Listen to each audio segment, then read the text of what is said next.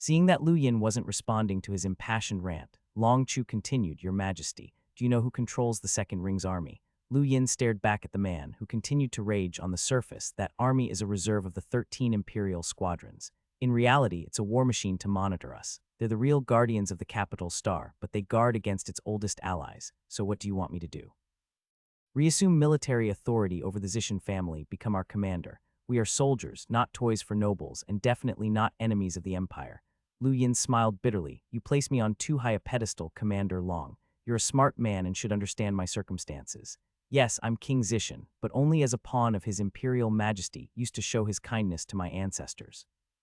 Him giving me the title is his restitution to the Zishan family. Reassuming power will be difficult." Lu Yin gestured for him to lower his volume. "This isn't an urgent matter. Do you have any other issues, Commander Long?" Long Chu sighed and sat down, looking troubled. "There is one more thing I hope for your help with, Your Majesty." "What?" General Sigmund Mathers was a supporter of the Zishan family, but he has been arrested in the aftermath of Earth's trial.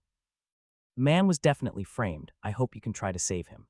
Lu Yin frowned. "Why are you so sure?" Long Chu was gloomy. His Imperial Majesty did not give General Mathers any opportunity to defend himself, and he sealed any news once he learned that Barudar had defected. Someone is evidently afraid of having new issues surfacing, and slandered General Mathers in front of him. They must mean harm towards the general, or His Imperial Majesty would not have convicted him so readily. "Your Majesty, please save him." Lu Yin's fingers drummed on the table as he fell deep into thought, while Long Chu stared at him with bloodshot eyes. It seemed like he hadn't had a good night's sleep in a long time. A long while later, Lu Yin looked back at the man. "All right, I'll go to His Imperial Majesty immediately and do what I can." Lu Yin nodded and had Su-san escort the man out. It was only once the commander was out that his gaze frosted over. "This is the second time they've dared to act against me. They really think I'm a pushover." Silver had passed him a note on the Perseverance that not only contained information about the old factions of the Zishan family, but also certain defectors. This Long Chu was one of them, and was an underling of Sikar at that.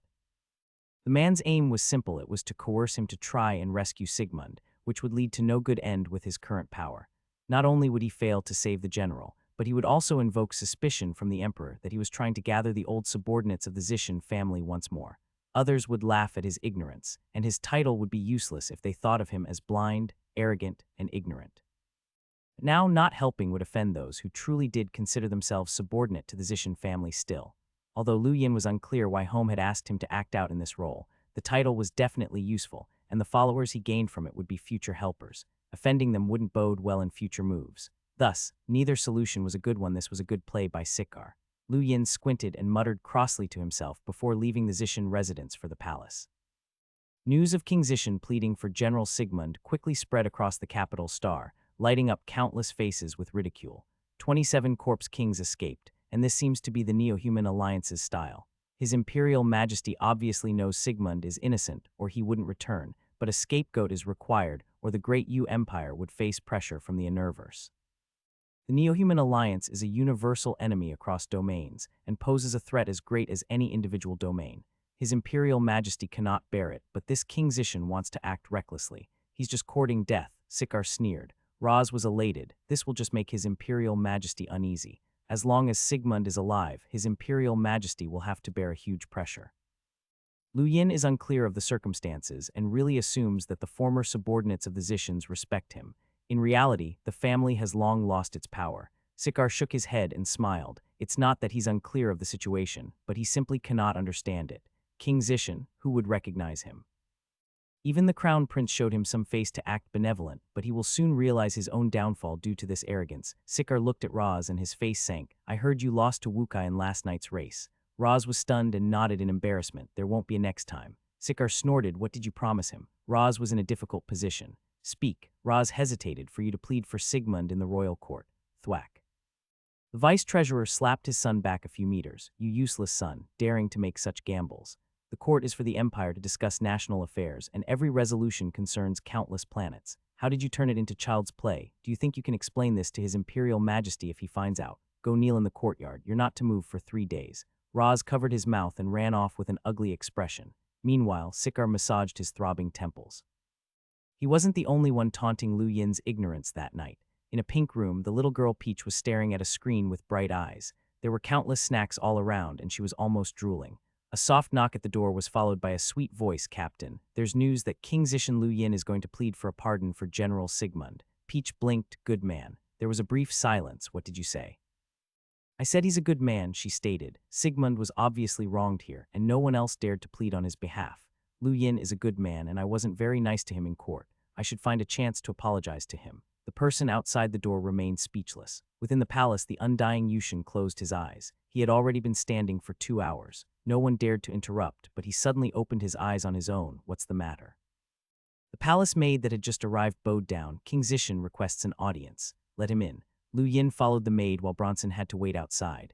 Prince Doran and Prince Duke had just arrived as he walked in, and the former smiled at the latter as they saw Lu Yin's figure. "Why are you here too, royal brother?" "To see royal father." "You," Duke replied lazily. "Me too." "Then why aren't you going in?" "What about you, royal brother? Why aren't you entering?" Duke's lips curled. "Don't smile that much, it's disgusting." Doran sighed. "What good will that do?" "Don't strain yourself so much, royal brother, it's difficult." The second prince's ears perked up. "You should tell that to yourself, but with me right behind, things will be tiring even if you don't want them to be." "Is the throne really that important to you?" "Even as your elder brother, I can't tell," Doran said softly. Duke ignored him and stepped in. "Let's go. Any slower and royal father will be infuriated to death by that King Zishan. It wouldn't be good for him to collapse before I become the crown prince." Doran sighed and followed, while the watching Bronson remained calm. The fight for any throne was always a bloodbath, but the great Yu Empire was an exception. The undying Yushin had 5 children. The third and fourth had died in the Enerverse, leaving the Crown Prince Doran, second Prince Duke, and fifth Princess Wendy. The position had to be given to one of the 3, but the 5th princess had no interest in it at all. The crown and second princes had always been fighting for it, but they seemed too open and even talked about things in public without doing anything threatening. He had grown used to it long ago. Lu Yin pays his respects to royal uncle. "Come look. This plant is from a strange planet and does not have a name yet." The emperor was looking at a shining purple plant. Lu Yin drew closer upon his beckoning and observed, finding it strange. The bulbous, segmented organism was emitting an unclear aura, leaving him unable to tell if it was weak or strong. "Don't get too close," the emperor said with a smile. "It's too powerful for the current you." Lu Yin was lost. Too powerful. "It can strangle explorers." Lu Yin's gaze changed in an instant, and he retreated immediately while staring in awe. "That strong." The undying Yushin laughed and looked on at the purple plant, approaching it step by step. He then touched it under Lu Yin's amazed gaze and turned around. "Do you want to try? It feels very soft." Lu Yin's eyes flickered as he stepped forward and reached out a hand to touch the purple plant. It was very soft indeed, and touching it even made him feel like his stamina was recovering a little with every whiff. The emperor looked at the plant and was moved. The laws of nature can be very cruel. This plant knows how to restrain its power in the face of powerhouses. No matter how it is touched, it will not attack, and even remains motionless while all the other beings around it may resist. That's why this was the only plant that survived from that planet and was brought into my presence. When I'm around, it's just a pretty thing to look at. It might have an explorer's strength, but that is of no use. Lu Yin squinted at the clear warning, but the emperor continued to ask, "Do you have anything to discuss?" "I accidentally unearthed some news during Earth's trial and decoded some coordinates from it. There might be corpse kings hidden there." The undying Yushin was shocked. "What?" "You know the location of corpse kings. I'm not certain that that's what they are." The details were fuzzy. "What coordinates?" The emperor's voice boomed. It was only after passing those coordinates to the army that he smiled. "Sit for a while, there will be results soon." Lu Yin nodded and sat. It was at that point that Doran and Duke arrived, looking at the scene with astonishment. Wasn't King Zishan pleading for leniency on General Sigmund? How was royal father not furious? Why are the 2 of you here too? The undying Yushin was puzzled, but after the 2 made their salutations, he nodded. "Since you're here, sit and wait with us." The 2 felt suspicious, but asked no questions as they calmly sat beside Lu Yin, who simply nodded without further interaction. They ate some snacks from the maid as they waited, half an hour passing before the emperor's gadget rang out. He looked at it and smiled, turning to Lu Yin. "Good job, a total of 3 corpse kings. This is your first great merit." Lu Yin immediately got up. "Royal uncle's troops are invincible. That is why they got the corpse kings." Doran was stumped. "Royal father, what corpse kings are we talking about?" The emperor explained the matter to the 2, who stared at Lu Yin in amazement. The Neo-Human Alliance was quite capable, and exterminating even a single escaped corpse king was a deed of merit. This was why the escape of 27 had forced the undying Yushin to shift the blame to Sigmund. Even if this didn't cancel out the pressure entirely, it would recover some of the empire's lost reputation. "Good job, royal brother," the crown prince commended. Meanwhile, Duke measured Lu Yin up once more. He had assumed him to be a fool, but this newcomer actually had some brains. No wonder he played around with everyone and defeated a Night King during Earth's trial. This was interesting. The undying Yushin laughed. You've served your country well, little Yin. Feel free to ask for anything you want. I will do whatever is within my power. Lu Yin took a few steps back and bowed again. Royal uncle, General Mathers rescued me once on Earth. I beseech you to announce publicly that he was the one who provided these coordinates. The emperor remained silent for a while, and Lu Yin maintained his bow with twinkling eyes. He'd learnt that 3 corpse kings was a big deal. Capturing any single one was an amazing feat in itself. This was an adequate pretext to gain some power, but he had not sought to do so. Sigmund wasn't just one person. He represented the former subordinates of the Zishan family and his own reputation in returning favors. Public opinion of oneself was vastly important in this day and age, and a good reputation was worth more than a modicum of power. Lu Yin understood clearly that his current strength left him unable to take on any true status. He was just a tiny sentinel that no one would notice, so what if he was given authority over military affairs? No one would listen to him. What he needed now was a good reputation and inside information. The undying Yushin finally spoke after a while. You must think carefully. Do you really wish to do this? Lu Yin was firm. I hope you allow it, royal uncle. I can, but this will not offset Sigmund's crimes. At most, it can spare his life. The emperor nodded and looked at Lu Yin deeply, then asked the 2 princes to leave. He walked over. Are you really returning the favor by saving Sigmund? Give me an honest answer. Lu Yin looked at the man and replied sincerely, yes, royal uncle. The undying Yushin stared into Lu Yin's eyes, then smiled. You really are Zishan's descendant. He also knew how to show gratitude where it is due. All right, I'm tired. You can leave. Lu Yin nodded and left, while the emperor looked at his back and sighed towards the skies. Your descendants are really like you. Lu Yin hadn't even reached the Grand Astral Gate before the imperial edict had been sent out. Owing to amendments for his crimes, Sigmund Mathers is pardoned from capital punishment. He will be detained temporarily due to insufficient evidence of his treason. Many high officials of the empire were stunned by this order, unable to understand just why this had happened. Only those on the capital star knew that King Zishan had gone to the palace. How is this possible? Amendments for his crimes. What amendments? What did that brat do? Sikar stared at his screen blankly, an emotion mimicked by many people across the empire. Even at the Grand Astral Gate, Bronson was staring at his own screen in similar disbelief. He had never spoken out of turn towards Lu Yin because his job was to ensure King Zishan's safety, but he hadn't felt that pleading for mercy would have worked. Now, he had to reevaluate this King Zishan who'd brought about a miracle. It seemed like this guy wasn't arrogant and oblivious. He had the brains to match his guts.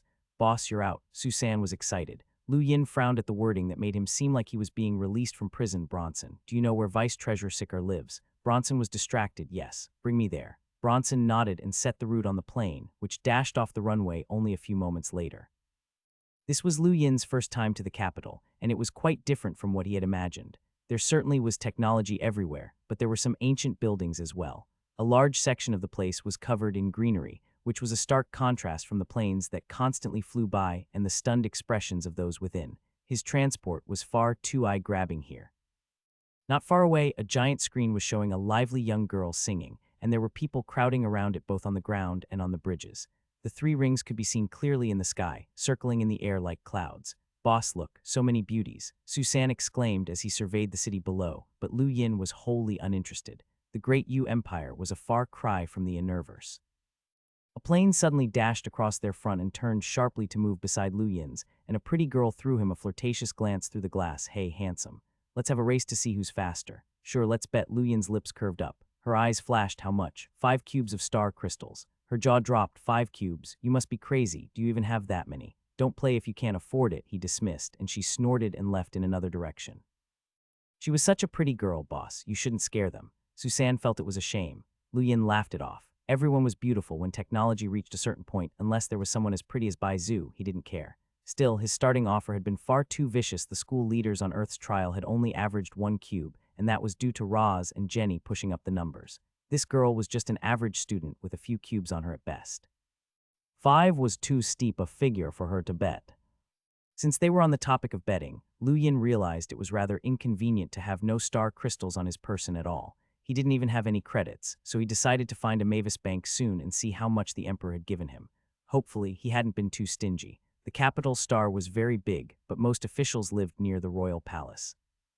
It only took 10 minutes for Lu Yin and Susan to arrive at the luxurious manor that was Sikar's home, with Bronson stepping out of the void. When they were stopped from entering by the guard, Lu Yin said indifferently, "Inform Sikar that King Zishan is here to visit." The guard was shocked and immediately ran inside to relay the message. It didn't take long for Sikar to run out with Roz while making a show of berating the guard. "You shameful creature, how could you not allow His Majesty to enter?" "Forgive me for not being present to meet you personally, Your Majesty." Roz bowed to give his respects, but his eyes were seething with hatred. Lu Yin smiled. "I took the liberty of paying an unannounced visit. My apologies for the disturbance. It is my honor to be visited by King Zishan. Please come in, Your Majesty." Lu Yin did not stand on ceremony, nodding and taking the initiative to walk in. Sikar's manner was certainly grand, but it was only an average sort of grandeur. The building did not exceed the man's position as a vice-treasurer, an indication of someone with an abundance of caution. The man was even acting so respectfully towards a powerless king, behaving appropriately with superiors and subordinates alike. Lu Yin had to admire him a little. Many had one attitude in front of the emperor and another behind him, but Sikar was different. He lived as if he was constantly under the undying Yushin's eye, and he thought of the emperor in everything he did. No one could pick out a single fault of his that was what made him such a fearsome person. Lu Yin thought of the introduction that Silver had given him. Although Sikar was the vice-treasurer in name, Finance Minister Bailey was just a figurehead. This was the person who controlled the empire's finances. That was why the 12th Squadron valued him so. Most would find it a headache to deal with this sort of person, but Lu Yin liked the smart ones the most. "My son has committed many errors during the trial on Earth. We seek Your Majesty's forgiveness." Sikar apologized at the first opportunity, forcing Roz to do so as well. Lu Yin smiled. "You are too courteous, Lord Sikar. Trials are by nature competitive. I was about to ask you not to blame me for being too ruthless with your son. Haha, it was an important lesson from Your Majesty. If this brat had stayed in Yu Academy, he'd continue to believe that he was the best. It's good for him to attain some experience and learn that there are always stronger people in the world, geniuses with innate gifts like Your Majesty." Sikar laughed. Lu Yin smiled just as facetiously. Lu Yin's visit came out of the blue, and Sikar did not know what the goal was. The incident where Roz had compelled Veron to intimidate Lu Yin had put him in a difficult position, but he was confident that there was no way for anyone to know of his relationship with Long Chu. So why was Lu Yin here? To condemn him? That was unlikely. "Lord Sikar, I've heard that your home planet has beautiful scenery," Lu Yin asked out of curiosity. Sikar smiled. "That's right, I was born in."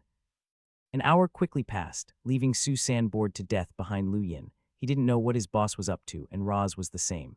Both of them watched Lu Yin and Sikar chat all over the place. Fresh to the great Yu Empire, Lu Yin had countless topics to talk about. However, Sikar was different. As the vice-treasurer and the true controller of the empire's finances, he had many other matters to attend to. And yet he couldn't outright reject Lu Yin's queries, helplessly answering everything in detail. His planet's environment, customs, local conditions, training methods, even gossip. 2 more hours passed quickly. It was soon unbearable for Roz, and Sikar himself coughed and lifted his teacup. This was a simple indication to the visitor that they had overstayed their welcome, but Lu Yin pretended not to notice and lifted his own cup to take a sip. 1 more hour slipped by before the man coughed again. "Your Majesty, is there any purpose to your visit?" "No, I just wanted to visit you and learn from your insights. I've had some contact with your son before, and Long Chu mentioned that you're a well-known scholar. I was here hoping some of your wisdom rubbed off on me." Sikar's eyes flashed as he nodded, muttering something to himself before whispering to Roz. The youth gritted his teeth and left the room, returning with a cosmic ring. Sikar smiled at Lu Yin. "It must be inconvenient for Your Majesty to do so many things on your first visit to the capital, so you can hire some servants to run errands for you. I once received a favor from the Zishan residents, so I hope you would kindly accept this small token of my appreciation." "This is embarrassing." Lu Yin pretended to be stunned even as he accepted the ring without hesitation. Contempt was written all over Roz's face. Sikar laughed. "No need to be courteous, Your Majesty." Sikar stood as well. "Let me escort you out, Your Majesty." It was when Lu Yin stepped out of Sikar's mansion that he suddenly looked back at the door. "When will you be available next? I'll come by for another visit." Sikar smiled. "Forgive me, Your Majesty, I've been rather busy recently. If there is anything you need, we can meet after court sessions at the Grand Astral Gate." Sikar finally allowed his face to droop as Lu Yin left.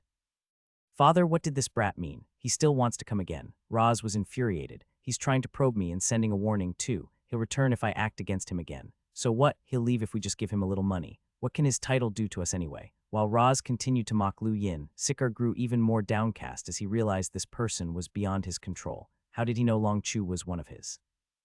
No one knew that except himself and the second prince, not even his own son. This kid had even rescued Sigmund recently. He wasn't simple at all. "Send someone to see where he's gone," Sikar ordered. A short while later, a soldier returned to report, "My lord, His Majesty is headed towards Minister Bailey's residence." Sikar's gaze changed and he gripped his fist, first his manner and then Bailey's. It was evident that Lu Yin knew that Bailey was just a figurehead. He wouldn't have messed up the sequence. King Zishan definitely had some backing, or he wouldn't have such an understanding of the capital star already. This was no simpleton. Remember not to provoke him for now, Sikar said in a low voice. Roz didn't understand, but wouldn't dare refute his own father. Bailey's mansion was not far from Sikar's. The finance minister talked with Lu Yin for only half an hour, being much more straightforward and giving him a cosmic ring directly. While Sikar had his misgivings, Bailey knew that he was just a puppet with nothing but money. He readily handed over a crystal card that looked even more valuable than the one from the vice-treasurer. It is my honor for your majesty to have graced us with your presence. Please take care of us in the future. He smiled and sent Lu Yin off. You are too kind, Lord Bailey. Please go home. Lu Yin smiled. Bailey nodded and followed Lu Yin's departure with his own eyes until he was out of sight. Then he spat in contempt. What the? Such extortion. You'll be ripe for the picking soon. We'll see how long you can maintain this complacency. Lu Yin was in a good mood, a very good mood indeed. He had this idea of going house to house for a bribe when the crown prince gave him a welcome gift. Right, these weren't bribes, they were welcome gifts. He would stay until they understood and leave the moment he got the gift. He had too much time on his hands anyway. He was an idle prince with no real power, so anything went. Who would dare report that he was taking bribes, and so what if they did anyway? Why would anyone bribe a sentinel? The undying Yushin had also given his promise that he would not let others bully him as long as he was on the throne.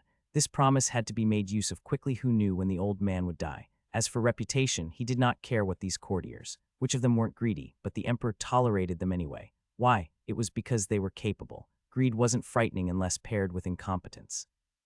Sikar's was astronomical, but no one dared point it out because he managed the empire's finances well. On the other hand, Lu Yin was someone with no power, but that meant he also had nothing to lose. In fact, this act served to lower the guards of the courtiers against him.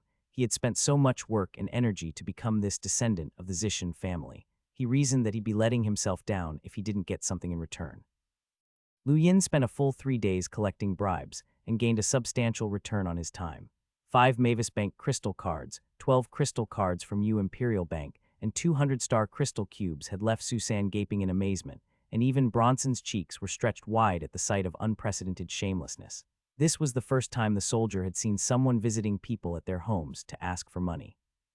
The criminal himself was grinning from ear to ear. None of the 10-plus courtiers he'd visited in the past 3 days had given him too much on their own, but it added up quickly into a tidy sum. He had to do this more often, but unfortunately, most of the other courtiers had quickly closed their doors and declined visitors. No hurry, there would be plenty of opportunities in the future. That train of thought reminded him that he still had to go to Mavis Bank and withdraw some money. It always felt like he was missing something without any on him.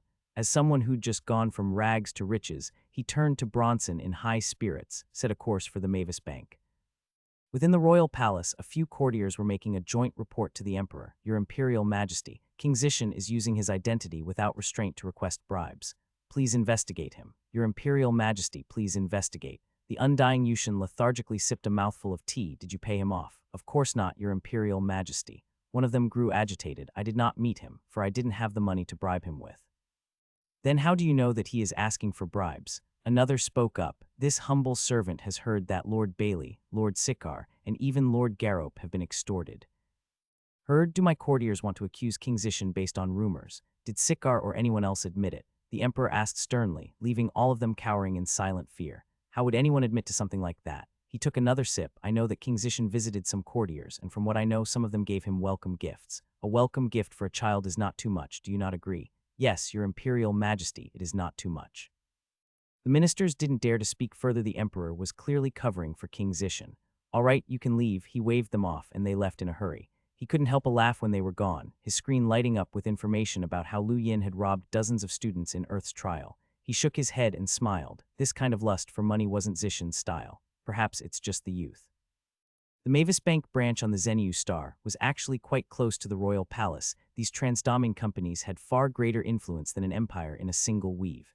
However, the building wasn't too tall out of respect for the great Yu Empire. While it wasn't even top 5 in height, however, no one dared look down on it. Anyone who could enter those premises was an influential figure.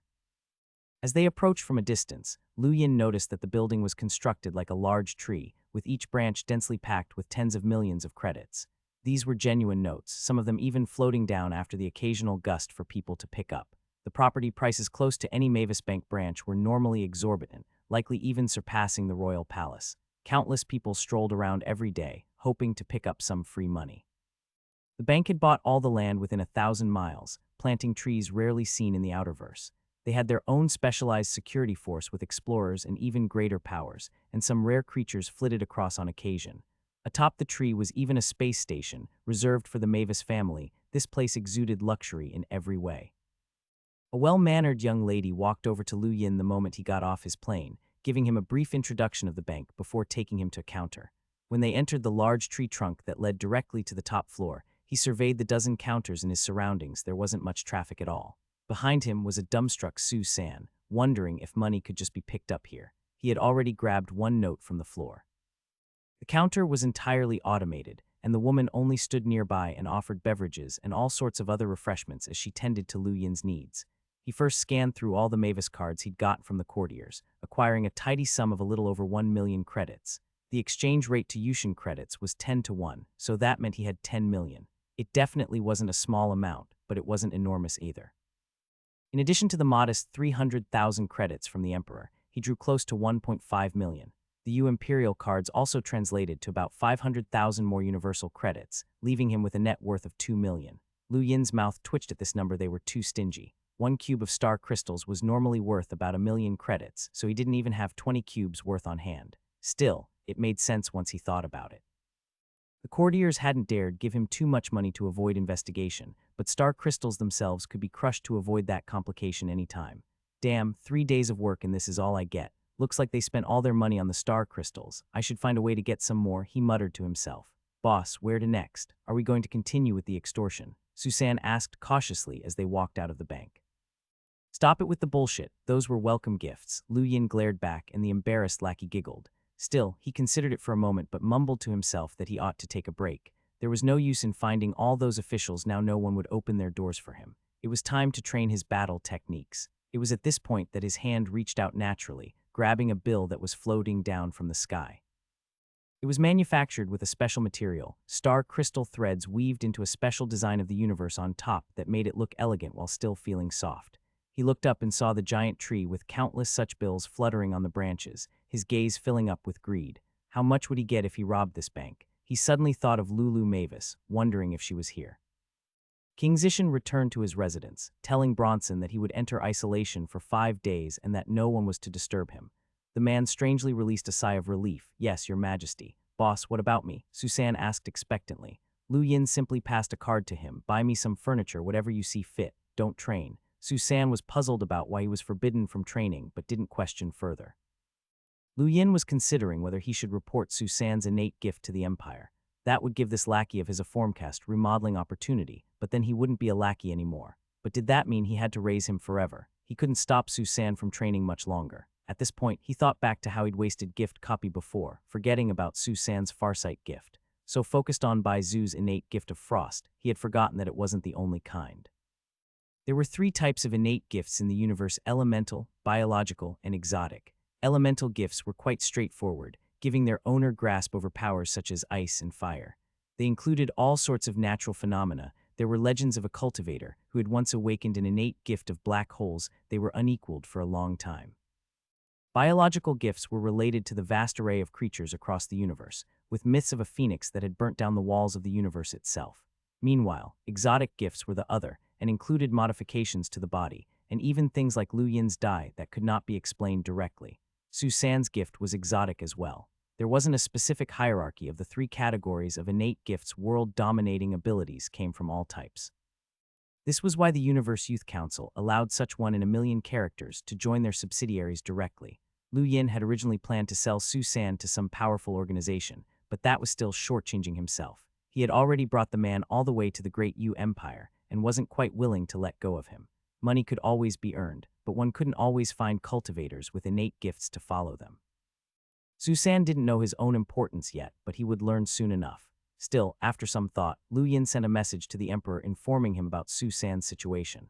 The reply didn't take long. Susan would be given a remodeling chance and entry into Yu Academy. The 7th Squadron had apparently even indicated their interest already. He thought back to the introductions from Bronson. The 7th captain was Batson, and his weapon of choice was an antiquated gun. Had he taken a fancy to Susan's innate gift? Boss, someone is trying to take me away. Susan cried over a call. I've informed the Empire about your situation, Lu Yin explained. You can go through formcast remodeling like Zhang Dingshan and the others. You'll have to depend on yourself in the future.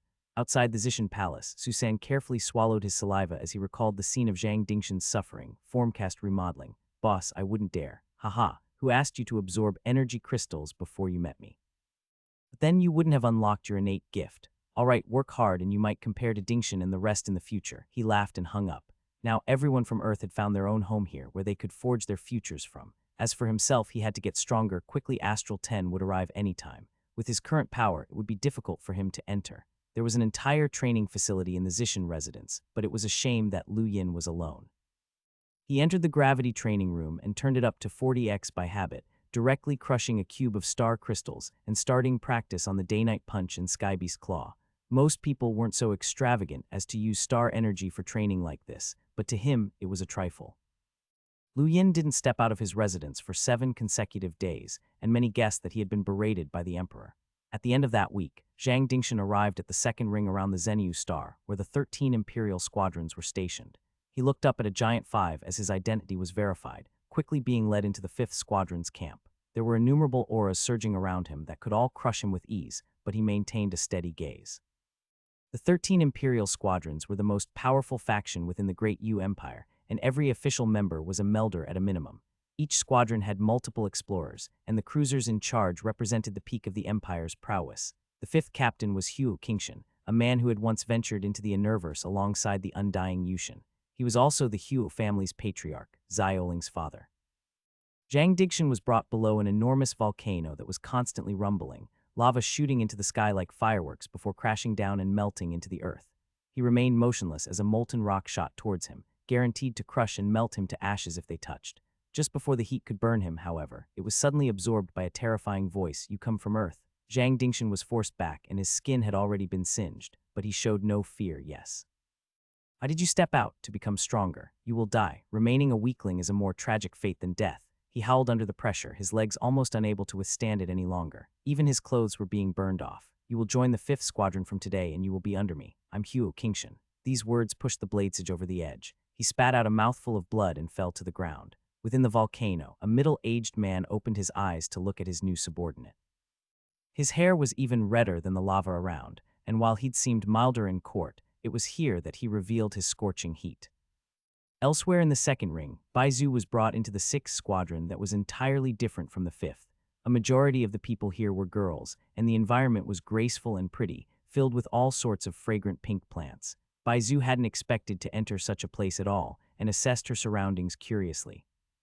Peach walked out with a tall woman several meters behind her, floating up when she was 10 meters away herself and looking at Baizu curiously. You must be Baizu, King Zishan's friend. Yes, Baizu hurriedly saluted. The girl nodded in satisfaction. You really are beautiful. All right, you'll be a part of my squadron from today. Remember to use my name if anyone bullies you, the great Captain Peach. Baizu was stunned. This was the 6th captain, a cute little girl. It couldn't be. She suddenly felt like she'd embarked on a hopeless adventure. Why, you aren't willing? Peach's displeased voice rang out behind her, and her gaze narrowed even as her head shot around in an instant. She then bobbed between Peach's current location and the old one, where a phantom image still existed. Why hadn't it vanished yet? Peach smiled craftily. Now you see, even space itself can't react to my speed. It's only going now. Baizu stared dazedly at the phantom that started to dissipate. She couldn't understand how this happened, but she knew that it was terrifying. Yes, Captain, Peach smiled. In an isolated section of the second ring, the barracks of the 11th Squadron was witnessing a strange scene. The blind monk and Sarrazin sat opposite each other without speaking a single word, simply looking at each other without end. Many were sending furtive glances at the accursed place. They thought their captain was scary, but Sarrazin was even worse. This was their first time seeing someone beat the blind monk in appearance. That withered arm was just too awesome. How many years had it been raised? Within the 7th Squadron's grounds, a panicked Susan was observing his surroundings as he thought, Boss, it's too scary. I don't want to stay here. Take me away. 7 days had passed by the time Lu Yin left the Zishan residence, heading out at night to balance work with rest. He had noticed that the gravity rooms weren't great for training his battle techniques, especially the day-night punch. Such things didn't just improve with practice, they needed a comprehension of the cycle of day and night. Not far from the Zishan residence was a bar. It wasn't the largest of establishments, but it was quite refined. Lu Yin heard cheers and merriment as he walked in, with many youths dancing to their heart's content. He hadn't taken more than a few steps before he decided to leave, turned off by the clamor. Lu Yin didn't know where to go after he walked out, but a man approached and bowed, "Your Majesty, His Highness invites you for some wine." He followed the man's gaze to a small open-air tavern some distance from the bar, where second Prince Duke raised his glass. He was amazed by the coincidence and nodded sure. The small tavern was much simpler in appearance than the bar, with the cold winds blowing over from the distance. Duke was eating and drinking by himself. Had he not seen this personally, Lu Yin wouldn't believe that the second prince would come to such a place. "You seem to be doing well, brother," he greeted, not standing on ceremony as he took a seat opposite Duke and poured himself a glass of wine. Duke smiled. "Never thought I'd bump into you when I came out to drink. You don't like the bar." Lu Yin shook his head. "Too noisy. It's more comfortable here, a glass of warm wine for the cold winds and a variety of small delicacies. I was a little afraid that you wouldn't like it." This tavern's boss was a stowaway from a primal planet with no special abilities, but his wines are in a league of their own. "You should try." The prince raised his glass in toast. Lu Yin pursed his lips after a mouthful. He honestly wasn't a wine expert, but the glass flowed smoothly down his throat and quenched thirst without any parching. While it was obviously a warming wine, a refreshing chill rushed to his head. "It's good, so long as you don't hate it," Duke smiled, pouring another glass. "So how come you're drinking here?" Lu Yin asked. Tired, Duke shook his head. While astonished, Lu Yin kept silent until he drank another mouthful and continued, "Squabbling over the throne is exhausting." Lu Yin nearly choked on the wine and stared at Duke in shock. This was too direct. The prince laughed. "What, first time hearing this?" Lu Yin couldn't help a laugh. "It really is. You're as forward as they come. You're not the only one I've said this to. In fact, I even said this to royal father." Duke's lips curled, leaving Lu Yin stunned. Was the fight for the throne so open? With his understanding of Earth's history, contests over the throne were always cruel, with constant politics and treachery. He had never seen someone like Duke who was so direct, leaving him wondering how big this brother's heart was. "You said 4 people. Who's the last?" Lu Yin was curious. He only knew 3 of the undying Yushins, children Doran, Duke, and 5th Princess Wendy. Who was the 4th? Duke stared him straight in the eye. Lu Yin's heart froze as he heard Duke's words. "Me." Duke Yushin nodded. "That's right. You're 4th in line to become the great Yu Emperor." Lu Yin blinked. "Don't pull my leg. Royal brother, I'm just an idle lord, not even from the Yushin family. How could I qualify?" The second prince smiled. "I'm not spouting nonsense. Did you know what His Imperial Majesty promised the undying Zishin before the 2 of them stormed the Innerverse?" He paused for a moment. "Should we not perish this time, you and I will each own half the empire. The great Yu Empire will belong to both the Yushins and the Zishins." Lu Yin squinted and gazed into Duke's eyes before smiling and picking up some vegetables. "Tastes pretty good." Duke averted his gaze. "Then eat as much as you want. The people beneath me aren't sensible. I apologize on their behalf." Lu Yin knew he was speaking about Sikar, but did not mind. "Royal brother, do you have any news on when Astral 10 will arrive?" Duke shook his head. "I don't. There's only one person of the Empire who has access to such news. 5th sister, your fiancé." Lu Yin rolled his eyes. Wendy Yushin, his fiancé. She wouldn't even bother looking at him. To her, the great Yu Empire wasn't important. His thoughts were brought to a halt by a thump of a cosmic ring on the table. Dookie stood up. "This is my welcome gift to you, brother. I hope you don't hate it. I'll take my leave." Lu Yin's eyes gleamed at the sight. He knew that the second prince wouldn't hold back with his gift. Dookie smiled and was about to leave, but suddenly paused. "There's a rumor that the Zishin family has a hidden treasure. Brother, there should be no harm in trying to find it. Perhaps it might be an unexpected harvest." The prince's figure vanished, and Lu Yin's eyes flickered as he picked the ring up. Hidden treasure. What did that mean? Find it himself. The undying Yushin hadn't mentioned a single word about this hidden treasure. The man clearly didn't want anyone getting involved in this pie. If he went to look for it himself, wouldn't that be courting death? Did Duke really think he was so greedy that he was digging this kind of hole? These royals loved to create problems out of nothing. Within the cosmic ring was a set of ring armor, and given the gifter, it was certainly at least Melder armor. This was rather generous, but the implications were also quite dark. Still, Lu Yin lost himself in thoughts of the Zishin family's qualifications to inherit the throne. Was that why Sikar tried to suppress him? Impossible. Even if he was qualified, there was no chance of success. He had nothing in a competition against the princes who had run the empire for centuries, and wouldn't even make for a worthy opponent. Was it because of the Zishin family? The clues lay in Duke's apology. Evidently, Sikar had acted on his own initiative. Or rather, Duke wasn't the only one behind the man. "Bronson," Lu Yin called. "Your Majesty." A shadow stepped out of the void. "Have you heard of the hidden treasure of the Zishin family?" "Yes, but it was several centuries ago. No one mentioned it in recent times. Do you know if Sikar has any grudges against the Zishin family?" "I'm not sure." Lu Yin started mumbling to himself. The great Yu Empire's water ran rather deep as the emperor aged, especially with rumors of an old injury's relapse. The man wasn't likely to live long, so how would the struggle for the throne end? He sat down and pondered for a while before heading back to his residence. All these things were unrelated to him for now. When the situation erupted, he might already have entered the Astral Combat Academy. There were many books within the Zishan residence, but none of them detailed any battle techniques. Tomes of such worth would likely have been taken by the Zishans when they disappeared, so Lu Yin focused his energies on looking for books related to Melder breakthroughs. This realm was a turning point for cultivators. Many books said that a person's potential could be seen at this point, but he didn't know what that meant. All he knew was that the road to power was paved with realms and battle techniques. What else could there be? Bronson, have you gone to the Innerverse? Lu Yin asked, to which the man shook his head. He felt it a pity the Innerverse had always been far stronger than the Outerverse. While he'd lived there himself before, he'd been stuck in one place and didn't really understand the world. He'd learnt nothing about being a melder during his stay. Should he ask the undying Yushin? He shook his head after giving it a thought. The man was still the emperor, and even if he spoilt him a little, it wasn't right to look for him for everything. Doran seemed gentle on the surface, but he was just as scheming as Duke. Myra, he had to maintain as little contact with her as possible. The more times they talked, the more his value would drop in her eyes. Are you considering your breakthrough to a melder? Bronson asked, one of the rare occasions he spoke up without being asked. Lu Yin shook his head. The breakthrough is a natural process. I'm considering what the source of a melder's strength is. Bronson muttered. Within the Great Yu Empire, the source of a powerhouse's strength is their battle techniques. But I have heard of another strength called battle force. It is supposedly very powerful. Lu Yin's eyes gleamed. He had heard of battle force himself. A powerful warrior was someone with a clear conscience and determination, which stemmed from the heart. They could manifest that will for attack or defense, even breaking through their limits to crush the heavens or tear the skies apart. Battle force was an incomprehensible power that everyone had the potential to unlock, but few ever did. He had heard of it multiple times in the Innerverse, but even there, techniques to train it were a secret protected more tightly than formcast models. In the Outerverse, there was simply no way to train in it. Even the fact that Bronson knew of its existence was a testament to his status, but that was the extent of it. Lu Yin gazed at the sky, watching the 3 rings around the Zenyu star. His eyes suddenly gleamed. How had he forgotten about the Skybeast claw? He immediately thought of asking for the approval of all 5 hall masters to learn the first 20 forms. The first order of business was to contact Jerlane and ask her to help with Jerbak, but he stopped after opening his gadget and thought about her for a while before brushing off that idea. With her personality, it was already good enough that she wasn't looking to make trouble for him.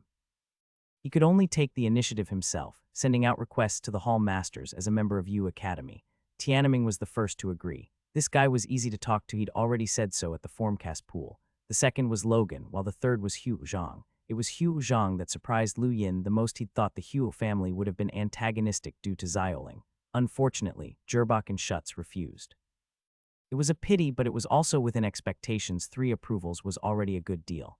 As he was wondering how he'd get the other 2 to agree, Lu Yin received a notification that Jerbak wanted to see him. He was stunned by the request, and his thoughts immediately rushed to Jerlane. That brat had snitched. Still, this would reveal the man's thoughts about the approval anyway, so he decided to go quickly.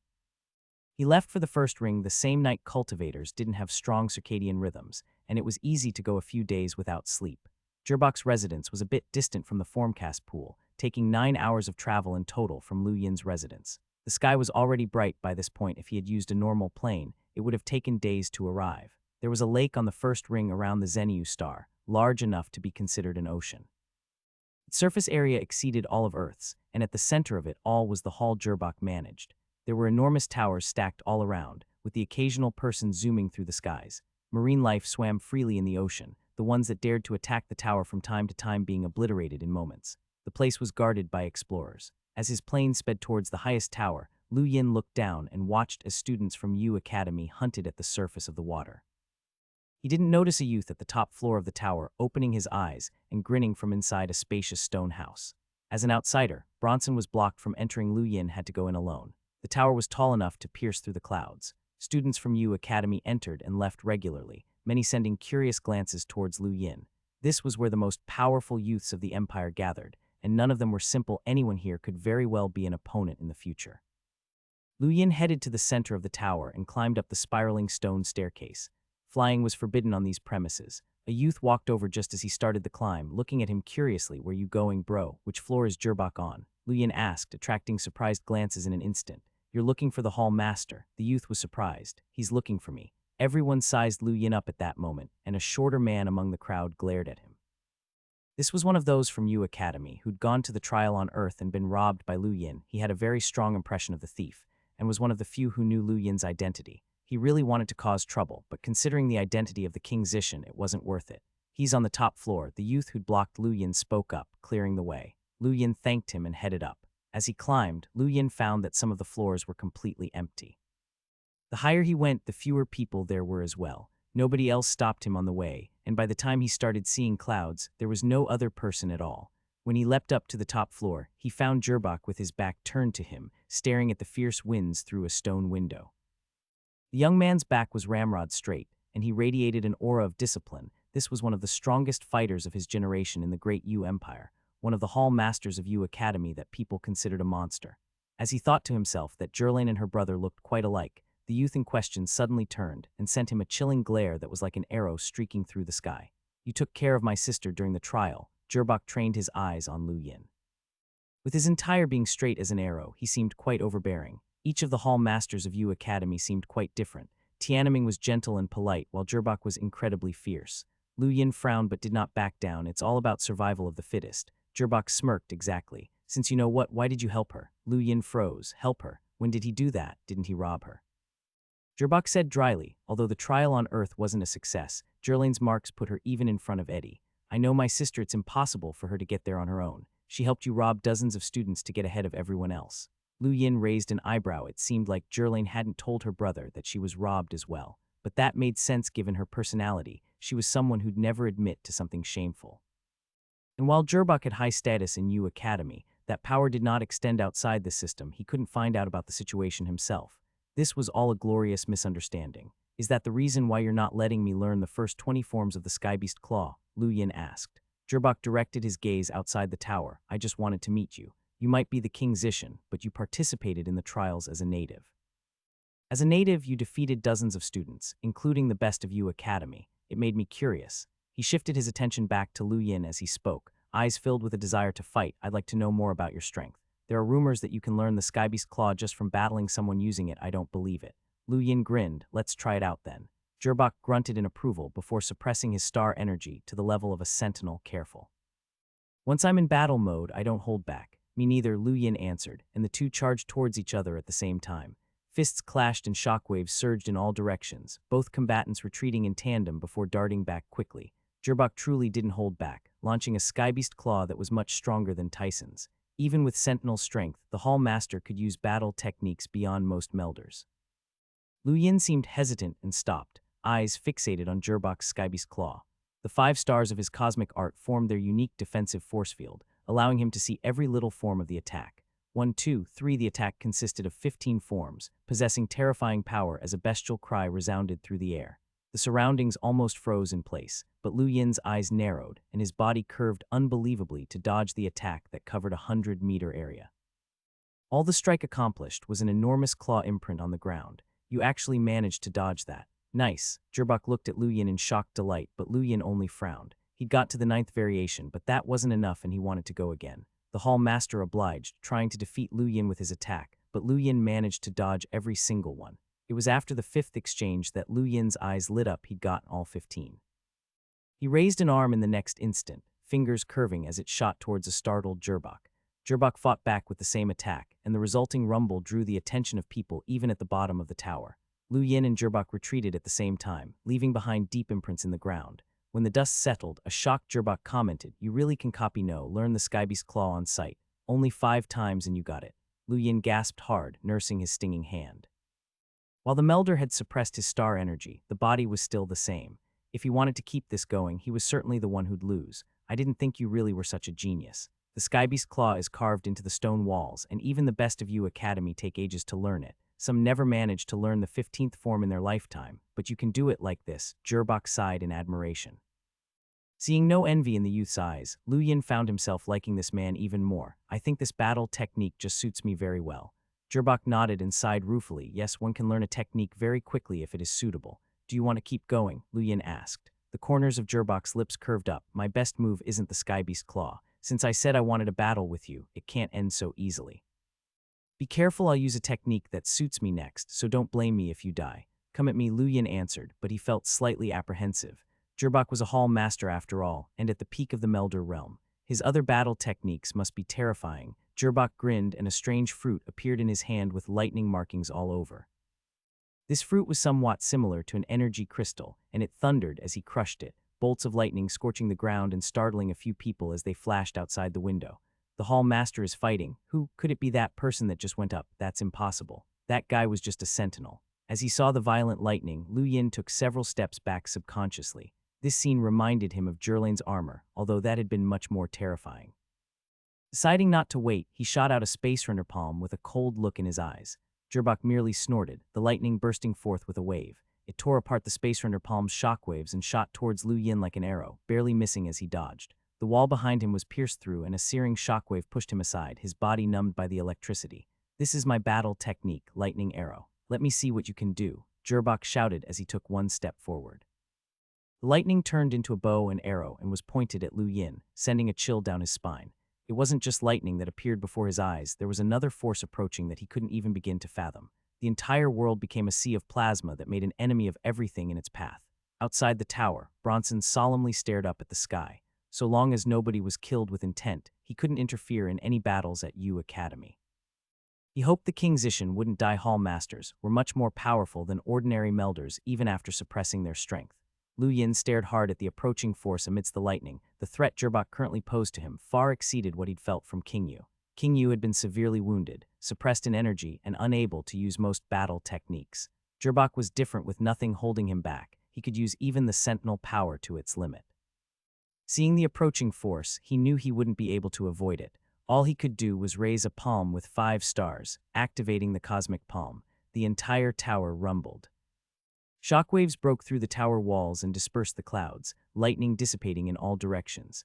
At the top, Lu Yin managed to block Zhurbok's full power attack with his cosmic palm, but that wasn't all. The 5th star's explosion even suppressed the lightning arrow and dispersed it, scattering the battle technique entirely. The man himself was fine, but this was an automatic defeat. Lu Yin put his own hand back down, watching the black on his palm. This was the power of the lightning. While it wasn't all that serious, his entire palm had been charred. "You won," Zhurbok stated. Lu Yin took a deep breath and lifted his palm. "It's a tie. I'm injured." Zhurbok burst into laughter. "I needed a lightning fruit to power my technique that was cheating. I don't believe you went all out either. I'm not someone who can't take a loss." Lu Yin didn't argue. He truly hadn't gone all out here at the very least. Using Baizu's innate gift alongside the cosmic palm would have led to a stronger strike. Zhurbok sighed happily. "It doesn't feel good to fight while suppressed, but this isn't half bad. You should be top 10 in U Academy." "What, doesn't the Academy have more than 10 melders?" Lu Yin was shocked. Zhurbok chuckled. "Melders? You know that means nothing, right? No more than 10 people in the Academy could have blocked that arrow. You're definitely up there." Lu Yin recalled Tyson, who had challenged him at the Formcast pool. That was a melder as well, but the cosmic palm had beat him easily. Then there was Munor, whose result would likely be the same. This made sense. He was a realm breaker, after all. Were melders weak? No, they were quite strong, but not in the Great U Empire. Even Zhurbok wasn't all that much when compared to the average melder in the Innerverse. That was just the extent of the disparity. This thought suddenly dissipated all anticipation of becoming a melder. He realized that he needed to understand more about what becoming a melder meant, not just rush into the stage and become a weakling like Munor. "Schutz is the only one left. How will you get him to agree?" Lu Yin shrugged. He hadn't planned this out yet. Schutz was indisputably the strongest youth in the Great U Empire, the top fighter in U Academy, who was much stronger than Tianming and Zhurbok. He was a member of the former Great U Empire Youth Council, possessing so many dazzling titles that even an ordinary person would be pushed to the top, but Lu Yin had no idea what kind of person he was. Zhurbok chuckled. "Since I'm already at it, might as well go all the way. You've already got to 15 forms of the Skybeast Claw. It isn't all that different to go to 20, but the price is huge. Have you thought this through?" Lu Yin was curious. "It'll depend on what I have to pay." Zhurbok was astounded. "I thought you'd do it regardless of the consequences." Lu Yin shrugged. "Like you said, there isn't a large difference whether I have the next 5 variations or not. There's no point in losing more than I gain." Zhurbok sized Lu Yin up. "Honestly speaking, I've met a lot of people who aren't afraid of death to obtain a powerful technique, especially in this academy. Your practicality is a rare trait." Lu Yin chuckled. He was willing to give up a great many things for the entirety of the Skybeast Claw, but not for a mere 20 forms. It wasn't even like that was his biggest hope. His focus was the cosmic palm. What he actually wanted was for Zhurbok to show him the 20 forms, but that request was unreasonable. Nobody liked their battle techniques being stolen, even if it was one that everyone had access to. It was an invasion of privacy. Now that Zhurbok knew he could learn the Skybeast Claw in battle, he would never use it again. Zhurbok switched on his gadget and a hologram appeared, depicting a youth with a cold glare and red sword on his back, bare upper body filled with scars. Schutz looked quite ordinary but was a step beyond numerous youths across the great Yu Empire. "What's up?" Schutz's hoarse voice rang out, boredom filling his tone. "I was beaten." "By whom?" Schutz's eyes glinted. "Lu Yin Kingzishan." Schutz sighed. "He's a sentinel. I suppressed my combat level, but I still lost. He also managed to learn the 15th form of the Skybeast Claw during combat and recreated it perfectly." Schutz went quiet. "By the looks of it, he's invincible amongst sentinels at the very least. There's no match in Yu Academy. Even overall, he's top 10. He might be a threat to become a hall master the moment he becomes a melder. What do you think?" Schutz watched Gerbach. "Where is he?" "He just left." "Why? Do you want to meet him?" "I want to fight with him as a sentinel." Gerbach said. "He might not have the time. You know, he's King Zishan, not just any ordinary student in the academy. He isn't a part of any of the halls either." Schutz turned serious. "Tell him that I'll agree to him learning the first 20 forms of the Skybeast Claw as long as he has the guts to fight me." Gerbach thought it over. "Okay, I'll ask him." Schutz didn't say another word, simply switching off the hologram. Gerbach turned towards Lu Yin and grinned. "It's done. What do you think? Do you have the guts to do it?" The corner of Lu Yin's lips turned up as a hint of excitement shone in his eyes. "It'd be my honor to fight the strongest in the Empire." "When will it be?" Just as Gerbach was about to speak, both of their gadgets dinged in a tone that could only be a major announcement. This sort of notification couldn't be muted. They had to read it. It was just like the news regarding Astral 10. The two looked down simultaneously, exchanging shocked glances with each other. Fifth Princess Wendy Yushin of the Great Yu Empire had joined the Outerverse Youth Council as a formal member. She would also hold a position as a member of the Great Yu Empire Youth Council and had complete authority over selections. "There's going to be chaos," Gerbach said gravely. Meanwhile, countless people in the Empire got the same news. After finding out that Wendy Yushin would join the Outerverse Youth Council and take charge of the Empire's Youth Council, most people cheered in joy. Finally, there'd be somebody from the Empire with a say over the Outerverse. However, there was a fair number of people that side. These people were ones who knew her well and included the Undying Yushin. Within the Imperial Palace, the Undying Yushin sighed and smiled wryly. "There's going to be trouble." Within his residence, Crown Prince Doran stared at the hologram in shock, and then sighed ruefully just like his father had. "Is there anyone in the Empire that can handle her?" Duke chuckled. "This is fun. The Empire's going to be lively very soon." Many people had similar remarks. On the top floor of a building in the first ring, Lu Yin was confused. "Why do you look like that? Isn't Wendy joining the Outerverse Youth Council a good thing? She'll even be in charge of the Empire's Youth Council." Gerbach smiled wryly. "Do you know the fifth princess well?" Lu Yin shook his head. He didn't know anything about her at all, and what he'd heard was that she was doing very well in the Universe. Her nose was always in the air, and she didn't think much of anyone in the Great Yu Empire, and nobody could control her. Princess Wendy is. Before he could finish speaking, there came another notification. The Great Yu Empire is in need of talents. The council will temporarily stop all recruitment and let the members of the Outerverse Youth Council take control. These members will soon reach the Zenyu Star. Lu Yin looked at the notification blankly. What did this mean? Do you see now? This is Princess Wendy. Nobody amongst the younger generation in the Empire are good enough for her. This includes us 5 Hall Masters. In her eyes, we don't even have the right to enter the council, which is why the Empire just doesn't have a youth council at all and has someone else in charge. Gerbach said wryly. For the first time, Lu Yin could sense how tyrannical Wendy Yushin was. One woman could decide everything, and it was a decision that nobody could disobey, not even the Undying Yushin. Was this the person he might be arranged to marry? He felt a chill going down his spine at the thought. The woman wouldn't send him a notification like this to end the arrangement, right? While he was a fake, that would be humiliating. How strong is this woman? How can she ignore you? Lu Yin asked. Gerbach looked troubled and said in a hushed voice, "I'm sure you're aware that she's the second captain of the 13 squadrons." Lu Yin nodded. He'd heard this from Bronson before. "She won that spot in combat," Gerbach stated in admiration. Lu Yin's expression changed. "What? She won it?" Gerbach nodded with an almost reverent gaze. "What do you think? Inconceivable, right? But those are the facts. There are rules to the 13 Imperial squadrons. Anyone who can defeat a captain can replace them. Beating the second captain was the only thing she did since coming out of the Universe. No one else knows how strong she is, because no one in the Empire is worth her time." Lu Yin was shocked, and incredulity welled up in his heart. The 13 captains were all cruisers. Their combat level were over 50,000. That woman had actually reached that sort of standard. How was that possible? Gerbach and the other Hall Masters were just melders. They couldn't even begin to compare. It was no wonder that woman didn't bother with the younger generation of the Empire. She was a genius above the rest across the entire universe. Top 20 in the astral combat ranking, terrifying power that can sweep through the Frostwave weave, and the capability to push the older generation down with force. Not many people in the Great Yu Empire can beat her. She's earned the right to look down on us, Gerbach sighed. At this point, the screen lit up again. It was Schutz. "Gerbach, defer my battle with Lu Yin. I want to test how strong the Outerverse Youth Council members are." Jirbok nodded. I want to try it too. They must be powerful if Wendy fancies joining them. You need to adjust yourself accordingly. Our great Yu Empire cannot be looked down upon. Schutz ended the call, and Jirbok looked at Lu Yin. You can leave for now. The battle with Schutz will take some time, at least until after the Outerverse Youth Council members have arrived. Lu Yin acknowledged with a grunt and left with complicated feelings. His fiancée was a little too powerful, a sensation not just in the great Yu Empire. Foreigners might think it was a good thing she was the Empire's princess after all. It was perhaps due to this abrupt rise in power that the Hu family suddenly rejected the Fireforge planet's marriage proposal.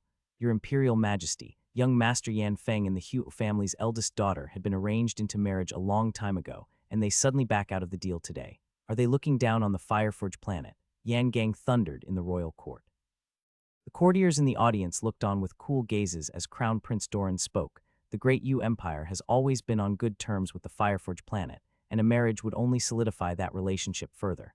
But this is the Hu family's own decision, and it won't be good for the Empire to involve itself. Yan Gang gritted his teeth. Your Highness means that the Empire is not concerned. It is simply an internal matter of the Hu family, and not within our jurisdiction.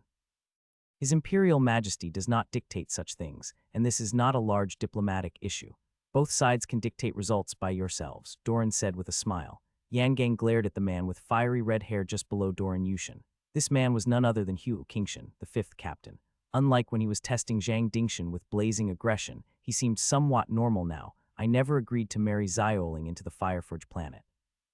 Your young master speaks for himself, and that has nothing to do with me. Yan Gang clenched his fists tightly and felt extraordinarily humiliated. When did the Fireforge planet ever receive such humiliation? And yet, he had to endure this, especially now that Wendy Yushin had entered the Outerverse Youth Council.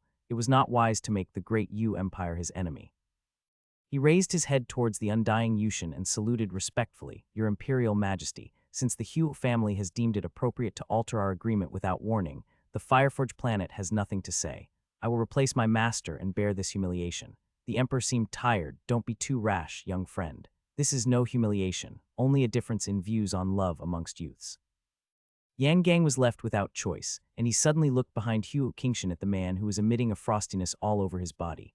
His eyes brightened, and he spoke with a deferential tone. The Hu family's betrayal will make my young master the laughingstock of the entire Frostwave Weave. I wonder if this humble servant can ask for a different partner on his behalf. Everyone was flabbergasted and looked at Yan Gang. A mere Melder bodyguard of Yan Feng had such power to make decisions on behalf of his master. Duke glanced over. I heard you and Yan Feng have been friends since youth, master and servant in name, yet brothers in reality. Looks like those rumors had a basis. You actually dare to help him pick another partner in marriage. Yan Gang replied grudgingly. The entire Frostwave Weave and even Grand Top Weave know that the Fireforge planet has proposed marriage with the great Yu Empire. If that is not completed, my planet will become a joke.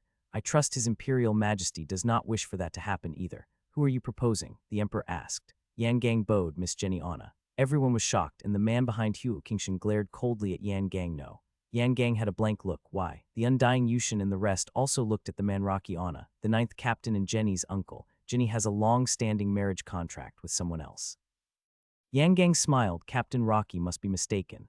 I've just participated in Earth's trial with Miss Jenny and can be considered acquainted. I also asked her, and she said she isn't engaged yet. Rocky's gaze frosted over. That was before. My Anna family has a marriage contract with the Zishan family. Everyone in the great Yu Empire knows this. You can try asking around. Yan Gang could not help but look at the undying Yushin, who glanced at Rocky and nodded. That is correct. Yan Gang frowned. Your Imperial Majesty, from what I know, Miss Jenny does not want to be married to King Zishan as there is animosity between them.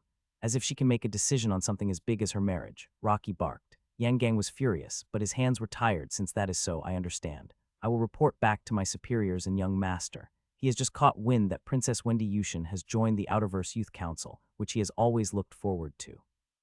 He will participate in the selections in a few days and might have an opportunity to work with her.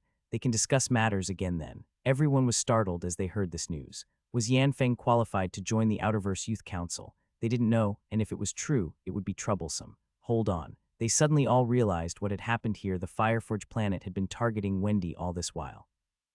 Hu Zioling and Jenny Anna were just excuses. Those refusals by the great Yu Empire made it easier for them to chase after her. The great Yu Empire had already rejected Hu Zioling and Jenny Anna to be wedded to the Fireforge planet, but if Yan Feng successfully wooed Wendy Yushin, it would be difficult to reject them again. It was more possible the more they thought about it. Many looked at the undying Yushin, though he remained calm and showed no signs. Yan Gang still seemed to seethe with anger. Hugh Kingshin and Rocky Anna looked at Yan Gang with icy gazes. They had been used as tools in this matter and would not let it slide. "All right, I'm tired, you can leave." The emperor lethargically waved his hand, and the audience left the court. "Summon King Zishan to the palace to meet me." Not long after, Lu Yin's plane flew over to the palace. The Zishan residence was far too close to the palace, so he had arrived before the courtiers were even out of the grand astral gate. With Bronson about 10 meters away, he greeted several of them. Sikar even smiled and was extremely polite. Quite a few officials were unhappy after being extorted by Lu Yin, and a few hid from him to prevent being targeted. Lu Yin waited until they'd all left before walking in without a hurry. "Your Majesty," a voice rang beside his ear. Lu Yin turned and saw an indifferent Rocky Anna. "Captain Rocky, good day. Be more earnest in handling things and cautious in both word and action. Don't trust others too readily. You can always look for my family if you need help," he stated. He had personally mentioned the marriage contract in the royal court, so Lu Yin was now the Anna family's future son-in-law. He left a chill behind in the air as he turned to walk away. Lu Yin was stunned. What was that supposed to mean? "Your Majesty, His Imperial Majesty is awaiting you," the palace maid reminded, and Lu Yin promptly followed her in. A short while later, Lu Yin's cry rang through the courtyard. "What? Engaged to the Anna family?" The undying Yushin smiled and nodded. Yes, this was the agreement between the Zishans and the Annas. Rocky personally confirmed it in the royal court today. "You should prepare for the marriage and look for a good day. You're not that young anymore." "With whom?" Lu Yin asked. "The direct heir, of course, Jenny." The image of an arrogant woman sprang up in Lu Yin's mind, in a scene where she'd been tied up and was being used by him to threaten Sigmund after the decisive battle with King Yu. That woman hated him to the core and didn't even look at him properly once on their way back. Marriage, he was doomed. Lu Yin felt himself in a dilemma. "Your Majesty, is it possible to cancel this marriage? Do you have another sweetheart?" the emperor asked curiously. Lu Yin almost instinctively shook his head, but quickly caught himself and nodded, which prompted a laugh, then forget her. Rocky Anna brought this marriage up personally, and rejecting it would humiliate the Annas and turn the Fireforge planet into a laughingstock. I actually don't fancy Jenny. Feelings don't last a lifetime, especially for cultivators who live for hundreds of years. Emotions don't last long. You two just have to get along and live your lives together. No need to overthink. Lu Yin was left in a bind, but the emperor seemed to come up with something before he could think of a retort. The man leaned over. "Little Yin, tell me the truth. Do you have any ideas about Wendy?" Lu Yin blinked without a direct response, but this only convinced the emperor that he'd guessed correctly. He started massaging his temples. "I promised Zishan that my family would be engaged to his, and through direct descendants. That does mean you and Wendy are engaged, but I simply cannot make the decision for her. You'll have to fight for her hand in marriage yourself. The best I can offer is that I won't oppose it." As Lu Yin looked down, the undying Yushin sighed. "I'm not trying to bring you down, little Yin, but Wendy is formidable even across the Universe. You should know of the Astral Combat Ranking, a list compiled by the Astral Combat Academy, ranking the prodigies across the universe. She's in the top 20 of that list. No more than 20 people in her current generation can match her across the universe. Even I cannot underestimate her power, and I definitely don't plan to use her as a pawn in a political marriage to stabilize my empire. Her goals are too high for me to touch. If you want to win her over, you have to get into the top 50 at least. I'm confident in myself, Your Majesty." Lu Yin looked up again. Undying Yushin laughed. "Confidence is a good thing. Since that is so, I'll help you speak to the Anna family. There won't be an outright rejection, but I will postpone the marriage by 3 years. 3 years if you haven't wooed Wendy by then. You have to be obedient and marry Jenny, okay?" Lu Yin nodded solemnly. 3 years then. "I'm confident Her Highness will sit up and take notice of me by then." The undying Yushin nodded and watched Lu Yin leave, muttering to himself, "Sit up and take notice. Young ambition. Wendy is a disciple of the Myriad Swords Peak of the Universe, not someone groomed by the great Yu Empire. Her noticing you isn't just difficult, it's impossible. Never mind, 3 years is long enough to temper him." Lu Yin huffed after exiting the courtyard. Fortunately, he'd managed to use Wendy to defer the engagement, but 3 years. What a joke. He wasn't the real King Zishan anyway, and in 3 years he might not even be in the great Yu Empire anymore. Who'd care about the engagement then? Still, the news of him trying to marry the 5th princess spread throughout the Zenyu star within moments of his exit, inviting endless ridicule. The average person did not comprehend Wendy Yushin's strength. She was a captain of the 13 Squadron Somyeon, who had defeated a cruiser in her life and a disciple of one of the Universe's greatest powers. No one in the younger generation of the great Yu Empire even deserved her attention, even those like Schutz or Jerbak. His desire for her left many considering him a lunatic. This matter swiftly became a joke on the Zenyu star. Within the Anna family's study, Patriarch Zushin slammed the table. "A mere Fireforge planet dares to make use of my family. I'll repay this debt one day. Rocky Anna seemed indifferent. Jenny seems to like Yan Feng. So what if she likes him? The environment of the Fireforge planet is unsuitable to our family. If this marriage goes through, how will we retain our independence in the Great Yu Empire? Rocky's gadget was suddenly pinged by a message, and his brows furrowed as he read it through. Unhappiness filled his gaze. What happened? Zushin asked. King Zishan wants to marry Princess Wendy. Zushin sneered. He does not know his place. Even someone like Schutz would not have the courage to say something like that. What, does he not fancy Jenny? He utterly defeated her on Earth. The mere mention of this left the man angry. Such a disappointment. Couldn't even beat a simple native. Pass down my orders. She better not think of leaving the manor before breaking through to the Melder realm. What about King Zishan? Zushin muttered to himself for a moment before speaking. You already confirmed this engagement in the royal court, but the royal family also had its marriage agreement with the Zishans.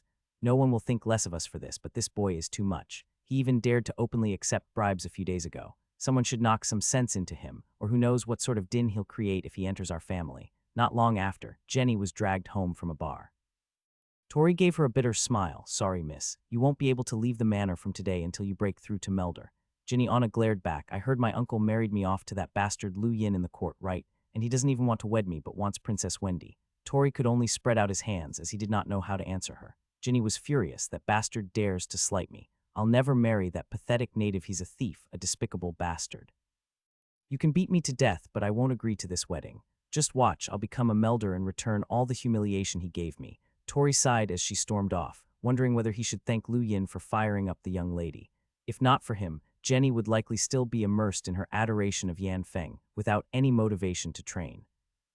He felt a hint of appreciation for that youth who dared to confront and even threat him back on Earth. Not every native dared to negotiate with the Empire, especially against an explorer. Pity a person's talent was fixed at birth. Even if the boy had an innate gift, it was limited to the Great Yu Empire. Wendy was a recognized genius across the universe, and even Yan Feng could not match up to her. Lu Yin did not think that this engagement would draw such strong reactions from everyone. Although most people ridiculed him, some grew really expectant, especially the army in the third ring. Although they weren't in contact, they had always been following his actions closely. Within the imperial prison, Sigmund Mathers was bound to his cell by light. A youth across the room was looking at him with a pained expression. His son Wukai. He wants to wed Princess Wendy. Too difficult, Sigmund sighed. Wukai replied if it happened, it would shake the outerverse. No, it would shock all the heavens. Princess Wendy is top 20 in the astral combat ranking, a disciple of the myriad swords peak whose name rings throughout the universe. Every action of hers is scrutinized by countless people, and people were already investigating Lu Yin the moment he was conferred his title. The wedding agreement is no secret, and with this high-profile claim, countless people will be discussing this. What about us, father? His Majesty saved your life. Sigmund looked at him. Don't speak about this in the future. Go home now and don't do anything. Stay away from people like Roz. Wukai nodded. A beam of light charged out from the depths of the universe, a medium-sized spaceship in silver and white with a design of flying winds and swords.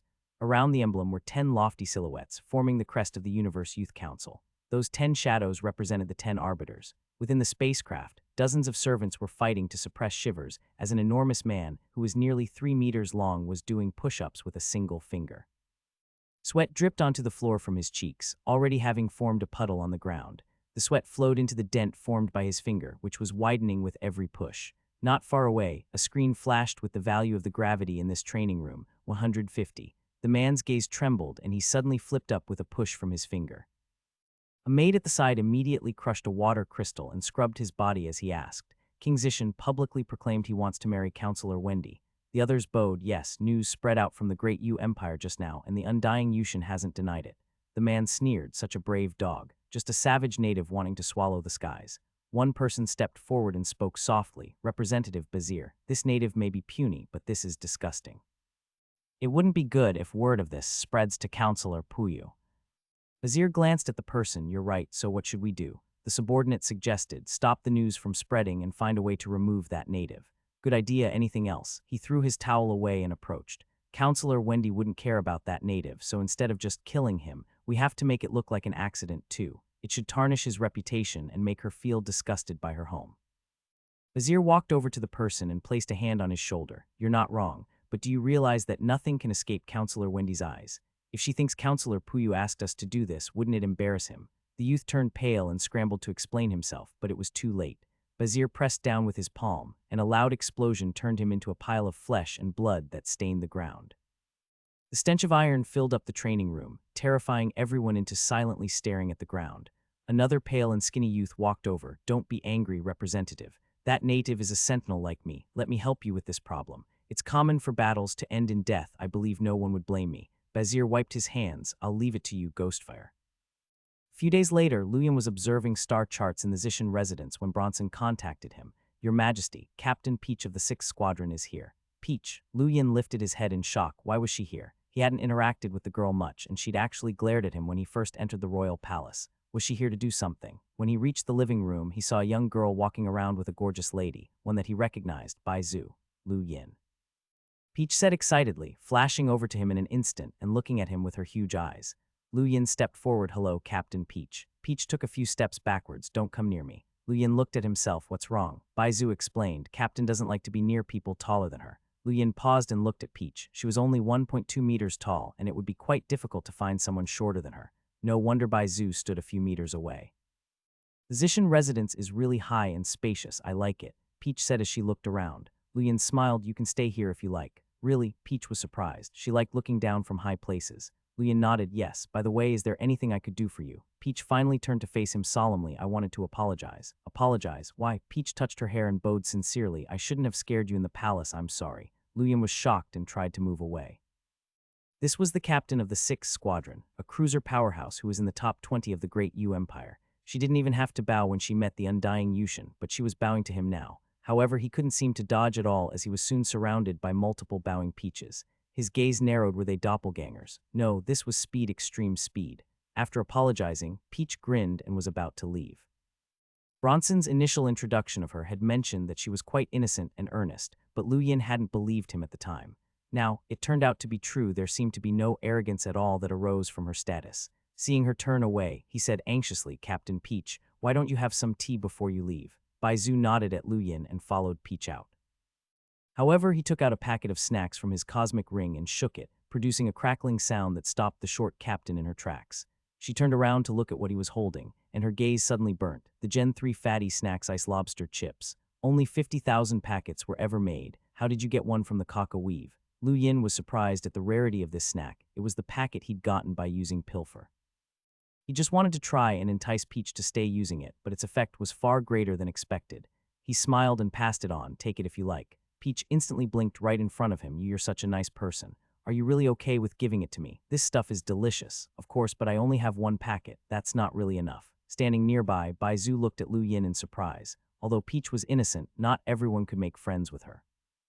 That innocence meant her principles were stronger as well, and it allowed her to be a better judge of character. She hadn't seen Peach being so warm to someone ever since she'd started following her. "We're friends now, Lu Yin." Peach looked at Lu Yin and blinked her large eyes at him, standing quite close as well. Lu Yin didn't know how to answer and just said, "I'll give you any snacks that I find next time." She knew quite a bit, even the kidnapping of the students on Earth. Lu Yin raised an eyebrow. This young girl had clearly looked into him, which was obvious. Anyone capable of becoming a captain wouldn't be easy to fool, and he couldn't just treat her as a little girl. He smiled. "Don't worry about it. You're my guest, of course I should treat you well. Besides, didn't you say we're friends now? Friends don't always have to give something in return." "That won't do. I don't like owing people." Peach held the snack tightly and thought about it while biting her finger, eyes suddenly lighting up. "Oh right, do you have any battle techniques you want to learn? I can teach you." Lu Yin was about to reject her offer but suddenly thought of something. "Was that a movement technique that you used just now? It was really fast." Peach said proudly, "Of course, it's the movement technique of the 13 Imperial Squadrons, Flash, of the 13 Squadrons." The 13 Squadrons, Yu Academy, and the royal family all have their own battle techniques that His Imperial Majesty brought back from the Innerverse. Flash is a movement technique unique to us, and it can unleash such great speed that it constricts space itself. "Do you want to learn it?" "Huh, if it's restricted to the 13 Imperial Squadrons, am I even allowed to learn it?" Lu Yin was astonished. Peach nodded. "You can, you're one of us as well." "Me?" Lu Yin pointed at himself. "Since when did he join the 13 Squadrons? Wasn't he part of Yu Academy?" She laughed. "The Yushin and Zishan families are both parts of the 13 Imperial Squadrons by right. You should be a part of the 1st Squadron, but I'm unsure of the details. Regardless, you're definitely qualified to learn Flash. Do you want to? If it won't put you in a rough spot, of course. It won't." "Come, I'll teach you." She grinned and grabbed his arm, the two blinking a few meters away in an instant. "Pay attention to the complex workings." Bronson left the room once Lu Yin started learning the Flash. He already knew the technique, but everyone had a different understanding of it, and he wouldn't watch Lu Yin learn. Bai Zhu looked at Lu Yin enviously. She still hadn't managed to learn this herself yet. Peach was very fast, and the flash required a large amount of strength in the legs, just like the roving step. Fortunately, Lu Yin already knew the roving step, and could use that as a foundation coupled with his experience of the movement technique of the Day-Night clan. It wasn't too difficult for him to learn the flash. Despite that, he still took almost 2 hours to barely use the skill. You really are a genius. Most people need at least 2 months to learn the technique, and that's considering that it's for the elites of the 13 squadrons, of the entire Great Yu Empire. You're so much better. Peach generously waved her hands. No need to be formal. Remember that I've only taught you how to use the flash. The degree to which you master it depends on your understanding of it, just like any other battle technique. Lu Yin nodded in understanding. Peach licked her lips. Then I'm going to enjoy the ice lobster. See you later. Lu Yin didn't even notice how she disappeared, left wondering where she ranked amongst the 13 squadrons. Practicing the technique himself a couple times, he looked at Bai Zhu. How's life in the 6th? Not bad, the captain is nice to me. How about the rest? Bai Zhu thought about it. Zhang Dingshan is having a tough time in the 5th and climbing up from the bottom. Saruzin and the 11th captain are still just looking at each other motionlessly. I don't know about Su San. He noticed that she looked a little haggard. Your innate gift is very good, so try to pick a battle technique suitable to you. Bai Zhu simply nodded without saying anything. Whenever someone entered a new environment, they would need to adapt. Lu Yin viewed Bai Zhu and the rest like buried gold. They would shine in the light one day. How brightly they shone depended on how much they could polish themselves. Not long after, Peach left with Bai Zhu in tow. Her face was one of pure pleasure, and she looked expectantly at Lu Yin. Before she left, her desires were evident in her gaze. Lu Yin pursed his lips. There was only a 1 in 6 chance of rolling Pilfer on the die, and there was an infinitely minuscule chance for Pilfer to steal some snacks. He did not dare promise her anything. However, it did remind him that it was time to roll again, and he opened his palm and crushed a star crystal. The die regained its hazy starlight, and he breathed in deeply. Every roll left him nervous. He still didn't know anything about what 3 was, and 6 consumed a terrifying amount of star energy. He was now afraid of even rolling the latter, but at the same time held massive expectations for what it would do. Dozens of cubes of star crystals had barely opened a small gap, but today he carried around 200. That had to be enough. Still in thought, he flicked the die with a finger and it started spinning quickly, stopping on Pilfer. A soft thump rang out as a black crystal card landed from the vortex. Lu Yin was delighted and picked it up thinking it was a battle technique, but disappointingly enough, it was a Mavis Bank card instead. These sorts of things were normally authenticated genetically, and the words Yaogu were written into this one's top right corner. Yaogu, was that a name? He was puzzled but didn't bother. The card certainly wasn't simple, and he'd never heard of Black Mavis cards, but the highest rank ought to be golden. Real or fake, this card was pretty much useless to him. Putting the card away, Lu Yin crushed another cube of star crystals and tapped on the die. He watched it spin and slowly come to a stop at 4, time stop. The next moment, he entered the Ashen time stop domain. Not bad, I can practice, he muttered to himself, crouching down and gathering star energy in his calves. His body zoomed forth, and the next moment the flash would make up for his one weakness in speed. 2 days later, he was panting heavily and massaging his legs. His current speed far surpassed the roving step, but there was still a rather large gap between himself and Lulu. Training in this place wasn't that great. He needed a gravity room. Thinking of that, he pondered over the time stop domain for a moment. If this place could stop time, could it also alter gravity? He retrieved a cube of star crystals and crushed it, focusing on the gravity. The next moment, the energy vanished and his body felt slightly heavier. Gravity had doubled. Lu Yin grew excited. Of course it was possible. This room was imagined after all. He could create anything he wanted, but he needed to pay with star energy. This seemed great at first, but 1 cube of star crystals only increased the gravity 1x. Getting to 40x would need as many star crystals if not for the bribes. He had no idea when he would be able to collect it all. Gritting his teeth, he crushed 40 star crystals and an immense pressure descended upon the area. This was the familiar feeling of 40 times gravity, but now that he'd used 40 cubes of star crystals to create this place, he couldn't just leave it in a day. He steeled his heart and crushed another 90 cubes, increasing the time by 5 days to a total of 6. This was enough time to practice the flash to some degree. Who could be as extravagant as him, spending over 100 cubes of star crystals to develop a battle technique? Lu Yin was secretly distressed, but his actions were not slow as he began to dash about in the room under 40 times gravity, recalling the speed Lulu had displayed and trying to integrate that as well. However, he immediately crashed into the ground with swollen calves. He had been too impatient, trying to integrate other techniques before he even understood the one he was trying to learn properly. Fortunately, the injury wasn't too serious, and after applying some ointment, he got back up in no time. A mere second had passed for others, but Lu Yin had been training endlessly for 8 days, most of that time under 40x gravity. He fell asleep almost immediately when he exited the time-stop domain. It was 2 days later that the representatives from the Outerverse Youth Council arrived, many courtiers of the Great Yu Empire awestruck at their silver spacecraft that was descending from the distance. The Outerverse Youth Council was a subsidiary of the 10 Arbiters Council. If the 10 Arbiters Council gathered the strongest young geniuses across the universe, the Outerverse did so for the Outerverse alone. Only geniuses with innate gifts or some of the absolute strongest could join, and even the strongest youth in the Great Yu Empire, Shuts, didn't qualify to even maintain contact with them. That showed the terror of the beasts that this organization gathered only a famous powerhouse like Wendy could join them. Many from the Empire were curious as to who would be representing the Outerverse Youth Council. Crown Prince Doran Yushin had even been waiting outside the space station for a long time, showing just how much respect the Great Yu Empire had for the Outerverse Youth Council. A dozen people walked out of the spacecraft, led by a 3-meter-tall, hulking man with a rather mature exterior. This was Bazir. Beside Bazir was the pale-looking Ghostfire, and on the other side were several Limiteers who were all quite young.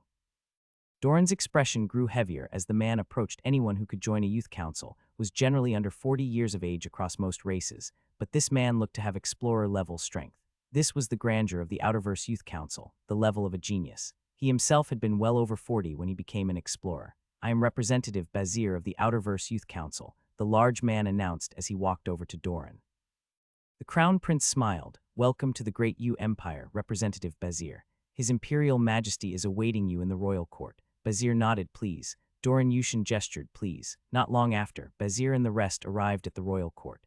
This was a special day, as all the courtiers were present, and even Lu Yin was summoned alongside some other idle members of the royal family.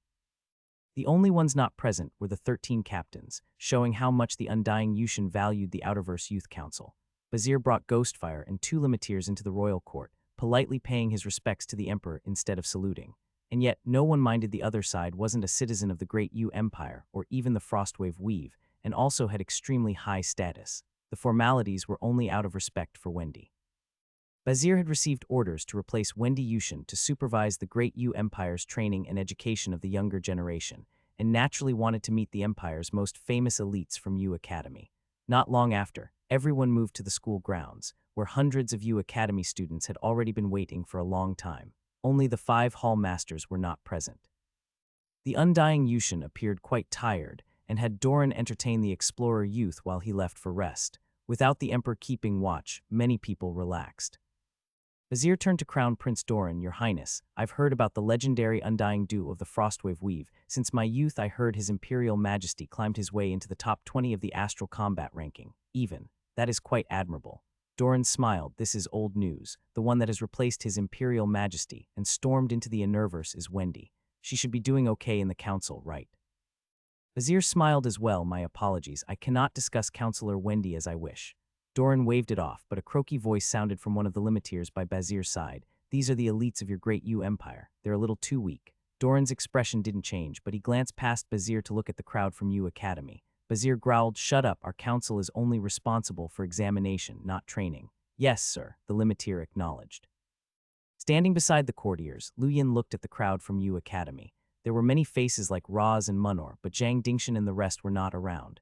The heavy man seemed strong. Peach popped out from nowhere. Lu Yin jumped in fright. "Why are you here?" "To take a look. I heard some incredible people are coming." Lu Yin felt curious. "Didn't His Imperial Majesty inform you guys?" She shook her head. "Nope." Lu Yin's eyes flashed, but he remained silent. On the other side, Bazir was curious. "Your Highness, I've heard there are 5 Hall Masters of Yu Academy. Why are they not here?" Doran felt awkward. "The Hall Masters will be here soon. Please wait a little longer." A chill swept across Bazir's eyes and he nodded, looking over his surroundings only to stop at Peach.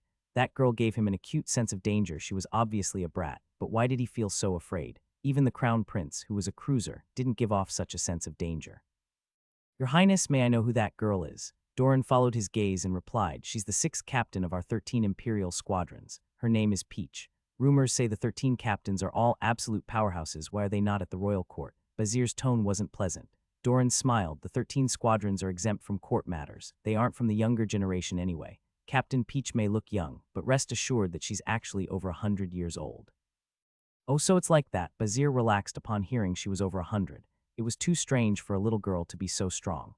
5 figures appeared at the entrance at this point, with the stern shuts naturally in the light. His upper body was bare save for the red warblade he carried. Bazir and his gang had initially been dismissive of U Academy's elites, but now they felt like things could be interesting. Although these were just melders, they gave off a sense that they could battle the average outerverse limiteer.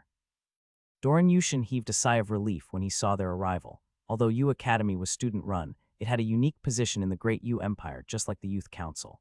These students had high independence, a trend seen across the universe in recent years. No one dared belittle these students, and even he didn't have any way to interfere with the Academy significantly. The discovery of formcast models had brought about the inevitable authority of the younger generation. They could mature far too quickly using those, so much so that they soon held their own against older generations. The appearance of the 10 Arbiters was the most obvious example, but more and more terrifying young powerhouses had been born in the past few generations for whatever reason. Your Highness, Schutz greeted Doran with a low tone, but his gaze was locked onto Bazir. Doran smiled. These are members of the Outerverse Youth Council, here to supervise the Empire's younger generation.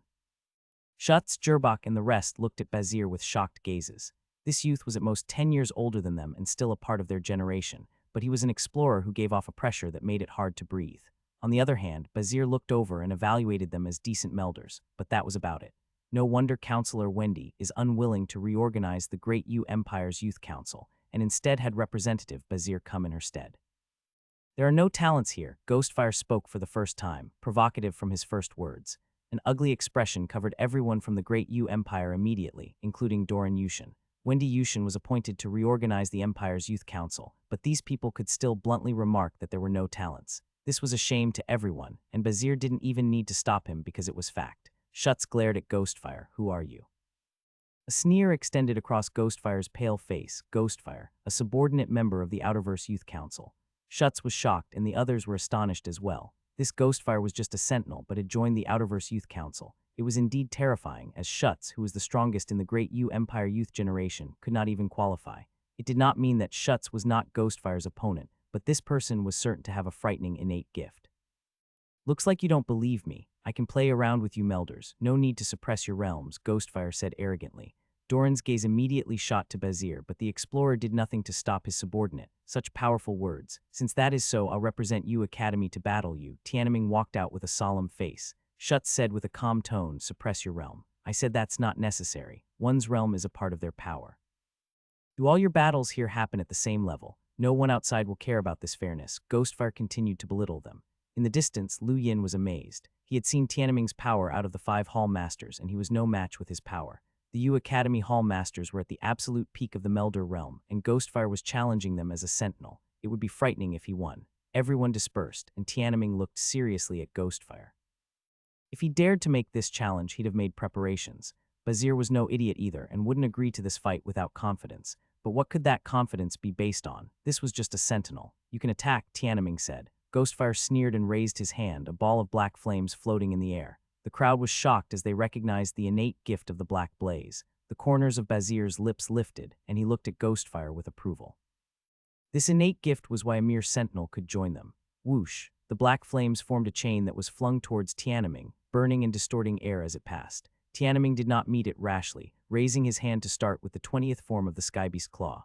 A bestial howl rang through the void as the attack swept past the fiery chains and slammed into the ground, filling the air with dust and blinding the audience. When it all settled, all they could see was a stupefied Tianming staring at his unharmed opponent.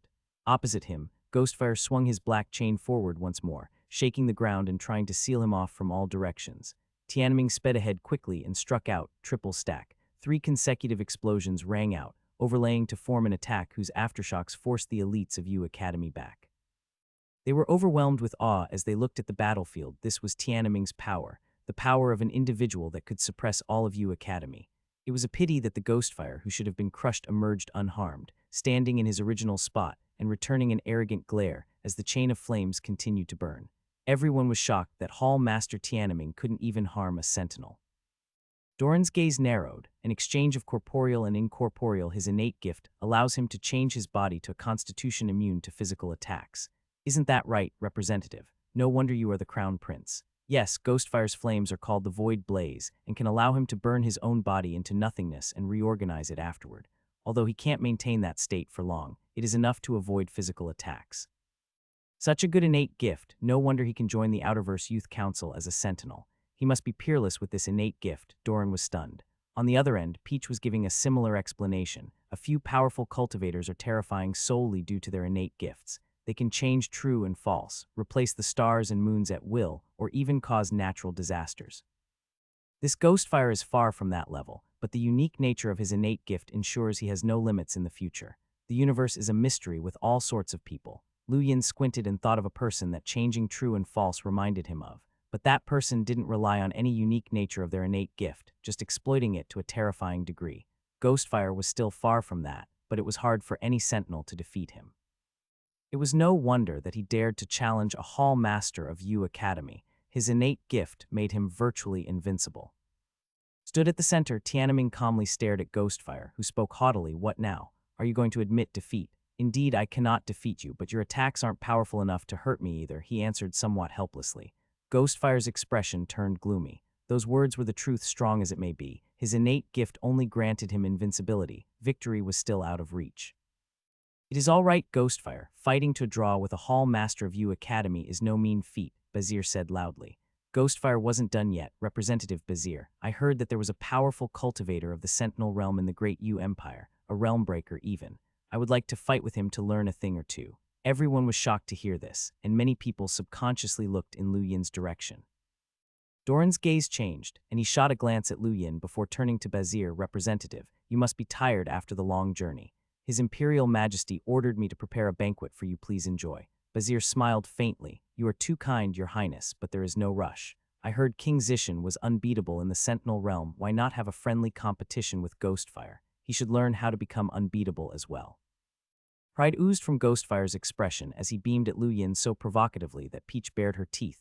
This guy is trouble. Don't respond to his challenge. There was a twinkle in Lu Yin's eye. These people were trying to provoke him even if they hadn't crossed paths in the past, and there was only one possible reason, Wendy. News of his intent to marry her had leaked out. The undying Yushin was apt at making trouble for him. And yet, he stepped forth before Doran could decline on his behalf. Whatever it was, the honorable response to provocation at one's doorstep was to accept the challenge regardless of the outcome. The alternative would be an act of cowardice. Schutz and the rest looked at Lu Yin full of contemplation, and Tiananmen advised softly, careful to avoid his attacks. He only knows one move. Don't face him head-on. Lu Yin nodded and came face to face with Ghostfire. I'm Lu Yin, King Zishan. You said you want to learn how to become an unbeatable sentinel. I'll be happy to teach you at no cost. The sides of Ghostfire's mouth twitched. All right then, please teach me. With that, the black flames in his hands turned into chains that floated mid-air, heading straight towards Lu Yin. The scorching heat was accompanied by formless energy that Lu Yin didn't dare get close to. He quickly dodged, and the ground split open as sparks flew everywhere. Lu Yin thrust his palm out, the Space Runner palm compressing the air around it and heading viciously towards Ghostfire. However, the opponent strangely chose not to evade, instead thrusting his own palm forward and smashing the attack into bits. Bazir scoffed. The reason Ghostfire could gain membership into the Outerverse Youth Council wasn't just his innate gift. Even without that, his abilities were not to be underestimated. The gift only allowed him to take on even stronger competitors. Ghostfire's power came as a surprise. It seemed like the single attack used against Tiananmen was a smokescreen all designed for this battle. The black flames grew in size as they danced in the air, and he laughed. Is this a so-called unbeatable sentinel's ability? How disappointing. Unbothered by the comment, Lu Yin used the roving step to evade. The flames enveloped an even larger area and started to constrain his movements, leaving many worried as they watched. If he were defeated, the Great Yu Empire would turn into a laughingstock. Amongst the elites of Yu Academy, Raz scoffed. He did not care about any reputation, he just wanted Lu Yin to be defeated. The more humiliating the defeat, the better. Jerbak looked on in astonishment, staring hard at Lu Yin. At his side, Schutz commented gloomily, is this all he's capable of? You lost to someone of this caliber. Just keep watching. Jerbak went silent. As he saw his surroundings being engulfed by black flames, with the area around him already obstructed, Lu Yin's gaze turned cold. His thigh muscles twitched as he disappeared instantly, flashing right in front of Ghostfire before his silhouette could even disappear from his original location. Everyone was shocked, with even Bazir seeming astonished. Such speed was something only a minority of sentinels could manage. It was little wonder he was considered unbeatable, but shame that he was up against the invincible Ghostfire. Schutz, Jerbak, and the rest in their party looked at one another, and all Lu Yin had somehow mastered the flash since they'd last met. Doran Yushin's eyes lit up. This technique was something he was all too familiar with. Meanwhile, Peach gripped her fists tightly and cheered on. Ghostfire paid no attention to this. Do you think you can evade forever? Look up, there is nowhere to run. After he finished speaking, the black flames that pervaded the sky violently crashed down. It was like a dark cloud descending over the school, and everyone backed off. Lu Yin again put the flash to good use, but he did not attempt to evade. Instead, he faced the black flames head-on and birthed a cold wind around his body as he encased himself in ice and shot into the fire. It was common sense to fight fire with ice, and he still had the innate gift of frost that he'd taken from Bai Zhu. Even though he wasn't familiar enough with it to use it well, it was good enough as a temporary defensive measure. Ghostfire did not know where Lu Yin was, but Bazir and the rest could see him clearly. They were especially shocked to see Lu Yin's entire body covered in ice, and even Doran was taken aback. He recalled that Sigmund Mathers had reported some sort of dye-related innate gift. Why was it frost now? Ordinary ice would not stop the black flames, but it allowed Lu Yin to get through and appear above the school. His figure flickered beside a huge bell and kicked out, starting it buzzing as it crashed right down. Blinded by his own flames, Ghostfire had been confident that Lu Yin could not harm him. It was only after the bell landed that he realized something was wrong, dispersing the flames and realizing that he was trapped. He started wailing into the wall, but couldn't get out no matter how hard he tried. The school bell was made with exceptional materials designed to defend against limiteer attacks, and the ground got harder the deeper one went. A sentinel would likely need at least 3 hours to escape. Everyone watched in stunned silence. Was this even allowed? A loud rumbling came out from the large bell as Ghostfire struggled to escape, but his attempts were futile. Lu Yin landed on it and knocked against it leisurely. Not bad, it's quite hard. You cheater, this is cheating. A limiteer beside Bazir cried out angrily. Weren't you the ones who said there's no need for fairness in battle? Lu Yin stated in mock astonishment. What is this cheating you speak of? Insolence, the limiteer raged. Bazir stretched out a hand to stop his subordinate. Indeed, anything goes in battle. Since he was the one who challenged you, we wholeheartedly accept our loss. It isn't like the Youth Council cannot take losses graciously. Doran spoke out, Representative Bazir. This is just a friendly contest. There is no need to determine a winner and loser. In any event, Ghostfire did not lose. He would make it out in 3 hours at most.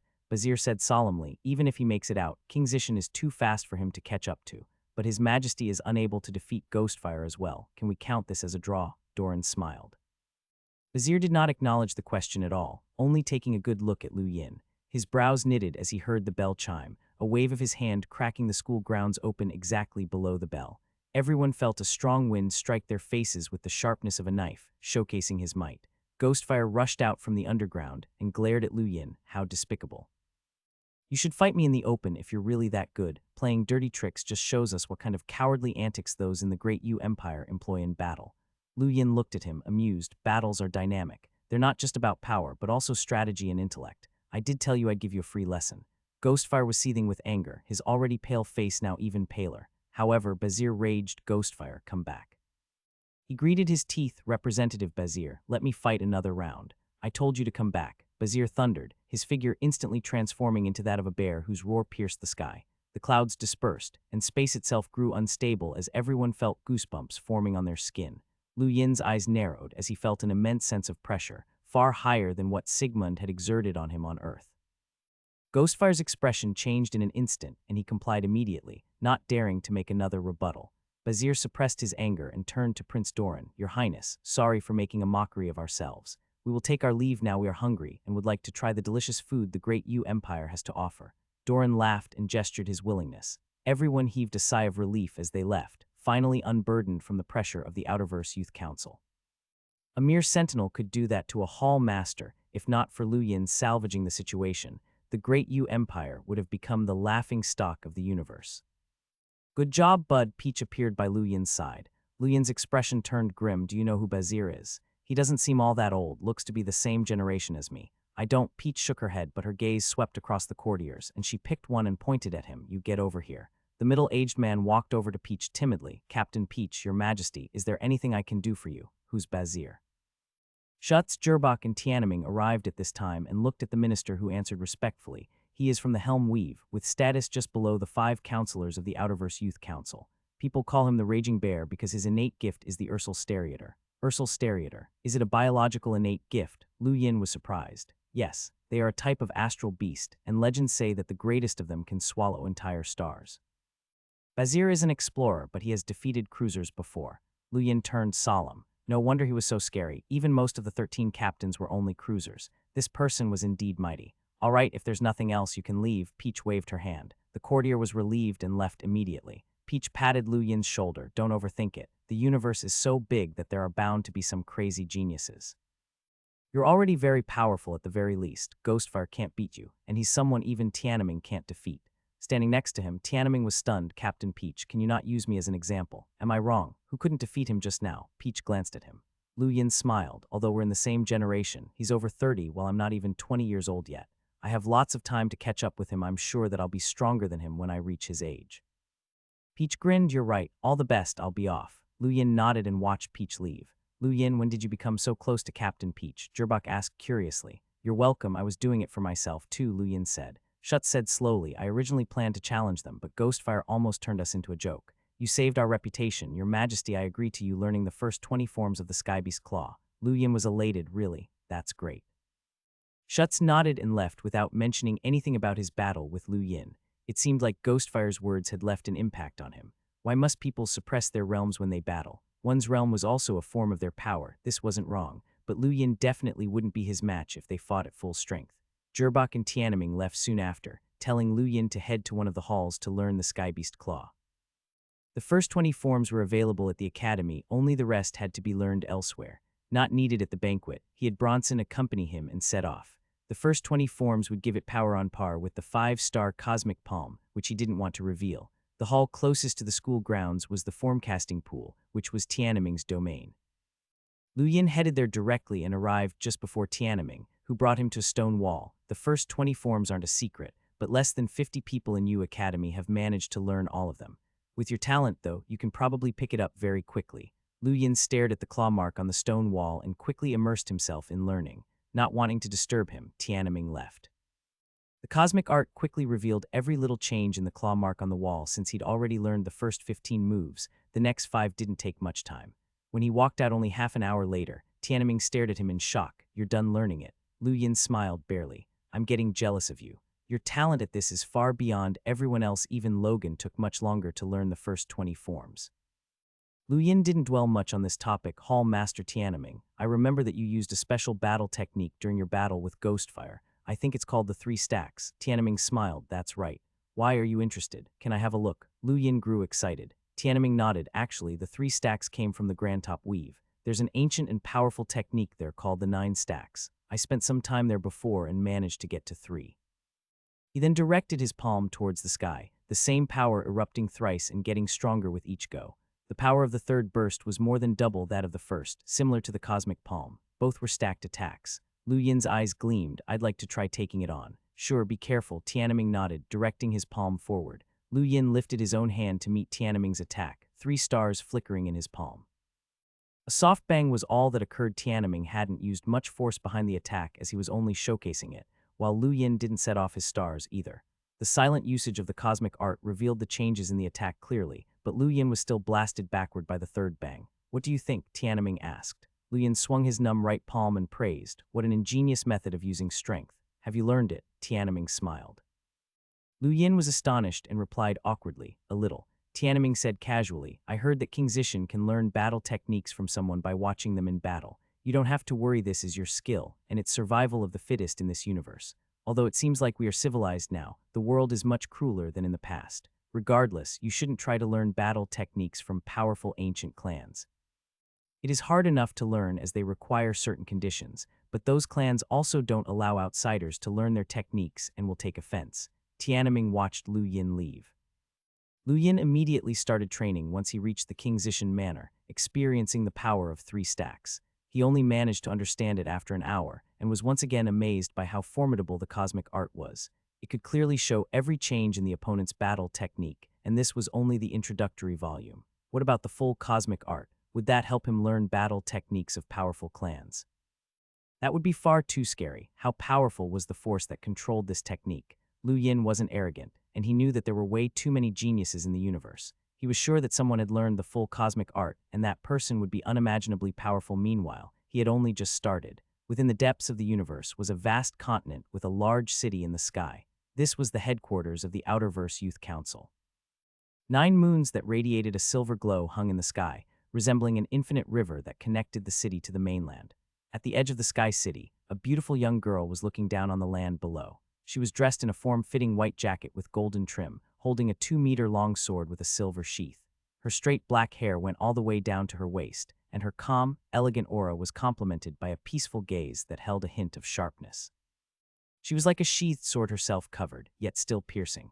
The young girl looked at the scene below her quietly, seeing more and more people kneeling before her, but her gaze remained unreadable. A handsome man clad in a black robe walked over slowly from behind her, asking with a warm gaze, "What are you looking at, Wendy?" "To them, we are gods." "But then, who are our gods?" The man smiled. "No one. We're the only ones who can take control of our destiny." Wendy's eyes gleamed. "Why did you come to find me?" "Bazir reported that King Zishan from your empire has publicly announced his intent to marry you." The man sneered. "So what?" Wendy didn't care. "What do you want to do?" "Bazir is waiting for your orders." The man smiled. "It's up to you," Wendy said calmly, turning around to leave.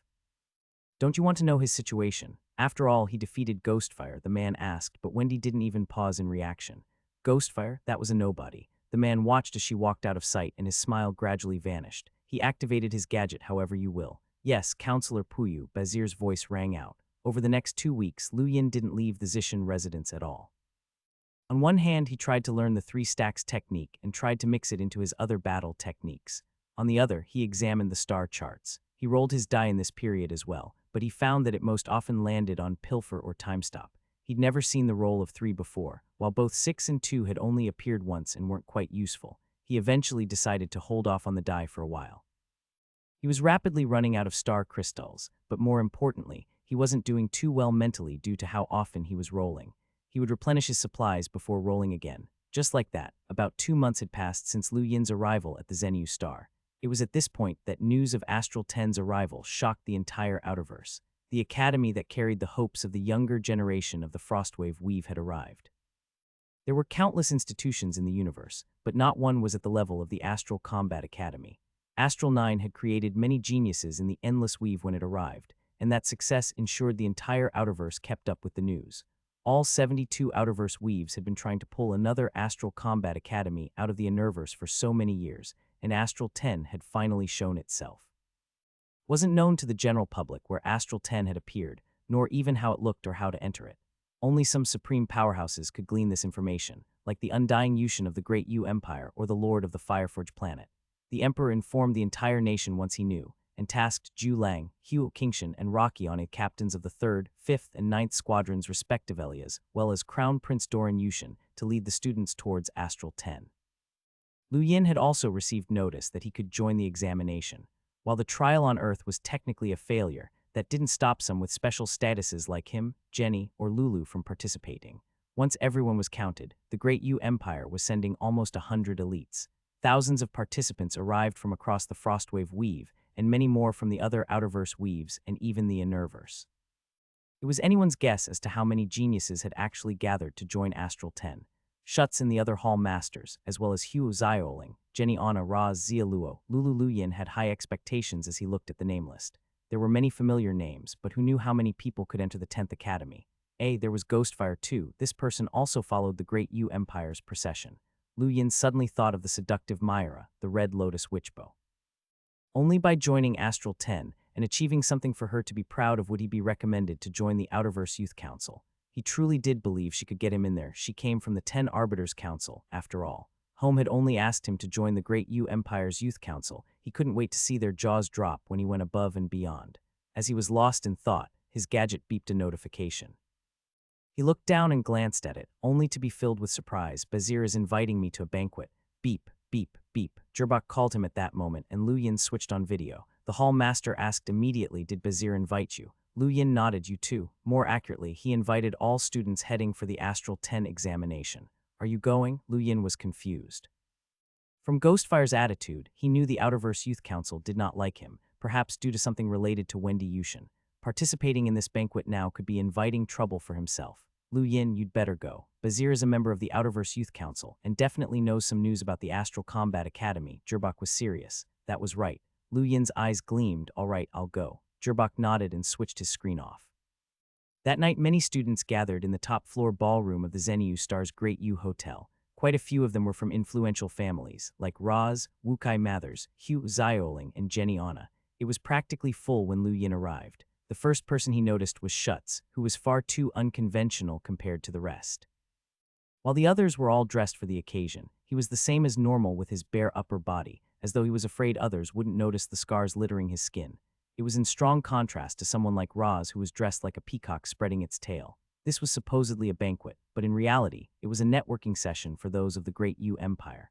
After all, they were headed to Astral 10 for the examination soon, and it would be best if they could help each other. Lu Yin's gaze swept across Hugh Zioling and the heirs of other influential families, landing at the corner of the long table where Gerbak was busy tearing through a giant chunk of meat. "Why are you here? Go make friends with some people," the man spat out, some minced pork falling out of his mouth and scaring an elegantly dressed lady who left in disgust. She even tried to clean her hands before she left. Lu Yin shrugged, not interested. "Why is no one looking for you? You're a hall master of U Academy after all, and one of the top experts in the Empire." Gerbak sneered. "Not many know me." Lu Yin laughed. "But everyone has heard of your name."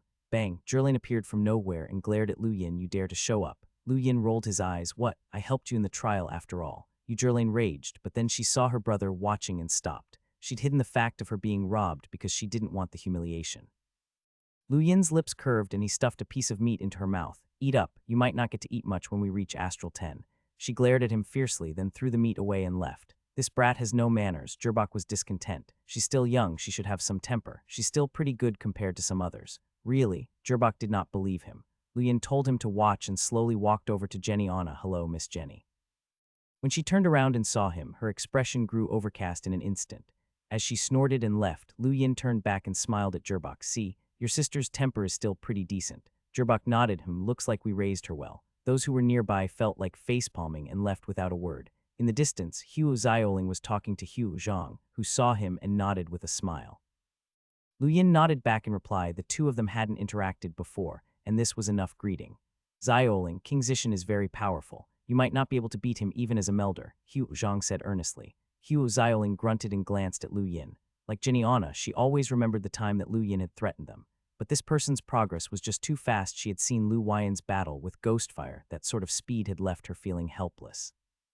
Even his battle experience was vaster than hers. On the other hand, the opulent Roz was red as a tomato as a youth opposite him commented, "You actually have the guts to come here even after your failure in the trial. If not for your father, you wouldn't be qualified to be anywhere near here. I beat you once before, Iker."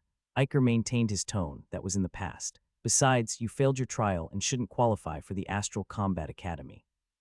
Just get lost now so someone more capable can take your place, haha." Roz was enraged, but he could not retort. The banquet was a social venue, especially for those that were about to face the Astral Combat Academy's examination. They had to unite in response to the other powers, and the Hugh and Anna families were completely surrounded by people. Many also tried to be friendly with the likes of Tianming and Logan, but only a few approached Lu Yin or Gerbak. The former had especially offended too many people, and he was only a sentinel. There were almost no sentinels from the Great U Empire that would be participating in this examination, and no one bothered with them. Ding! Everyone looked over as Ghostfire walked out under Bazir's command and raised a toast, facing the Great U Empire's elites. A hint of a smile crept onto his pale face as he paused, then spoke with a hoarse voice. "Ladies and gentlemen, this is Brother Bazir's first time at the Great U Empire, but he is certain he will come into contact with you in the future. There is no need for any welcome gifts, and he is willing to share some information about the Astral Combat Academy so that no one would be too lost." Everyone grew excited instantly. It had finally begun. One of the common goals at this banquet was to find suitable allies, but even more important was to get information about the Astral Combat Academy that was crucial for the examination. Bazir walked up and looked at everyone. Strictly speaking, they were all of the same generation, but they were all of no significance to him. He didn't mind sharing a few hints that only a few elites knew with these nobodies. The Astral Combat Academy has been passed from generation to generation since ancient times. There are a total of 10 individual schools, 8 in the Innerverse, and now 2 in the Outerverse. The Outerverse Youth Council is mostly comprised of those from Astral 9, so we might not understand the other academies very well, but do not consider this an academy. The best description is a land of struggle. Everything you need, you'll have to fight for yourself. There will be no allocation, nor are there any standard teachers. No teachers. Everyone was shocked. Then how would it still be considered an academy? Bazir smiled. "I don't know about the other academies, but in Astral 9 you have to strive for what you want to learn, perhaps even engage in battle. A price has to be paid for a mentor to instruct you. There are tutors in the Astral Combat Academy, but they decide whether to teach you. So here's a kind reminder. This is the Astral Combat Academy. Even learning is obtained through battle." It is a battlefield where you win the right to study. Representative Bazir, are the rumors true that the Astral Combat Academy has an ancient trial region? Someone asked. Bazir smiled. Those secrets cannot readily be revealed. Representative Bazir, do you know why the 10th Academy has arrived in the Frostwave Weave? Is it a decision by the 10 arbiters? Another questioned. Bazir similarly avoided answering. He knew some information, but these people were not fit to know, as they simply could not enter the Astral Combat Academy. Only the top elites of the universe could enter the Astral Combat Academy, and these people had no means of competition. Lu Yin noticed the pride and pity in Bazir's gaze. It made him very uncomfortable, but he was powerless to change it. Uninterested in anything else, Gerbak led Jerlain away. Schutz had already left, but just as he planned to leave, Bazir suddenly exclaimed, "Everyone, there is one more piece of news to announce. Your Majesty, one moment." Lu Yin turned back, puzzled. Bazir smiled. "Counselor Wendy Yushin has allowed me to announce on her behalf that her engagement with you is cancelled with immediate effect." Lu Yin's eyes shot wide open, and he clenched his fists as anger immediately surged through him. Everyone was stunned. Hu Zioling, Geniana, even the brother and sister who had just reached the door. No one would have thought this could happen, and Bazir had actually announced this in front of everyone. This was humiliation, utter humiliation. A peal of mocking laughter rang through the area. Lu Yin was technically a king, but he was also just an idle noble that nobody really cared about. Many had mocked his intent to marry Wendy Yushin before in secret, but now it spilled out into open ridicule. Lu Yin glared coldly at Bazir, realizing what had happened. The entire banquet had been for this one moment, a plot targeted at him. Bazir didn't want to tell these people anything. He simply wanted to lure them out to make this announcement in front of them. And he was using the name of the Outerverse Youth Council to spread this news throughout the universe. Lu Yin's intent to wed Wendy Yushin had already been a joke on the Zenyu star, but now it would be a joke throughout the universe. Raz sneered smugly, while a trace of rage flashed past the flabbergasted Jenny Anna's eyes. It was Hu Xiaoling's expression that held a hint of pity and sorrow, while Tianming and the others frowned at this extreme step. This Bazir wanted Lu Yin to become a laughingstock across the universe unless he could marry Wendy in the future. This would forever be a taint on his name. "Let's go." Jerlain walked up to Lu Yin and pulled him. Gerbak walked along as well. "I'm so sorry, I never thought it would come to this." Bazir smiled. "Apologies. This is an order by Counselor Wendy. As compensation, I can promise you a reference into the Outerverse Youth Council if you manage to enter Astral 10. Everyone's gaze evolved again, as they did not know what to think anymore. This was a venomous statement. Even if Lu Yin managed to join the Outerverse Youth Council with his own capabilities in the future, it would also be tagged as this so-called compensation. Bazir was truly messing with his future. Lu Yin's eyes grew bloodshot as he was filled with a fury he had only felt a handful of times before. The first time was the extreme suffering from Liu Sheaj, and the second was that heavenly jade finger in his dream. This was the third. Gerbak pulled Lu Yin back and whispered, "Don't be rash. He's an explorer." Lu Yin glared at Bazir, the iciness in his gaze sending a chill down even the explorer's spine. He vaguely felt like he'd done something that he would regret for the rest of his life, but he shook that off and smiled. This was just a sentinel, so what if his talent surpassed Ghostfire's? There were too many geniuses in this universe, and this sort of person couldn't even enter the Astral Combat Academy, let alone threaten him. Lu Yin eventually left without a word, under gazes of both ridicule and sympathy. Outside the hotel, Gerbak patted his shoulder. "Sorry, I was the one who told you to come. I never imagined something like this could happen." Jerlain looked at Lu Yin with a hint of concern in her eyes, but he shrugged and smiled. "It's all right, just a broken engagement. I never wanted to marry her anyway." Gerbak sighed. "Brother Lu, the universe is cruel and the powerless always remain weak. Weaklings can't wield the blade of dignity. That was what Wendy Yushin told the five of us. Don't overthink it until you have the means." Lu Yin stood rooted to his spot as Gerbak and Jerlain left, his heart not nearly as calm as his exterior made it seem. This extreme humiliation was something he would never forget in his life. Bazir and Wendy Yushin. Not long after, news began to spread throughout the universe. Lu Yin had become a target of ridicule, a toad that wanted to swallow the world. 5 days later, a giant spaceship crossed the 3 rings of the Zenyu star and entered the boundless darkness of space. It carried the most powerful youths of the great Yu Empire, as well as the Empire's expectations for the Astral Combat Academy. Even the undying Yushin appeared at the space station. To send them off, no one knew how many could enter the Astral Combat Academy, but the only hope was to avoid a complete wipeout. Bazir had also come to bid farewell, as Ghostfire would be ferried to the trial with the Empire's participants. He was confident that no sentinels could defeat this junior of his, not even freaks from the Universe. It shouldn't be too difficult for him to join the Astral Combat Academy. "Counselor Bazir, I heard that you threw a banquet a few days ago. How's the younger generation of my great Yu Empire?" the Emperor asked Bazir. Bazir smiled. "Not bad, they are enthusiastic." That's right, the undying Yushin nodded, coughing twice as he placed a hand on Bazir's shoulder. It must have been tough on you, even announcing especially to little Yin that the engagement is cancelled.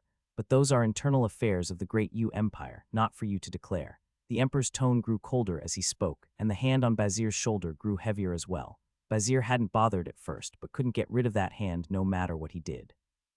It was like a mountain sitting firmly on his shoulder, leaving him unable to move. A terrifying pressure turned him deathly white, and he ended up spitting out a mouthful of blood. The vague image of an ursal stereator only appeared on his body for a moment before it was shattered. The undying Yushin slowly took his hand away and smiled at Bazir, then slowly left. Bazir had no strength to resist from start to end. Even though he had used his innate gift, there were no changes whatsoever in the surroundings, not even a crack in the earth. This was the undying Yushin's power, the power of someone in the top 20 of the astral combat ranking in his youth who was now a hunter.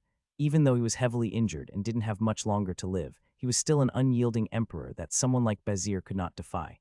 Bazir panted, and it took a while for his face to regain color. He gritted his teeth and stared at the emperor's back, gaze filled with anger. On the spaceship, Lu Yin, Xia Luo, and Lulu Mavis finally reunited. They hadn't seen each other since they arrived at Zenu Star.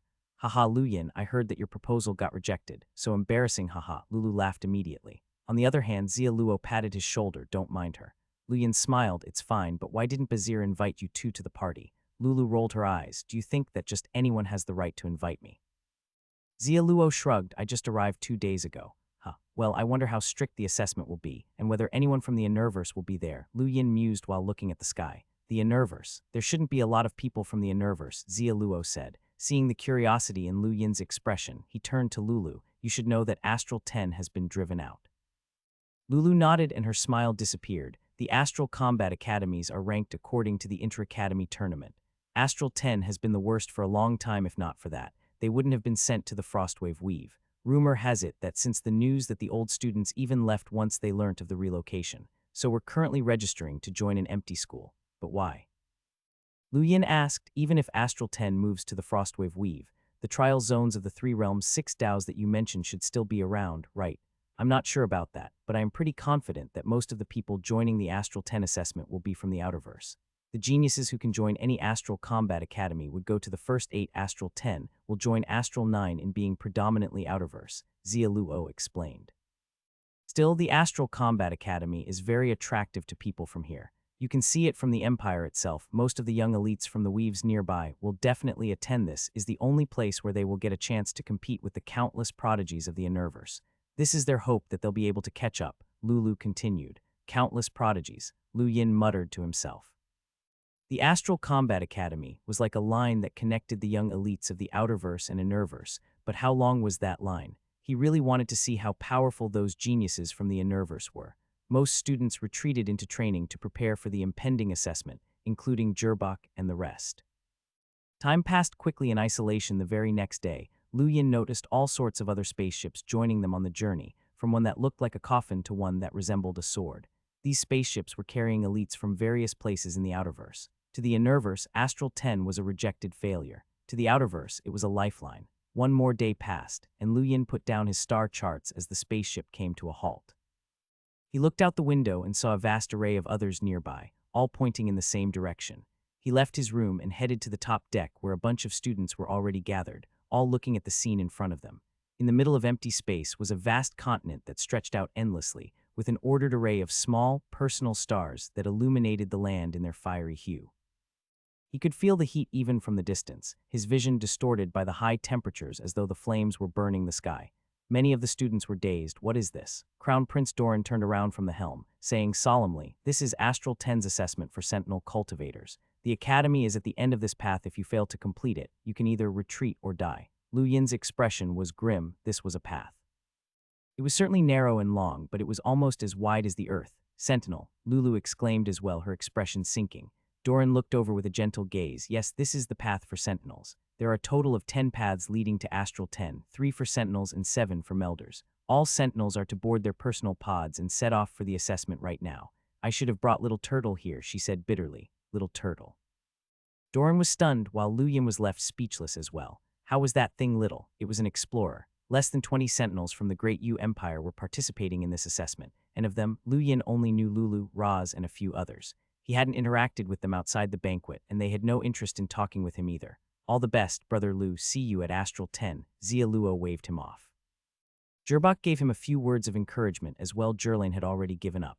Lu Yin nodded, but at that moment, Ghostfire walked past and threatened him in a low voice. You better not meet me, I didn't promise not to let you off. Lu Yin's gaze turned cold in the face of that smirk and he left slowly. Doran Yushin looked at Lu Yin's back as he left. Jinny Anna walked towards Rocky with a slightly pale face. Uncle, this environment is bad for me. Rocky frowned. The environments are different across the paths. That's good, she heaved a sigh of relief. Rocky said regretfully, we shouldn't have forced you to break through. With His Majesty's ability, it is very likely that he would have been able to pass the assessment, and he could have taken you along. No, you'll have to take the Melder test, and no one can help you with that. Jenny gritted her teeth. She was already quite scared as she looked at the road in front of her, and that was only the assessment for Sentinels. She wondered how difficult the Melder assessment would be. The assessment had started from the moment this path appeared in the sky, and the Great U Empire wasn't the first to reach it. There were already quite a few Sentinels around, including those from the Fireforge planet. As the hot suns baked the ground and distorted the air, groups of Sentinel cultivators flew into the distance. Sounds of battle rang out regularly, accented by bestial roars. Apart from the adverse environment and enemies, students had to face huge beasts on the path as well. The beasts were all Sentinels, but were certainly one of the biggest challenges the students had to face. A group of 7 people looked up at the sky from the shadows. Young Master, the people from the Great U Empire are arriving soon. Within the group, a young man who was sitting on the ground looked up and sneered, good, I want to show them the consequences of insulting us. A flurry of thuds rang out as the space pods crashed down onto the path, stirring up a storm of dust. Lu Yin walked out as the door opened, and the first thing he felt was overwhelming heat. The suns were getting larger towards the ends of the path, and it would only get hotter and hotter with time.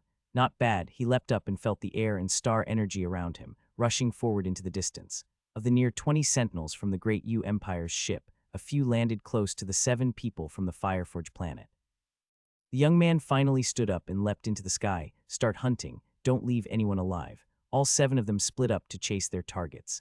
The Fireforge planet was surrounded by flames year-round, and this environment was favorable to them. They were confident that no one could defeat a powerhouse from the Fireforge planet in an environment with high heat. What a crazy assessment. Iker kicked open his pod's door, squinting under the sun's glare to look at his gadget. My position is slightly off, but only 10 kilometers.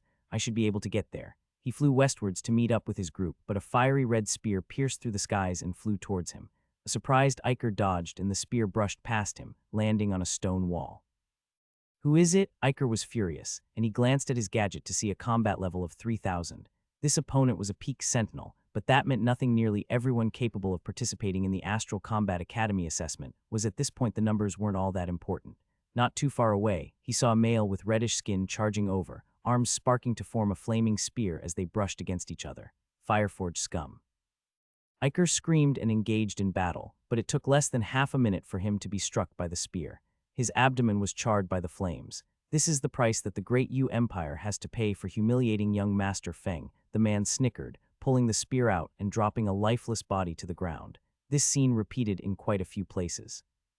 The people from the Fireforge planet seemed to know exactly when the Great U Empire landed, and anyone that descended during this period of time was considered an enemy. The young person who'd been leading the group looked at the body that was gradually getting colder and spat at him. Yan Zheng will exact vengeance for his older brother. Another crash rang out and sent heat waves his way. Yan Zheng glanced westward and smirked cruelly, flying off in that direction. The pod had formed a conical pit in the ground only moments earlier, and a youth opened the hatch and disembarked. Yan Zheng saw this new target and rubbed his hands together without second thought, thrusting a flaming spear at the young man. The person in question looked up, his eyes glinting. Desolate palm. His palm turned an earthen color and smashed into the spear, sending shockwaves in all directions as the spear cracked inch by inch. Yan Zheng was shocked and his pupils shrank as he felt a sharp pain in his chest. The youth had sent him flying with one move. The opponent didn't even look at the result as he flew off, leaving Yan Zheng to spit out a second mouthful of blood as he crashed into a cliff. He nearly died from that one attack, barely able to speak amid all the coughing. Who are you? You're not dead yet. The youth was surprised but didn't stop his departure. My name is Meng Yue. If you've got the skills, you can come look for your vengeance. Yan Zheng knelt down in pain. Fortunately, it wasn't long before 2 of his subordinates came over. They were astounded. Young Master, who managed to wound you? He did not answer, simply drinking a healing potion. Soon enough, 2 more arrived and surrounded him. Some time later, he opened his eyes and panted. That attack hadn't just destroyed his battle technique, but also left him seriously injured. It felt like his life had been sucked out of him. Desolate palm, why did that sound familiar? Check that pod and see if there's anything special on it, he said frailly. One of his subordinates flew over and returned in an instant. The word Vasterth was on its back, young master. Yan Zheng's expression quickly changed. The Vasterth sect was an immense organization that possessed land quite the distance from the Frostwave Weave. This desolate palm that had been able to injure him in one blow, a youth named manhwaedit, that was the young lord of the Vasterth sect. It was only now that Yan Zheng knew who he'd been dealing with, genius of the Vasterth sect, a lunatic who had remained a sentinel for a long time for the sake of fully exploring the realm's capabilities. That man had once been invited to join the Outerverse Youth Council, but had rejected the position. He was a sentinel capable of defeating melders with innate gifts, a pure monster. No wonder he was so powerful. Yan Zheng sighed. Revenge was impossible when it came to people like this. If he saw Meng Yue again, he was better off avoiding him. He turned to his subordinates. Where are the other two? One of them hesitated and looked grim. They're dead. How? Yan Zheng was furious. One of them was killed by a mutant beast here, and the other died at the hands of a cultivator from the Empire. Yan Zheng clenched his fists. Who was it? I don't know. I've never seen him before. There was nothing Yan Zheng could do in this situation. He'd been too narrow-minded. This was the trial for Astral 10 that had gathered countless geniuses. The Fireforge planet could do as it liked on the Frostwave Weave, but that did not extend to their neighbors. Let's rest a little, we'll avenge them after we enter the academy. These people heaved a sigh of relief and could not help but celebrate inside.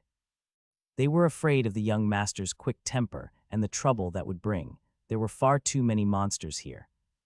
Elsewhere, Luyan met up with Lulu, who'd landed nearby. Let's compete to see who'll get there first. Lulu was eager to give this a go. Luyan glanced at his gadget. Sure, I'm waiting for someone though, so give me a moment. She was confused. Is there someone else coming with us? I'm planning on sending him away, he said with an icy look in his eyes. Lulu didn't understand at all, but instead of explaining, he just grinned. He's here. Not too far away, Ghostfire flew along leisurely. His innate gift was very suited to this environment. All of a sudden, he paused and looked ahead. It's you. Lu Yin moved forward. I've been waiting for you. Ghostfire snickered. Sorry, I just killed a piece of trash that said he was from the Fireforge planet and was agonizing over where I could find you. I can't believe you have the guts to appear before me. Are you trying to die? Lu Yin clenched his fists. I'll settle the score with Bazir later, but I'll be collecting some interest from you first. His figure blinked towards his target in the next moment. There's nothing here that can stop me, you ant. I'll show you how powerful my flames are. Ghostfire scorned, black flames burning his body into void. This innate gift shocked Lulu. It was something that could help avoid all physical attacks. Lu Yin snorted and punched out, day and night intersecting with his blow. The Day-Night clan was one of the most powerful existences in the universe and had passed down powerful battle techniques over generations. Those techniques could crush countless unique innate gifts, and these flames were no different. The Day-Night punch contained both a physical and spiritual component, and it was only facing Ghostfire that Lu Yin understood why. These techniques were conceded beyond belief, with no weaknesses at all. They could be weak, but they would at least be effective. Ghostfire's disdain was quickly followed by confusion. He felt his body being torn apart, darkness and light flickering before his eyes like time was passing in an instant. He knew that this was a deception, but was unable to do anything about it. Extreme fatigue ended his flames in a moment, and his body became opaque once more. Lu Yin pressed his palm into the deathly pale youth's abdomen. This is exactly what will happen to Bazir in the future. 3 stacks, threefold shockwave palm. Shockwaves rippled through the air as Ghostfire crashed into the ground, forming a huge pit. He coughed out blood, but things weren't over just yet. A second and third explosion rang out as the pit grew larger, knocking him out instantly. Floating in the skies, Lu Yin gradually reined in the chill in his eyes as he looked down upon the pitiful youth. This really was just interest. Bazir would end up 100 times worse. Meanwhile, Lulu had seen everything from start to finish. It had begun and ended very quickly. She'd first been astonished by Ghostfire's innate gift, and then shocked by Lu Yin's 3 stacks threefold shockwave palm. You've improved again. That's an amazing attack. Lu Yin chuckled. Let's go. We'll see who reaches first. Sure, she sped up. Meng Yue appeared in the vicinity after the two of them had left, landing to check Ghostfire's pitiful state. He was astounded. 3 stacks and the shockwave palm. Interesting. Meanwhile, on a spacecraft belonging to the Great Yu Empire, Doran Yushin and the others on board received news about the status of the students taking part in the exam. The Melder's exam had only just begun, while that for the Sentinels had basically ended because only a small number of people were left. A student has sent word that they're being pursued by people from the Fireforge planet, somebody reported. Doran looked grim. The Fireforge planet. Seems like they're planning on waging war on our Great Yu Empire. Rocky Anna said, it shouldn't come to that. Yangang paved the way so that Yanfeng could pursue Princess Wendy. It wouldn't make sense for them to attack us at such a time. There's only one possibility, which is that the person attacking doesn't know the situation and thinks we've humiliated Yan Feng by ending the arrangement. Yan Feng has a younger brother called Yan Zheng, who's a sentinel. He's probably the one responsible for this, the crown prince said. Shall we talk to the people of the Fireforge planet? Someone asked. Doran answered, it's fine, the Fireforge planet isn't that powerful. If we can't get past them, it'll be impossible for us to enter the Astral Combat Academy. Doran Yushin's gadget beeped quietly and he glanced over, only to freeze up. Ghostfire was defeated and is on the verge of death. Doran looked confused as well, His Majesty Lu Yin. Everyone was shocked. Rocky Anna frowned, Lu Yin can defeat Ghostfire. The corners of Doran's lips twitched, this is news from the Empire. Ghostfire intentionally streamed the battle. When he met Lu Yin, he was probably hoping to send a recording out, but was unfortunately defeated with ease. Now that he's nearly dead, Bazir must be hopping mad. Huo Qingshan's eyes twinkled, while Rocky sighed ruefully in admiration, while the Outerverse Youth Council has a lot of authority that only extends to the younger generation. Bazir was far too arrogant and thought nothing of our great Yu Empire. This battle with King Zishan should take him down a peg. Doran smiled. It wasn't just Bazir affected here. The man was just a lapdog, and there was actually someone in the Youth Council backing him. That person was the true mastermind, wanting to humiliate Lu Yin to get his sister's interest. Unfortunately, none of these people understood his sister. She had a big heart. Damn it, damn it, damn it. At this very moment in the Great Yu Empire, Bazir was howling in fury. He was the one who'd sent Ghostfire to take part in the exam, and yet the youth had been beaten up so badly and completely disgraced him. On the Sentinel path, Lu Yin and Lulu moved rapidly, one with the flash and the other with the white flash. She was rather surprised that he could keep up. Along the way, the two of them saw quite a few youths flying into the distance, as well as numerous monsters roaring. This route was filled with danger, and besides monsters, there were quite a few interesting plants. There was no water here for them to use. After 2 hours of travel, they finally paused to get some rest. A tired Lu Yin glanced at his gadget to see readings all around him, most of them at 3,000. Conservatively, there are at least thousands of people taking part. Lulu massaged her calves, that's normal. Your great Yu Empire sent over 100 people, and it wouldn't be a surprise if 100 million came for the exam across the Outerverse. However, only the regions near the Frostwave Weave can actually attend the exam. There should be a couple 100,000 people on each path. He went quiet. There would be nearly 1 million examinees with these 3 routes, the entire population of a city on Earth filled with peak or near-peak sentinels.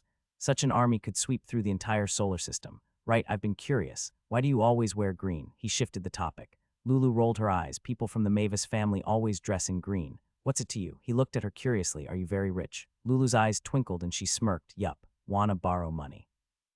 I'll take 3 interest monthly. Lu Yin was speechless. I wonder if we were being too hasty just now. This is an exam where hundreds of thousands of people are participating, so the competition ahead must be very fierce. There will be more and more people coming later, too, Lulu sighed. He thought the same. They were one of the fastest arrivals after Astral 10 had revealed itself. What about the other weaves nearby?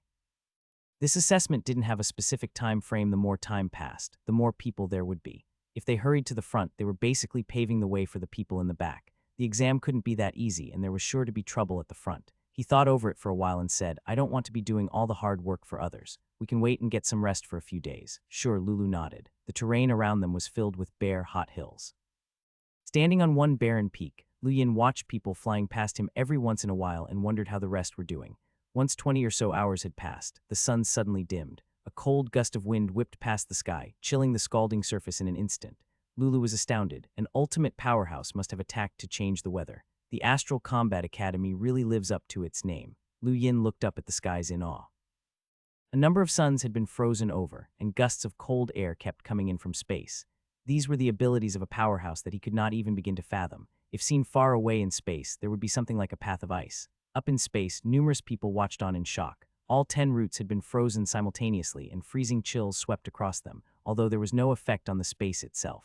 Doran and those around him gulped. They could not even begin to imagine the complexity of this move that was far above anything they knew. Those capable of surviving in the void were classified into explorers, cruisers, and hunters. The Great Yu Empire possessed a number of all 3, but no one amongst their ranks was capable of such a thing. This was the ability of a terrifying existence even past hunters, well beyond 100,000 combat level. Huo Qingshan's blazed in response. He could destroy one of the paths himself, but not all 10 in one go. That was the kind of power he'd always pursued. The youths of this generation were truly fortunate to have the opportunity to enter the Astral Combat Academies and witness strength that was beyond what the Outerverse usually saw. They were so lucky. The power to make the sky go dark by freezing the suns was something everyone down below could only gape at. That was all they could think because they were still too far away from being able to possess this kind of power. Lu Yin checked out the chill coming from the ground and gasped. How was this possible? Stop looking at it. You won't understand anyway. Even explorers and beyond won't be able to understand. This is a qualitative difference in strength. Lulu smirked. Lu Yin's eyes were fervent. This road was created, right? Who knows?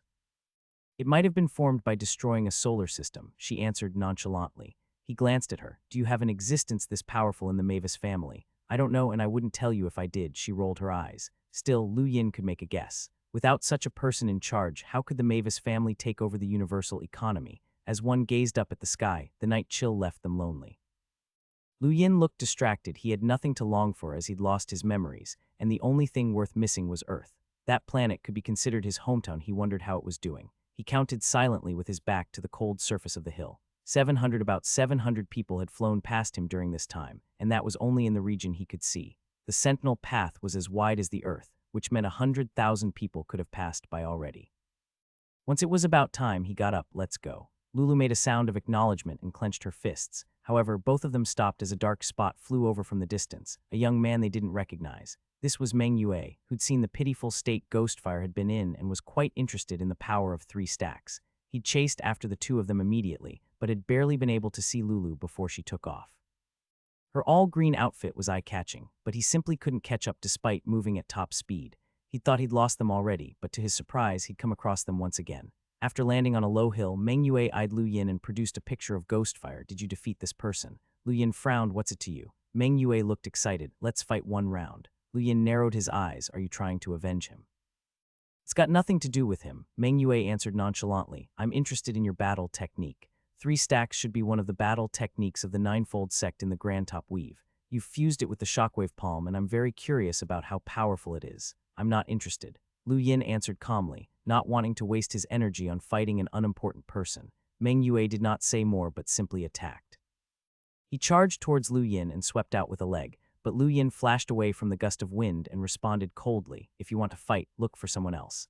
I don't have time for you in this exam. That's not up to you, Meng Yue answered, raising his palm and smacking towards Lu Yin. He knew he couldn't compare in speed. His only shot at victory was using the desolate palm and a surprise attack to decide the victor with one move. As someone in pursuit of the limits of the Sentinel realm, he wanted to fight any strong sentinels around. Lu Yin felt the power of the desolate palm drawing out the life in his body, and immediately knew that this was a powerful technique. His eyes glinted as he raised his own hand. Since this guy was courting death, he didn't need to hold back. Boom! The two engaged at full force. The battle technique passed down by the Vastrith sect had immense power, but the 5-star Cosmic Palm had once defeated a Melder in Yu Academy and given Lu Yin a top 10 ranking in the school according to Jerbak. Shockwaves split the earth like a typhoon and dispersed the frost, while a group of sentinels that were unlucky enough to pass by at this moment were gravely injured by the shockwave. The earth split apart, and Lulu quickly dodged away in surprise. This exchange between the two of them was more powerful than even a Melder interaction. When the desolate palm that had defeated numerous Melders was blocked, Meng Yue was astonished. However, he and Lu Yin retreated at the same time, with this one exchange not deciding a victor. Lu Yin was just as surprised there were few sentinels that could defeat Melders, and this person didn't seem to have an innate gift either. There are very few sentinels that can block the desolate palm. What's your name? Meng Yue asked excitedly. Lu Yin wrinkled his brows. I don't have time to waste on you. Out of the way. Meng Yue thought it over and gave Lu Yin a long look before withdrawing his star energy. Recalling Lu Yin's speed, he understood that he couldn't win in a true fight. He nodded. My name is Meng Yue, remember it. Meng. Lu Yin was startled. Was that one of the primeval surnames? He knew very little about the primeval surnames and wasn't sure if this was one of them. Hey, do you want to fight? I can fight you. Lulu was eager to give it a go, trembling with excitement as she stared at Meng Yue. However, the youth just glanced past her. I'm not interested in fighting girls. You're underestimating me, she said with a frown, her body suddenly blinking right in front of him. She kicked out quite ordinarily, and while Meng Yue wasn't as fast as her, he was still quick enough to raise an arm to block. Boom! Shockwaves rattled the area once more, and Meng Yue's eyes narrowed as he felt intense pain from his right arm. The blow sent him flying through 3 little hills and buried him into the ground. Lu Yin grimaced at the sight, watching Meng Yue with a hint of pity. He'd really underestimated Lulu's strength. That kick must have been pretty powerful. How dare you underestimate me? HMPH, let's go. Lulu looked up and waved to Lu Yin, leaping into the distance. Glancing at Meng Yue, who was covered in dirt, Lu Yin left as well. What a vicious woman. Underground, Manhwae gritted his teeth. His arm was bent in an unnatural manner that kick had been powerful enough to break it. He downed a healing potion, but by the time he walked out, the two had already left. He sighed and looked bitterly at his right arm. He'd really underestimated that monster. Lulu, don't you think you were a little harsh? Lu Yin asked as they flew along. The girl snorted. It's his fault for looking down on me. Serves him right. He burst into laughter and reminded himself not to ever provoke her. This woman was just way too strong. Perhaps that was her innate gift. After that, Lu Yin and Lulu didn't meet any enemies along the way. The Astral 10 exam wasn't competitive. Any number of people could enter as long as they passed the assessment. Few people would go out of their way to cause trouble in such an environment. Manhwae really was one of a kind. However, that didn't mean there weren't any dangers. The number of beasts increased the further one went, and all sorts of strange creatures roamed the frozen path. Quite a few were flying in the sky as well, and had killed many sentinels. Lu Yin and Lulu were unfortunate enough to run into a terrifying beast while it was also at the sentinel level. Its defenses were impenetrable. Lulu managed to smash its innards to bits with a punch, but it didn't actually seem injured on the outside at all. That kind of defense sent a chill down his spine. There was also a quick mutant beast that could launch lightning from its mouth, its attacks more powerful than Gerbok's lightning arrow. The two managed to dodge those easily, but the creature was too quick to pin down. Fortunately, it only seemed to be protecting its territory and didn't pursue them. Alongside the mutant beasts were a lot of strange plants, as well as terrible weather. Every once in a while, they'd see a few more bodies on the ground. Those who could take part in the Sentinel examination were the best in their realm. Even the weakest were at Eddie's level, but the shadow of death was ever present. It wasn't too far from there that a trembling Roz was hidden away in an alcove, abandoned by all the people he'd arrived with. He didn't have the courage to keep going and was thus waiting for the assessment to end. Eventually, the frozen suns in the sky suddenly exploded, the blazing heat coming all at once and too much for a few people to bear. Some of those who'd been in the middle of fights lost their lives to the sudden distraction. The mix of cold, warm, and glaring light even confused Lu Yin for a moment, and he had to flash away as the earth cracked apart. Strange flowers peeked out from the ground, cut apart by horrifying gusts. He looked up and sighed. Things had changed again. The heat would be around for at least 48 hours. It's getting warmer. The longer you look, the lower the suns get. They've nearly fused with the ground already, Lulu complained. Lu Yin gazed into the distance. It was true that the suns were descending and the entrance was still quite far away. Some stronger people could deal with warmth, but the heat in this area was already at a point where only seekers could take it. Perhaps even sentinels would find it difficult to withstand the heat near the end, and there was still the endless array of mutant beasts and plants alongside hidden enemies. This assessment was a brutal one. While the sentinel paths were still quite competitive, the Melder routes were downright cruel. Jenny and Zioling had been disqualified from the get-go, having run into Melder beasts that could have killed them right upon landing. If it wasn't for Shut saving them, they truly would be dead. It was clear immediately that they had no choice but to give up. Nearly 80 Melders from the Great Yu Empire had participated in this assessment, but most of them had been eliminated in just one day. 30 had even died. These were the true elites of the Great Yu Empire, hailing not just from Yu Academy, but also the other top institutions of the Empire. Even the undying Yushin would feel terrible after such losses. Even more terrifying was the fact that even one of the 5 Hall Masters Logan had been disqualified. That left Doran and the rest. The Hall Masters were the most powerful youths in the Great Yu Empire, and his elimination was certain to cause fear among the rest.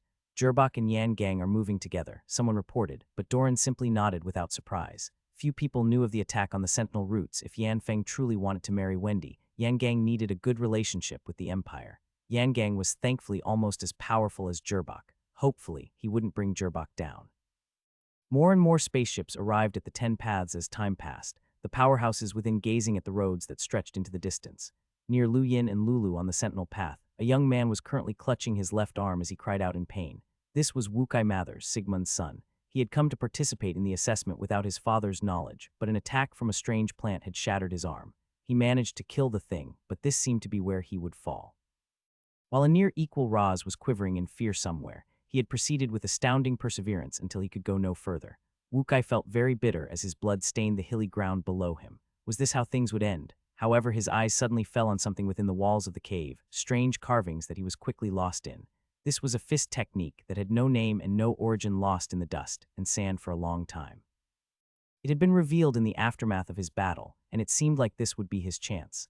Lu Yin and Lulu flew ahead, but hundreds of kilometers away, a 100-meter-tall dinosaur beast roared and tore the ground with its sharp claws. Surrounded and being attacked by dozens of sentinels, it was beyond frustrated and opened its mouth to launch a beam of star energy that razed everything in its path. No, our attacks are useless against it. We can't get through its defenses. Let's work together. It won't work. It's smart enough to attack the side with more people. It's impossible to work together like this. A girl was peering through the branches of a giant tree a few kilometers away, sticking out her tongue from time to time. It's so scary here. Should I go away? No, I won't be able to help anyone if I'm further. When Lu Yin and Lulu reached the battlefield, there were almost 100 sentinel cultivators surrounding the dinosaur beast. The two looked at the creature and exchanged shocked glances. He said gravely, "This thing isn't simple, it's faster, hardier, and more experienced." Do you see that shadow of a battle technique in its attacks as well? Lulu acknowledged and clenched her fists. It's obviously very hard to fight against. So why are these people fighting it to the death? Lu Yin looked across the battlefield and finally below the beast's legs. No matter what the battle situation was, that beast never stepped on a small mound underneath. There's something there. Lulu grew excited. Let's go too. I want to know how many punches it can take. He wanted to wait a little longer, reckoning that there were many other experts waiting for an opportunity, but she'd already charged out before he could stop her. Unable to let her just go alone, he followed helplessly while keeping an eye out for others. It seemed strange that almost 100 sentinels couldn't defeat a mutant beast of equal level, but Lulu grew excited as it dodged her first strike. This thing could sense the danger. The beast howled, its giant tail sweeping in her direction. Lulu dodged easily, but a dozen others were struck, and almost half their bodies were broken apart, and they died immediately while others were sent flying with heavy injuries. Lu Yin was astonished by the violent attack. This wasn't one whit inferior to the 5-star cosmic palm. The biggest difference between beasts and humans was imagination. Humans knew how to be creative, while beasts relied on their bodies and innate gifts. The latter were far more powerful under similar conditions, but humans had the ability to change the environment using their own innate gifts and battle techniques. Good, Lulu shouted, vanishing from her place and appearing behind the creature's back. She raised her right hand and struck out, forcing the beast to turn around and chomp down to force her to give up. But she hadn't planned to attack in the first place. She was only giving an opportunity for Lu Yin to flash onto its head and strike. He shot down with both palms, one the 3-stacked shockwave palm, and the other the 20th form of the skybeast claw.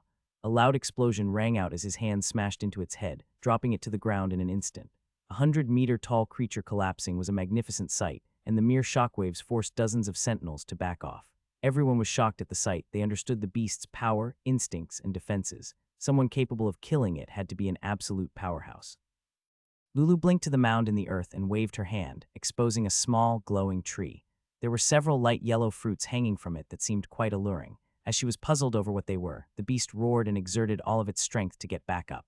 Lulu, careful. Lu Yin barked, and she avoided with the white flash. Another figure appeared and looked at her in astonishment before reaching towards the tree, but a furious Lulu kicked out with one leg. That figure blocked the attack with his left shoulder, a scene that would have been all too familiar if manhwaedit was around. Sure enough, the figure was sent flying in the next moment. Lulu snorted and left, grabbing the fruits along the way. Lu Yin felt curious but didn't ask more and took to the skies as well. The beast snarled and charged out from underground as he left, intimidating a dozen sentinels who had run in from hiding into fleeing once more. How many did you take? He asked as they left. She threw 5 fruits over 10 in total, half each. You didn't take more? He grew suspicious. She answered seriously, leave something in everything you do. Do not exhaust a natural treasure. That is part of my family's teachings. He nodded and said so more, looking to the dozen people who had suddenly appeared nearby. One of them spoke cheerlessly, friend, don't mind sharing some of what you took. Come on, let's get this done quick. Lu Yin remained indifferent, vanishing at the same time as Lulu. All of the aggressors rained down from the sky in the next moment. Many other cultivators grew apprehensive at the sight and were secretly glad that they didn't act themselves. Someone capable of defeating that beast with one attack definitely wasn't simple. Those two were some of the strongest in this assessment. Within the big tree in the distance, the dainty girl sighed. So powerful, I wonder how he compares to Sister Zora. Many sentinels were still surrounding the beast, and the occasional person managed to snatch some fruits. Most of the dozens of fruits on the small tree were picked off when the beast finally exploded with condensed star energy, forcing everyone to hide.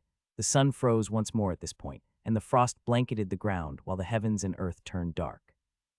Lu Yin and Lulu didn't stop this time, leaving immediately. After thinking for a while, the girl in the tree followed them. The Astral Combat Academy's assessments weren't simple. Many people could pass through a path filled with extreme climates and powerful beasts, and it incentivized moving around in large teams, which was antithetical to the goal of filtering out elites.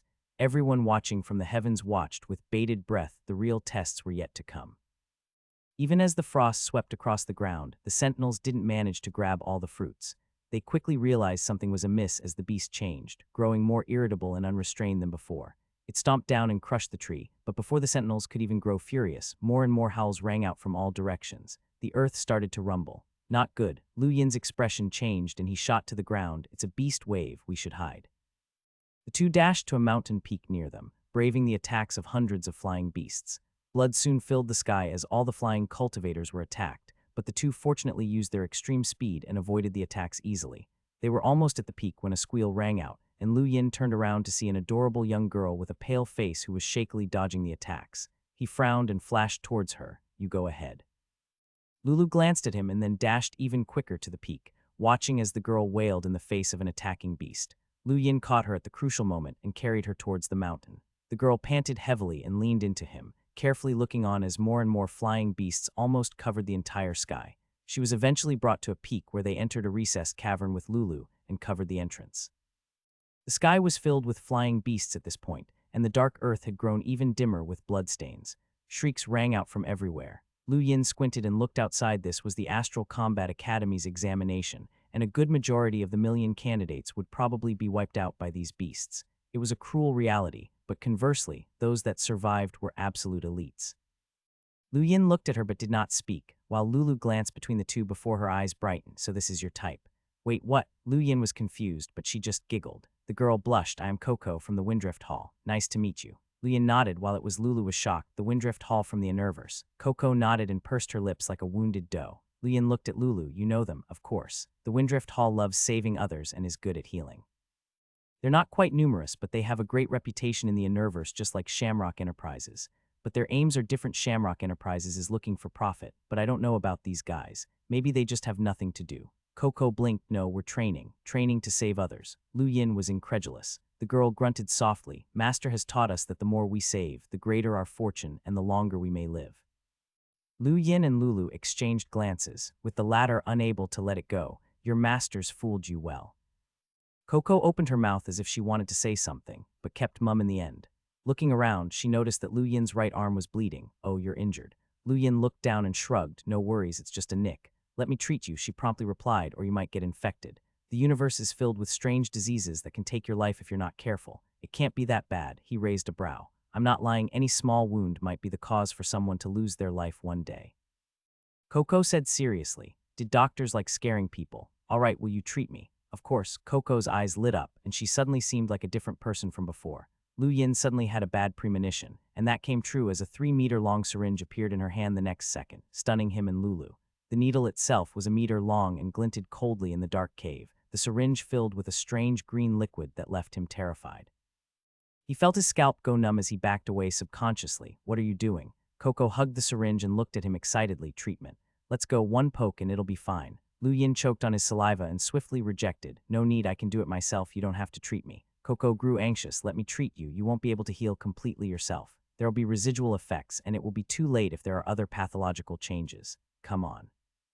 He retreated a little more and insisted. No need, I can do it myself.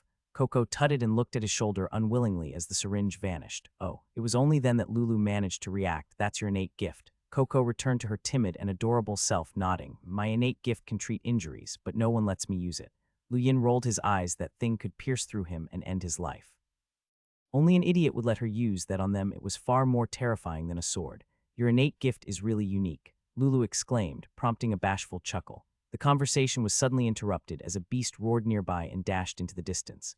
Lu Yin glanced outside and wondered how Schutz and the rest were faring on the Melder path. That brat Jerling was sensible enough to give up on the assessment, or he would have had another burden. The Melder road faced a similar beast wave, and luck wasn't on Jerbak's side. He was injured at the very beginning by a mutant beast. If he hadn't hidden well, he would have become food already. Yan Gang was in the same situation, so the two had basically failed already.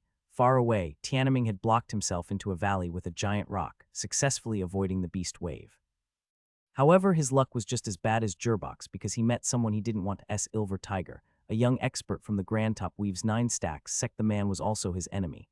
Silver Tiger stared at Tianming excitedly. I never thought I'd meet you here. I heard you became a Hall Master of Yu Academy. Congratulations. Tianming's expression turned solemn. I never thought I would meet you here either. I can finally have my vengeance. Silver Tiger sneered. Vengeance, what a joke. You're just trash evicted by the 9-layered gate even trying to learn the 9 stacks. You only got to 3.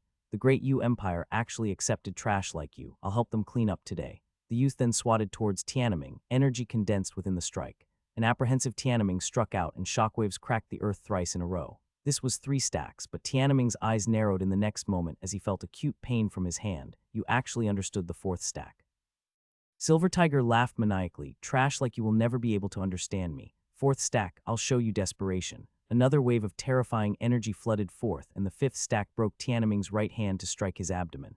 He was sent crashing into the mountainside and spat out blood. Standing in place, Silver Tiger looked at him coldly. You were trash then, and you're still trash today. I'll send you on your way. Tianming spat out blood and raised his left hand, forming a claw that howled in the void. Everything within 100 meters was enveloped by the skybeast claw, and a dense bloodlust crushed the boulders and valley floor. Silver Tiger was stunned by the 43rd form of the skybeast claw and failed to defend against the attack even as Beast after Flying Beast crashed down from above. All creatures within 100 meters were smashed apart, while his clothes were torn apart to reveal 4 deep wounds on his right shoulder. When he raised his head again, Tianming had vanished. You can't escape. Silver Tiger leapt up, but a shadow covered him as a giant hairy claw swept across and pierced his body. His body was turned into dust as only a head fell back into the valley. The last he saw was a heavily wounded Tianming hiding under the ruins of the mountain. Tianming stared at the unresigned head that was glaring at him and smiled bitterly. He had enacted his vengeance, but his examination would end here. As for whether he would live, that depended on the will of the heavens. The beast wave lasted an entire day, but that day was enough to feel like hell to the cultivators who participated in the examination. The beasts could appear to take their lives at any time, and each one was just as powerful as them. Even the stronger ones had to avoid the countless beasts, and they could only watch as their friends, family, and comrades perished. They could only shiver in a corner as the apocalypse raged outside. When the wave ended, the suns were unsealed and scorched the earth once more. This time, this boiling heat was a warmth that replaced the cold, murderous winter. When Lu Yin's trio walked out of the cavern, the smell of baked earth was compounded with the stench of blood. Coco sniffed and turned pale. Thousands of people must have died nearby. There were many broken corpses even at the peak right below them. This assessment was like purgatory, and it reminded Lu Yin of Earth's evolutionary trial. How many people had turned into zombies in that one moment? How many had died in the mouths of mutant beasts? How many powerful students had been killed? The powerhouses of the universe were more concerned with cultivating strength than preserving life. The weak always fell prey. At this point, the high temperatures could not dispel the cold in certain people's hearts, like Ra's. He had been completely frightened and barely escaped from the wave. All he wanted to do was return to the great Yu Empire. Those who do not wish to continue the examination yell, "I give up." Thrice the rest will have to take 3 attacks. Survival is not guaranteed. A voice rumbled through the void, echoing through the 10 paths in the heavens nearby. Those who heard it had a change in expressions. Were the 3 attacks unavoidable? 3 attacks. Lu Yin raised his head while Coco shivered on the verge of tears. I give up, I give up, I give up. A cry sounded from a mountain ledge below them, the young man screaming so loudly it was as if he was afraid he wouldn't be heard. I give up, I give up, I give up. Someone else shouted soon after. I give up, I give up, I give up. I give up, I give up, I give up. I give up, I give up, I give up. The voices rang out from further and further along the path, but there were still many that refused to admit defeat. This assessment gathered the elites of various factions, and there were quite a few people who weren't lacking in willpower. One young man right below the peak had already lost his right leg, but passion still burned in his eyes. Aren't you going to give up, Coco? Lulu asked. Coco looked fearfully at the skies, then shook her head. I don't want to. Master said that Windrift Hall has no cowards. Lu Yin glanced at her and was suddenly quite interested in this master. Meanwhile, the girl saw the man below the peak and grew eager once more. He's broken his leg. Let me go treat him. You'll scare him, Lulu stated. Coco acted innocent. I want to help him. Let him go, Lu Yin added. Coco felt wronged but watched dazedly as everything went silent. Lu Yin and Lulu moved apart without explanation, staring at the heavens. This was a test where no one could help them. They had to make their own preparations and face the incoming strikes. He breathed in deeply, feeling a strange sense of crisis as an invisible attack crashed down from the void. The force tore through the mountain peak as he dodged with the flash, the feat replicated by Lulu, who was nearby. On the other hand, Coco didn't have such speed. Summoning her syringe once more, she placed it on her head and cowered. The invisible attack crashed down ferociously and sent her entire body a few meters underground, but when Lu Yin and Lulu looked over, she was perfectly fine. The syringe had blocked the attack. Lu Yin's trio successfully endured the attack, but not everyone was as lucky. The broken-legged guy was killed immediately. The Astral Combat Academy had unleashed a ruthless strike on each of them at once. He switched on his gadget and watched as the readings on his scanner disappeared one by one. The first attack alone had shown those who planned to continue just how terrifying the Astral Combat Academy was. This was an attack that would kill the mediocre among them. The same thing happened on the Melder's path, and everyone from the Great U Empire outside of Schutz and Zia Luo failed. I give up, I give up, I give up. Someone shouted immediately, quickly followed by many others. This was just the first attack, and the next two would only grow stronger. Although the path for the Sentinel assessment was quite long, it still had an end. Some people from the leading batch quickly reached the end, even seeing the distant beam of light that connected the sky to the ground. They would pass the moment they stepped into that light, but the temperature around was so high that it almost melted the ground. A few sentinels were hidden in the shadow of the cliff, but despite constantly drinking water, they felt parched in the blistering heat. I won't give up, I won't give up. I want to enter the Astral Combat Academy. I have to, a girl muttered to herself as she watched the distant light with hope in her eyes. No one wanted to give up at this stage with the end in sight. Many would rather die to the next two attacks than admit failure. At this time, another attack came from the sky. The girl dodged it anxiously. Although she wasn't as fast as Lu Yin and Lulu, she still surpassed Lu Yin's roving step from when he was back on Earth. She'd managed to dodge the first attack, but the second attack slammed her body into the ground. Dozens of cultivators near her faced the same situation. None of them had managed to dodge. Now there was only one attack left. The girl coughed and rose into the sky, but she froze as she looked at the end of the path. A new silhouette had appeared there, a man who looked normal but whose body was faintly glowing with heat. He resembled a descended sun that looked upon them with arrogance. The clothes on the man were perfectly intact, and he stood with his hands behind his back, his gaze sweeping over everyone there, including the girl. She was stunned. This man was far more powerful than her. Who was he? Someone from the Astral Combat Academy. If not, he would have been attacked as well. No one could dodge the second attack. At a spot further away from the end of the Sentinel path, Lu Yin and Lulu dodged the second attack. However, it was much harder to dodge compared to the first attack, and they knew that the third attack was definitely unavoidable. On the other hand, Coco still had the syringe on top of her head. She seemed like she was planning to endure all three strikes. Now that he thought about it, the syringe was unimaginably sturdy. It wasn't damaged at all, even after two attacks. Since the body was so strong, the needle had to be so as well. No one would dare touch that needle. This girl definitely wouldn't find anyone willing to endure her treatment. The third attack descended as Lu Yin was looking at the syringe. He knew he wouldn't be able to avoid it when the cosmic art couldn't pinpoint the direction, and only felt an alarming strength strike him right into the mountain.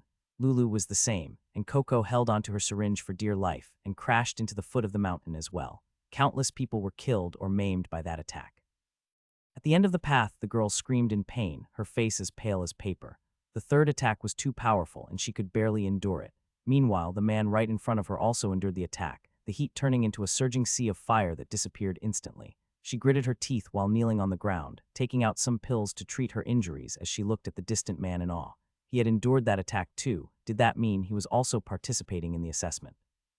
Why was he just standing there instead of going ahead? The man waved his hand and scorching heat surged towards the distance as he raised his head. So this is the third attack. It's really powerful. Those who can endure it are quite capable. It's a shame that none of you can join Astral 10 since it's fated to disappear. He looked at his gadget and smirked. There's 7 people left. That's not bad. Well, let me show you the final despair. He leapt up into the sky under the gazes of the 7 people who had endured all 3 attacks, smiling and lifting his head up high. I am Arkino of the Blaze Realm. No one is allowed to pass through. You are all destined to fail. The 7 of them were astonished, and the girl was stunned. The mighty Blaze Realm of the Innerverse. No wonder he was like a burning sun. The Blaze Realm was one of the greatest forces of the Innerverse with an ancient inheritance. But why would one of them appear here, and why was he stopping them from entering? Arkino didn't care about their concerns. He only had one mission, which was to stop anyone from going through this path. He was not alone. Each of the 10 paths had their own final guardian, and their goal was to ensure that Astral 10 would take in no students. In the sky, Doran Yushin's expression changed. What? Forces from the Innerverse are attacking the assessment. Why are you only telling me now? Rocky Anna said bitterly, His Imperial Majesty has just received the news from the 5th Princess. She heard from the Myriad Swords Peak that 3 forces from the Innerverse are trying to replace Astral 10 and obtain access to the trial zones. They have sent disciples to guard the final section of the path to ensure that no one will pass this assessment. Which forces are involved? Hugh Kingshan asked. Rocky answered in a low voice, the Blaze Realm, the Ross Empire, and the Sylvan Dragons. Doran's face turned pale. These were powerful forces in the Innerverse, and they were to the Great U Empire what the Great U Empire was to Earth. There was no comparison. Hugh Kingshan was astounded. He had been to the Innerverse before and had experienced how scary the Blaze Realm was. Who could pass someone from the Blaze realm? Ju Lang said slowly. Is the Ross Empire the one that's rumored to have obtained an ancient inheritance? Doran nodded, but the most powerful are the Sylvan dragons that betrayed the astral beast domain. Any grown dragon is near invincible. These three forces cast a gloom over everyone. The Great Yu Empire weren't the only ones to hear this news, but every power that got hold of it went silent. Astral 10 was the only hope for the Outerverse to catch up with the Innerverse, but the assessment was now under siege. The three forces from the Innerverse completely disregarded them as they stole their chance at improvement, which was a bitter pill to swallow. There was a beam of light connecting the sky to the ground at the end of the path, and one could enter Astral 10 through it. When the people from the three forces appeared, someone within the academy asked, "Are they so anxious to make us disappear? We can't chase them away since they are here as assessees. They aren't cheating, either they fall in line with all requirements." Then let's just treat this as the hardest challenge. The initial assessment for the Outerverse was made easier, but this can be considered bringing it up to the other 9 academies. Not many will pass. I'm afraid there's a chance that none will succeed, even. It is all destiny. If Astral 10 really has to exit the stage, then we will leave. This place is just a prison to us anyway. On the Sentinel path, Lu Yin walked out of the ruins of the mountain and looked up. The final attack was extremely powerful, but it was still bearable. Lulu walked out from underground as well, and Coco flew out from the foot of the mountain while wincing in pain. A pang of disappointment flashed past her eyes as she saw that the other two were completely all right, but she quickly grew happy. "You're fine, that's great." Lulu pouted. "You were hoping that something was going to happen to us, weren't you?" No. Coco shook her head promptly, stowing her syringe away as she tutted in secret. She'd really hoped they would sustain slight injuries for her to treat. "Let's go, we should be near the end," Lu Yin said as he looked at their surroundings. The beast wave had already charged towards the beginning of the path, making it much easier to move ahead now. There likely weren't many cultivators left, either. Lulu nodded, and the trio flew into the distance. The Blaze. Lu Yin switched on his gadget en route to the end of the assessment, finding that there were only a few cultivators that had made it this far. Many of the survivors they saw along the way were also desperate, their confidence broken by the situation. Passing through another winter and another heat wave, they finally saw the light beam that connected heaven and earth. That's the end, it's there. Coco grew excited, a flush crawling up her face. Lu Yin's own gaze was passionate. This was the Astral Combat Academy, the greatest institution in the universe where millions died just to enter. Only a select few could rise beyond the rest. Just how strong were they? Expectations were high. There were a total of 3 sentinel paths, and at the end of one the sun baked the earth. A dozen sentinels were rooted in place, staring dumbfoundedly at a giant beast. No, this wasn't any beast, it was an enormous sylvan dragon. Just like humans, the many races of beasts had galaxies of their own. Man and beast had fought for a long time, and sylvan dragons were a specific breed of dragon that had betrayed their own kind after one battle and defected to the human side. They had deer antlers, a snake's body, rabbit eyes, oxen ears, and huge sharp claws. On both sides of the head were 2 enormous yet thin wings that were dark red, and at the tail was a sphere of flesh that was bundled up in tough armor. This dragon's fearsome aura was radiating out for all to feel, making people shudder just from a glance. "Wow, what is this thing?" someone shouted, quaking in fear. The others all stared blankly. This traitorous race of astral beasts lived in the Innerverse, so not many knew about them. And yet, the dragon's terrifying aura ensured that not a single cultivator dared to step forward. 2 figures suddenly charged towards the light beam in a bid to circumvent the dragon, but the creature's cruel gaze turned sinister as its enormous body split in twain. Bang, bang, both cultivators were sent flying back, one even staining the ground with blood as his body was cut apart. Everyone inhaled sharply. This was absolute speed. The beast seemed large, but it was also terrifyingly fast. "This road is blocked, ants, scram." The dragon snarled, its huff creating a large storm, but the dozen sentinels remained unresigned. They had endured the terrible climate, beast wave, and 3 invisible attacks to get here. They weren't about to give up now. Everyone charged together. "That thing's also a sentinel, it can't block all of us," someone shouted. The next moment, everyone gritted their teeth and dashed towards the beam of light. The sylvan dragon roared, and its enormous body split into 2, then 3. 3 giant figures completely sealed off the path towards the light beam, and a ground-shattering rumble accompanied the intense attacks that repelled the figures one by one. Any sentinel that could get here had their own formidable battle techniques, but those were useless in the face of this giant beast. The sylvan dragon roared towards the sky, its sturdy claws stained with blood as it forced a retreat. The path was defended alone, allowing no one to pass. "You shall not pass, humans." The dragon proudly raised its head, scratching the ground with its claws as it stretched towards the sentinels in front. However, a silver streak suddenly flashed across the ground, and before the stunned dragon could even react, a figure had stepped into the beam of light. Back turned, he waved goodbye as he vanished. No one had expected someone to actually cross the dragon without a trace.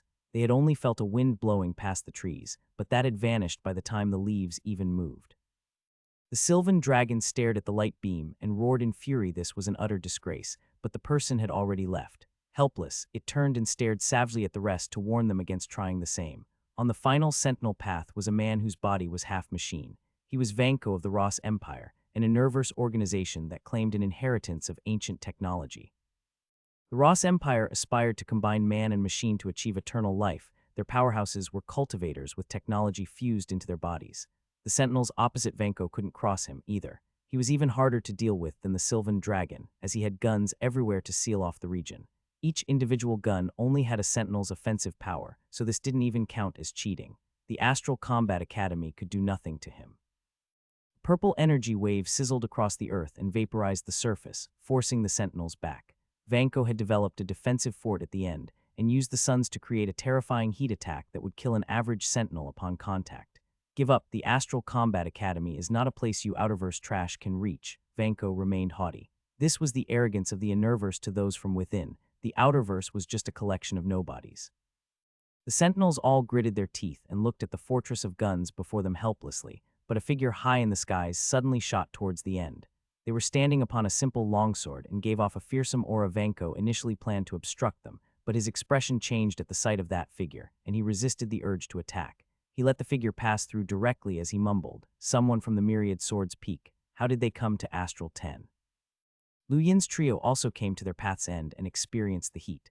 He quickly learned of the wall called Arkino that had blocked all the other arrivals and stared in amazement.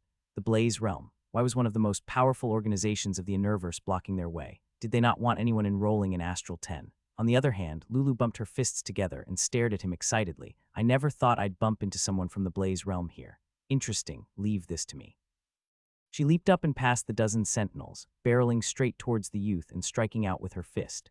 Arkino was looking down on the Outerverse trash at first, planning to say something to show the power of the Blaze Realm, but a green silhouette suddenly sent a fist flying his way. He was enraged by the audacity of someone to challenge the Blaze Realm and showed no mercy. Skyburning Flame.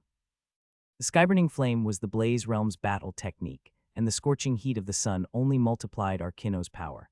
A simple upwards gesture spawned a sea of flames that spread all around, intent on destroying the surroundings. Lulu grew excited at the sight of this blistering sea of fire that would strike fear in even Melders. She struck out with what looked like a normal punch, but the aftershocks ripped apart the flames and landed directly on Arkino. While the youth was proud, he knew he wasn't invincible and dodged the moment his flames were dissipated.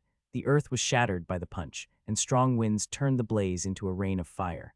Arkino's eyes narrowed at the sight of this thorny opponent, and he didn't hesitate to erupt with full force. The ground burned once more, the fire spreading quickly to 10 meters, 100, 1,000. There seemed to be no end to it, and all the watching sentinels were affected, including Lu Yin and Coco, who had to retreat together. Most of the people around were burnt in moments, some even to a crisp. Lulu remained calm amidst the raging flames, her right fist smashing down once more. Her philosophy was that there was nothing one fist could not achieve, no matter how terrifying Arkino's flames were. This fist still brought him down and extinguished the boundless sea of fire. Arkino's body drilled so far down he couldn't be seen, his breath stolen away by the attack. Lu Yin was shocked at the terrifying power of Lulu's fist. This was the power of the Mavis family, a real behemoth whose descendants could crush opponents with a technique-less fist. How powerful, Coco exclaimed in admiration, her eyes gleaming, even stronger than Sister Zora. Is she really a sentinel? When Lu Yin pulled the girl over, Lulu looked down at the hole in the ground. Was that overkill? Let's go, we've passed, he replied. Coco nodded and turned to admire Lulu. Sister, I don't think you should expose this strength if it isn't needed, or you won't be able to find a boyfriend. Lulu snorted, I'm so beautiful. Suitors would line up from the Enerverse to the Outerverse. It's all right. Coco believed it and took out her giant syringe. Sister, are you injured? How about a jab? Lulu immediately declined. Coco's syringe was much scarier than Arkino's flames. By the time Arkino was defeated, almost everyone on Lu Yin's path was either heavily injured or dead. The trio didn't speak much, simply heading towards the light beam and stepping across to vanish from the sentinel path. He heard a few words before disappearing. Age passed. Cultivation passed. Trial passed. Astral 10 application approved. Up in the sky, Doran Yushin and the others from the Great Yu Empire were looking at the 10 paths nervously, unsure if anyone from the Great Yu Empire had gotten through. It would be a great embarrassment if not even one of their youths entered Astral 10 when the Academy had effectively landed in their backyard. The Empire would become the laughingstock of the entire universe, but no one could help them in this matter either. There were three great powers of the Universe lying in ambush during this examination that no one had known about beforehand. Doran didn't dare hope too much because he knew just how powerful those elites would be. Look, screens are popping up on every path. They're listing the people who passed, Rocky Anna commented, prompting Doran and the rest to look nervously at their screens while gripping their fists. Of the three screens on the Sentinel paths, one already had a name and origin upon it, Silver Great U Empire. On another path was Zhao Yilong Myriad Swords Peak. Doran and the others stared at the name of Silver in a daze. Silver. Did we bring such a person? Someone examined the list of student names. No one on our list, Your Highness, he should have come by himself. The Crown Prince's eyes gleamed. Investigate him. It isn't simple to join the examination on his own. Yes, Your Highness. Hugh Kingshan gazed at the name Zhao Yilong and exclaimed, it's no wonder someone from the Myriad Swords Peak got through the blockade. This person should be a very powerful sentinel. Doran nodded. I'll ask Fifth Sister if she knows them. Of the 10 paths, the battles among the sentinels were relatively simpler. Not a single name appeared on the screens of the 7 Melders paths. The battles there weren't just more intense, but the paths were longer as well. Thus, Doran Yushin and the rest all focused on the last screen from the sentinel paths, where all of the youths from the Great U Empire had walked. The first name to appear here was Lulu Mavis, with her origin listed as the Mavis Bank. There were no gasps of surprise here. The Mavis family was an absolute monster that could easily surpass the 3 powers present. Coco's name caused a bit more conversation. There are even people from the Windrift Hall here. Looks like the Universe didn't ignore Astral 10 entirely. And then, the third name appeared. Lu Yin Great U Empire. This one left Doran and the rest jubilant. Lu Yin was someone truly of the Great U Empire, and he was even the Zishan king. His success would give some credence to the Empire in a way that Silvers could not. A suspicious youth they hadn't heard about could not compare to the absolute joy of a royal establishing himself. Rocky Anna nodded in approval. The Zishan king truly was worthy of the Anna family. Even if he was just an idle prince, Lu Yin's status as a student of the Astral Combat Academy would be enough to cover up the humiliation of Princess Wendy rejecting his engagement. Hugh Kingshan's eyes twinkled as he looked at Lu Yin's name, and no one could tell what he was thinking. Zhu Lang was silently staring at Lu Yin's name as well. On the other hand, Doran laughed in excitement and immediately contacted the Empire to relay the good news. Your Highness, wait a moment, let's see the results of the Melder paths. Hugh Kingshan stopped him. The Crown Prince patted his own head. That's right, we'll wait a little. My bad, I was too impatient. To the powers of the universe, the Sentinel realm was just a starting point. Melderhood was the true beginning of cultivation, and a person's power when they were a Melder was enough to determine their life. Astral 10 had explicit requirements for this enrollment that only passed Sentinels and Melders. The logic was that anyone beyond this point was a lost cause. To the Empire, any Melder that managed to enter the Astral Combat Academy would be a big surprise. The beam at the end of the Sentinel path brought Lu Yin's trio to a limestone platform. The cozy place was full of lichen, but the first thing they noticed when they landed was the constant patter of raindrops. They looked up at the peculiar, towering plants and the rain that drowned the world. They were in the depths of some forest growing out of the limestone, the rain forming several rivulets on the ground that flowed down to some unknown place in the murky green sky. Silver. As he looked around, Lu Yin was surprised by a familiar, smiling face. He hadn't expected to see Silver here, especially having passed the examination earlier than himself. Silver nodded in greeting, long time no see, friend. On the other side, another figure stood silently and looked at the rain. There was an unsophisticated long sword on his back, and he gave off a sharp aura that seemed to cut the very rain apart. Lu Yin suddenly felt a great sense of pressure when he saw this person. He was certainly very strong. Someone from the Myriad Swords Peak. Coco yelped, shocking Lu Yin as well. Wasn't that the power Wendy came from? Meanwhile, Lulu looked at the man and then Silver with excitement, cracking her fists with bloodlust. Coco had to stop her in a hurry. Lu Yin grew curious about Silver's power once more. How had he passed so quickly despite the blockade from the Universe power? This person improved just as fast as himself. It had felt like they were around the same level when they first met, and that feeling held true even now. This person who was related to the Neo-Human Alliance certainly wasn't easy to deal with. The man from Myriad Swords Peak kept staring at the rain and did not bother with Lu Yin and the rest. Lu Yin glanced at Silver and did not bother to reminisce, minding his own business to scan through the surroundings. However, there was nothing around except the green sky, green forests, and never-ending rain. The path of Melders was considerably longer than the Sentinels, but even so, some powerhouses had reached the end. 5 Melders looked excitedly at the light beam in the distance. Finally here, Brother Meng. The next part will be the hardest, where we have to face the obstruction from the Universe's powerful elites. news of 3 powers from the Universe dispatching people to obstruct the examination had spread. Many in the paths had received the information and some directly gave up, but the majority were unwilling to do so this close to the end. They had invested too much to give up. Meng Tao's face remained firm. He was from the Vastrith sect and was among the top 3 in its younger generation. They were the overlords of their own weave and would never allow anyone to flee without at least trying battle. He wanted to personally experience the power of the elites of the Universe. His group joined up with others that were already waiting, quickly totaling more than 20 people who were facing off against an enormous sylvan dragon with a fearsome aura. The dragon had an immeasurable ocean of star energy, and every fluctuation caused cracks in the earth. Its breath shot out blades of wind that could cut skin apart. The sylvan dragon surveyed the people and let out an ear-splitting roar, "I am Dragon 9. Remember the name of the person who will block your hopes of entering the Astral Combat Academy." All the Melders were enraged, and Meng Tao stepped forward, Meng Tao from the Vastrith sect, here for a challenge. Dragon 9 lowered its head and looked at Meng Tao, then sneered and a powerful stream of air rushed out, "As you wish." Not half a minute later, Meng Tao cried in agony as his body was bitten by Dragon 9 and directly snapped. His blood dripped down its enormous body, all his dignity fading away into death. Everyone felt their scalps going numb. This was one of the strongest among them, and he had faced such an end. Who else would dare take the challenge? Everyone, let's attack together. This joker is a sylvan dragon, and that meatball at its tail is its weakness, a girl's voice echoed, brightening everyone's gazes. Who dares slander my race? Dragon 9 bellowed, but all 20 Melders joined forces in the next moment. This was their only chance of victory. None of them were confident in beating this dragon in single combat. Dragon 9 was irate, and its giant eyes desperately sought out the one that had dared utter those words. It specifically attacked the women in the group, leaving many of them heavily injured, but several people broke through and headed straight for the light beam. The dragon growled and showcased its extreme speed, its body rapidly splitting into 5 silhouettes that formed a watertight wall blocking the portal. The Melders were left stunned. The speed of an Universe genius was simply too scary. Dragon 9 swatted someone away with ease, but suddenly sensed a threat from its rear. It turned around and snarled in a rage just as a silver needle stabbed into its tail through the void, prompting an anguished howl. The woman who'd shouted out its weakness wasn't wrong. The meatball on a sylvan dragon's tail was a weakness, but while many Universe powers knew that, few at the same realm could break through its defense. Dragon 9 hadn't expected to meet such a person in the Outerverse, but thankfully the attacker did not continue. The injury she had left was only minor, and she used the distraction to break through the blockade and enter the beam of light.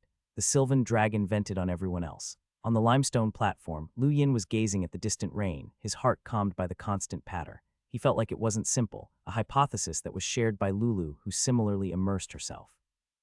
A new figure blinking in among them disrupted that immersion, prompting several astonished gazes at the average-looking man who'd joined. The one captivating thing about him was his black hair. It wasn't reflecting any light at all. The hair seemed like a void that captured all light, adding a sense of mystery. The newcomer didn't bother with the crowd, standing motionless in his original spot, but another figure appeared not long after. This one was female, and Coco shouted in delight when she noticed Sister Zora. The woman saw Coco and her face brightened. "Coco, are you all right? Did you get injured?" Coco shook her head and looked back with excitement. "How about you? Are you wounded anywhere?" "No." Zora promptly shook her head. Oh, Coco was disappointed. "Sister Zora, let me introduce you. These are Brother Lu Yin and Sister Lulu. They're the reason I could pass this exam. I wouldn't have made it myself." Coco pulled Zora to the 2 others she had traveled with. Lu Yin nodded towards this woman who also seemed to be from the Windrift Hall, while Lulu maintained a polite indifference. Zora thanked them and then pulled Coco aside to speak to her. At the end of another Melder path, a deathly silence pervaded the sweltering atmosphere.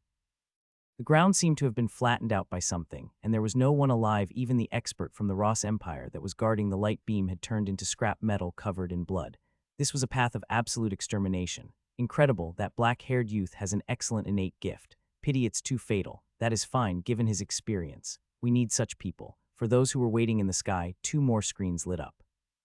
One read Zora Windrift Hall, while the other only mentioned Darkfight with no origin. Time passed slowly, and another day crept by. At the end of another Melder path was a proud Arsham, standing before a dozen Melders that he had roasted. He was from the Blaze realm and placed 5th in the Blaze rankings, far beyond the trash all around.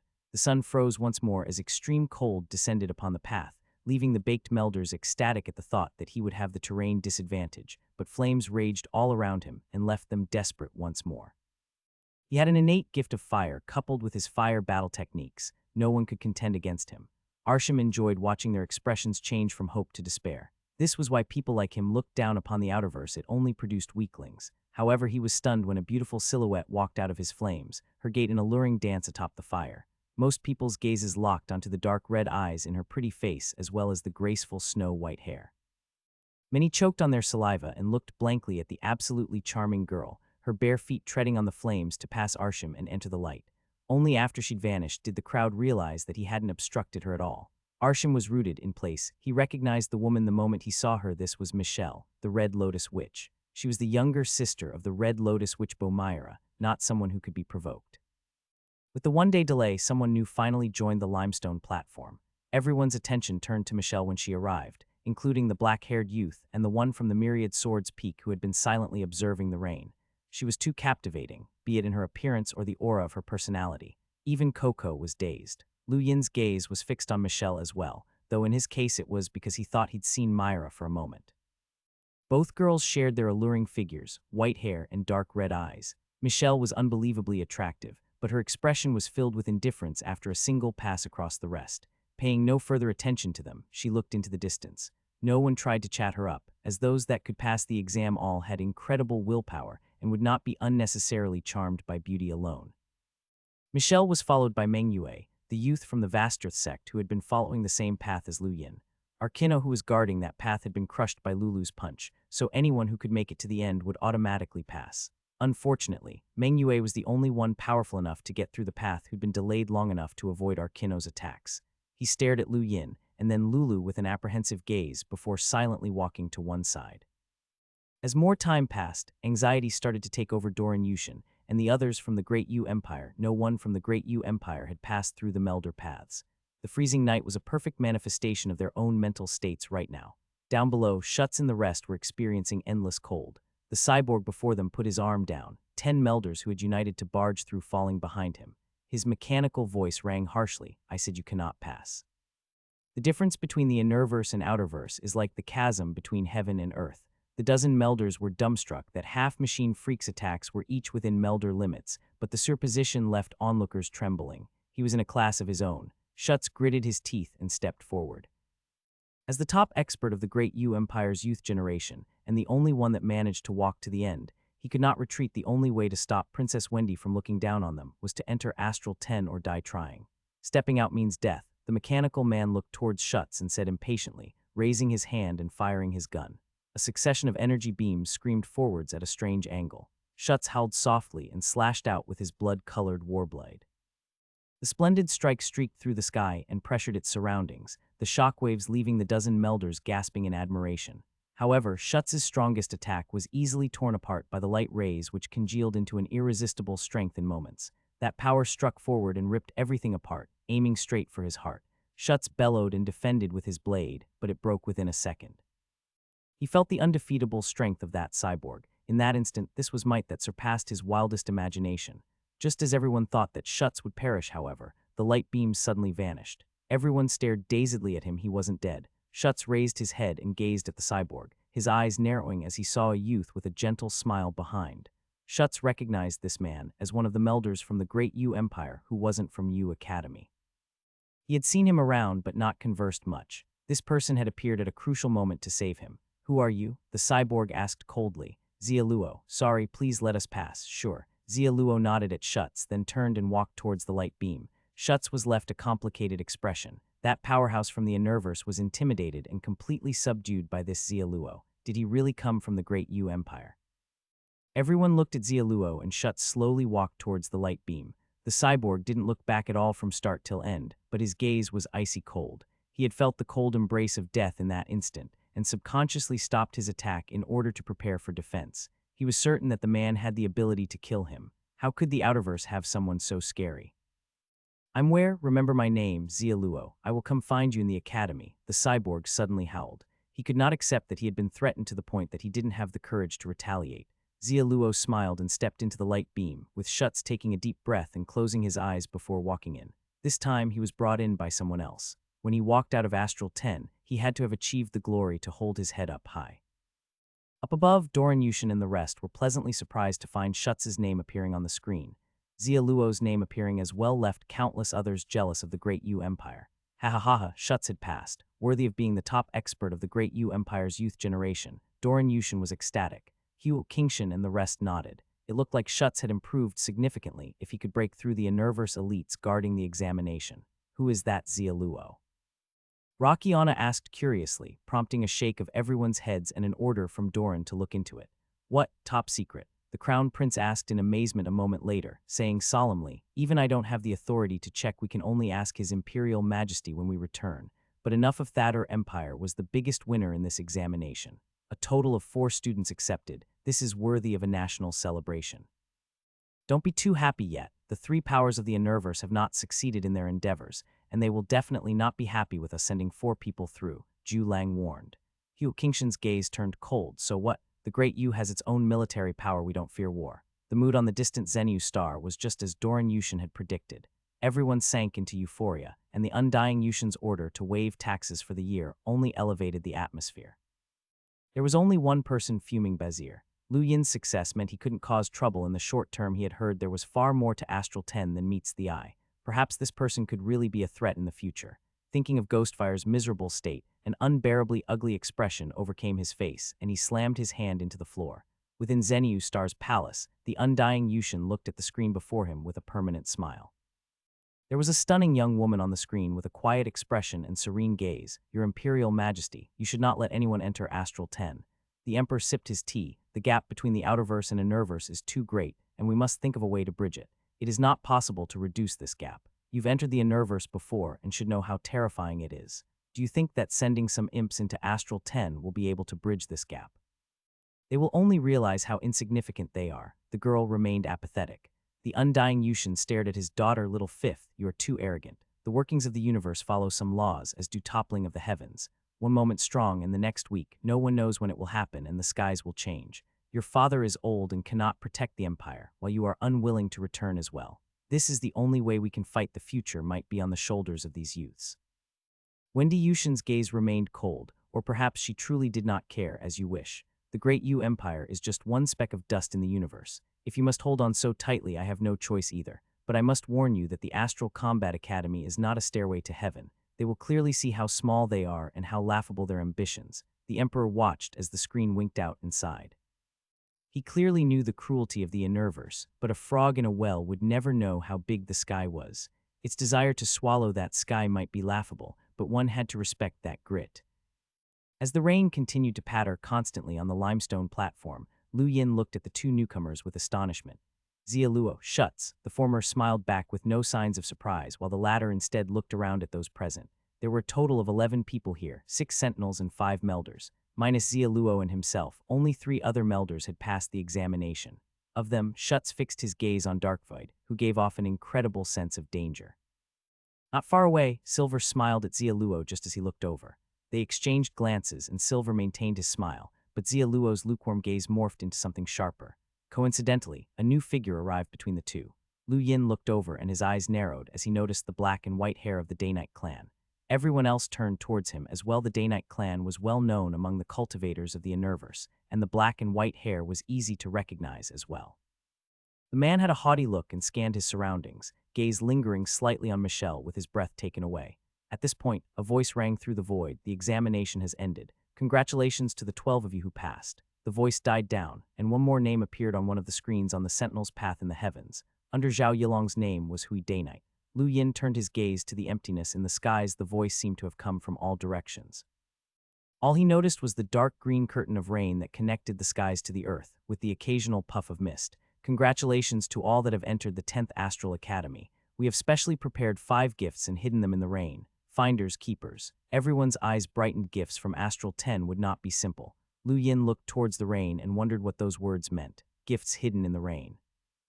12 individuals, each with their own thoughts, looked into the distance in the pouring rain. There were no signs of any gifts whatsoever, but Michelle walked to one corner of the limestone platform and silently looked eastwards. Xia Luo did the same, as did Hui Day-Night. He might have been a sentinel, but no one would view him as one. All 12 eventually chose their own directions and stared at the rain, trying to sense something. Lu Yin allowed the rain to splash on his palm. It was nothing but normal in his perception, but the academy seemingly wanted them to understand something from it. His mind drew a complete blank when faced with this natural phenomenon. Not long after, star energy ebbed and flowed around him from Michelle and a few others as though they had discovered something. Lu Yin frowned and glanced at Lulu, whose eyes were gleaming with some understanding. He then looked at Zia Luo, the youth's ever-gentle gaze concealing all thought. He breathed in deeply. He could not carry on like this, or he would fall behind.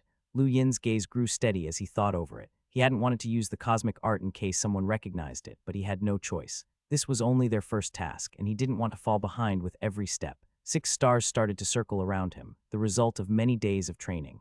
At this point, he believed he could give Gerbak a run for his money. A pair of wizened eyes opened within the curtain of rain, peering through a great distance to watch Lu Yin with surprise. Someone from the outerverse got a hold of this technique. Interesting, very interesting.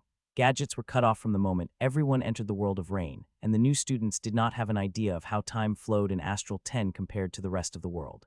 3 days quickly passed for Lu Yin. They were 3 days of constantly staring at the rain. Even with the cosmic art, he could not see a thing. The rain helped him cleanse any impurities in his star energy, but the only thing outside of that was vague images flashing within bursts of star energy nearby. Soon, he saw all sorts of strange phenomena within those images. The sound of raindrops cleared his mind, turning those sights into what felt like an experience of stepping onto the road of cultivation. As he immersed himself in that feeling, Michelle opened her eyes and her star energy erupted to sweep the rain aside. A burst of air rushed forth and tore open a tiny crack in the curtain. Her eyes brightened, and she stepped out into the rain to grab a chip of some sort. The others looked at Michelle in astonishment, while Lu Yin watched her star energy and then his own. He quickly realized what the problem was. Her energy had taken physical form to disperse the rainwater, while his own was incorporeal. He simply could not push the rain apart. The gifts were right in front of their eyes and not hidden. Whoever could see them first would obtain them. This was a test of their star energy. Lu Yin breathed deeply and adjusted the star energy within his body, feeling the raindrops again. He had to turn his star energy into something substantial before he could tear the curtain open. It sounded simple, but was a difficult challenge.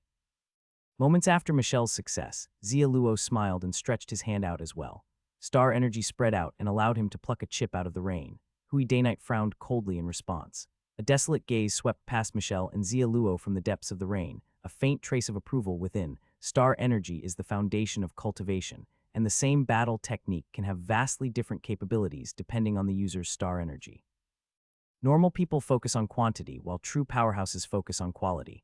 Even people who have focused on training in this cannot easily materialize star energy within 3 days. These children are quite smart. But the next step is the realm of infinite change. They will need to be geniuses to achieve that quickly. A day later, Hui Daynite suddenly opened his eyes, and his hand grabbed at the rain, tearing it apart brashly. He then retrieved a chip arrogantly, matching gazes with Lulu, who also got one near the same time. She glared at him provocatively, prompting a brow rise out of annoyance. How dare an ant from the outerverse glare at him? Lulu raised her fists out of her dislike for the Daynite clan, and Hui Daynite's eyes narrowed. You're looking for trouble, woman. Just someone from the Daynite clan, Lulu sneered. Who are you? Hui was surprised by her indifference. Lulu Mavis, she answered proudly. He was stunned and didn't continue talking, knowing how terrifying the Mavis family was. Michelle and the rest had already gotten 4 of the presents, but they continued standing in the rain and observed the scenery around them. This was a magical place that brought peace to the soul. Lu Yin had been using the cosmic art to comb through the star energy while watching the rain. He tried imitating the raindrops in order to liquefy the star energy, but that failed. An attempt to evaporate his star energy wasn't successful either, requiring vast skill that he did not possess. Hang on, he was stupid. He recalled that the cosmic art was based on the movement of the stars, objects that were physical manifestations of star energy. He had been training with physical star energy from the start, but he hadn't realized it until now. He opened his eyes and stretched a hand out, a star appearing on his palm to tear the rain apart. He saw the 5th chip and was about to grab it, but 3 swords suddenly pierced towards him from afar. The star in Lu Yin's palm erupted and crashed against the 3 swords. Unfortunately, this had happened too abruptly, and he had only formed 1 star in his palm, which wasn't enough to abate the pressure. His hand recoiled immediately, and Zhao Yilong stole the chip away. Lu Yin looked at the youth from the myriad swords' peak, but Zhao Yilong ignored him and focused on the chip. He said coldly, "It's not very nice to attack me, friend." Zhao Yilong glanced over. "You can come get it from me." Lu Yin was just about to attack when a shadow suddenly landed on a mound north of the platform. Everyone looked over at the new arrival, who let loose a wave of star energy that astounded them. This was a limiteer. They all fell silent, watching his longish hair waving in the rain. This was someone with the aura of a master. Congratulations, Ju the man blinked as he turned around, looking at them dazedly. Wait, where are all the students who passed the assessment? Coco immediately answered like a good girl, we are them. The man was stunned and smiled reluctantly. Don't joke with me, little girl. There are so few of you, we normally recruit 1,000 students. Zora lifted her head. We're the only ones. Are you a senior here? Rainmaster, is something wrong? The man suddenly shouted, why are there so few people? Where are all the cute juniors I was promised? Where are they? Shut up, only 12 people passed the assessment this time, the voice bellowed from the rain. The man's expression sank. How did this happen? Has Astral 10 really become that abject that only 12 people passed the assessment? What a shame. Michelle frowned. Senior, please talk about official business. The man sighed, looking as if he had been dealt a huge blow. His gaze swept past all of them and landed on Michelle, his eyes gleaming as he appeared in front of her in an instant. He bowed her politely. My name is Big Pow. May I know your name, Junior? Michelle was annoyed. Senior, please talk about official business. The raindrops suddenly grew larger and the whole sky turned gray. Big Pow, do anything embarrassing again and you can go to the sand ocean for a year. The man was shocked and immediately retreated to the mound, coughing a few times and turning serious. Hello, juniors. My name is Big Pow and I'm a student of Astral 10. Let me introduce all of you. He winked at Michelle. As you already know, the Astral Combat Academy is the best land of learning in the universe, with a rich history that makes it a treasure of civilization. This is a place countless powerhouses dream to enter. Senior, please don't talk nonsense, Hui Daynite said coldly. Big Pow glared at him irritably. Don't interrupt when your senior is talking. You should be more polite. Hui Daynite ignored him, while Michelle repeated a third time impatiently, Senior, please talk about official business. Big Pow coughed again and continued awkwardly, all right, Astral 10 doesn't have tutors to teach you personally and you can learn on your own. There are 3 renowned training spots here, the Rain Observatory, the Stargazing Deck, and the Sand Ocean. This is the Rain Observatory, where it has rained continuously for countless years. It is a great boon to training in your star energy. You'll understand the other 2 places when you visit them. After some introductions, Big Pow suddenly thought of something. A friendly reminder that you should use the teleporters if you want to leave the Rain Observatory. If you don't, I can't guarantee how long you will need to reach the other 2 places. Senior, is the academy very big? Coco asked obediently with a face full of curiosity. Big Pow looked at Coco's adorable face and beamed. Yes, it's very big. You only see one small corner of the entire Rain Observatory. The place is made of tens of thousands of enormous trees.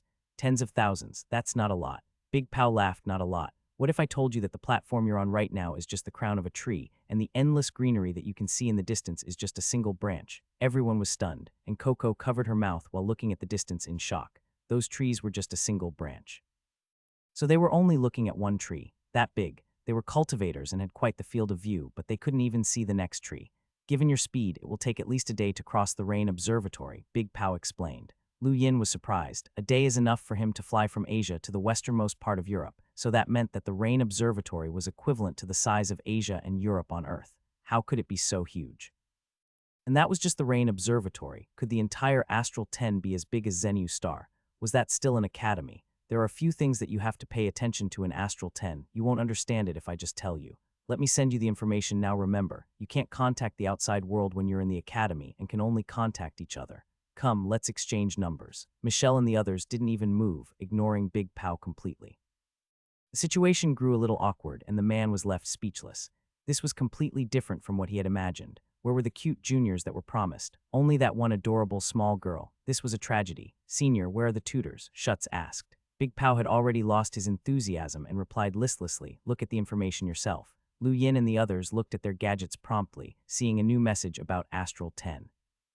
There wasn't much new there, only some tidbits about the treasury and the trial zones. Something in the information caught Lu Yin's attention. As long as one obtained the approval of the Rain Observatory and the Sand Ocean, one could become the student of the tutors there. There were tutors in Astral 10, but if one wanted to be taught by them, they needed approval. Lu Yin didn't know whether it was the same situation in the other academies, but he felt that this method was quite weird. Michelle frowned while looking through the information and looked at Big Pow. Is this the teaching method of Astral 10? The other 9 academies all have tutors to help the students. Why doesn't Astral 10 have that? Big Pow glanced at Michelle in astonishment. This brat seemed to know quite a lot. I don't know why we don't have standard tutors. I'm just a student. Now, I admit I'm a little more handsome and better qualified than most, but I don't have the authority to intrude on academy matters. Michelle looked down at her gadget and noted something down, prompting a change in Big Pow's expression. He muttered into his own, Sandmaster, this isn't good. The rumors might be real. She might be the one the 10 Arbiters Council sent to inspect us.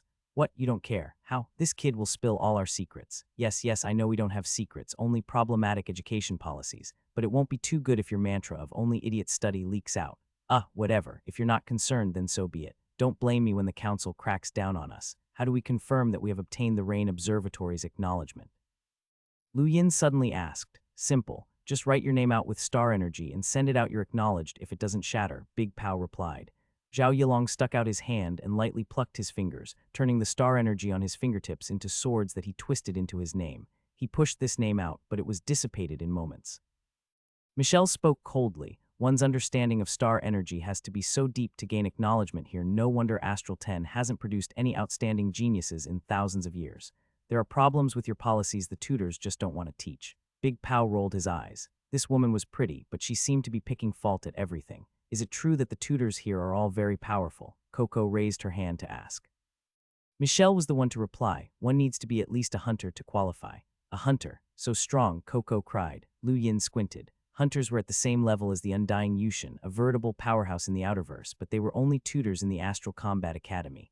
It went without saying that they were all much stronger than the Emperor. Why did tutors have such power? If only we could ask them to teach us individually, Coco murmured. Big Pao smiled. Of course it's possible. As long as the conditions are met, you might even become direct disciples and learn the formidable battle techniques passed down in Astral 10 through the generations. Everyone's eyes gleamed. What conditions? Big Pao laughed in a strange way. One is sending your name past the Rain Observatory. There are absolute beasts from ancient times that have sent their names right through and left them intact for a myriad years. They float endlessly in the curtain of rain and form the Rain List. If you enter the Rain List, you can become a direct disciple of any of the tutors and receive the ancient battle techniques. Rain List, ancient battle techniques. Their gazes brightened at the mention of names that had lasted a myriad years. Where can we see the Rain List? Zhao Yilong asked loudly. Big Pao laughed mischievously. No idea. Only those who qualify to enter the list supposedly see it. Michelle turned to the rain curtain and drew her name with star energy, pushing it away.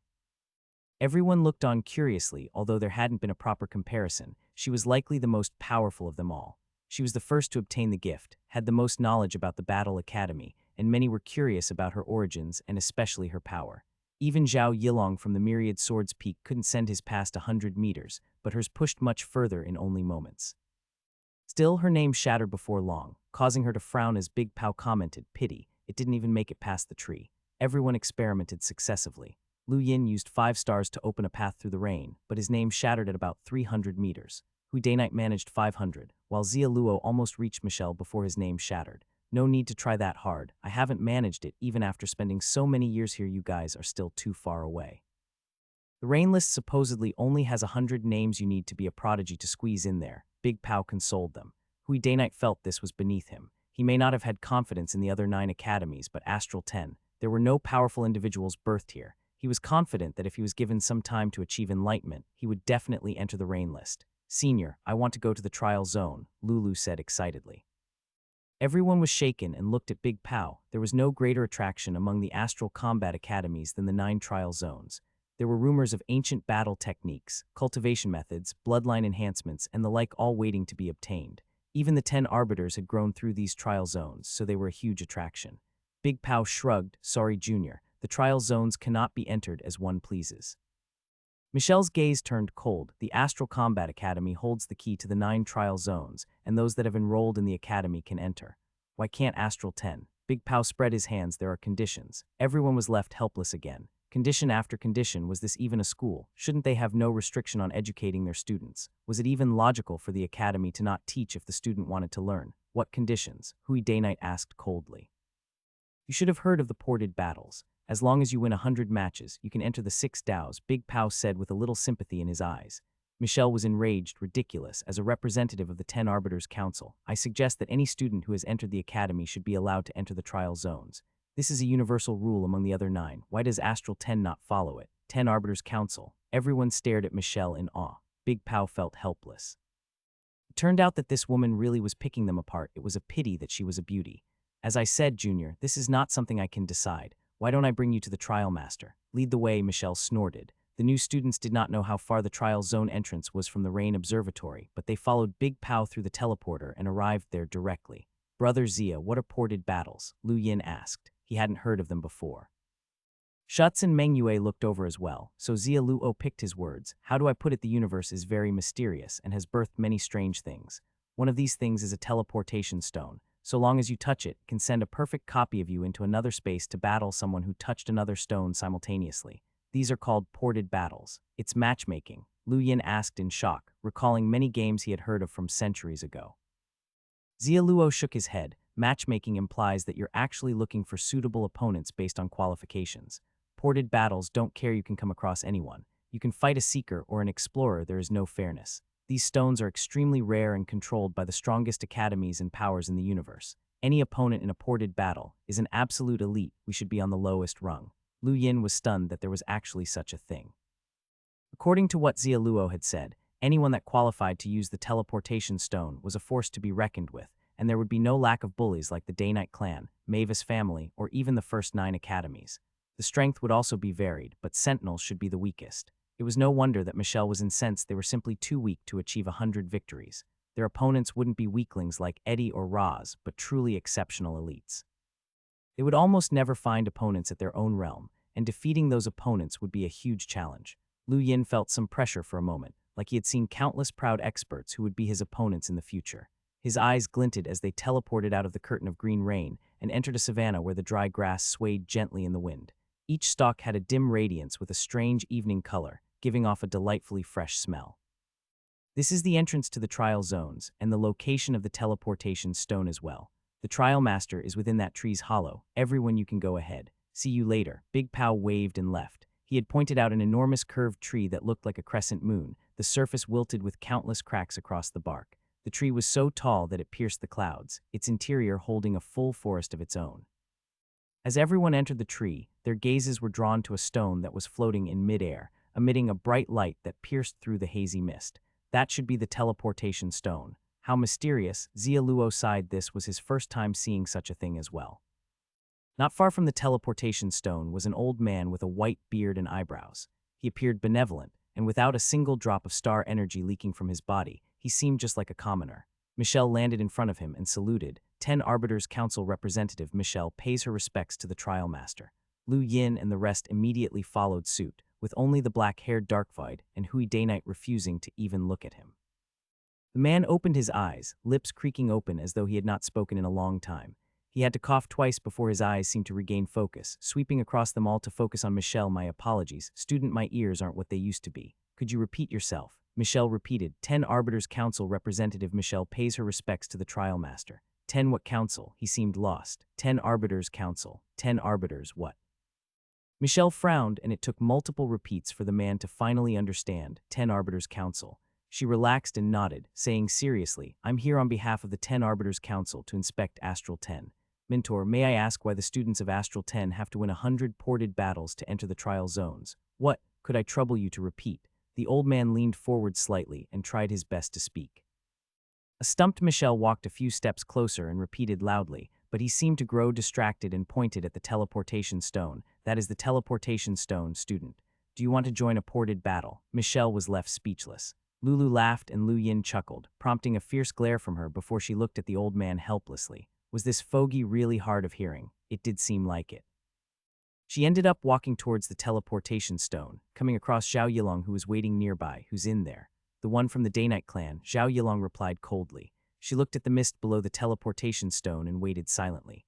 Meanwhile, Lu Yin and the others arrived as well, all wanting to try the ported battle. Only one person could use a teleportation stone at a time, and Astral 10 only had one such stone. Fortunately, Hui Day-Night left quite quickly, an ugly expression on his face. How's it? Should have failed. Lulu rejoiced at his misfortune, only drawing a snort. Hui Day-Night, 0 victories to 1 defeat, a voice rang out all of a sudden, making everyone jump. They all turned to look at the old man, while Hui looked annoyed at the report. Michelle's expression wasn't all that great either. Who would believe that old Coot couldn't hear if he was calling out names so clearly? Lu Yin felt more weirded out by the old man the longer he looked at him. He had the feeling that the Coot wasn't as kind as his appearance suggested. In the meanwhile, Zhao Yilong stepped directly into the teleportation stone and back out a short while later, looking just as bad as Hui Day-Night had. Zhao Yilong, 0 victories to 1 defeat, the elder shouted. Michelle grunted and stepped in. She spent a little more time there than the 2 boys, but it wasn't that much longer. Michelle, 1 victory to 1 defeat. Hui Day-Night tried to walk in again the moment Michelle walked out, drawing an annoyed shout from Zora, who was next in line. Hey, Day-Night kid, get in line. You'd just be wasting resources. He couldn't be bothered to turn towards her as he stepped towards the stone, but before an angry Zora could attack him, he was pressed into the ground by an invisible attack. Everyone turned to look at the old man, who said indifferently, "No cutting the line, student." Hui was furious, but he had been suppressed by an invisible and immaterial attack that he simply could not resist.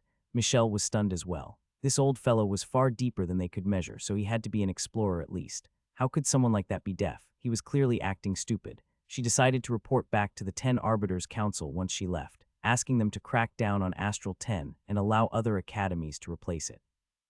Zora 0 victories to 1 defeat, the old man called out only moments after Zora entered. Coming out of the portal, she could only grit her teeth and stare at him. Zia Luo followed calmly behind her, his entrance drawing Michelle's attention as he was the second person to receive a gift at the Rain Observatory. Unfortunately, he walked out soon after and spread his hands. Zia Luo 0 victories to 1 defeat. Lu Yin was stunned at this. The ported battles had to be terrifying if even this immeasurable youth was defeated, and Michelle's 1 victory suddenly seemed all the more stunning. It was no wonder that she was a representative of the 10 Arbiters Council as a mere melder. Shuts 0 victories to 1 defeat. Darkvoid 1 victory to 1 defeat, the old man said with a little astonishment. He'd never thought someone else here could actually emerge victorious. Everyone looked at the youth whose hair swallowed all light, but he remained indifferent as he gave off an aura of cold solitude. All the melders had entered by this point, and Zhao Yilong had also tried from the sentinels. Lulu jumped in happily and returned just as quickly, ridiculous. It was actually a Sylvan dragon, and even a limiteer such a bully. Lulu Mavis 0 victories to 1 defeat, the elder shouted. His gaze lingered slightly on her before moving away. Mengyue 0 victories to 1 defeat. Coco 0 victories to 1 defeat. Everyone had tried by this point outside of Lu Yin and Silver. The latter smiled and gestured for him to proceed, and Lu Yin didn't stand on ceremony and entered the battle. It felt like he'd entered a different world when he entered that mist, and the world spun around him as he touched the stone itself. He instantly appeared atop a volcanic crater with lava spewing all around him. Ported battles could perfectly clone anyone into a virtual space, but the environment wasn't fixed. It could be land, ocean, or sky this time. Lu Yin had arrived at a volcano. He looked at himself as the heat spewed all around the space copied the build exactly, but his appearance was a little hazy with his face a black void. Trying the cosmic art, he found no abnormalities at all, a fact that shocked him. This stone truly was mysterious, and every sense of this virtual space felt exactly like a real world. He bent down to touch the volcanic rock and was burnt. Even his body's ability to withstand heat was exactly the same. A new figure suddenly appeared before him, accompanied by a terrifying pressure that distorted the void and burst the volcano open. Lu Yin's eyes narrowed, but he couldn't even gather his senses before he was killed. The only thing he saw was a silhouette with words atop its head. Big windy bro. Oh, it's just a sentinel rookie. My apologies, I should have exercised some restraint. Such a pity he died before his codename even appeared. Haha. Big windy bro sniggered atop the volcano. There was no form of communication here, and they could only think to themselves. Below the teleportation stone, Lu Yin opened his eyes with sweat beading on his forehead. He'd thought he really had died in that instant. That person was definitely an explorer. At least they were so powerful that he didn't have a chance to react. This was way scarier than even someone like Sigmund Mathers, the strength of a young genius in the ported battles. As he walked out of the teleportation stone scope, the elder's voice rang out, Lu Yin 0 victories to 1 defeat. No one was surprised, as it would only be peculiar if he won. Silver beamed at him and entered the portal, while Coco asked curiously, how was it, bruh? Who did you meet? Lu Yin shrugged, unsure. It should be an explorer. She stuck out her tongue. Worse than me, I met a limiteer. He smiled bitterly. Zia Luo was right, they were too weak. They were the worst among the ported battles, and the requirement of 100 victories to enter the trial zones was unbelievably harsh. It was a pity that Michelle hadn't succeeded in changing their minds. Oh right, what are your code names? He asked. One could use their real name in a ported battle, or just a code name to represent them. He hadn't even come up with one for himself before getting wiped out by Big Windy Bro. I'm Hercules. Lulu clenched her fists. It was a formidable name, just in her style. How about you, Coco? Lu Yin's lips curved as he looked at the girl. I am called Little Angel, she said with a blush, leaving him speechless. I'm Silver Needle. Zora walked over and volunteered. Menjue headed over as well, staring at him. I'm Desolation, remember that. If I meet you in a ported battle, I won't show mercy. There's only one teleportation stone we won't meet, Lu Yin replied. At this point, Silver walked out with his trademark sly smile. They all thought he'd won for a moment, but the trial master announced Silver 0 victories to 1 defeat. By this point, all 12 of them had tried their hand at the ported battles. Outside of Michelle and Darkvoid, who had 1 victory each, the rest were all defeated.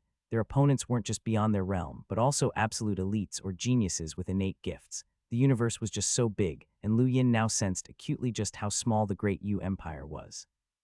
He could match up to Yu Academy's melders as a sentinel, especially with his 6th star, where he was now confident in facing a hall master like Jurbok, but he wasn't even confident against opponents of the same level in these ported battles. Perhaps he might even meet another powerhouse who had learnt the cosmic art in these battles.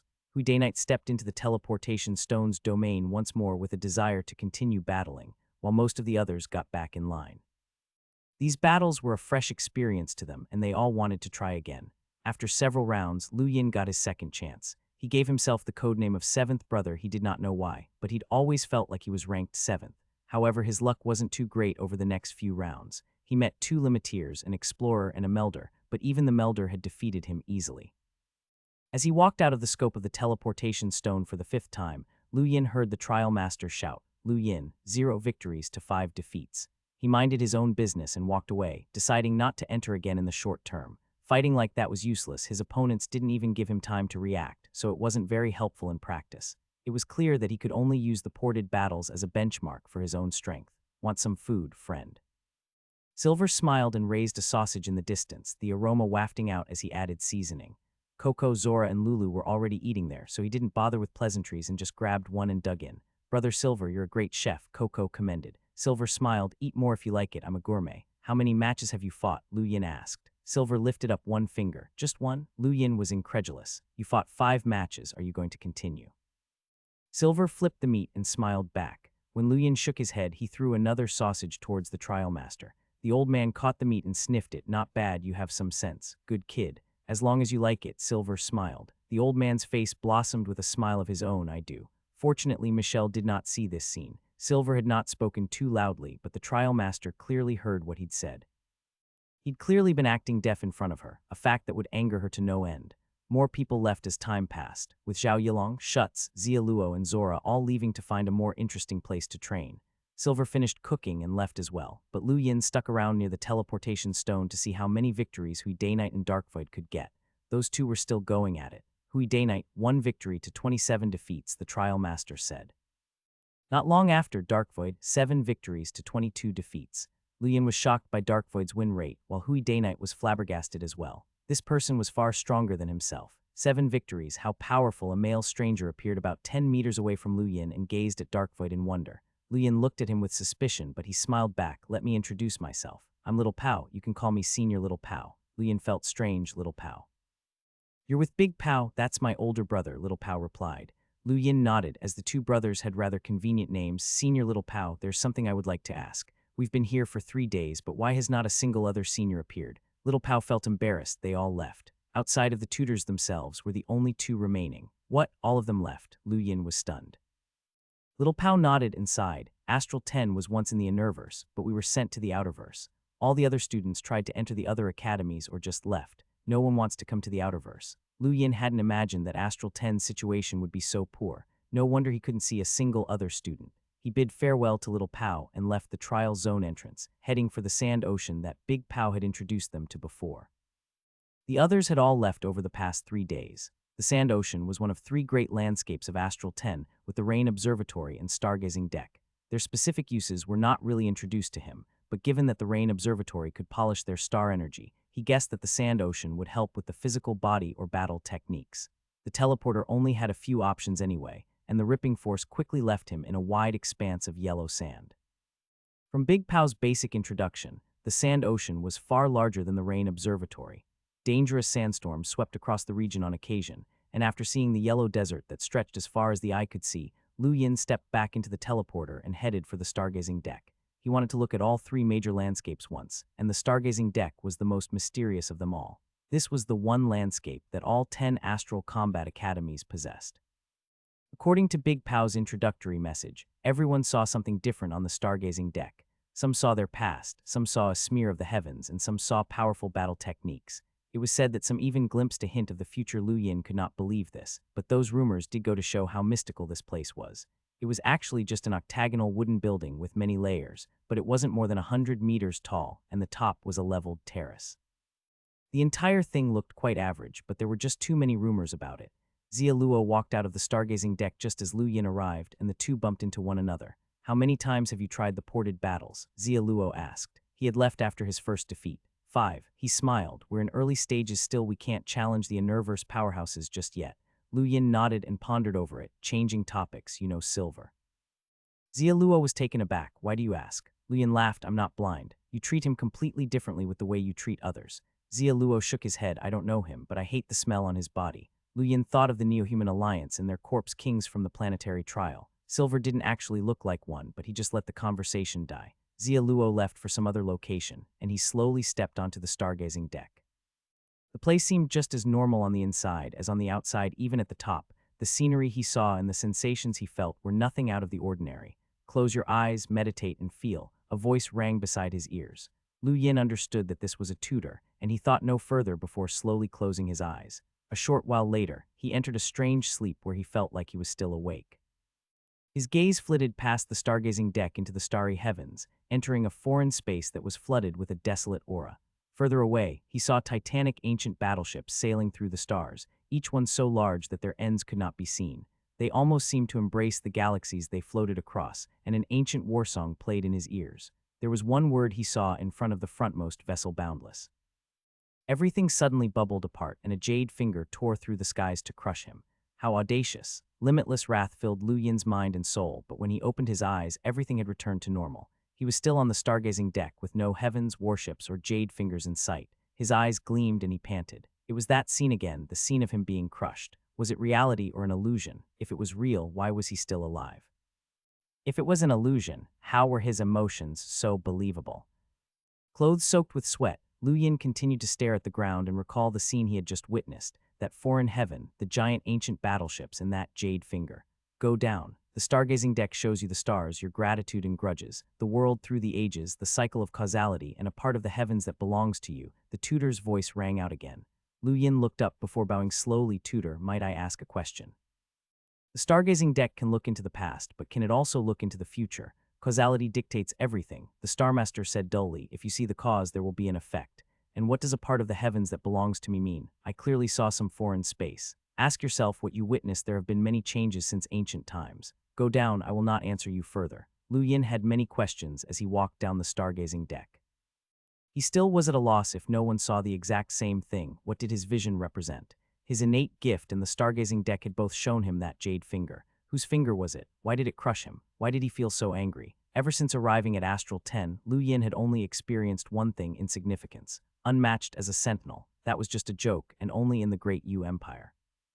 A person's strength didn't just depend on their relative strength in the same realm. How many people in the universe were younger, yet much more powerful than him? Unequaled in the same realm. Fair fights, those were all false glory. Like Bazir had said, no one limited themselves in an actual battle. Star energy was a definitive part of power, proved by the ported battles. He hadn't met any sentinels in 5 battles. The powerful believed in crushing victories, not fairness. He would never forget the humiliation that Wendy Yushin had wrought upon him. She hadn't even canceled their engagement in person, looking down from a high vantage point with disdain. Muttering to himself, he raised his head and headed back to the Rain Observatory. That was the place everyone who passed the assessment had been sent to first, which had to be intentional. Perhaps that would be the right place to begin. The dark green skies suddenly felt strangely familiar this time. He looked around and leaped into the sky, crossing one tree after several minutes of flight. The entire forest looked a little scary from the skies. As Big Pow had said, each treetop had its own limestone platform. He spent 2 hours on the journey before settling on one he liked, sitting down cross-legged and staring silently at the raindrops. Great Yu Empire, the second ring around the Zenyu star. A blade sliced through the air and chopped down a flying beast, drawing cheers from a man nearby. You're back to a sentinel, amazing. Zhang Dingshan calmly looked at the sky, staring at the first ring, the Zenyu star, and finally out into space. Lu Yin was likely at Astral 10 by now. Brother Zhang, let's have a friendly duel to see how strong your realm-breaking power is. The man walked over excitedly. Zhang Dingshan refocused and gripped his sword. All right.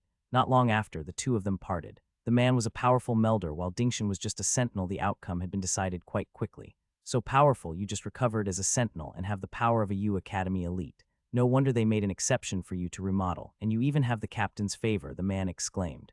Seeing the Bladesage just wipe his sword in disappointment, he continued, right, I heard you know King Zishan. Zhang Dingshan nodded silently, and the man was stunned. Tell me, is he really such a genius? He's one of the 4 people from the Empire that enrolled into Astral 10. I heard he was unparalleled as a sentinel and even defeated melders from Yu Academy. I'm not sure, Zhang Dingshan growled. The man tutted, so stupid. If you could use your connection to King Zishan, you could have walked alongside him and decided the future of the great Yu Empire. His title might have been empty before, but now that he's entered Astral 10, everything is different. He might be able to enter the Universe just like Princess Wendy in the future, and she might not hate our empire anymore. Zhang Dingshan's gaze flickered and he gripped his blade with resolution, swearing to himself that he too would walk out of the great Yu Empire to find King Yu Daynite and Liu Sheaj for vengeance. Elsewhere on the second ring, Baizu was panting heavily as she stared straight ahead. Her body suddenly vanished and reappeared a few meters away. Nope. Too slow, this is a turtle crawling, not the Flash, Peach said unhappily from her perch atop a peach tree, swinging her legs while she munched on snacks. She saw the sweaty Baizu gritting her teeth and followed faster. Faster. The Flash is my specialty as my assistant. You need to be super fast. Faster, use it with your innate gift. The royal courtiers were walking out of the royal palace on the Zenyu star below. It should have been an ordinary day, but all of them were scampering to hide from the blind monk. Him alone was one thing, but he had brought Saruzin along. No one dared approach them because of their appearance. I miss you, boss. Inside an enormous spacecraft in the distance, Susan looked out the window with dejection as the Zenyu star shrank into nothingness in the distance. He wanted to cry, but the tears simply would not come. He was being shipped off to the 7th filament to meet Captain Batson, and did not know when he would return to the capital. Astral 10 Rain Observatory. Lu Yin sat on his chosen platform for 5 days straight, remaining motionless throughout that duration as he stared at the raindrops without end. There was no change in them from start to end, but he had slowly stopped thinking of them as drops of water. They were now a heavy curtain that connected the heavens to the earth, and his body's star energy slowly started imitating them. His surroundings slowly changed as a shower of star energy joined the dark green rain. 10 more days passed in the blink of an eye, and Lu Yin had continued to sit and stare. He could feel the changes in his star energy at this point, but it was far too slow. He was certain that his star energy control would massively improve if he sat here for the next year, but he couldn't wait that long. Lu Yin was the first to admit that patience wasn't his strong suit, or he wouldn't have robbed all the trainees for star crystals back on Earth. He had to think of something. As he diverted his mind, he huffed and shook his limbs. I haven't rolled the die in a while, but I don't have enough star energy crystals. It isn't worth it. The dark green sky suddenly trembled as he was pondering over it, and the rain actually stopped. Unimaginable pressure swept across the rain observatory and sent him to the floor in an instant, spitting out a mouthful of blood. Terrifying star energy formed a visible tornado that crushed the tree he was on, heading right for him. Lu Yin's eyes shrank with fear he was going to die. Headmaster, stop. A voice barked just as he was about to be crushed into a pool of blood, dissipating the terrifying strength. An old man in ragged clothes flew by, howling in laughter. You started this war. You'll suffer the consequences of your actions. Ha ha ha, you started this war. Lu Yin stared blankly as the crazy old man passed him, and his throbbing brain finally gave up. Many profound runes flashed behind him in the instant he fainted, forming a lock that flickered with light before fading away. A middle-aged man stepped out of the void and arrived behind Lu Yin, staring in shock. Was that a seal? For what? How have I never seen this before? There are even a few lines I can't decipher, and it can't be broken either. Interesting. The old man wrecked a dozen more trees before vanishing. Lu Yin just happened to be unlucky enough to be on one of them.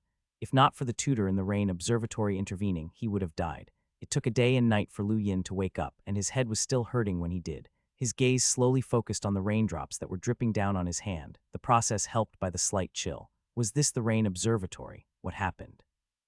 You're awake, a wizened voice rang behind him, and he turned to see a middle-aged man. He seemed normal, but he had heard this voice before. It belonged to the tutor here. Are you the tutor? Lu Yin asked, his voice very hoarse. The middle-aged man looked at Lu Yin with a bizarre expression. I'm Guan Yu. You can call me the Rainmaster. Yes, Rainmaster, Lu Yin bowed. Do you recall what happened? Lu Yin frowned and thought about it, his expression changing as he saw the dozens of destroyed trees all around. There was a crazy old man. Forget it, the Rainmaster sighed, and Lu Yin just nodded. He had a vague memory of the word, headmaster, being said before he fainted. Was that old fogey Astral 10's headmaster? This is for you, the Rainmaster threw Lu Yin a chip, and he accepted it with gleaming eyes. This had to be the same thing Michelle and the others had gotten, and now he had one too. It was probably something for him to keep his mouth shut, or just compensation of sorts for the near-death experience. He was about to ask more questions, but the Rainmaster just disappeared. Slightly disappointed, he inserted the chip into his gadget. It contained an introduction to star energy and its different variations, which showed him the way forward. Every student should have gotten one of these, he muttered to himself. There really was a problem with Astral 10's teaching methods. According to the information on the chip, one's control of star energy was dictated by a process of removing its impurities, physically manifesting it, and then achieving the realm of infinite change. Many cultivators needed the help of elemental crystals for their battle techniques, but those at infinite change could imitate those kinds of energy on their own. He lifted his hand and condensed some star energy in his palm. Without the cosmic art, it barely formed a single strand that was far from physical manifestation. Forget the stage of infinite change. Besides, infinite change wasn't even the end of it. There was a brief note about forming one's own power system afterwards, which attracted his attention, but there was no further explanation. Star energy was the foundation of all cultivation, and his understanding of it was currently far too crude. It was no wonder that all students who passed the assessment had appeared at the Rain Observatory. Astral 10 hoped for them all to start their training here, but they had all chosen to focus on other places instead.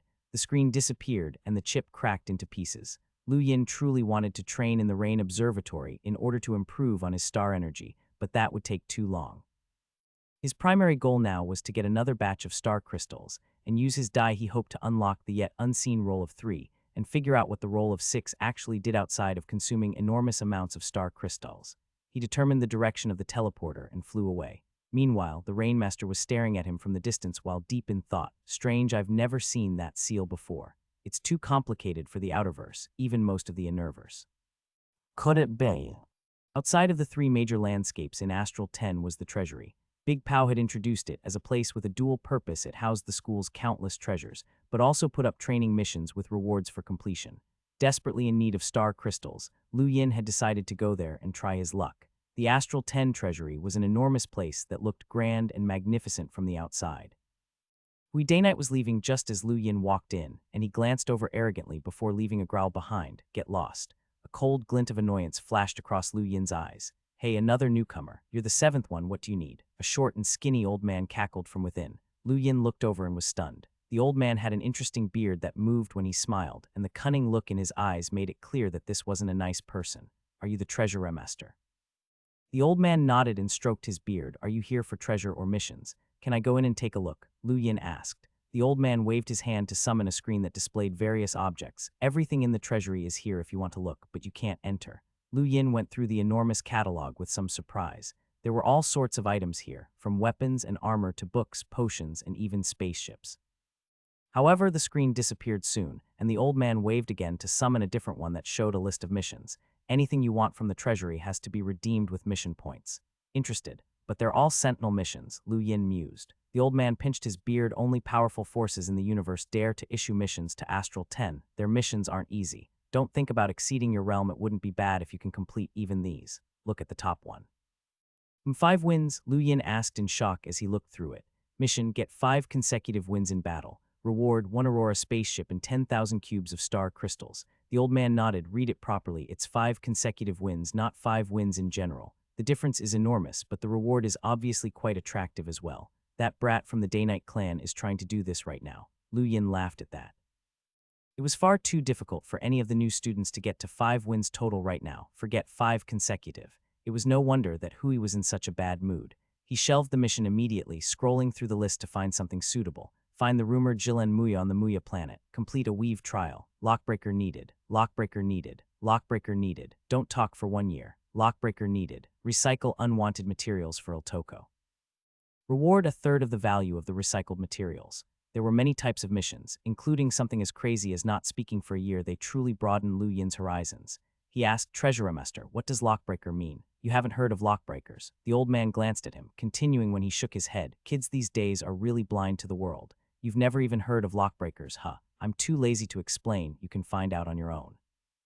Lu Yin ignored the berating and pointed to a mission. I want this, please. The old man looked over. Iltoko is an old friend of Astral 10. Don't embarrass us when you go there or I'll punish you. Embarrass them? Lu Yin smiled. This was a joke. Breaking things down was extremely simple with his die. He was confident that he would recycle enough to stun the company. All right, I've assigned it to you. The mission details on your gadget include the location of their recycling plants. You can go over on your own, the old man said. Lu Yin looked at the location. Iltoko's nearest location was 2 days away from Astral 10, and he would need to take a wormhole on the journey. He followed the instructions and borrowed a personal spaceship from the treasury, but the old man commented on that as well. I want it back in perfect shape once you're done. You'll have to pay if you lose it. He registered with his fingerprint and teleported to Astral 10's space station. Finding hundreds of personal spaceships around, he got on a random one and flew out. He wanted to figure out where the school was when he left, but there was nothing in sight all around when he was warped out of the station. The academy was completely hidden despite its enormous size, something that flabbergasted him. After nearly a month in this new school, Lu Yin was finally traveling out in space as a student of Astral 10. On the other hand, Coco was at the teleporter in the sand ocean, looking at the desert timidly. "Senior Little Pao, I don't like it here." Little Pao laughed. "This is a really good place for training. It can unleash anyone's potential." "I'm not in a rush, really," she answered anxiously. "Well, then I hope you'll win in the new student competition," Little Pao said. "New student competition. What's that?" "A contest for students to determine their ranking in the school. First place gets great rewards," Little Pao explained. Coco pouted. "When will it be?" Little Pao shrugged. "I'm not sure. Maybe a couple days, maybe a couple months. Everything about it depends on the tutors, even the rewards, but there's one guarantee: the person in last place will definitely get punished." Coco thought about the other new students and realized that she probably was the weakest one. What? Why would they do this? Little Pao laughed. "Get back to training." 2 days later, Lu Yin weaved through the comets, flitting through space, and appeared at a dull yellow planet.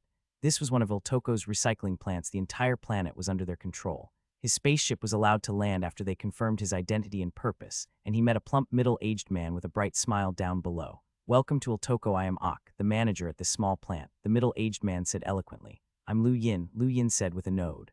"Welcome, student Lu." "Let me give you a tour," Manager Ak said cordially, hiding his shock at the surname. Lu Yin looked up at the dark yellow sky without any trace of a sun. The thick layers of yellow clouds gave off an oppressive feeling that was anything but welcoming. He shook his head. "It's all right, Manager Ak. Please bring me to the mission location." "All right, come with me," Ak nodded, leading him to a giant plane that quickly left the station and flew into the distance. He started a brief introduction to the plant. "Student Lu, this planet is full of toxic gases that make it unlivable. Iltoko bought it specifically to store scrap metal. The stuff is everywhere, from abandoned spaceships and planes to weapons and armor." Lu Yin looked on calmly. This was a planet approaching its demise. Perhaps it had birthed a civilization once just like Earth, but various causes had left it on the verge of destruction. It could only be used as a dumpyard now, and a few hundred millennia could drive it out of existence. The ground was unbelievably dry, with not a single source of water to be seen anywhere. People in hazard suits were sifting through all the rubbish down below, likely slaves that Iltoko had brought over from other backward planets to search for useful items in the trash.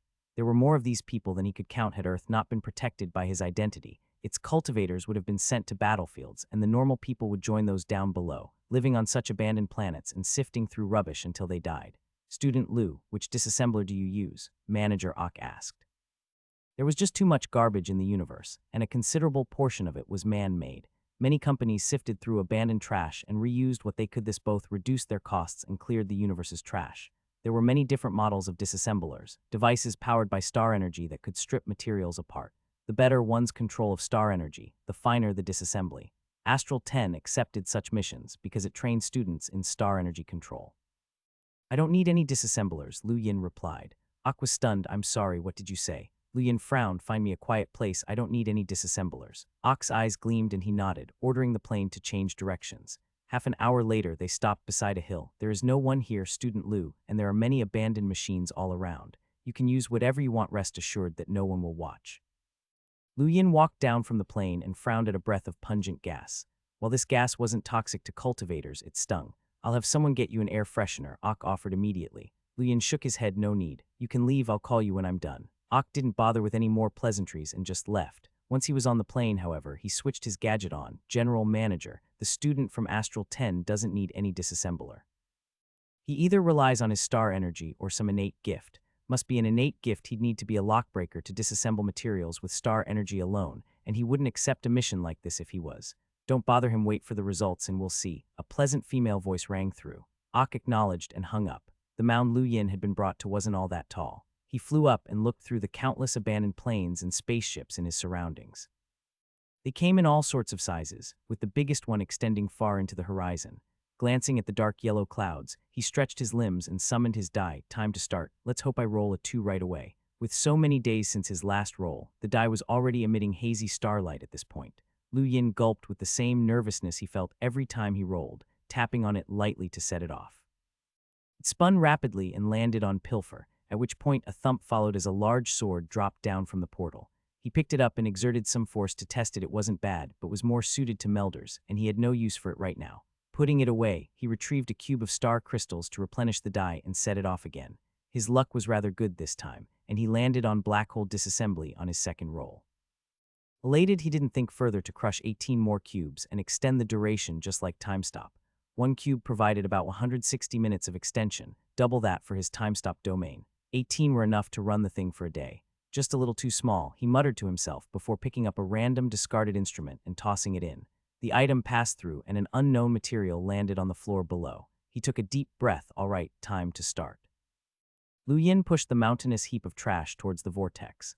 Although the thing was small, anything that passed through its domain was disassembled. He only had to move things back and forth, consuming the entire mountain in only 2-ish hours to leave behind a considerable pile of all sorts of unrecognizable materials.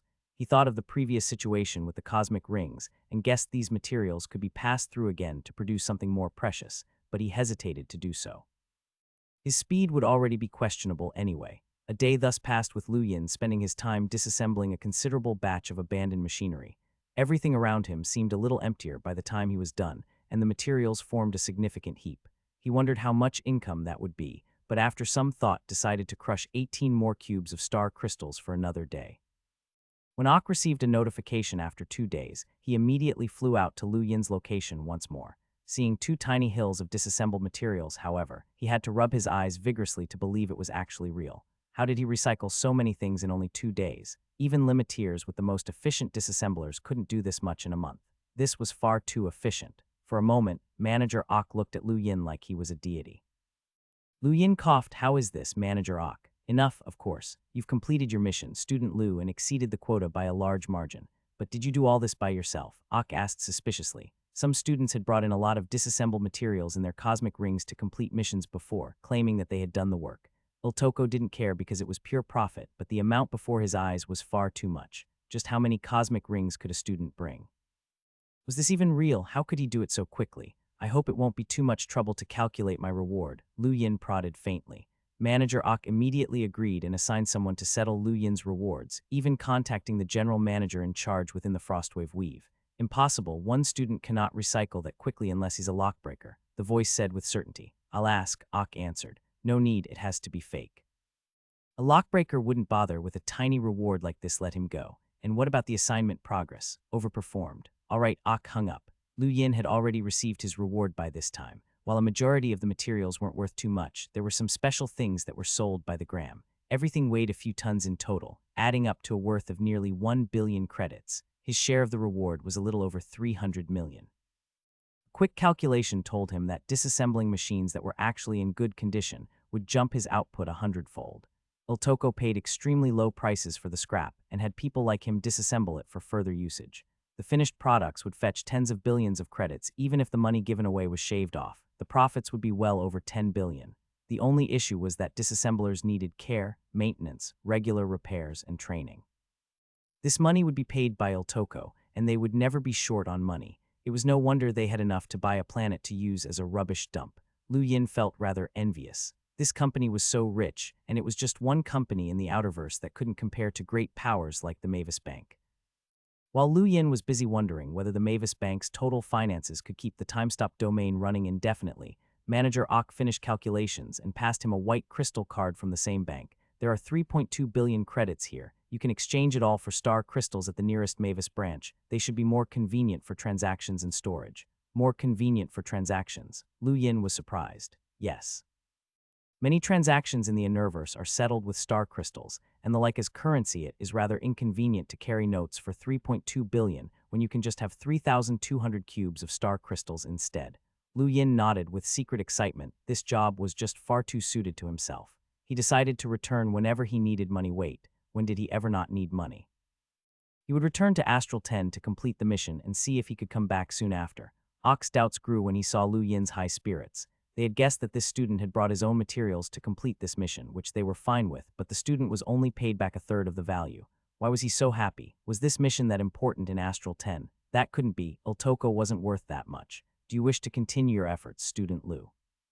Will gladly pay the same rate, he tried to probe. Lu Yin shook his head. No need, let's go to the space station. They passed by countless abandoned machines on the way back, but Lu Yin considered it all treasure that could be exchanged for money. He asked along the way, "Manager Ock, can I come whenever I wish to recycle things?" Ock smiled, "Of course. Most pre-limitier cultivators have to pass an examination first, but students from Astral 10 are different. You've already proved yourself anyway, just inform me in advance if you want to come. Here's my number." Lu Yin recorded it down and thanked him, but Ock hesitated for a moment before trying to probe again. "Student Lu's star energy control seems rather extensive for a sentinel. You were even faster than a limiteer. My innate gift is useful for recycling," Lu Yin explained. Innate gift? Ock was shocked, unsure if this person was pulling his leg. If there was an innate gift this useful, Iltoko definitely couldn't miss out on such an opportunity. There were many strange innate gifts in the universe, including those suited to lockbreakers. "Student Lu, is your innate gift in the exotic category?" Lu Yin glanced back at him, inciting a prompt apology. "Sorry, I'm being too nosy." He turned away. "Well, you're right." Ock grew envious. "So you have the potential to become a lockbreaker." Lockbreaker. Lu Yin suddenly remembered that he had forgot to look it up. "Have you seen a lockbreaker before?" Ock smiled bitterly. "Don't joke with me. How could someone like me ever come across a lockbreaker? Even some of our executives might not have met one before. Those are characters at the peak of the universe." Lu Yin nodded and went quiet, looking down to fiddle with his gadget. An introduction of lockbreakers came up rather quickly, revealing what they were. This was a title for someone who could perfectly disintegrate star energy. The universe had been through countless years of the cycle of creation and destruction, leaving behind innumerable items from ancient times. These items were enveloped in layers of all sorts of energy that formed a protective shell known as a sourcebox. Forcefully prying these things open could damage what was inside, and the abundance of mysterious phenomena in the universe ensured that some of the layers were dangerous to destroy. One had to peel away each layer of protective energy slowly to retrieve the contents. Any object that could absorb star energy to form these protective layers wasn't simple. These were all dust-caked treasures that only a lockbreaker could reveal. Sourceboxes could hold such things as powerful battle techniques, cultivation methods, and even ancient technology. Every revelation of such a thing increased the prestige of the profession, but the requirements to become a lockbreaker were far too harsh for mere mortals to attain. Lockbreakers thus had enormous clout wherever they went. Lu Yin was rather surprised he hadn't thought such an occupation could exist. "We're at the space station, Student Lu," Ock said suddenly, pulling him away from his screen. "We should be thanking you for your help. Have a pleasant journey. You're welcome." Lu Yin quickly stepped into his plane and set course for the nearest Mavis Bank. As his spaceship disappeared into the depths of space, he thought over his current reward. Over 3,000 cubes of star crystals. This was far more than the entire amount he had gained in the Great Yu Empire. It truly was worthy of a big company that could send missions to Astral 10, something even the Empire did not have the ability to do. Iltoko seemed like a subsidiary of some big company in the Universe, and were likely using that relationship to send these missions. The nearest Mavis Bank was a day's journey away, and Lu Yin spent the time reading up on lockbreakers. He only noticed a change when his plane docked at the space station, and in his elation, he didn't even flinch at the high parking fees. The planet he had landed on was quite big, and its buildings were similar in style to the Zenu star. He headed directly for the Mavis Bank and transferred the credits into star crystals, a total of 3,270 cubes. With the 28 he had on hand prior, he was almost at 3,300 cubes, which was a huge sum. He still had the 2 million credits he'd obtained in the Great Yu Empire, but that sum now seemed small compared to his mission rewards. It was only when he checked the price of the most basic spaceship and found it to be at 10 billion that he realized how stingy the Undying Yushin had been to only give him 300,000 credits. It was far too miserly, but it did seem that earning money was easy, if only for himself. Ock had said that even a limiteer with a good grasp of star energy couldn't earn so much in 2 months, and that sort of limiteer was a rare breed. He guessed that it would have to be someone at the level of materialization or even infinite change, and there simply weren't that many of those around. Earning money wasn't all that easy, he just had a hack. Success without authentication. How? Lu Yin grew excited at his luck, and the balance in the card was just as delightful. 12,000 cubes of star crystals, 4 times his current wealth. Wait, why did this card use star crystals directly instead of credits? He quickly brushed that thought aside, deciding not to look the gift horse in the mouth. He took out all of the crystals, but found that his cosmic ring now wasn't big enough. In the end, he heroically spent 1,000 cubes on the spot to purchase a large cosmic ring. The pang of regret was washed away by the fact that this new ring had over 10,000 cubic meters of space. Lu Yin left the bank with a mix of excitement and apprehension. He was carrying more than 15,000 star crystals, enough to invite anyone's greed. Everyone looked like a bandit now, so he headed directly to the space station and left the planet to return to Astral 10. 2 days later, a giant meteor smashed right through a star and flew through a foreign sky, continuing to head into the distance. A pair of eyes that were impossible to describe opened up on the meteor, seeming to engulf everything like they were black holes. There's news. Send someone to search the Frostwave Weave in the human domain. Find the person that dared to rob me. He'll learn the consequences of stealing Yaogu's belongings. Yes, master. Within Astral Ten's treasury, the bearded old man sized Lu Yin up and down in shock. Not bad, kid. You did more than required. It was probably a huge price to pay. What price? Lu Yin was confused. The old man snickered. We all know the answer to that. Whatever, there's no need to hide it, they confirmed completion. Hide what? Lu Yin was confused, but the old man scoffed and explained. You went beyond requirements in only 2 days. Do you think I'm an idiot? Only lockbreakers, whatever. Take a look and see which mission you want to take next. Lu Yin ignored the man's words and left without taking on any new missions. Grabbing his star crystals, he wondered where to go before eventually deciding to head to the space station. There weren't any specific residential areas in Astral 10, but he guessed this was likely the only place not monitored constantly by the mentors. He was going to roll his die. With 2 uses at El Toco and some rest afterwards, he hoped he'd be able to find out what rolling a 3 did soon. The die appeared with a flick of the wrist, and Lu Yin crushed a cube of star crystals and set it off. He held his breath as it slowed down, but was left speechless as it landed on 2. With nothing to disassemble, it was useless. With his next roll, he landed on 5. This time he cursed it was another useless roll. Who knew exactly who here had innate gifts, and how was he to find them in 10 seconds anyway? With only 1 roll left before he'd be exhausted, he tossed the die with a little worry. The thing turned slower and slower until 5 of its sides disappeared, revealing the number 6. 6. Lu Yin's eyes went wide. He'd only gotten it once, and it had absorbed all of the star crystals he'd offered and given him nothing. It still felt like he'd been scammed by this die yesterday. What was going to happen this time? A terrifying suction force erupted from the die before he could think, and the star crystals in his cosmic ring started disappearing in the blink of an eye. 100 cubes, 1,000 cubes, 2,000 cubes. Before he knew it, he'd lost a full 10,000 cubes of star crystals. The moment the last of the star crystals were pulled away, Lu Yin saw his surroundings warping into an unfamiliar dark space. His consciousness turned into a bundle of light that shot forward, slowing down with time as he saw numerous bundles of various sizes all around. Some were feeble glows, while others were hot as stars. He was shocked to realize what the roll of 6 was, for it allowed one to merge with another person, experiencing their life for the low starting price of 10,000 star crystals. The bundles of light he was seeing were the ones he could sense with his current power, and the ones closest did not seem like they would harm him. All of a sudden, Lu Yin felt a pull and was startled. He didn't have enough star crystals on him, and not fusing with one of these bundles would be wasting a great opportunity. He didn't waste any more time and charged straight for the warmest bundle he could sense, guessing that the brightness was related to the owner's power. However, he felt like he was being burnt to ashes and was forced to turn back, heading towards the bundles that were only a little smaller than him.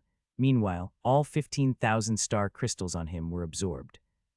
Delay, wake up. A beautiful girl was crying out anxiously on a dark field, awakening a hazy Lu Yin. She smiled emotionally when he opened his eyes. You're awake. That's great. Delay, who was that? Lu Yin was confused at first, but then he recalled rolling a 6 on his die and fusing with someone's mind. Was this the person? What's wrong, Delay? The girl looked at him nervously. The man in front of her was obviously someone she knew, but his gaze was very unfamiliar. As he rubbed his head, Lu Yin instantly knew everything he needed about the person he had possessed. His mind was still running a little slow, but he eventually turned towards the girl and smiled. Nothing, I was just playing a prank on you. The girl sighed. You scared me. Don't do that again. Lu Yin, Delay nodded. I'm hungry. Can you buy me something to eat? Stay here, I'll get you something. Lu Yin watched as the girl left before looking at himself and sighing. He was Delay now, and while he had no idea how long he'd stay merged with this person, it couldn't be that long. Thinking of this, he reached in and sensed the large pool of energy within his body. Delay was actually a limiteer. Delay had the power of a limiteer, but that wasn't all. Lu Yin was delighted to find that his grasp of star energy had reached the realm of infinite change, and he was a famed genius on this planet that was planning on applying to the 13 Imperial squadrons. To his surprise, this was the 13th filament, which was at the edge of the Frostwave Weave. He had been sent here with only 10,000 star crystals. Would he reach the Universe with more? Star energy gathered in Delay's palm, going from intangible to tangible. Soon, it reached a form similar to fire and vibrated with heat in the air. This was the realm of infinite change simulating fire energy. This person wasn't even 40 years of age, so he was still of the younger generation. This level of star energy control was prodigal. With the same battle techniques and star energy, one's control could make for a huge difference in power. It was a pity that Delay did not know any good battle techniques. He didn't understand the need to find a backer, didn't know how to earn money, and didn't have the guts to chase the girl he loved. All in all, this was someone extremely stiff. A voice suddenly interrupted Lu Yin's thought, sending him to his feet. Aya had fainted by the time he bounded over, and a number of cultivators walked out from the shadows. A young man smirked at him, long time no see. Lu Yin's gaze focused. He recognized Ramos from Delay's memories. This was the son of the most powerful person on the planet. Ramos had always been jealous of Delay's talent and tried to bribe him to take part in the exam for the 13 squadrons in his stead, but Delay had rejected him. He wasn't supposed to show up now. I already said no, Ramos. Let Aya go, Lu Yin said seriously. Ramos snickered. I'll give you one last chance. Give up your place and I can let you live and even give you battle techniques. You'll never be able to get one otherwise. It was at this point that Lu Yin understood why Delay had no battle techniques or much general knowledge. He had been blocked off with intention. I don't agree, Lu Yin said once more. Ramos shrugged. You're so inflexible. Do you really think the 13 squadrons will see anything in you? This universe has no lack of geniuses. I'll have you know that the Empire is now most interested in King Zishan and the others who entered Astral 10. What about you? They've forgotten you already. Nobody will cause trouble for me if you disappear. Kill him. A number of limiteers came for Lu Yin and he tried to flash away, but he didn't have much control of this body and nearly tripped. He'd forgotten that this body was Delay's even if he knew how to use the flash. The body didn't have the muscle memory for it. Boom. The earth shattered and Lu Yin soared into the skies, a middle-aged limiteer attacking behind him. He raised his hand and smashed down with converged star energy, sending the attacked flying into the ground. This was the terrifying power of the realm of infinite change. He could even go up against battle techniques with his star energy alone. However, a few more limiteers had surrounded him at this point. Lu Yin gritted his teeth and used the flash consciously, this time succeeding as his body vanished to dodge their attack. He appeared behind one of the limiteers and slashed out with a blade of star energy. The target had quick reflexes and dodged, so the blade cut through the air with a tremendous surge of star energy that cut a rift into the earth. The aftershock spread into a river in the distance and reversed its flow. Such a battle should technically have attracted the attention of the planet's troops, but they never appeared. Ramos had already planned this out. Today was the day Delay died. He had no plans of letting Delay off. Even if Delay was willing to give up his position, that still wouldn't do. What he wanted to see the regret and despair as this genius died before him. Lu Yin panted and then burst into laughter. Delay really was quite lucky. If he hadn't entered this body, this genius would have been done for. Your girlfriend is quite pretty, Delay. Ramos' voice rang out down below. He walked over to Aya and bent down to touch her. Delay's fury bubbled up even into Lu Yin's mind, but he calmed those emotions down. Don't worry, I'll handle him for you. And then, Delay disappeared. Young master, careful. The limiteers nearby shouted as Delay disappeared, but it was too late. Lu Yin flashed behind Ramos and grabbed him by the hair. The mere melder was helpless against his strength. Ramos paled. Let go of me now, or my dad will make your life unbearable. You can just die, Lu Yin said with a smirk. He wasn't the actual Delay to be threatened by that. Ramos's eyes narrowed with disbelief, but a loud bang rang out as Lu Yin's palm smashed past his ears into the ground. That attack was filled with bloodlust. Delay really was going to kill him. Stop, let him go. The limiteers growled angrily, but Lu Yin just pulled out a gadget and started a call. A beautiful lady quickly appeared on his screen, her face stunning Ramos and the rest. This was the captain of the 13 Squadron, Liting Zishan. Who are you? Who gave you my number? Liting asked coldly. Hello, Captain Zishan, I'm Delay. His Majesty Lu Yin asked me to contact you if I needed help, Lu Yin said. This was his first time contacting the woman who was supposed to be his closest supporter in the Great Yu Empire, and he hadn't expected it to come out in this situation. Meanwhile, Ramos paled at the mention of Lu Yin's name. How did Delay know the Zishan king? The limiteers around were astonished as well. They realized that things weren't going too well. What's the matter? Liting asked with surprise, her gaze sweeping past Ramos and the rest as Lu Yin explained, Oh, I understand, I'll handle it. Lu Yin's eyes gleamed. He hadn't just contacted Liting because she was the 13th captain, but also to see what her attitude was towards him. Delay was the best litmus test, and he'd always harbored a desire to join the 13 Imperial squadrons anyway. This would be killing two birds with one stone. Lu Yin let go of Ramos and stared the limiteers down. Now no one would dare cause trouble for Delay. Even Ramos and his father couldn't afford to offend someone who could contact Liting Zishan directly. He carried Aya away towards a grassy field, feeling a pulling sensation that indicated his time was up. He had saved Delay's life today, but he wanted to give the man one more present before he left. Delay. Aya woke up and looked around at her surroundings blearily while lying on the grass. Lu Yin responded with a hug and a kiss on the lips that shot her awake, matching her gaze with a smile. Aya, I love you. Tears immediately welled up in Aya's eyes and a look of disbelief overcame her face.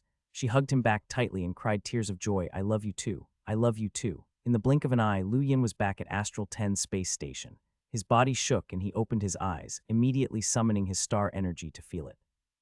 He lifted his hand and turned it into wind, water, and flames in his palm. They were all just imitations, but this was the realm of infinite change. Many people depended on elemental crystals to use battle techniques, like Geraldine with her fire punch.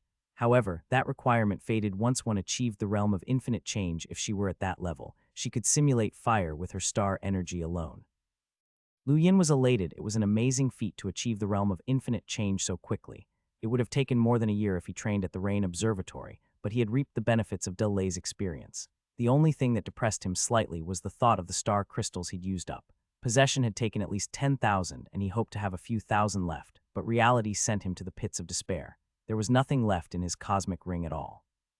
He was destined to be poor. Lu Yin lamented the loss of his newfound wealth, but eventually flashed a better smile.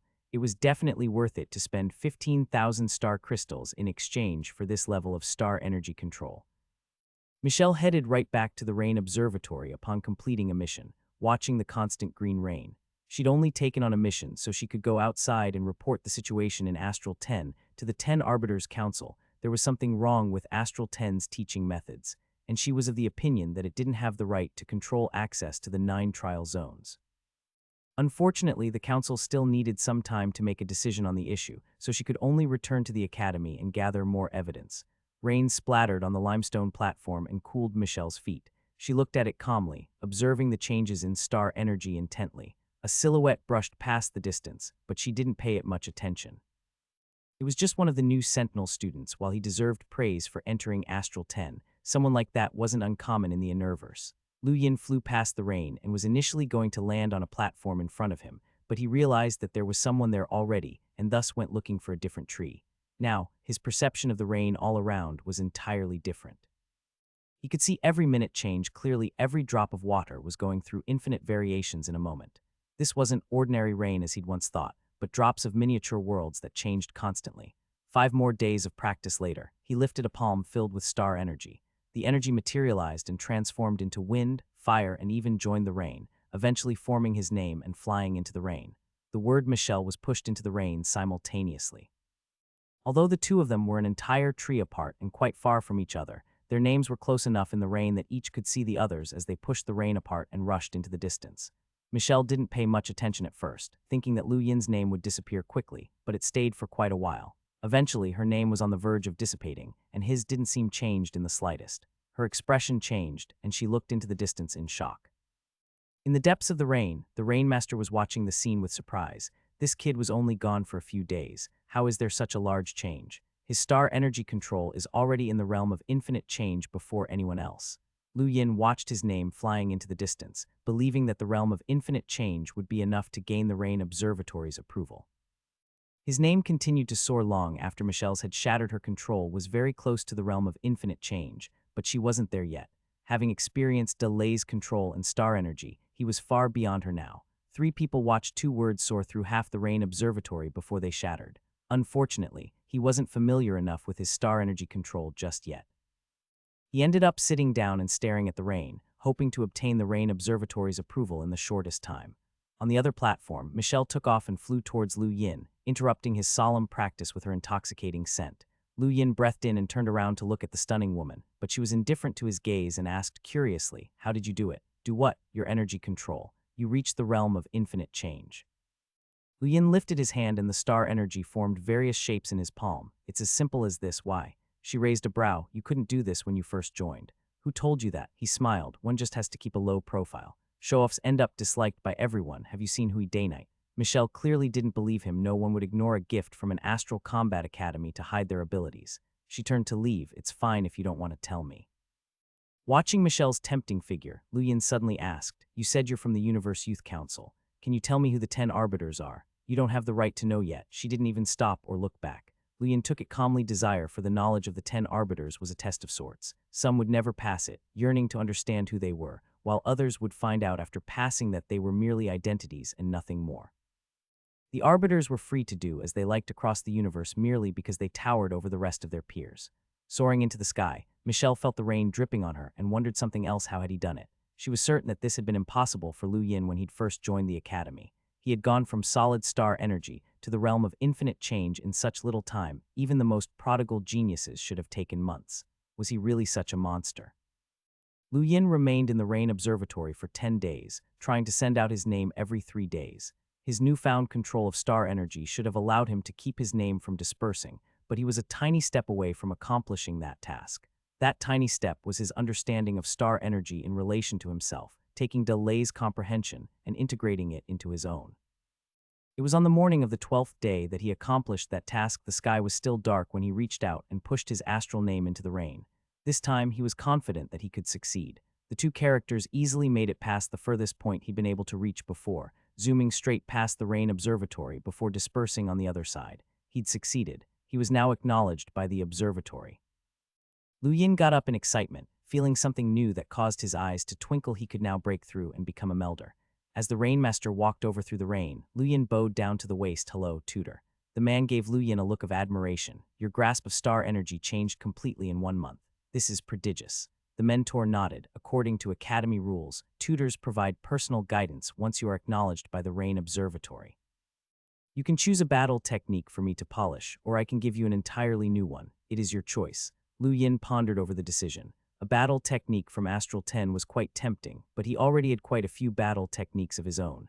The Cosmic Palm, Skybeast Claw, Day-Night Punch, Flash, and 3 stacks were enough of a drain on his attention. He didn't have the time to learn anymore. He also didn't think the new battle technique could be better than the Cosmic Art, which he wanted to explore completely before looking for anything else. He looked up earnestly. "I'd like you to polish one of my battle techniques." "Sure, show me." Lu Yin took a deep breath and faced the empty rain before punching forward. The power of 3 stacks burst forward and resounded thrice in quick succession. The Cosmic Art was way too powerful, and he had no idea whether the Rainmaster could improve it, while the Day-Night Punch could expose him. The Skybeast Claw could be found in U Academy, so that left him with 3 stacks in the Flash. The former was the weakest link right now. Stacking. I once met a genius in the Unnerverse who was incredible at it. All right, let me improve this for you. The Rainmaster placed his hand over Lu Yin's outstretched palm and pushed, forming a curious echo that coursed through Lu Yin's body. 1, 2, 3, 4, 8 soft echoes rang out. "This should be enough until you become a limiteer," the tutor continued, waving his hand around and striking the air. 9 explosions rang out and pushed back the rain, producing as many shockwaves that left Lu Yin wide-eyed. 9 stacks. He'd somehow got to 9 stacks. This technique does exist in the Outerverse, but 9 should be the limit and enough until you become a limiteer. Only go up to 6 for now. Don't overdo it, the Rainmaster stated before disappearing into the rain. Lu Yin bowed down as the man left, but doubt filled his face. Was this really only a hunter? Could all hunters take 3 stacks and improve it to the point of 9 stacks? He remembered Tianming saying that 9 stacks was a technique unique to the Grand Top Weave. If all hunters could just recreate the technique so easily, it was impossible for that to be the case. Someone like the Undying Yushin would have spread the technique through the Frostwave Weave by now, at least. Was the Rainmaster even more powerful than a hunter? This doubt only lingered for a moment. Lu Yin knew he didn't have to bother with all those thoughts at this point. All he had to do was familiarize himself with 9 stacks as soon as possible.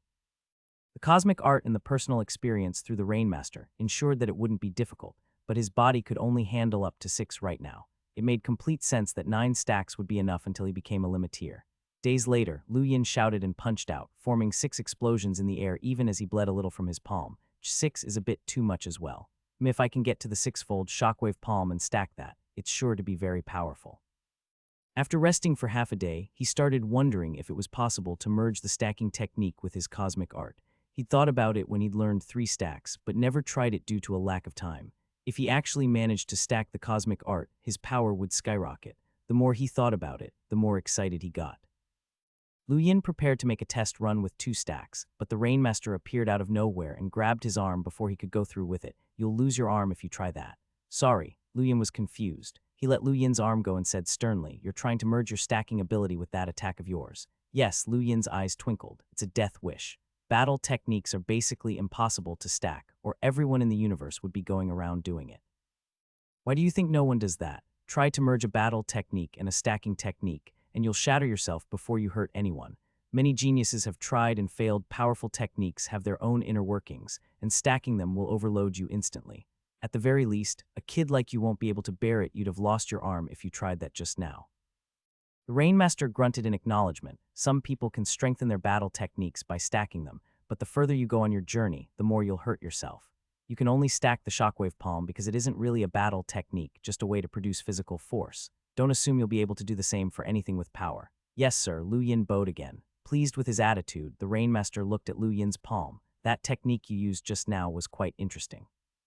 You've seen it before, Lu Yin was shocked. No, but it seems rather unusual. How many stars can you use? 6, Lu Yin revealed directly. The tutor had already seen things, so trying to conceal it would only make him seem petty. This was Astral 10 after all, hiding it forever was a pipe dream. 6, that's not a lot. This battle technique feels like one that needs to be a whole, and that isn't at 6. 9 might be able to do it. Lu Yin was confused. Whole, what does that mean?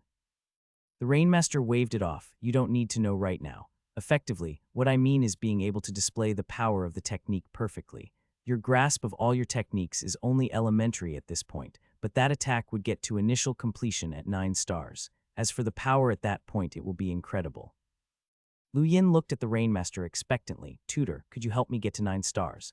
Let's see when you get onto the Rain list. The Rainmaster dismissed indifferently. The man left soon after, but he left an excited Lu Yin behind. His current cosmic art was only limited to 8 stars, and the 9th could be a part of the next set. That was something he might never achieve on his own, so it would be wonderful if the Rainmaster could help him figure it out. But could it really be deciphered so easily? He wasn't sure. While he hadn't seen the full extent of this technique's powers, it was still terrifying. Getting onto the Rain list will have to wait until I become a melder, he muttered to himself. While he could technically continue practicing until he reached that point, he had no plans to wither away on these trees. The best thing to do was find a way to make money and integrate with even more powerhouses, experiencing their strength as a shortcut to his own. For now, he would head to the trial zone entrance and participate in ported battles. As Lu Yin left, the Rainmaster chuckled behind the veil of the observatory, a technique based around the star's lockbreaker. Manhwaedit 83 defeats, the old trial master shouted as a depressed figure walked out of the teleportation stone, and that figure's expression turned uglier. Zhao Yilong entered the teleportation stone right behind, but returned just as quickly. Zhao Yilong, 1 victory to 58 defeats. Lu Yin arrived just as Zhao Yilong's results were announced, and he was rather surprised that any sentinel managed a victory in the ported battles. He saw that there were only the 2 around and was about to head towards the stone himself, but Meng Yue grew excited upon seeing him. Lu Yin, let's spar. Haven't you been thrashed enough in the ported battles? Lu Yin found it funny. You don't dare fight me. Meng Yue snorted. Hold on, I want to fight. Lu Yin dismissed him. Meng Yue's eyes gleamed in response, but the youth did not stop him. He was already close to 100 battles fought, but life was far too cruel. He had lost every single one. It wasn't even like he'd been spending all of his time here. In fact, the majority of his time had been spent improving greatly at the Sand Ocean. Oh right, who has the best results? Lu Yin asked curiously. Darkvide, 13 to 47, and he even has 4 consecutive wins, Meng Yue said enviously. Lu Yin nodded and stepped into the teleportation stone's domain, while a disinterested Zhao Yilong turned to leave. Michelle arrived around the same time, wanting to improve on her 629 scoreline, but she saw his figure stepping in and her eyes gleamed as she silently waited nearby. Lu Yin had lost all 5 of his previous attempts, and the memory of those losses was still fresh. He was much more powerful now, but he didn't feel like that would translate into results. There was no realm restriction on ported battles, just age. If Michelle and Darkvoid had losing records, he wouldn't fare much better. His only hope was to have the good luck to get 3 consecutive victories and complete the highest sentinel mission in the treasury. The world changed as his fingers touched the stone, the loud roar of waves overcoming his ears. He looked around to find that he was actually over water, with a fishy smell all around. Ocean huh, he mumbled as another figure appeared before him, sending out a wave of berserk star energy without restraint. The water was set aboil and shot into the heavens, rocking Lu Yin like he was a small boat ready to capsize. Limiteer, he cursed his bad luck. The figure didn't give him a moment before blinking right in front and punching out. He activated the cosmic art and determined the target quite quickly, but there was simply no way to avoid it. The opponent's star energy had solidified and sealed the surroundings. The only way to avoid was to attack. Lu Yin had 2 options right now. One was to attack the star energy around him, and the other was to attack the opponent himself.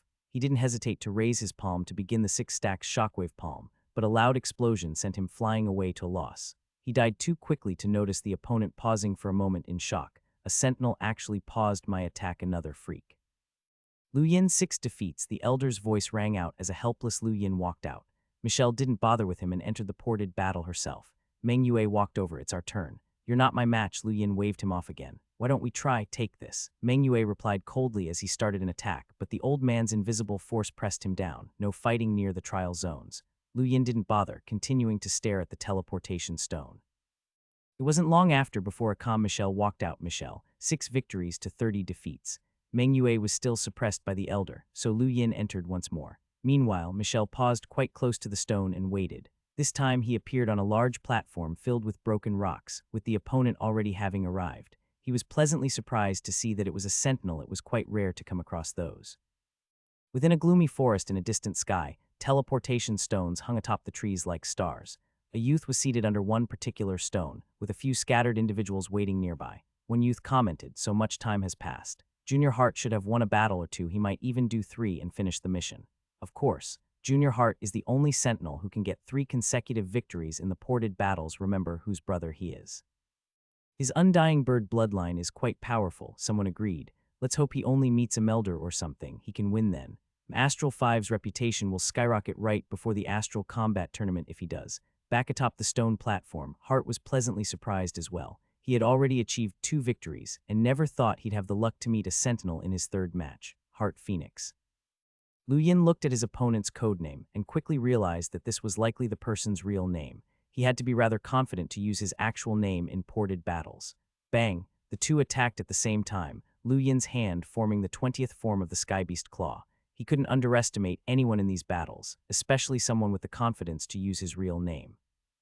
However, a blaze flew forward from Hart's hand and drowned the attack, burning it to ash with a loud rumble that left Lu Yin shocked.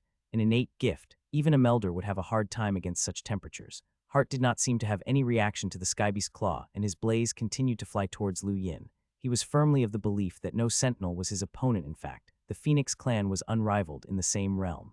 The platform melted under the blistering heat. Lu Yin flashed away, but even the void was distorted by the blaze, and he didn't get far. The flames twisted around Hart's body as he charged over at high speed. Both combatants were lightning quick. Lu Yin's flash even held hints of the speed techniques of the Day-Night clan, but Hart seemed capable of swimming freely through the flames and appearing wherever he wanted in an instant. A dozen booms rang out as they exchanged blows. In order to experience his opponent's power, Lu Yin went on the defensive. On the other hand, Hart was genuinely surprised that his opponent could withstand his blows. Few sentinels could survive his flames for so long, but it was time to end things. His figure suddenly paused and he clapped his palms together, unfolding them as a bird cry rang out in the void. A bird of pure flames appeared between his hands, distorting the air as it charged Lu Yin down. Lu Yin tried to flash away, but the bird was even faster than him and burrowed through the void. He was forced to turn around and use the 6-stack shockwave palm, giving rise to a loud boom as the aftershocks dissipated the flames into the sky. Even Hart had to retreat a few steps in the face of that attack, staring at the distance in shock. Lu Yin withdrew his palm and stared back. This was a strong opponent. Hart actually grew excited at the prospect of a sentinel that could withstand the first form of his battle technique, but Lu Yin didn't give him much time to think. The initiative was switched around this time, and Lu Yin flashed over and used the 6-stack shockwave palm once more. The air pressure all around concentrated to the point that sight was distorted, forcing a wide-eyed Hart to burst forth with that bird again. The flaming creature crowed in fury. How could the undying bird be a pushover? Bang, bang, bang, bang, the platform shattered completely, and both combatants rose into the skies. One controlled a blazing bird that baked the earth, while the other crushed air itself with his power. Their violent clashes sparked all around. A tough battle. It took half a minute of constant explosions for Hart Phoenix and Lu Yin to separate, both left gasping for air.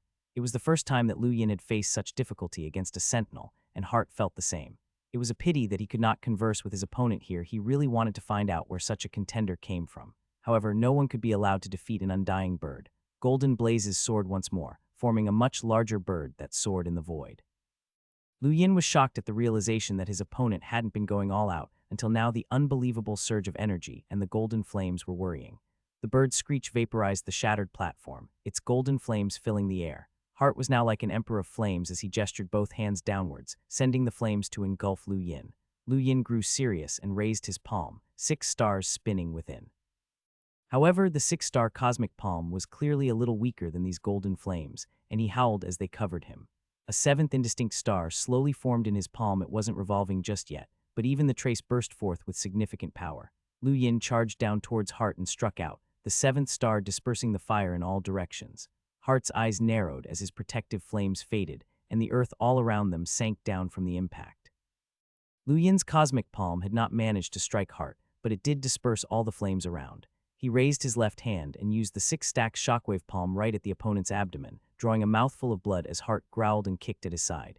He retreated a few steps and flashed away, reappearing behind Heart and forming the cosmic palm once more. Heart turned around and gritted his teeth. The flaming bird crowed from his body once more, refusing to accept defeat. The attack landed firmly on him and sent him flying, but the scattered flames quickly converged on him once more and started healing it rapidly. Lu Yin was stunned by the sight, recalling King Yu, who was similarly difficult to kill. This would not do. He couldn't give this opponent a break. He immediately flashed towards Heart once more, using the cosmic palm with both hands this time.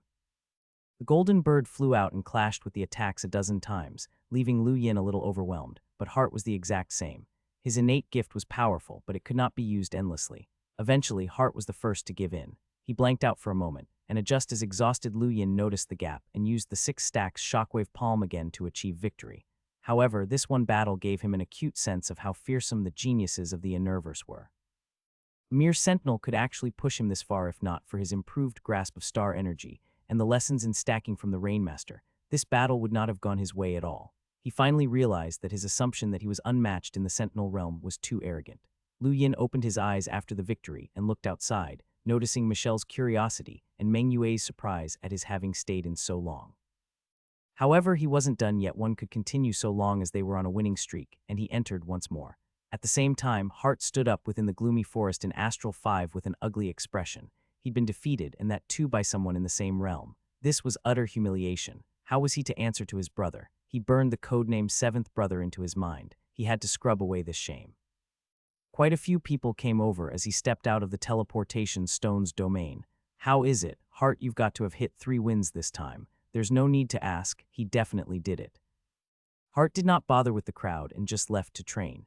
That seventh brother had to be from one of the Astral Combat Academies. All the other powers that held teleportation stones had their own unique factors. He might face this person in the Astral Combat Tournament and would definitely defeat him then. When Lu Yin entered the ported battle once more, he arrived at a marsh. There was already someone waiting for him again, but he felt like puking the moment he saw their name. Big Windy Bro, the very first opponent he chanced upon in the ported battles, the absolute beast that had killed him instantly, was here again. Big Windy Bro's star energy swept out the moment Lu Yin appeared, obliterating the void. Lu Yin was knocked out in an instant, yet again just as expected. It was rather depressing that he couldn't even block one hit. Back in Astral 10, Lu Yin walked out just as the old man announced his results. Lu Yin won victory to 7 defeats. You actually won, Meng Yue was shocked. However, Lu Yin ignored him and turned to Michelle. You're from the Animeverse. Have you heard of a Phoenix clan? You met a Phoenix. Michelle was stunned, explaining when he nodded. They're one of the strongest families in the Animeverse. It makes sense that you were beaten. She stepped towards the stone before Lu Yin could tell her that he'd won. He wanted to call after her, but eventually dismissed it. Phoenix. They definitely lived up to their billing if a sentinel could give him such a tough time. He couldn't begin to imagine how powerful the clan's melders or limiteers would be. It was quite alluring to achieve 100 victories and enter the 9 trial zones, but most of the new students knew their limits and were silently training. Only a handful were around the entrance at any time. When a dejected Meng Yue left as well, Lu Yin and Michelle were the only ones remaining. At one point, Lu Yin had won 2 out of 12 battles, a score that shocked Michelle. Her own win rate was about the same, but she was a melder while he was only a sentinel. Sometimes, luck was a part of one's achievements. Lu Yin met sentinels consecutively in his 13th and 14th battles, and they seemed to be new students just like him. He dispatched them easily, but the 15th opponent was more troublesome, a Sylvan dragon. One of the 3 powers blocking the sentinel paths during the Astral 10 assessment was a Sylvan dragon, but Lu Yin had been on a different path and so did not recognize it. He was stunned by the sight of a beast in the ported battle, but there was indeed a codename on top of the creature's head, Dragon 8. Dragon 8 huffed and charged at Lu Yin, crushing down with his claws. Its terrifying melder star energy swept across and wrapped around him, intending to immobilize its target for the easy kill. Lu Yin would indeed have been trapped if it was a limiteer, but his current star energy control allowed him to shake it off. The creature was stunned by the sight of a sentinel breaking its chains, but it stretched out and its enormous body split into 2. 4 sharp claws moved in strange paths to block off all directions, forcing Lu Yin to confront it. Lu Yin used the 6-stack shockwave palm directly, giving rise to an explosion that split the earth. Both combatants crashed down to the ground from the impact, with Dragon 8 retreating a few steps to nurse its trembling claws. It was quite amazed by this blow, almost shivering at the thought that a mere sentinel could injure it. Was this an heir of one of the best Enerverse clans? Lu Yin jumped out of the marsh and stared at Dragon 8, 6 stars forming on his palm. 6 stars in the realm of infinite change far surpassed Jerbak and even Shuts, making Lu Yin the strongest youth in the Great Yu Empire, but he still had a losing record. In fact, it was extremely rare to score a single victory. He had to work under the assumption that this beast was no ordinary melder. After all, Heart Phoenix was certainly stronger than Shuts despite only being a sentinel. That showed how scary the geniuses of the Enerverse were. He had the feeling that the beast before him didn't qualify for that term, but it was still fast enough to be terrifying. Dragon 8's body suddenly shook and split into two. Lu Yin dismissed it as extreme speed and was about to attack, but his eyes quickly narrowed as it split again into 5 total bodies. How was this possible? This wasn't just a normal speed technique, it had to be an innate gift of speed. He looked for a way out, but the dragons attacked from all directions and sealed off his escape routes. Forced to face the opponent directly, he gritted his teeth and activated the cosmic art, 6 full stars and the hints of a 7th appearing around him. He could see Dragon 8's movements clearly once more, noticing the one actual body among the 5. His alarm faded away in an instant. The cosmic art was the bane of high speed. Dragon 8's enormous eyes shuddered as it saw the cosmic palm. How could this human actually find its body? However, the question didn't last long. The attack landed square on its head, knocking it out in an instant. A panting Lu Yin grew thrilled when he realized he'd won. 3 consecutive victories, he'd completed the hardest sentinel mission. He was warped back to the teleportation stone, seeing that Michelle had been joined by Coco, Hui Daynite, and Little Pao. However, he savored his victory and entered battle once more. He wanted to try and get 4 consecutive wins. With his current ability, a bit of good luck was all he needed. However, his heart dropped when he saw his 16th opponent, or rather, when he saw the one sword that the opponent swung at him. There was nothing after he had been defeated before he could even glance at their codename. This was definitely a powerhouse who was at least an explorer, a fact that left Lu Yin aggravated. Luck was of the utmost importance here. Some strong people could have horrible results, while a sentinel like him had consecutive wins. As he walked out of the teleportation stone, he heard the old trial master's voice. Lu Yin, 7 victories to 18 defeats. Michelle was stunned when she realized what that meant, and Hui Daynite clenched his fists as well. His own record was 352. How could this mere ant surpass him? Coco was the first to speak. Brother Lu, your results are amazing. Darkvoid and Michelle are the best of us, but they still only win one every 4 and 5 times. You win 1 in 3. Lu Yin walked over and patted her head. It's just good luck. How many sentinels did you encounter? Hui asked coldly. 3, huh, it really is just good luck. Lu Yin didn't bother to explain to the sneering youth. The Daynite clan was definitely powerful, but Hui was mediocre at best. He would have won in a fight even back when they first joined Astral 10, and that victory would now be instant. Brother Lu, are you injured? Do you need treatment? Coco asked hopefully. Little Pao walked up behind the disappointed Coco. Congratulations on completing the most difficult sentinel mission, Junior Lu. 3 consecutive victories is an amazing feat. Hui's expression turned even darker, but Lu Yin just smiled. I have good luck. I couldn't lose if I wanted to. Little Pao smiled. I wouldn't believe that for a second. Anyone capable of entering ported battles is definitely an elite, a genius in the Outerverse, if not the Enerverse. Some of them are even famous already. If they were easy enough to beat, the mission would have been completed long ago. But I have to congratulate you. Keep up the good work and try to get to 30 consecutive wins. 30. Is there any special reward for that, Senior? Coco asked. Yes, 30 consecutive wins give you the right to challenge the Astral Top 100. Lu Yin's eyes gleamed. The Astral Top 100 listed the most powerful youths in the entire universe. This was the same ranking that Wendy Yushin had reached the top 20 of. Anyone who could get on this list would be renowned across the universe and had an easy opportunity to join the 10 Arbiters' Council. A single word from them could determine the future of entire planets. It was much more powerful and prestigious than the title of King Zishan. Coco stuck her tongue out. I don't want to go near the Astral Top 100. Those people are insane. Little Pao laughed. Well, one should always have a goal. For you guys, it should be the new student competition. I was sent to tell you that it will be held in a month, and the reward for the champion is quite unusual too. What is it? Coco asked expectantly. It's a secret. Little Pao put a finger to his lips, leaving the girl disappointed. Meanwhile, Michelle glanced at Lu Yin before entering the ported battles herself. Lu Yin himself bid farewell to Little Pao and Coco to head to the treasury, where the reward awaited him. Some of the Astral Combat Academy's missions were restricted to specific academies, while others were public to all 10. Those missions were generally quite difficult to complete and would cause a commotion across the entire Astral Combat Academy when they were finished. The most difficult Sentinel mission was to obtain 3 consecutive victories in teleportation battles, and it was public. This had been Heart Phoenix's goal, but he'd been defeated by Lu Yin in his 3rd match. The mission was also removed once Lu Yin completed it. Astral 9. Someone actually finished the top Sentinel mission, and they're from Astral 10, too. They might be making a comeback. Bull, they're in the Frostwave Weave. Could there possibly be any geniuses so remote?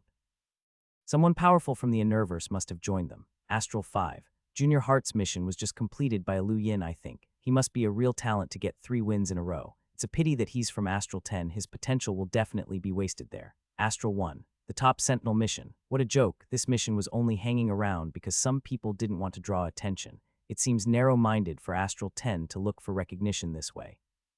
Don't say that. We still have to give them some respect, even if they're driven out. A gorgeous girl nearby turned to look at Lu Yin's name before leaving. Back in Astral 10, the old bearded man marveled at Lu Yin so hard that he felt disgusted by the stare. Tutor, can I get the reward now? The old man cackled. Why so formal, young man? Just call me Old Kai from now. Lu Yin raised a brow. Old Kai. Old Kai nodded approvingly. Not bad at all. Astral 10 hasn't done anything impressive in a while. You're not bad, young man, haha. It's just good luck, Lu Yin replied humbly. Old Kai waved his hand. Luck is also a part of ability. All right, here's your reward. Keep it up and try to finish more public missions. It'll help us out a lot. Lu Yin grabbed the cosmic ring that was thrown towards him and inspected it, finding 10,000 star crystals within and growing excited immediately. He finally had money again. 10,000 star crystals was a sizable figure. Your Aurora is at the space station. That thing will require endless resources. Just do your best for now, Old Kai added, giving Lu Yin permission to leave. Lu Yin promptly headed to the space station, finding one of the Aurora spaceships and registering himself as its owner. Most of the resources in the Astral Combat Academies were sponsored by major economic forces, and the Aurora Space Company was one such supporter. These spaceships looked quite similar to most others. Personal model Lu Yin had gotten was less than 3 meters across, but they had a special energy converter on them. These things relied on pure energy to jump through space, and rare materials that passed through the converter were assimilated into the spaceship's structure itself. This was the core feature that made the company famous, but it was rumored to have originated from ancient technology that other companies could not replicate. The better the quality of the materials someone used on an Aurora, the faster and sturdier the ship would become. That was why Old Kai had said it would require endless resources the spaceship would need it all to upgrade. However, once upgraded, the Aurora's functions would far exceed a normal spaceship. Lu Yin had done his research, and all Auroras were at an elementary stage. The addition of the energy converter actually made them slightly worse than most other spaceships, but even at the Radiant grade, they were 10 times faster than normal spaceships and could defend from a cruiser's attacks. Another upgrade would bring them to the Black Hole grade, where they were 100x the speed of ordinary ships while also capable of blocking hunter attacks. Their name came from the idea that they could rip right through black holes. They were certainly essential on long journeys. It was rumored that there was an Ian grade even higher up, but Lu Yin didn't know the specifics of that. The Aurora Space Company's marketing slogan was that they were flying warpships. That is to say, they could cover in flight what most other spaceships had to use wormholes to cross. The Aurora spaceship's hull felt cold and sturdy to the touch. It was definitely made of a tough alloy. These things retailed for at least 50 billion credits. Anyone who possessed it was considered rich. Unfortunately, he had nowhere to take it right now and wanted to become a melder before he did. He headed for the Rain Observatory and settled on a treetop that was quite the distance away from the teleporter, taking out the formcast model that he'd taken from Terrence's corpse in Jinlin. Been holding on to it all this while so he could hit the Melder realm. The original plan was to get the formcast model from the corpse on Neptune, but that had turned out to be a still-alive Kingu who he didn't manage to kill. Seated on the limestone platform, he watched the dark green rain fall to the ground and inhaled deeply. Pricking his finger, he then pressed the formcast model into his fingertips and initiated his breakthrough. Moments later, searing pain shot through Lu Yin's entire body. His eyes were lit ablaze from the familiar sensation, his entire body writhing as his cells were burnt away and recreated. It felt like an invincible enemy was crushing him from the stars, and he felt the universe with each breath he took. His body was slowly starting to get used to the greater world, and it realized how meager the amount of star energy it held was. It longed for more to quench its thirst. His eyes glowed with determination as he felt his body growing stronger. This was the power of the Melder realm. He was about to break through. His coat suddenly burst open, and several runes started sparkling on his back. They formed the shape of a lock that pierced his shoulder blade, seemingly locking down his entire body. This was a seal that had appeared before, and it shattered the formcast model immediately. Lu Yin's eyes shot open in bewilderment. The mental impact had almost forced a blackout, but he was more agitated by the failure. The rainmaster walked out from the continuing downpour, frowning as he looked at Lu Yin, who would be cruel enough to seal a child from breaking through. The old man in tattered clothes appeared out of thin air on the other side, pressing a hand onto Lu Yin's back. Terrifying energy filled all of Astral 10, pervading the skies and shaking the surrounding planets as he tried to suppress the seal. He also stretched a hand into the void as this happened, slowly forming a brand new formcast model and merging it into Lu Yin's body. Lu Yin was on the verge of fainting from the unexpected failure. He had been on the verge of breaking through and simply did not understand how failure was even possible at that point. Just as he felt that all was lost, however, a powerful force suddenly supported his body and allowed the formcasting to continue. As his cells burned and the blood began to reform, he gritted his teeth. Even though he didn't know where this new force came from, he would rely on it to continue the formcasting. Behind Lu Yin, the old man had a distant look in his eyes as though the heavens were spinning around him. A small part of the lock shimmered into existence before exploding, causing the heavens to quake. A middle-aged man in the sand ocean looked up in alarm, while old Kai jumped in shock in the treasury. The trial master's eyes shot open in contemplation, while someone stuck his head out of the stargazing deck. The rainmaster himself watched the entire process in shock. In the process of entering the Melder realm, Lu Yin saw that jade finger once more as the seal was smashed. However, the sight was different this time. There was a boundless stretch behind the finger that glowed with gem-like stars. It was a magnificent sight to behold. The old man watched thoughtfully as Lu Yin's body was reforged. This is an ancient seal, the rainmaster stuttered. Very ancient, one that can only be broken with force. Ah, such a shame that I only managed to break one, the old man said dejectedly. The rainmaster had a puzzled look on his face. Do you mean there is more than one? The old man nodded and looked up, collecting his thoughts. I think I encountered such seals before, but I have forgotten where. Ancient and terrifying, indeed someone could actually bear to lock a kid with them.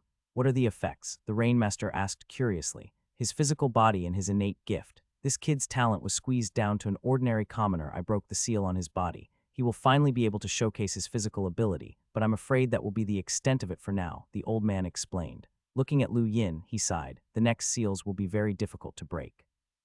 I hurt this child when I lost control. This new formcast model should make it up to him. It should keep him going unless another of the seals is activated. It took more than a day for Lu Yin to complete his breakthrough, and when he opened his eyes, the downpour looked entirely different.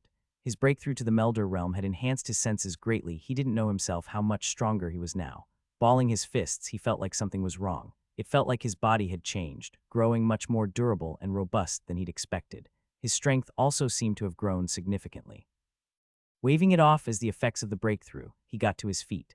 It was at this point that Lu Yin felt the additional formcast model in his body. Stunned, he quickly looked towards the curtain of rain. Rainmaster, are you there? The rainmaster responded without showing himself. The formcast in your model will allow you to sculpt your body again. Go to the sand ocean and cultivate yourself. The observatory will not be of much help at the moment.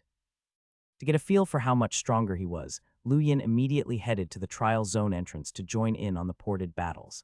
As always, he heard the old trial master announcing someone's results. Hui Daynite, 6 victories to 92 defeats. A dejected Hui Daynite walked away from the teleportation stone, but Lu Yin shot an impressed glance his way. Going from 372 to 692 was a significant improvement. Michelle had walked into battle the moment Hui stepped out, and it took some time for her to come back out. Michelle, 13 victories to 56 defeats. Lu Yin was taken aback. She had improved as well. It seemed like he wasn't the only one who was getting better, even though they didn't get personal tutelage in Astral 10 from the get-go. Both the Rain Observatory and Sand Ocean were amazing places to cultivate. There was also the mysterious stargazing deck. He passed by Michelle and made his way to the teleportation stone, hoping that he didn't get an explorer at least. The scenery changed to a vast grassland with a gentle wind, an intoxicatingly fresh smell filling the surroundings until his opponent poured it in. The other individual immediately attacked him with a sticky purplish substance that was like a web. Lu Yin was shocked. This was a strange innate gift. It sealed off the surrounding space and fell towards him, but his figure blinked away. He was right in front of the Melder the next moment, his hand shooting out the 6-stack shockwave palm. A loud thud shattered the opponent immediately, and the sticky substance vanished. It was a one-hit kill. Lu Yin looked at his palms, bewildered. His palms had felt like they would break when he used the 6-stack shockwave palm before, but now it seemed as easy as breathing and caused no strain at all. Why was this? Did the Melder breakthrough really make his body that much stronger? Even the flash had doubled in speed. Lu Yin opened his eyes wide underneath the teleportation stone, a bewildered expression on his face. He knew that the biggest change during the Melder advancement was the increase in star energy Melders absolutely dwarfed Sentinels in terms of their energy pool. Other attributes were improved as well, but he felt like the strengthening of his body was abnormal. Continuing to think about it, he entered another ported battle. Lu Yin's next opponent in the ported battles was another Melder, the most common type of contestant one could find. The order of occurrence went Melders, Limiteers, Sentinels, and then a minority of Explorers. He looked at his current target and lifted his hand, the air rippling as he started stacking attacks. 6 stacks hadn't burdened him at all before, and using even 7 didn't add much load. An astonished Lu Yin got to 8 when the Melder blinked towards him and kicked out, almost shattering the sky with his powerful battle techniques. Facing such close combat, he went all the way to 9 directly. 9 explosions of power left the sky buzzing, shattering the powerful Melder in an instant. Lu Yin was stunned. The power of 9 stacks far exceeded that of 6 stacks and even the 6-star cosmic palm. He hadn't even used the shockwave palm. This was pure energy layering. He appeared beneath the teleportation stone once more and fell into deep thought as he stared at his palm. 9 stacks wasn't his limit. His body could endure much more. Just how strong had he become? He huffed and Ray entered the ported battle with an excited gaze. The next 4 people Lu Yin met were all Melders, and none of them could defeat him. The 5th was a Limiteer powerhouse named Invincible Palm, but even that didn't frighten him anymore. Instead, he grew excited at the prospect of finally being able to test his limits. A loud explosion rang out as the Limiteer rushed over to Lu Yin and pressed his palm down, the surging star energy almost suffocating the fresh Melder. Lu Yin responded to the threat with the 9 stacks 9-fold shockwave palm without hesitation, the 9 echoes shattering the earth below. The extreme pressure on his organs left him amazed by the opponent's strength, and the feeling went both ways. Invincible Palm hadn't expected a Melder to be able to block 9 of his blows. He had intended to win quickly and use the top battle technique of Astral 7, the Starburst Palm. This technique compressed all of one's star energy into every strike, rebounding it back into one's body once the attack completed. Each attack dissipated a negligible amount of energy, but possessed enormous power. The 9 palms were equivalent to 9 full attacks. The Limiteer lifted his hand once more, but this time Lu Yin dodged just as a large hole was blasted into the ground and tried to counterattack under the cover of the dust. However, intense pressure suddenly almost crippled him as he targeted his opponent's back. This person had an innate gift of gravity. The 100-fold gravity increase stunned Lu Yin, and Invincible Palm stretched his hands out and struck out in rapid succession to crush his internal organs. Lu Yin opened his eyes under the teleportation stone once more, feeling vexed. He hadn't expected the opponent to have an innate gift of gravity, which was what lost him the battle. Had he known, he would have played it safer. However, even if he hadn't used brute force, Lu Yin still felt that he wouldn't be a match for that Limiteer. All of Invincible Palm's attacks were insanely powerful, and his star energy reserves seemed to be endless. He didn't know where this crazy person came from. In Astral 7, astonishment filled Diao's eyes, a Melder who could force my innate gift, and he only lost after 23 Starburst Palms when his organs were crushed. He really is a genius. Pity that I had something to do. 7th brother, let's meet again soon. I want a good battle with you. Back at Astral 10, Lu Yin walked out from under the teleportation stone and his results were announced. Lu Yin, 13 victories to 19 defeats. Michelle and Hui Dayknight, who were nearby, as well as Zhao Yilong and Lulu, who had just arrived, looked at him in shock. 6 wins in a row. You just won 6 in a row, Michelle stated, her dark red eyes opened wide. Lu Yin nodded calmly. It's just good luck. Hui walked forward and stared at Lu Yin. Were all of your opponent's sentinels? Lu Yin frowned attitude. I have no obligation to answer you. Tell me, Hui commanded. A cold gaze flashed past Lu Yin's eyes and he glared back. You're really annoying. The Dayknight youth smirked. You found a way to get weaklings to enter the ported battles, didn't you? The old man in the distance blinked. There is no way to cheat in ported battles. Only the strongest will win. I don't believe it. He's just a cultivator from the Outerverse. How could he get 6 consecutive victories when we can't? Hui bellowed in a rage. This time, even Michelle frowned while Lulu was annoyed. Lu Yin laughed and turned to the trial master. Could we have a battle here? It'll be over quickly. The old man nodded. Don't destroy the plants. Lu Yin smiled and turned back. Don't worry, it'll only take a moment. Hui's gaze was icy as he stared at Lu Yin. So what if you're a Melder? I'll show you that you're still nothing. Lu Yin lifted his hand. Come then, show me how powerful the Dayknight clan is. Hui's eyes widened in response to the disdain in Lu Yin's tone. How dare a bumpkin from the Outerverse look down on them? Dayknight's soul finger. His body vanished in a moment, replaced by a finger pointed towards Lu Yin from the sky. Lu Yin instantly felt some indescribable rift in his body. If souls truly existed, this was likely the feeling of it getting torn apart. This truly was a battle technique worthy of the Dayknight clan, but he simply aimed up and grabbed the finger out of the sky. A bit of force and the sound of bones shattering rang out, pulling Hui out of the sky with force and sending him to his knees.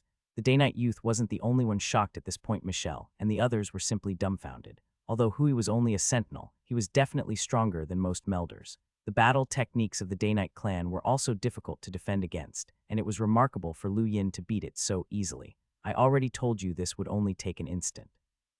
Lu Yin glanced at Hui and smiled as someone who'd entered the corridor of the Day-Night Inheritance Stone. The unique soul effects of the clan's attacks weren't as significant towards him.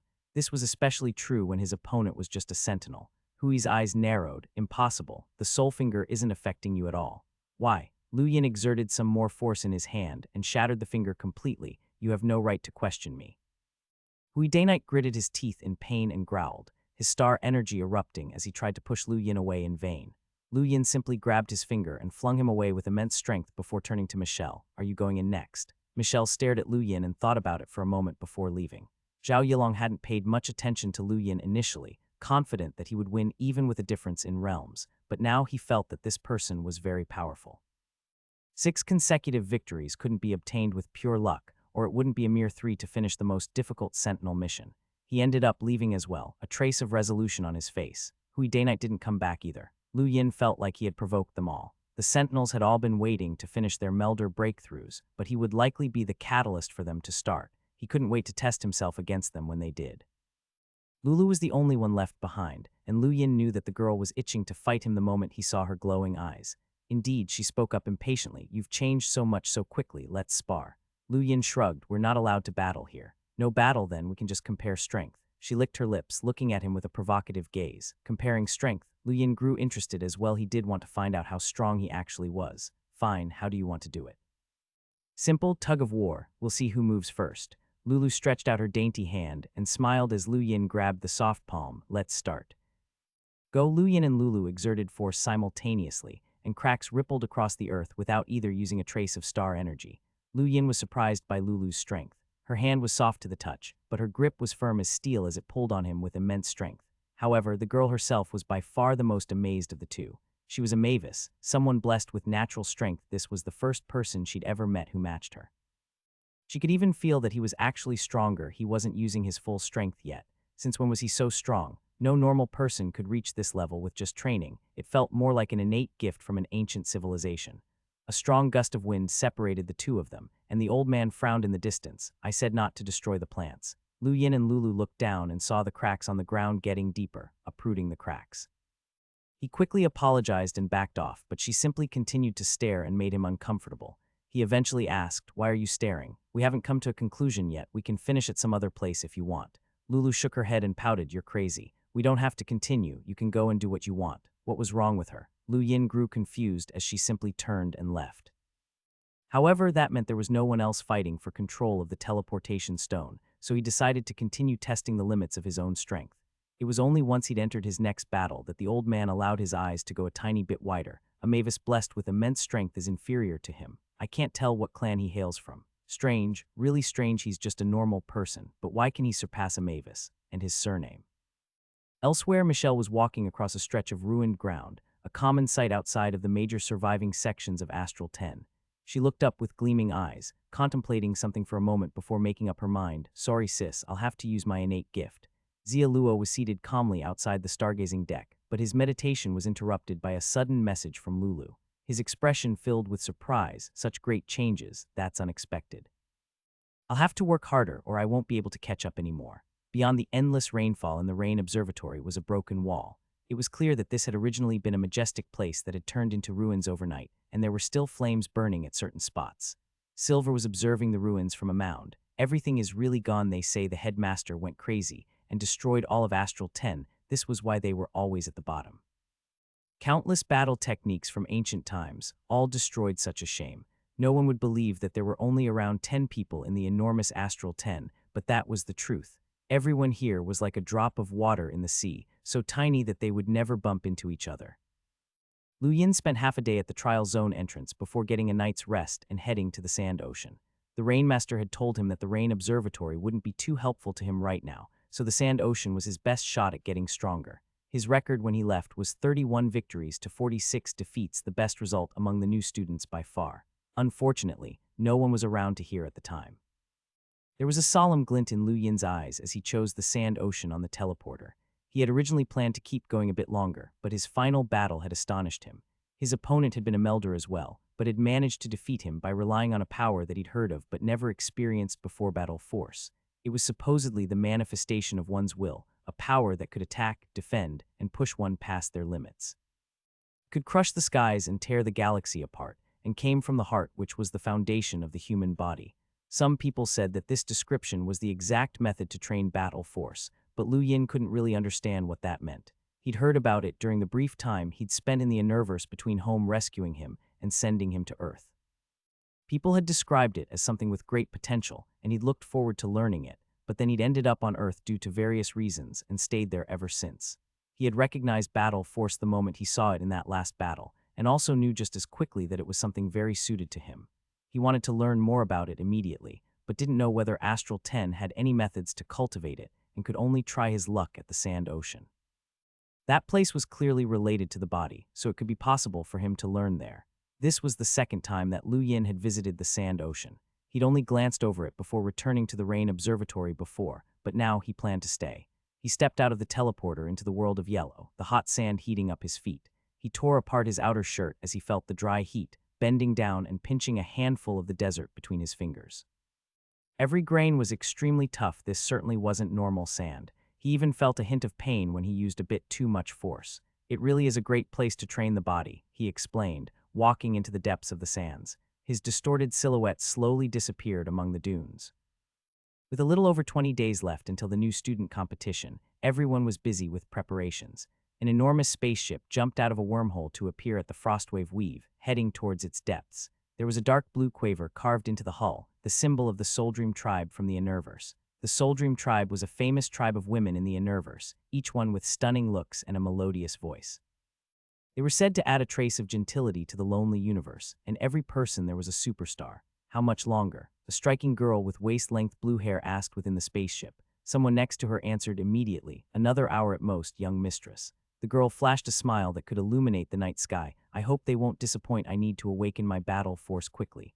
Young mistress, your trip to Astral 10 has attracted a lot of attention. The media has been contacting the tribe to find out why you're going. The girl scrunched up her tidy brows. They're always so bothersome.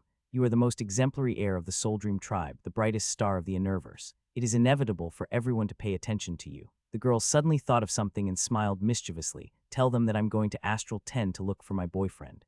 Everyone was stunned when she said that, be it the spaceship's captain or the navigator. They all looked at her in a daze, and someone yelped, "You can't do that, young mistress. It will bring trouble to Astral 10. All the powerhouses interested in you will tear them apart." The girl blinked and thought about it. You're right. Fine, I won't cause trouble. My suitors are really irritating, but some of them are truly powerful. Just release a statement that I'm heading there to train at the Sand Ocean. That place was once a famous training ground. The people around her breathed a sigh of relief. Yes, young mistress. Nobody would dare to underestimate the influence of the people from the Soldream tribe. They were the real stars of the universe and had countless admirers, ranging from normal people to cultivators to elites from major forces. Moreover, this was the young mistress of the Soldream tribe. Even her worst admirer would still be the strongest in the young generation of a major power. If those people really went to Astral 10 to create trouble, the academy would definitely be crushed if the tutors didn't interfere. However, no matter where someone was, the power of the media was everywhere. As long as she said something, then it would definitely spread. The girl didn't know yet the trouble she had brought upon Astral 10 with her joke. Within the gloomy forest in Astral 5, Heart Phoenix walked away from the teleportation stone and clenched his fists.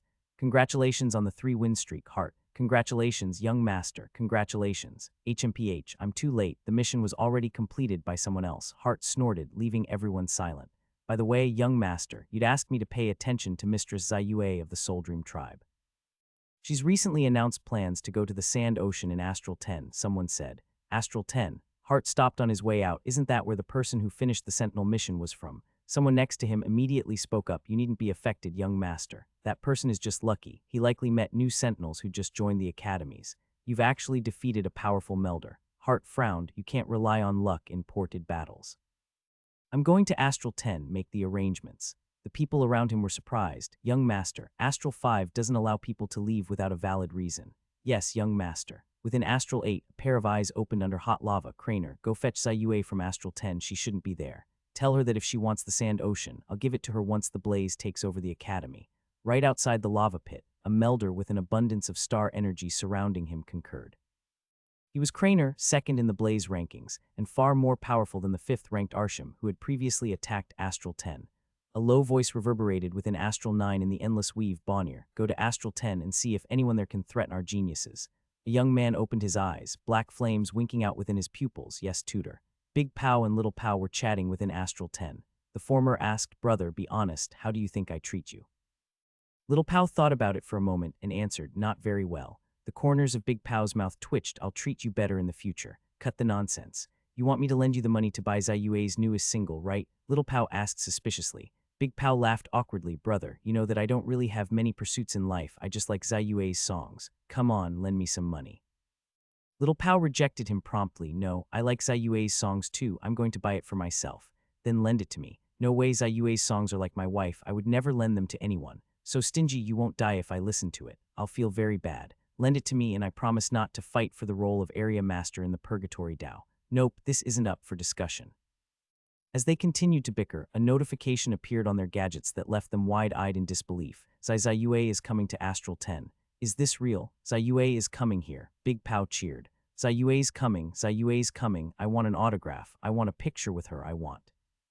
You two go receive our guest. Abello interrupted their thoughts. Yes, Sandmaster, both brothers answered quickly. Half an hour later, they were at the space station staring at the landing spacecraft from the Soul Dream tribe in delight.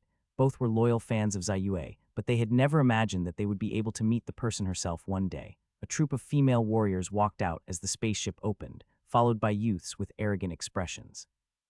These young men were from Astral 8, sent here by their tutors to ensure that Zayue wouldn't be harassed. For example, they would definitely keep her away from the two perverts in front of them whose eyes were gleaming. Who are you? Are there no better students who can welcome young Master Zayue in Astral 10? A young man said irritably. We're the best students. Big Pow stepped forward casually. Where's Junior Zayue? Why hasn't she come out yet? The youth frowned and blocked the path. Mind your manners. You're just students of an academy that was thrown out. You have no right to call young Mistress Zayue your junior.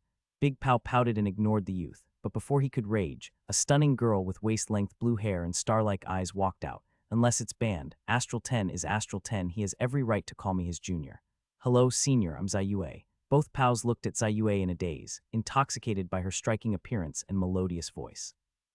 Fortunately, the older brother coughed and said solemnly, hello, junior. I'm Big Pow, you can call me Brother Pow.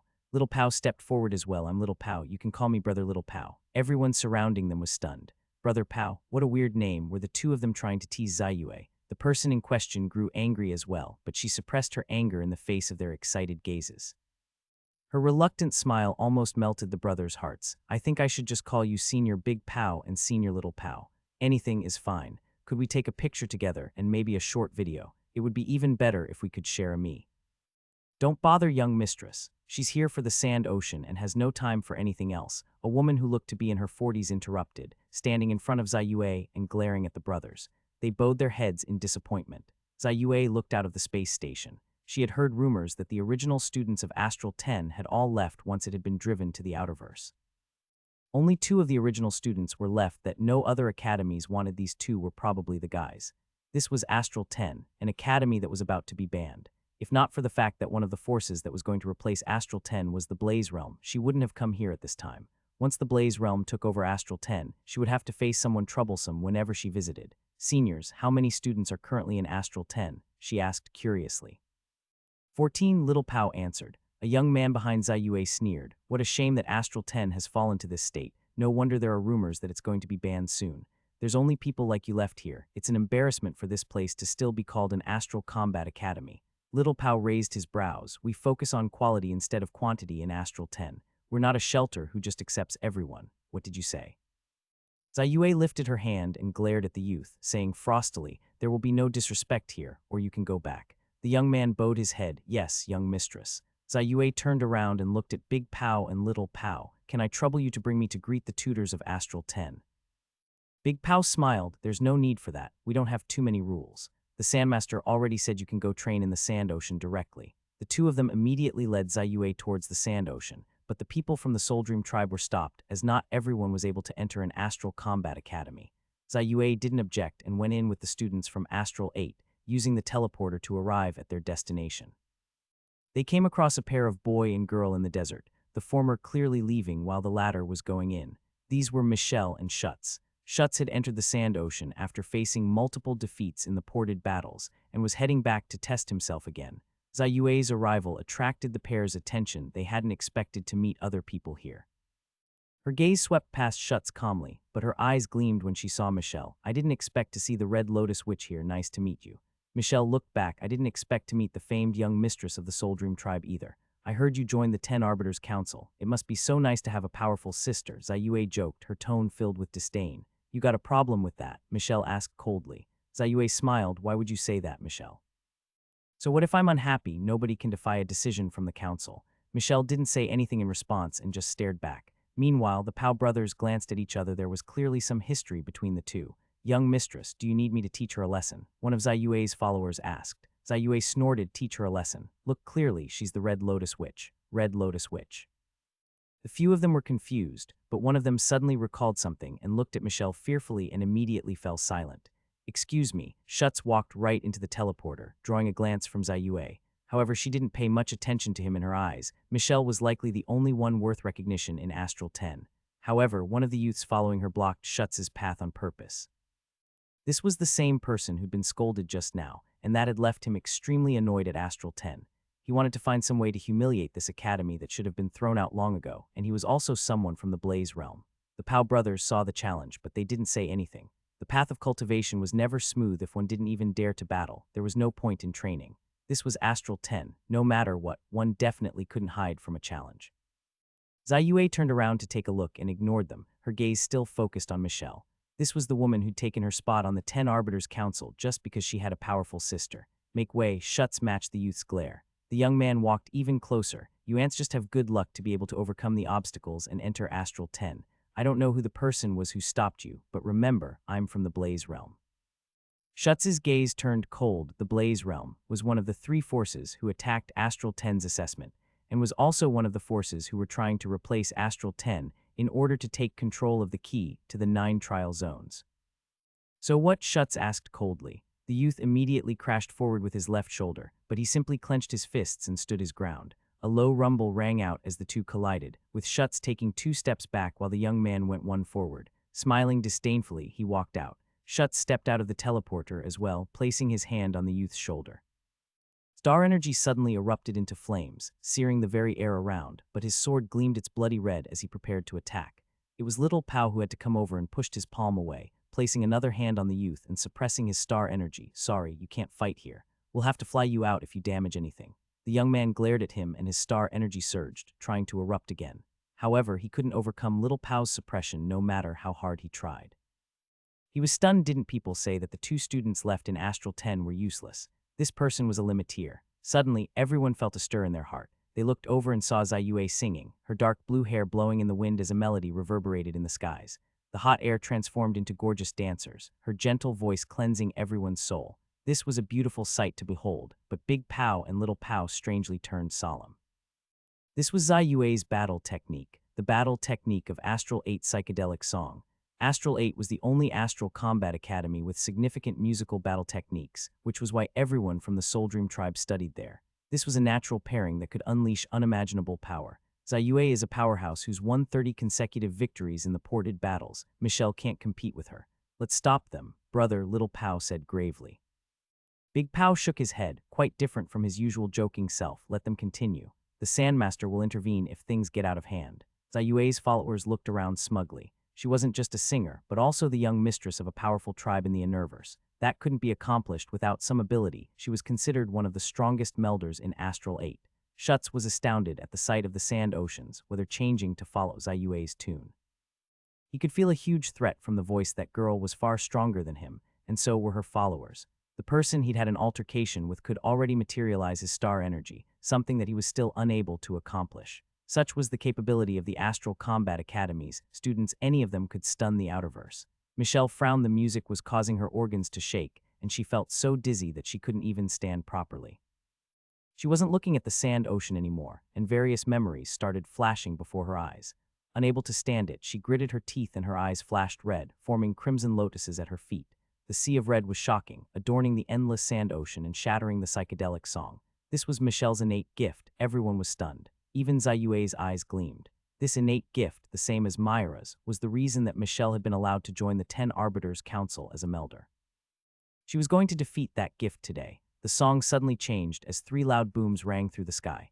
This was the 3-note eruption, a technique that she'd learned just for this purpose. Michelle opened her alluring red eyes. No one could stop her once her lotuses bloomed, not this woman, nor any melder from the other academies. She was invincible. It's so noisy, who's disturbing my rest? A loud roar suddenly rang out, and both the battle technique and the innate gift were shattered by a gust of wind. Zayue and Michelle retreated simultaneously with pale faces, bowing in the direction of the sand ocean. Sorry, tutor. Big Pow walked out in a hurry. Junior Michelle, Junior Zayue, the Sandmaster has a bad temper. You should stop. You truly are Senior Myra's sister. Your innate gift is really powerful, Zayue said with a smile as the two stepped back, but Michelle leveled a cold glance at her and walked towards the eastern section of the sand ocean. However, Zayue was unfazed and smiled at Big Pow and the others. I want to train here for a few days. I'll let you know once I'm done. Isn't that too dangerous, young mistress? The youth from the Blaze Realm asked. Zayue frowned. This is the sand ocean and there's a tutor here. Don't worry, no one can hurt me. Leave for now. We'll wait at the entrance, someone suggested, but she didn't respond. Smiling at the Pow brothers once more, she headed towards the western section of the sand ocean. Schutz slowly suppressed his awe. This was a battle between the elite students of the Astral Combat Academies, and he was still far from their level. Little Pow patted him on the shoulder. Let's go, don't overthink it. You're much stronger than you were when you first joined. You'll be even stronger in the future. Schutz nodded and stepped into the teleporter. Big Pow ran over as well, and all 3 left the sand ocean together. In the end, only Zayue's followers were left standing at the entrance. The sand ocean was an enormous place, but Zayue chose to run instead of flying toward its depths. She covered quite the distance within the first hour, and she could already feel the coarse toughness of the sand. I hope this works. Battle Force will bring me to the peak of Astral 8, and I'll be able to become an area master. Okay, this looks like a good spot. The deeper, the better. She recalled some advice from a student who had transferred out of Astral 10 and smashed her palm into the desert. Unfortunately, the ground here was difficult to pierce through, and she only managed a meter-deep hole with her full strength. She could only stand atop the small hole reluctantly and start digging her way with force. The friction only increased as she sank in, causing immense pain to her body. This was a rather crude way of training the body, but the degree of agony was also proportional to the benefits she would gain. Already prepared for this, she gritted her teeth and endured. Enormous pressure covered both Zayue's body and soul once she was completely buried, as if a mountain was crushing down on her mind. However, this still wasn't enough. There were places with similar pressure in Astral 8, and they hadn't got her all the way there. The pressure needed to learn Battle Force was excruciating. There were places that helped in all 10 Astral Combat Academies, but they had too many people and weren't as good as the Sand Ocean. To accomplish her goals, she needed to go even deeper. 5 meters, 10 meters, 15 meters. She started to grow dizzy when she was 20 meters beneath the surface, and traces of blood started to appear on her supple skin. Her body and soul were already at their limit, but it still wasn't enough. Zayue gritted her teeth and continued her descent, but suddenly felt the pressure under her feet give way to something soft. She looked down, and a pair of eyes staring at her chest. Lu Yin had been sleeping. Ever since he'd entered the sand ocean, he'd realized that the surface of the desert was useless to him. The introduction from Big Pow showed him that he had to bury himself for better results, so he'd burrowed into the sand. The pressure had grown better and better as he went in, but he'd actually fallen asleep at this point. His body was tough enough not to sustain injuries at this depth, but there was still a mild pain. As he was sleeping, he'd suddenly felt something stepping on his calf. Opening his eyes, he was dazed by the sight in front of him. It was a girl's breasts, and they were even radiating an intoxicating fragrance. Subconsciously taking a deep breath, Lu Yin looked up and met a stunned pair of eyes. Pervert! Zayue shouted angrily, smashing down with the palm. What? Don't slander me. Lu Yin dodged the attack. She tried to knee him in her fury, but he stopped that by grabbing her thigh. I was here first. Zayue felt the heat from the hand on her thigh and screamed, let go of me, pervert. Lu Yin let go immediately and took a step back. Stop calling me a pervert. I was here first and you stepped on me. Zayue was shaking from anger. She was the young mistress of the Soul Dream tribe and had never been so close to a guy. She also remembered that her chest had been so close to him, and in her fury erupted once more, I'm going to kill you. She opened her mouth and a booming melody rang out, the 3-note eruption. She hadn't managed to use it against Michelle, but its full power was directed towards Lu Yin now. Lu Yin's expression changed when he realized how powerful this woman was. He used the cosmic art immediately to weaken the attack, but when he looked up, he saw her using the technique repeatedly and grabbed at her in annoyance. Zayue was already incensed and just wanted to kill the man in front of her. You're looking to die. She bellowed when she saw the hand coming at her, huffing out a delicate melody from her lips. Lu Yin's palm stopped 10 meters away from her and he almost suffocated, falling prey to the most powerful technique in her arsenal. This was the Dark Universe song, something she had never used on someone before. In the depths of the desert, the Sandmaster was surprised. Such a strong battle technique. She truly is an outstanding heir of the Soul Dream tribe. Already one of the strongest in her generation, she might just be able to challenge the top 100 at some point. Lu Yin's palm couldn't move forward anymore once the Dark Soul song started. It felt like the music was exploding in the depths of his mind, trying to blow his head apart. "Shut you, P," he roared, using 9 stacks to shatter the music and cover Ziyue's mouth. Her glare threatened to melt him within its rage, but he sighed and looked at her in surprise. This woman was very powerful, certainly beyond a normal student. I'm saying this one last time. I was here first, you came afterward and even stepped on me. Ziyue grabbed his arm trying to push him away, but he was someone who had beaten even Lulu in a competition. He voiced a threat. "I won't be nice if you're rude again, you understand." She glared at him angrily, suddenly grabbing his palm and biting down. "Ow, are you a dog?" He pulled back, at which point she punched him in frustration. She had never been bullied in her life before, and it was unfair that she couldn't even defeat him. Lu Yin caught Ziyue's fist and pulled her closer, his heart stirred by a soft fragrance. He was about to say something, but suddenly realized they had descended further amidst their battle. Before he could react, both of them were falling down. Unknown to Lu Yin, there were 7 levels to the Sand Ocean, the first being 30 meters deep. Between the first 2 levels was a 1,000-meter drop, and as he fell down with Ziyue in his arms, he was buffeted by endless pressure. Girl promptly fainted, while even he was dazed and had to endure it with great effort as they crashed into the second level. Up above, the Sandmaster was shocked. They actually fell to the second level. Haha, those old coots from the 8th will be outraged if they find out that their flower was caught by one of ours. Haha, interesting. Very interesting. It was completely silent in the dull desert. Rubbing his head with his one free arm, Lu Yin felt a terrifying pressure all around him and laughed bitterly. What was even happening? He didn't even know about this woman, and they were suddenly in this unknown place. The introduction from Big Pow mentioned nothing about multiple levels. His gaze started to flicker from waves of dizziness, the enormous pressure starting to get to him. However, all that was snapped away as he heard a gale-like whistle in the distance. Why would there be a gust underground? He turned to look, and his eyes suddenly shrank as he hugged Ziyue and turned back around. Moments later, a fierce storm tore the skies apart, ripping his shirt to pieces.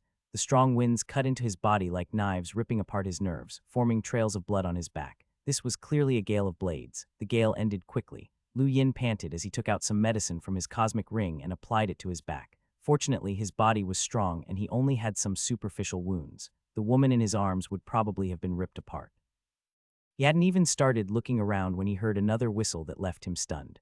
Again, it was too quick. He promptly placed himself in front of Ziyue, but this time there was almost no physical pressure at all. Instead, his mind felt like it was being crushed, forcing him to spit out a mouthful of blood and almost fell unconscious. It had felt like he'd spent an eternity locked in a dark room, filling him with a boundless amount of loneliness and oppression. Sometimes pressure didn't have to be caused by external factors. The pressure exerted by oneself could be even more terrifying. Lu Yin was currently feeling the pressure that he had exerted on himself, and it was an overwhelming feeling of despair.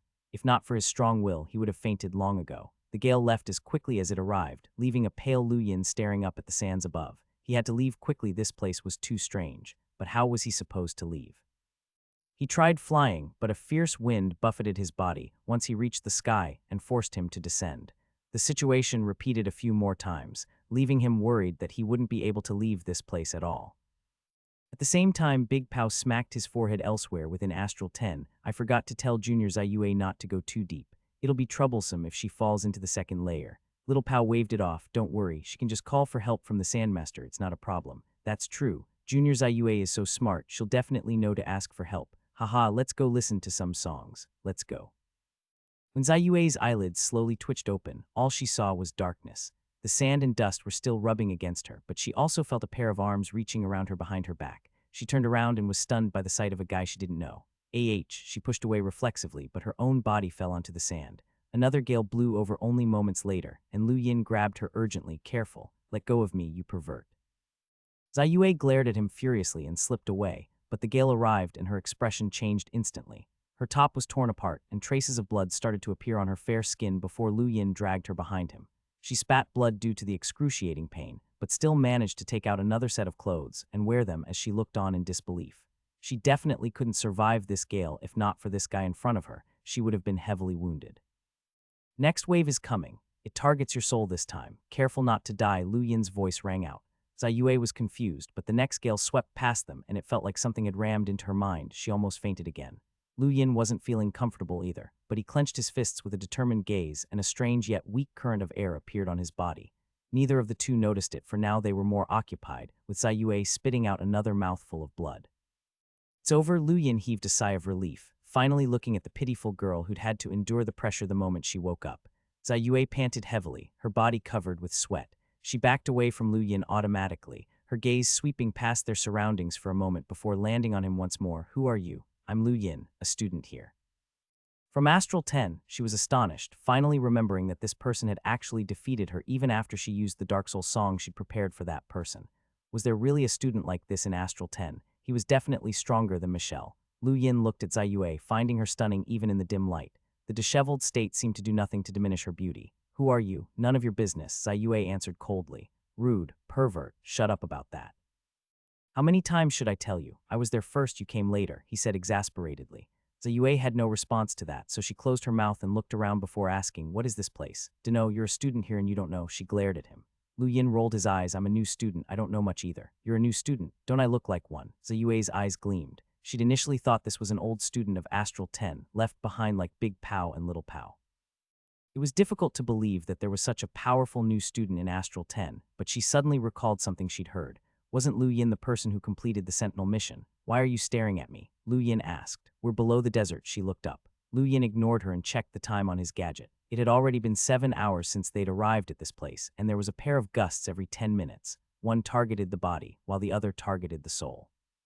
There were only a few minutes left until the next wave. Zayue's eyes were gleaming. She was just about to ask for the Sandmaster's help when she suddenly recalled that the Sand Ocean was supposed to be one of the best places to learn battle force. The pressure she'd felt above wasn't enough, only about as good as in other training grounds. However, this place was different. She could feel constant pressure here, and there were those gales as well. It might be the true Sand Ocean, the best place to learn battle force. The only problem was the pervert next to her. Zayue glanced over and matched Lu Yin's gaze, snorting and turning her back to him with a pale face. Lu Yin was left speechless. He was the victim here, although he'd seen a bit that he shouldn't have. This woman was crazy. "Stay far away from me," Zayue said coldly. Lu Yin raised a brow. "Are you sure?" She was about to say something when she thought about the gales she'd just experienced. She would certainly have been hurt if not for the pervert's help, but she would rather die than ask for his help. This left her torn. She hadn't encountered anything like this in her life. Zayue looked up and saw the dull sand drifting above, wondering whether she should ask for the Sandmaster's help. However, she suddenly heard a distant whistle at the same time as Lu Yin turned to her. "The next gale is coming. Are you going to take it yourself?" She gritted her teeth and moved closer. Lu Yin laughed and stood in front of her as the gale arrived, allowing it to leave traces of blood on his back. However, some of the wind went past him and left trace wounds on her arms and calves, leaving her trembling. He pursed his lips and pulled her into his arms out of sympathy, but Zayue's eyes opened wide and screamed, "Let me go, perv." Lu Yin grew annoyed. "Stop calling me that. I have a name. I'm Lu Yin, or you can call me Brother 7. A furious Zayue spat out yet another mouthful of blood. She directed her palm towards Lu Yin just as the gale paused, but he dodged it and she fell forwards. The whistle rang out again, and the next gust caused her to faint. Lu Yin paled and endured the endless pressure, the translucent current around his body growing slightly more obvious. Once the gale was over, he panted heavily and sat on the ground and looked at the unconscious Zayue. This place really wasn't meant for people. She was looking for trouble. 5 hours later, Zayue opened her eyes again and wiped her forehead. She suddenly thought of something and checked her clothes were still on, sighing in relief when she found they were. "Hey, what are you looking like that for? Do you really think I'm a pervert? Even if I was, who'd be interested in a washing board like you?" Lu Yin ranted. "Washing board? What washing board?" They were clearly quite big. Zayue glared at Lu Yin angrily. Wait, what was she thinking? This pervert. Even Lu Yin felt like he'd gone a little overboard, but he quickly dismissed that thought. She clearly had a superiority complex. For no reason she wasn't as beautiful as Bai Zhu, nor as elegant as Michelle, not as alluring as Myra, or even as innocent as Coco. Where did her confidence come from? At best, her voice was all right. This was the first time he'd encountered any musical battle techniques. When will the next gale arrive? Looking at her gadget, Zayue realized that it had likely been spoilt when they fell through the desert. She looked up and glared. She wanted to leave this pervert's side, but couldn't withstand the gale without him. This was detestable. The young mistress of the Soul Dream tribe had to rely on someone else. 1 minute, Lu Yin answered casually. "I'm not joking," she frowned. "I'm not either," he retorted, watching as she took out Melder-grade ring armor from her cosmic ring. He wondered whether such external objects would be of use here, but before he could think further, the gale was upon them again. Ziyue's plan to be independent of him backfired immediately. The truth bringing her to despair, the ring armor was blown away, and her clothes were torn apart in moments to reveal her fair skin once more. Things would have gotten worse if he hadn't pulled her into his arms again. "Don't look down," she shouted anxiously. "Then you can endure it on your own." "No." "Then why should I help you? I can pay you." Lu Yin's eyes gleamed the moment he heard the word pay, and he hugged Ziyue so tight she felt like her neck would break. She promptly changed into new clothes once the storm ended, heaving a sigh of relief when she saw that he truly wasn't looking. "Are you done?" he asked eventually, and once she confirmed, he smiled. "Get ready, it's coming again." Determination filled Ziyue's gaze this time, her pale face staring into the depths of the dark desert as the gale swept past. The terrifying mental pressure almost caused her to collapse, but fortunately she managed to will herself through it. However, she noticed something on Lu Yin amidst her suffering, and her eyes widened. Battle force, battle force. A confused Lu Yin followed Ziyue's gaze and looked at himself. The two had already spent 12 hours down here, having gone through 144 gusts in total. Having been awake the whole time, he had endured it all. There were visible traces of battle force on him, threads of energy surrounding his body that he could cover himself with at will. This was battle force. Battle force was one of the greatest powers in the universe. Although he'd hoped to learn something about it in the Sand Ocean, he hadn't expected it to happen so quickly. Ziyue was stunned as well. Fewer than 10 people across all of Astral 8 could use battle force, which was deemed one of the highest skills in the universe at large. This pervert had actually acquired it successfully. Bang! He smashed his palm into the sand with excitement, the air separating around his hand. He suddenly felt like everything was in his control. Before this, a palm strike used 80 of his strength, and he could recover 20 of what energy he'd used up. Now he could go to 120 with the same recovery. This was a direct boost to both attack and defense. He could already feel the destructive power behind this energy that could pierce most things. "So this is battle force, that's great," he marveled excitedly. Ziyue was filled with disbelief and shame. This pervert had managed to accomplish something she couldn't. It was so embarrassing, really embarrassing. "Do you have it too?" Lu Yin asked with a curious gaze, but she grunted and turned around, refusing to look at that annoying face. This left him confused. What was wrong now? This woman was crazy. Up on the surface of the desert, the Sandmaster was stunned. He only took 12 hours to learn battle force. Guan Yu was right. This kid's body is incredible. He should be from a powerful family. Is it from the Universe, or... Back at the trial zone entrance, Schutz walked out of the ported battle zone with an ugly expression. Although he'd improved over the course of his training, he was still nothing compared to the powerhouses he faced. He'd even been defeated by a sentinel. Thinking of this, he recalled Lu Yin, who'd entered the academy at the same time, and wondered how he was currently doing. "Senior Big Pow, who has the best results currently in the ported battles?" he asked. Lu Yin, I guess," Big Pow said after a moment of thought. "Lu Yin, isn't he a sentinel?" Schutz was surprised. Big Pow laughed. "He's advanced, but his results were the best even when he was still a sentinel. He got to 3 wins in a row back then, and his record is 6 now. His total result is 31-46. 31-46, that was getting to an equal win rate." Schutz was astounded. His own record was 476, a win rate of only about 5. This was miles apart from Lu Yin's. What made him so successful? Or was he really that powerful? Those who hadn't experienced the ported battles could never imagine how cruel they were. The people inside were all insane geniuses of the universe. He was quite powerful by outerverse standards, but he was nothing compared to those people. However, Lu Yin had already surpassed him. Underneath the sand ocean, Ziyue hid behind Lu Yin indignantly. Still unable to withstand the gusts, this was all she could do. "Don't forget the reward you promised," Lu Yin reminded her. "Here, take this." Ziyue groaned, giving him a Mavis card, 2,000 star crystals. "Protect them." She was suddenly interrupted by a new gale, but the now experienced Lu Yin covered himself with battle force and protected her. When the gust came to an end, she panted heavily and grew enraged at the sight of him being completely unaffected. "Protect me so I can learn battle force as well. I'll pay you 20,000 when I'm done." 20,000? Are you from a rich family? Lu Yin was stunned. Ziyue ignored him. Would she need money from her family? She was the most famous star in the universe, and any album of hers could command an astronomical price. She had so much money that she didn't even know her bank balance. She was a purple card holder with the Mavis Bank. But she wouldn't tell this bumpkin such things so he wouldn't scam her. "So do you agree?" she asked coldly. Lu Yin considered it for a while with a gleaming gaze. Ziyue frowned. 30,000. Deal. Lu Yin agreed immediately. This was 30,000 star crystals, 10 times what he'd get by recycling without rest for 2 days. Although he didn't know how long it would take for her to finish learning, this was much easier than breaking down machinery. He just had to block the winds for her, and that had no effect on him once he had battle force. Once the deal was completed, Ziyue didn't even bother talking anymore. She had him turn around and act as a wall while she sat down and endured the constant pressure. With Lu Yin's protection, the bodily gusts were not a threat anymore. She only had to endure the mental pressure. 20 more hours passed by, and Lu Yin's battle force strengthened while Zai Yue's hadn't started to form at all. He started asking impatiently, "Why haven't you learned it yet? You're too slow. Do you think it's that easy to learn battle force? Everyone from the Universe would be an expert at it. Then why did I learn it so quickly?" Zai Yue was left speechless at his lack of tact. No matter what, she was still a beauty. He was such a bumpkin to not even recognize her. "I'll give you 10 more hours. I'm going to leave if you still haven't learned it by then," Lu Yin said. "I'll add 20,000 more," she snorted. "Never mind, you can take it slowly. I'm in no rush. Don't look at me." Wall. Lu Yin pouted and turned his back on Zai Yue. Moments later, he thought of something. "Who are you? Why are you in Astral 10? "I'm a student from Astral 8. I came here to train," Zai Yue explained, but still felt like telling someone her name was humiliating. "Astral 8, from the Universe. Isn't there a place to learn battle force there? Why'd you have to come all the way here? None of your business. Haha, did you get pushed out? Must be your personality is so bad." Zai Yue gritted her teeth and refused to answer, but Lu Yin continued to ask curiously, "Right, how do I improve my battle force?"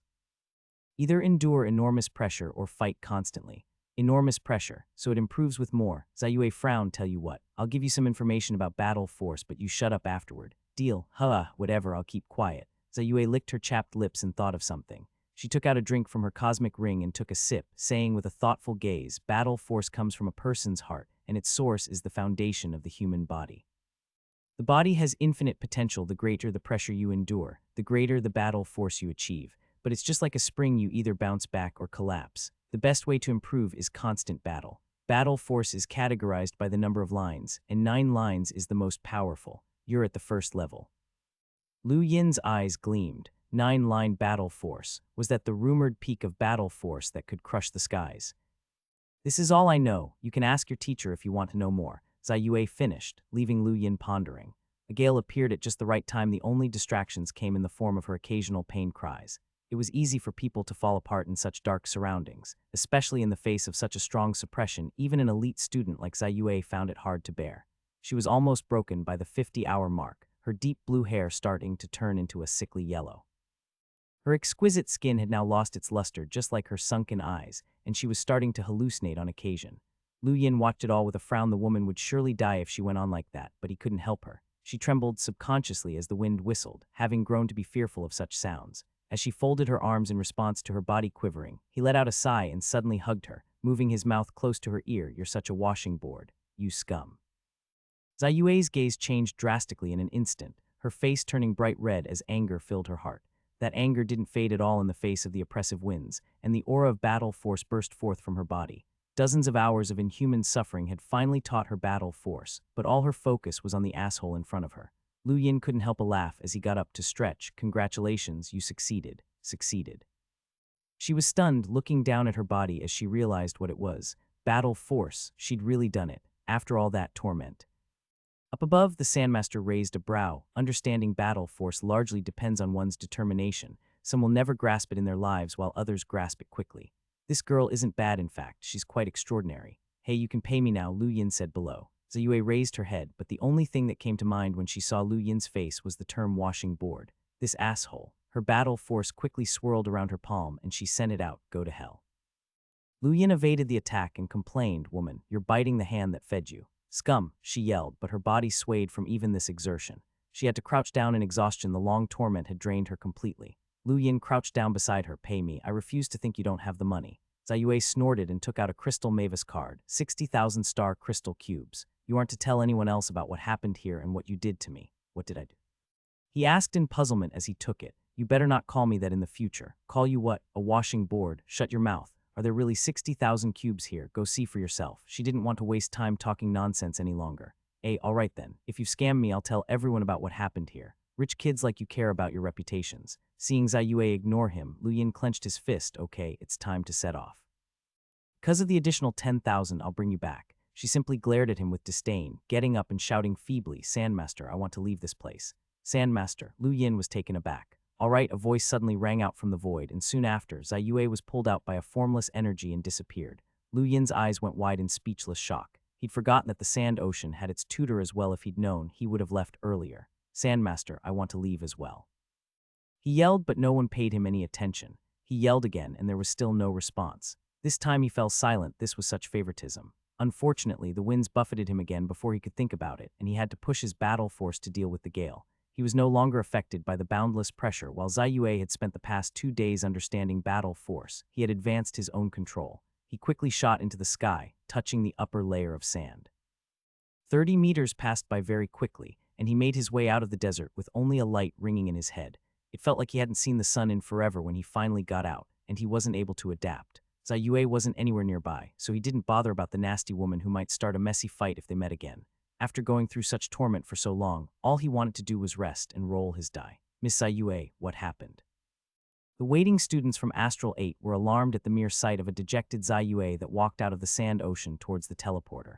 She looked in dire straits and her clothes were torn. Scram! Zai Yue had no plans to talk. Gloomily making her way to the teleporter, she looked deep into the desert just before she left. Just you wait, scumbag. You'll pay for what you've done. She left in a hurry, not even bidding goodbye to the Pao brothers as she headed straight to her spaceship.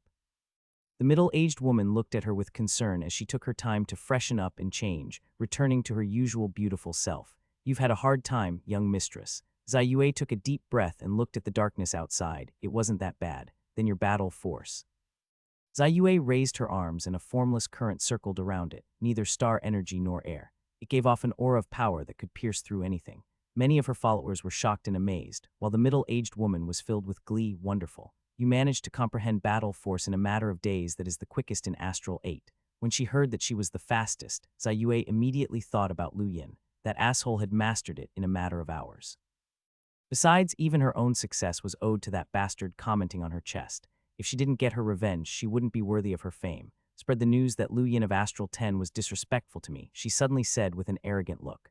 The middle-aged woman and the others were alarmed. What? Who? The Soul Dream tribe won't let him off. It has nothing to do with you, just get the word out that he took advantage of me, she said with a crooked smile. She wanted to show the asshole that Zai Yue wasn't someone to be trifled with. Washing board, she was clearly voluptuous. The middle-aged woman was put in a difficult position, but she could only comply under Zai Yue's icy glare. Very soon, the paparazzi burst to life with news that the star of the Universe had been taken advantage of at Astral 10 by someone named Lu Yin. At the same time, the news that she'd gone there to meet a boyfriend had spread out as well, and countless pairs of eyes focused on Astral 10. Within Astral 8, one youth's eyes were filled with magma as his hatred froze in the sky. Tell Craner that Lu Yin doesn't need to continue his cultivation. I want one of his arms. Within his enormous spaceship shuttling through the starry skies, Heart Phoenix had a gloomy look on his face. The news might not be real, young master. Miss Zai Yue might have been taken advantage of a little, but it likely isn't as bad as it was made out to be, someone said cautiously. Heart stared into space. Doesn't really matter. That woman is the one my brother chose for me. She's my property, and no one can touch her. This Lu Yin took my spot as the greatest sentinel, and he's now taken advantage of my girl. He has some guts. I'll report to young Master Sarati immediately. I can handle my own matters, Heart said gruffly. In another spaceship, Bonnie from Astral 9 was watching the news with alarm. Zai Yue is an elite of Astral 8. There are very few melders that can take advantage of her. So not everyone at Astral 10 is worthless. Tutor was right in asking me to take a trip. Once the news broke out, many spaceships from across the Universe shot towards the Frostwave Weave, heading for Astral 10. Zai Yue was well aware of the buzz she could create. Every member of the Soul Dream tribe was a star in her own right, but she was a cut above the rest and even an elite melder of Astral 8. She was certain that her proclamation would cause Lu Yin enough trouble in the foreseeable future, and could already see the pain and helplessness on his face. She smirked. Call me a washing board again. It wasn't just the Universe that followed news about Zai Yue. She had plenty of fans in the Outerverse as well, and two diehards were named Big Pao and Little Pao. When they saw this news, they could not believe it. They had to verify it before they finally accepted it as truth. Stunned, they looked at each other. Little brother, is the Lu Yin they speak of the one from our academy? Who else could it be? We're in trouble. Big Pao sulked. My goddess has been violated. That isn't the problem. Think of how many people will be on their way here right now. Quick, go look for Lu Yin. I'm sure he doesn't know what kind of mess he's made. But then again, he really is something if he took advantage of her. She isn't weak. There were no restrictions on Astral 10 outside of the 3 major cultivation grounds. Lu Yin found a spot near the teleporters to sleep right after he got out of the sand ocean, and when he woke up, there were over 100 messages from the Pao brothers. He realized something was wrong and responded immediately with his location. Big Pao and Little Pao flew over very quickly, and the latter grabbed him by the collar. You son of a bitch, tell me which hand you used to take advantage of her. What advantage are you talking about? Lu Yin was confused. It was only after Little Pao showed him the news that he realized how powerful this woman was, and it left him speechless. taking advantage of her. Surely it wasn't that serious. One might be able to stretch the circumstances to consider it that way, but this woman was really strange. She was the one who told him to keep quiet about the entire thing, but she was the one who spread the news. There was definitely something wrong with her. However, it was this look of annoyed contemplation that gave the Pow brothers a confirmation. They exchanged glances, each sure that this bastard had taken advantage of their idol. Damn it, think of a way out. There are bound to be many people who are already on the way to Astral 10, Big Pow said helplessly. Little Pow looked at Lu Yin. I think it would be best if you hide yourself for a while. Those who are wooing Ziyue are all young and powerful individuals. You've seen her abilities for yourself. You know how strong she is. She's one of the strongest melders in Astral 8, but there are some people stronger than her. There are also a number of suitors who are even higher in realm. Above melder, limiteers. They're not explorers, right? Lu Yin was stunned. Little Pow shook his head as he responded, there probably won't be any explorers among them, as most people graduate once they become explorers and thus can't battle anyone they want to. However, I'm sure there will be a fair amount of limiteers, and you can't underestimate those limiteers. They are powerhouses who have participated in countless ported battles and have also trained in the Three Realms' 6 Daos. For them, battling above their realm is normal. You're still a melder, so it'll be very difficult for you to battle against these people. You should just try to avoid them. Lu Yin pondered Little Pow's words for a moment. His training had just started to yield some results. With his newly acquired battle force, he should be able to do even better in ported battles, and his current goal was to achieve 100 victories. Then the next step for him would be the Three Realms' 6 Daos, so he didn't want to leave just yet. Moreover, Ziyue had told him that battling could further hone one's battle force. Since she had attracted so many powerhouses here, then he should naturally just battle. Senior, I don't want to leave yet, and I'll continue to train at Sand Ocean. If anyone comes here looking for trouble, then tell them to come to me directly. I won't hide from them, Lu Yin said firmly. Big Pow's eyes gleamed and he patted Lu Yin's shoulder. That's good. I also don't think that you should flee from them. Astral 10 isn't cowardly. How can we fight against other people in the 9 trial zones if we can't even get past this small hurdle? Fine, go and train. Little Pow nodded as well. This was the first time that he had ever treated this junior of his seriously. Maybe this incident wouldn't be a bad thing, and he might even be able to use it to gain an advantage. This moment, Big Pow received a notification on his gadget and his expression suddenly changed. This fast, Lu Yin and Little Pow both looked at him questioningly. He said solemnly, someone's here, a powerhouse from Astral 8. Craner, who's that? Lu Yin asked. Big Pow seriously replied, he's a melder powerhouse from Astral 8 who's comparable to Ziyue. He's also ranked second in the Blaze rankings, just below Jard who's first. The Blaze realm, Lu Yin repeated grimly as his face sank. This wasn't the first time that he had encountered them. The person who had blocked his path during Astral 10's assessment was from the Blaze realm as well, but he had been defeated by Lulu. This time he planned on trying to fight this guy himself. Go to the Sand Ocean. If he's here to look for trouble, then we'll direct him to you, Little Pow said. Lu Yin nodded and stepped into the transportation equipment, which was directly connected to the Sand Ocean. Back at the entrance of Astral 10's space station, the door of a spaceship opened and a line of people from the Blaze realm walked out. Craner looked at his surroundings after leaving the spaceship. In his mind, this place would belong to the Blaze realm soon. Little Pow arrived at the space station and greeted Craner. Craner glanced at Little Pow disparagingly. You're a student from Astral 10. Where's Lu Yin? Tell him to come out. Little Pow frowned, paused for a moment, and then used star energy to write on a nearby wall. Lu Yin is at the Sand Ocean. He then glanced at Craner contemptuously before leaving, having never said a word. Craner was furious. How dare this person dismiss him like that? The Sand Ocean, huh, great. I hope that the mentors of Astral 10 won't interfere in a battle between students. Little Pow left slowly. Craner snorted and briskly walked towards the teleporter. The people from the Blaze realm were about to follow him in when they were suddenly stopped by Craner. Only other students could enter Astral 10, and non-students were not allowed to enter. The 10 combat academies were all branches of Astral Combat Academy, and were called as such when they were taken as a whole. However, due to the sheer vastness of the universe, a single branch would be unable to accommodate everyone. Thus, it had been split into 10 academies instead. So although Craner was a student of Astral 8, he was also technically a student of Astral 10 as well. Even if he looked down on Astral 10, it was still Astral 10, and the non-students from the Blaze realm were not allowed to enter. If they dared to do so, he would be defying the entire Astral Combat Academy, which would bring a scary set of consequences down upon his head. Craner's gaze was serious when he stepped into the transportation equipment. That person had told him to bring one of Lu Yin's hands back as proof that Lu Yin wouldn't be able to continue training here. Hence, he had decided to break Lu Yin's limbs, but he had to ensure that the mentors of Astral 10 wouldn't interfere. At this moment in the desert, Lu Yin had been thinking about this same exact situation. With Ziyue's status, she would definitely be able to call upon many powerful opponents. If he just straightforwardly battled them, it would be a waste of his time. He suddenly recalled what had happened during Earth's trial and smiled that was a better idea. Craner looked at the boundless desert in front of him. This was Astral 10's sand ocean that was renowned throughout the universe. It was rumored to be the best place to develop and hone one's battle force, but the sand ocean had undergone a huge change when Astral 10's headmaster went crazy, and it was no longer the place that it used to be. "I'm Craner, a student of Astral 8, and I would like to meet the Sandmaster," Craner shouted out. Lu Yin lifted his head and looked into the distance. They had finally arrived. "What do you want? Speak," the Sandmaster's voice reverberated.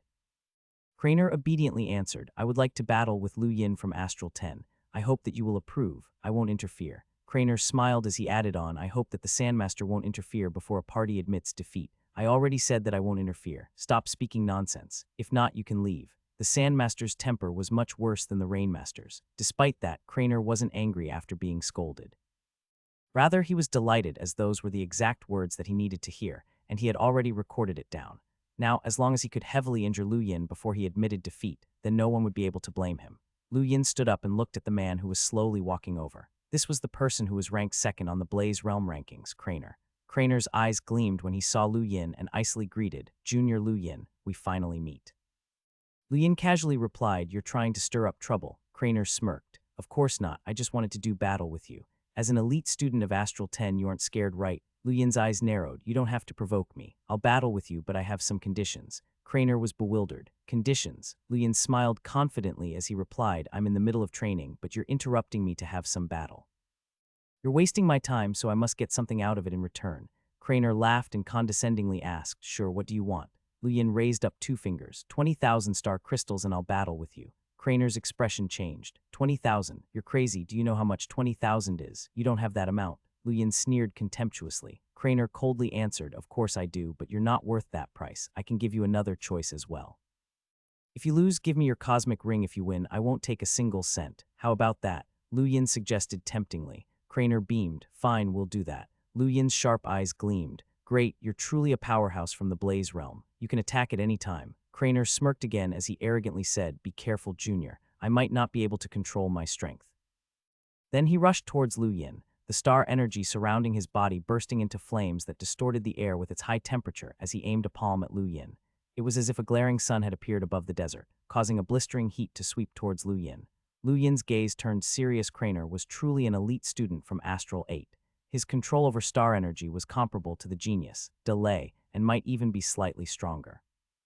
His attack that combusted star energy into flames was far stronger than Arkino's, who Lu Yin had met during Astral 10's assessment. Arkino had relied on the actual sun in the sky to fuel his attack, while Craner could power his attack with just his own star energy. He truly deserved the title of being second in the rankings. Lu Yin still remembered his battle with Gerbok, where Gerbok had relied on lightning fruits to use lightning arrow. There was an insurmountable difference between the two of them. The person in front of him was as powerful as Ziyue's musical battle technique, but it was a shame that he had met Lu Yin. Lu Yin disappeared using flash and tore the star energy surrounding Craner apart before appearing right in front of him. He then lifted his palm and used his 9 stacks shockwave palm. Craner narrowed his eyes. He felt threatened by this attack and instinctively dodged.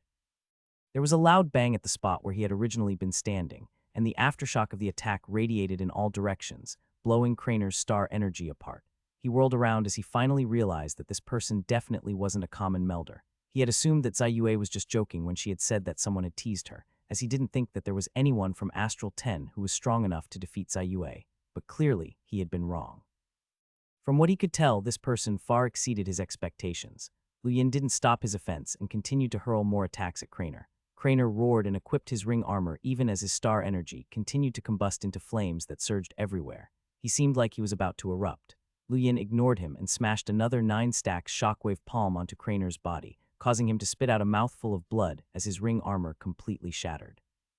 After this shocking blow, his body even began sinking into the desert. Lu Yin's 9-stack shockwave palm was powerful enough to battle against Invincible Palm, a limiteer, let alone Craner. Although Craner was powerful in his own right, he was definitely easier to defeat than Ziyue, as Ziyue's musical battle technique had posed a greater threat to Lu Yin. Lu Yin grabbed Craner, who was heavily injured, and removed his cosmic ring. He then unceremoniously tossed him on the ground. "Stop, stop!" Craner yelled hoarsely as he continued to glare at Lu Yin. Lu Yin bent down and shot him a cold look. Are you trying to break your promise? Craner gritted his teeth as he replied, there are battle techniques from the Blaze Realm inside. You'll definitely become an enemy of the entire Blaze Realm. Lu Yin scornfully replied, I never planned on taking the battle techniques from the Blaze Realm, but since you have told me about them, I would seem cowardly if I didn't take them. Craner's gaze changed. What are you going to do? Lu Yin poured everything out of Craner's cosmic ring. Most of it was star crystals, for a total of 10,000. There were also some Mavis Bank cards, medicines, ring armor, and even hot weapons. There were also some items that he couldn't recognize. The unidentified objects all emitted heat and were probably related to his battle techniques. Lu Yin didn't bother asking Craner what the items were. He first took the star crystals, the Mavis Bank cards, and a vial of blood meant for gene recognition. Finally, he also grabbed a red card that had the symbol of the Blaze Realm. Thighs was probably a battle technique from the Blaze Realm. Craner's face was pale as he stared at Lu Yin in disbelief. Once Lu Yin learned the battle technique, the Blaze Realm would go after Lu Yin, and Craner would be implicated as well. I'm not interested in the battle techniques from the Blaze Realm, but I should be able to get a good amount of money if I sell it, right? Lu Yin said with an evil smile. Craner asked in a low voice, what do you want? Lu Yin looked at him with a frosty gaze. I want to know about the elites in Astral 8 as well as the person you serve. Craner was relieved as this request wasn't too much. Fine, I'll tell you.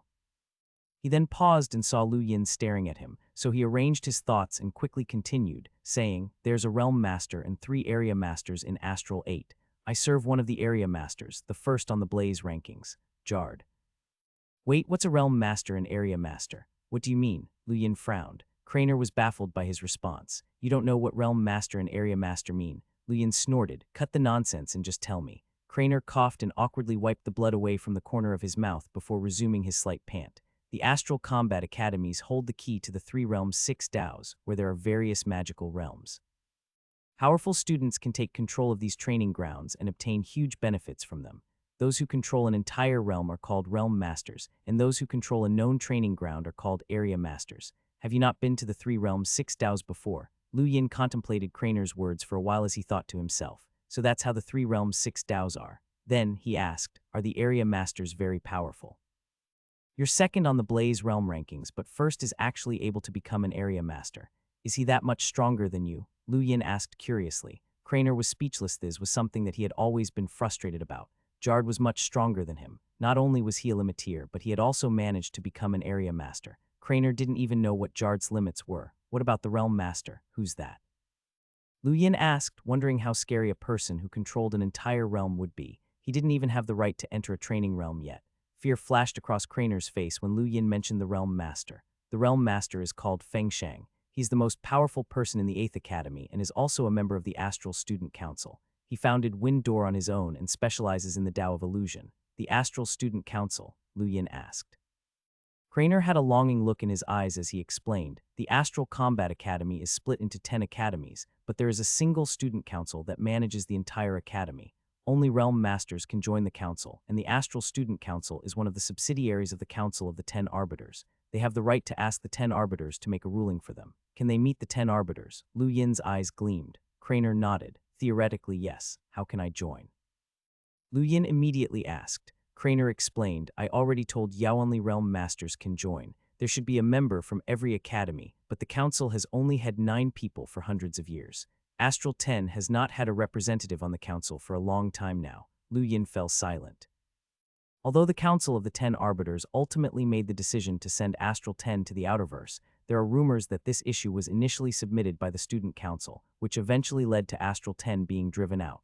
Actually, you should thank the Student Council. If not for them, you wouldn't have even had a chance to join Astral 10, Craner said with a sneer. Lu Yin hit Craner's head. Just answer my questions. Drop the sarcasm. Craner was incensed, but since he had lost to Lu Yin, he could only bear it with gritted teeth. Tell me about Jarred. How powerful is he? Lu Yin queried, as he had a feeling that he would definitely encounter this person sometime in the future. Craner shook his head. I don't know. Jarred is the strongest heir in the entire Blaze Realm. The Blaze Realm has invested all their resources into him. I know that he has definitely learnt the ancient battle technique of the Blaze Realm Fiery Sword, but I'm not sure what he's gained from attending the 8th Academy. Furthermore, he's an area master and nobody knows just how his attainments in the Tao of Illusion go, since nobody has ever forced him to use his full power before. Lu Yin had a grim expression on his face. This person was way more troublesome than he had initially expected. Fiery Sword sounded like an impressive battle technique. and it was probably one of the main reasons why the Blaze realm had survived in the Universe for so many years. In addition, there was still his Tao of Illusion, and he also had no idea what Jard might have obtained from his training grounds. And Feng Shang from the 8th Academy is the realm master of the Tao of Illusion, right? So does that mean that everyone who specializes in the Tao of Illusion is from the 8th Academy? Craner shook his head. Apart from the 3 realms, there are also people from various academies in the 6 Taos. However, the 8th Academy has focused their efforts on the Tao of Illusion, and there is an understanding between the 6 academies that each will focus on one Tao. If any academy tried to take over another one's Tao, it would definitely cause an outrage. Lu Yin felt annoyed by this new information. The 3 realms had already been split among the first 3 academies, while the remaining 6 Taos had been split across the other 6 academies, leaving Astral 10 with nothing. No wonder there was a rule in Astral 10 that said that one could only enter the training realms after obtaining 100 victories in the ported battles. This was because the training realms had already been divvied up by the remaining 9 academies. Thus, a student from Astral 10 would definitely be looked down on or even driven out once they entered. Therefore, that rule had been made to prevent students without sufficient ability from entering otherwise. They would definitely embarrass Astral 10. I've already told you so much. You'll return my item to me, right? Craner asked, slightly pleadingly. Lu Yin casually tossed the red card to Craner. He truly didn't care about the Blaze Realm's battle technique, as he hadn't even finished learning his own battle techniques. Thus, unless a truly elite battle technique appeared before him, he wouldn't pay attention to any new ones. However, if it were Fiery Sword, then he definitely wouldn't return it to Craner that easily. How much money is in these bank cards? Lu Yin asked. Craner gritted his teeth as he painfully replied, 70,000 star crystals. Lu Yin's eyes gleamed and he couldn't stop himself from bursting out in another round of laughter. He was rich again. Combined with what Zai Yue had given him, he had amassed almost 150,000 star crystals. What a large sum. Robbery was still the fastest way to earn money, especially from the elite students of the Universe. They were all extremely wealthy, unlike those students from the Great Yu Empire who only had a few crystals combined. The difference was just too vast. Not bad, feel free to challenge me at any time, Lu Yin said encouragingly. Lu Yin then took out a sign and wrote down his rules, which were the same ones that he had told Craner. Challengers could either pay 20,000 or bet their cosmic ring. He knew that there would definitely be throngs of students looking to cause trouble for him, and he was too lazy to explain the rules to everyone. Thus, he had written it all down on a sign. Craner was so incensed when he saw Lu Yin's actions he coughed out some blood, angrily glared at Lu Yin, and then immediately left. Feel free to come again, Lu Yin said as he beamed at Craner. Craner coughed again and left promptly. The entire day had been a nightmare for him. He didn't expect that Astral 10 would actually raise such a terrifying melder. Besides that person, there weren't many other melders who could defeat Lu Yin. Lu Yin's smile faded and his face turned serious once Craner left. He had initially thought that, once he became a melder, his overwhelming physical strength and battle force would make him invincible within his tier. However, after listening to Craner's descriptions, he was still lacking when compared to the other academy's elites, and he might not even be able to defeat an area master, let alone a realm master. Moreover, the first 3 academies who controlled the 3 realms would definitely have even stronger powerhouses. He was still too slow. He had to get stronger even more quickly, Lu Yin decided. A huge silhouette suddenly appeared behind him. It was a half-naked man with huge muscles that bulged like little hills on a scar-covered landscape. After appearing, he just stood there and watched Lu Yin silently. Lu Yin turned around and was shocked when he saw the silhouette. He then seemed to remember something and bowed slightly. Good day, Sandmaster. The huge silhouette was the Sandmaster. Young fellow, you have successfully learnt Battle Force and hence have managed to obtain the approval of the Sand Ocean. You can choose one battle technique and I will develop it for you. Alright, so what battle technique have you chosen? The Sandmaster looked at Lu Yin with a stern expression. Lu Yin paused for quite some time before lifting his head and earnestly replying, Flash. The Sandmaster's eyes narrowed. Show me. Lu Yin exerted some force through his calves and his body disappeared. That was Flash. At this moment, his Flash was slightly different from what Peach had originally taught him, as he had incorporated some concepts from White Flash into it as well, which helped to further increase his speed. This technique was currently strong enough to overcome common melders and maybe even some limiteers. Nevertheless, Lu Yin would never forget that time he had been trapped by someone else's star energy during a ported battle. He didn't want that to ever happen again, so he had to improve his Flash battle technique. The Sandmaster was surprised, as he could see the influences of the Day-Night clan's battle techniques in Lu Yin's Flash. This young fellow was truly an enigma. On top of his terrifying physical strength, sealed body, and the art that Guan Yu had mentioned, he now even had battle techniques from the Day-Night clan. It was good that he was talented, but his training was too messy. Young fellow, do you know what happens once your body breaks through a certain limit? The Sandmaster asked casually. He placed his hand on Lu Yin's shoulder as he continued, saying, "Let me see your limit." Then he exerted a startling force through his hand, causing Lu Yin to feel a sharp pain on his shoulder. The scene in front of him started changing, and the desert disappeared as if it had instantly moved away. No, it wasn't the desert moving, it was him. His eyes couldn't even keep up with how fast the surroundings were changing, as the speed was simply too fast. A remnant line of the desert silhouette slowly disappeared behind him as a crack in space appeared beside him. Lu Yin's eyes narrowed. A crack in space, this wasn't something that a melder could accomplish. How quickly were they moving to cause even space to crack apart? The Sandmaster was stunned as well. He didn't expect that this young fellow's body still hadn't reached its limits yet. This was great. He liked Lu Yin's perseverance, so he continued to increase his speed. A sharp pain started spreading across the surface of Lu Yin's body as his skin started to crack. The crack in space flowed past him like a stream, and he vaguely saw an image of Michelle for a moment before she disappeared in the next instant. Suddenly, everything in front of him came to a stop. Lu Yin vomited and immediately fainted afterward. The speed had finally become too fast for his body to bear. The Sandmaster was astonished. Lu Yin's body had become this terrifying once the seal was removed. Not many melders could even touch his level, which meant this person clearly came from an extremely powerful clan. But from where? He couldn't tell, as Lu Yin didn't have any distinguishing characteristics usually. The few clans who specialized in powerful physical bodies all had very obvious characteristics. After vomiting for a while, Lu Yin finally felt better and laughed bitterly. "Sandmaster, that was too fast."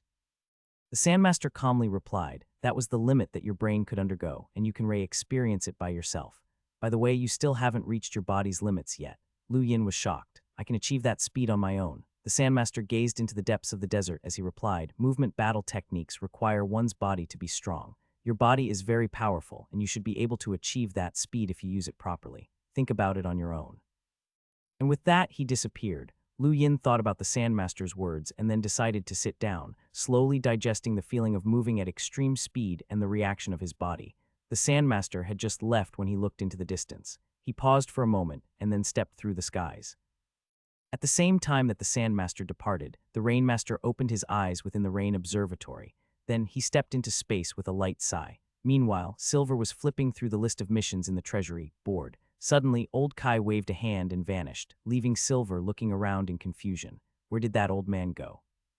At the entrance to the trial area, Coco had just mustered up the determination to challenge the ported battle again, but just when she was about to step into the teleportation stone's range, she was stopped by a resistive force. And in the distance, the trial master disappeared from his seat. Far above the vast sky of Astral 10, there was a hollow space, strewn with black fossils. The insane director of the academy stood with his hands clasped behind his back as he stared into the vastness of outer space with a confused expression. All 5 people simultaneously took a step back. The Rainmaster quietly said, "Please don't do that, sir. There's no need for it." The director sighed with a gloomy look. "My Astral Battle Academy once experienced great glory, but that all fell to ruins when I was brought to the brink of insanity. I apologize to my predecessors, as well as to all of you who have watched over me for the last 1,000 years."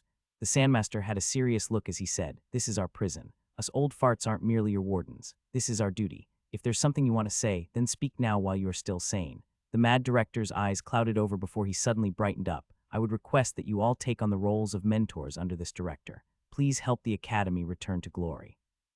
Old Kai rolled his eyes. "Don't joke around about this. We're not even real mentors, and we certainly don't have the time to help you." The trial master's eyes widened slightly. "I can't help." The Sandmaster snorted but didn't answer. The Starmaster's face remained unchanged. The Rainmaster shook his head. The mad director bowed once more. 1,000 years ago, every book in this academy was burnt to ashes because of me, causing most of the academy to fall to ruin. The mentors either left or perished, and most of the students fled. This was all my fault, and I wish to make up for it. Please, for the sake of the Endless Weave, help me and help the Endless Weave." All 5 people twitched in shock. The words Endless Weave were not ones to be uttered lightly. Even they respected those words. The mad director bowed once again, his voice grave. "The 5 of you have already stayed here for 1,000 years. What you've seen, heard, and experienced is no less than what I have. You should all be aware that back in the Endless Weave, our predecessors from ancient times were all valiant and passionate.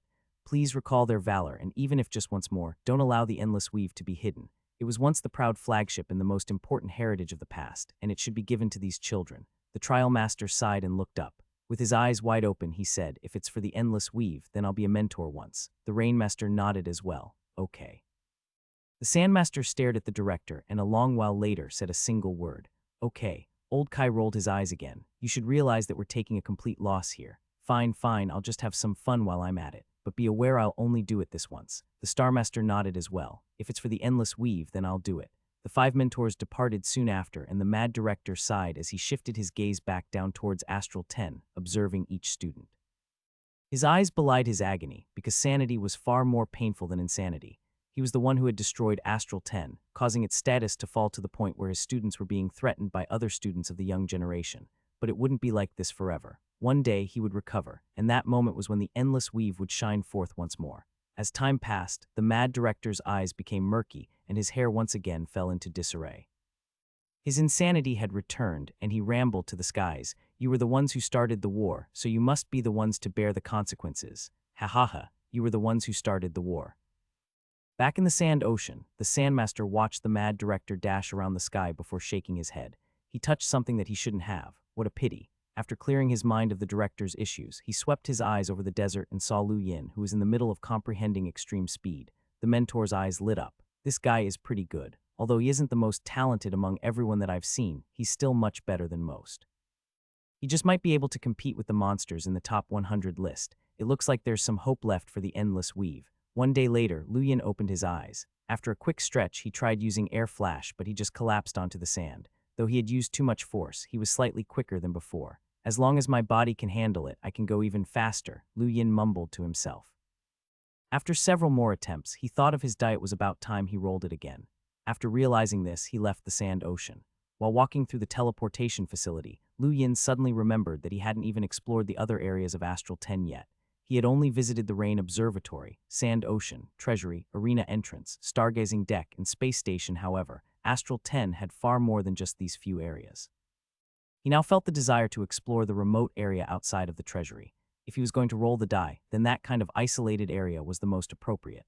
Other similarly desolate areas were too distant. For instance, the area surrounding the Rain Observatory would take at least a day to reach, and he didn't have that much time to waste. His best option was somewhere near the Treasury. Before long, Lu Yin left the Treasury and entered the desolate plains surrounding it.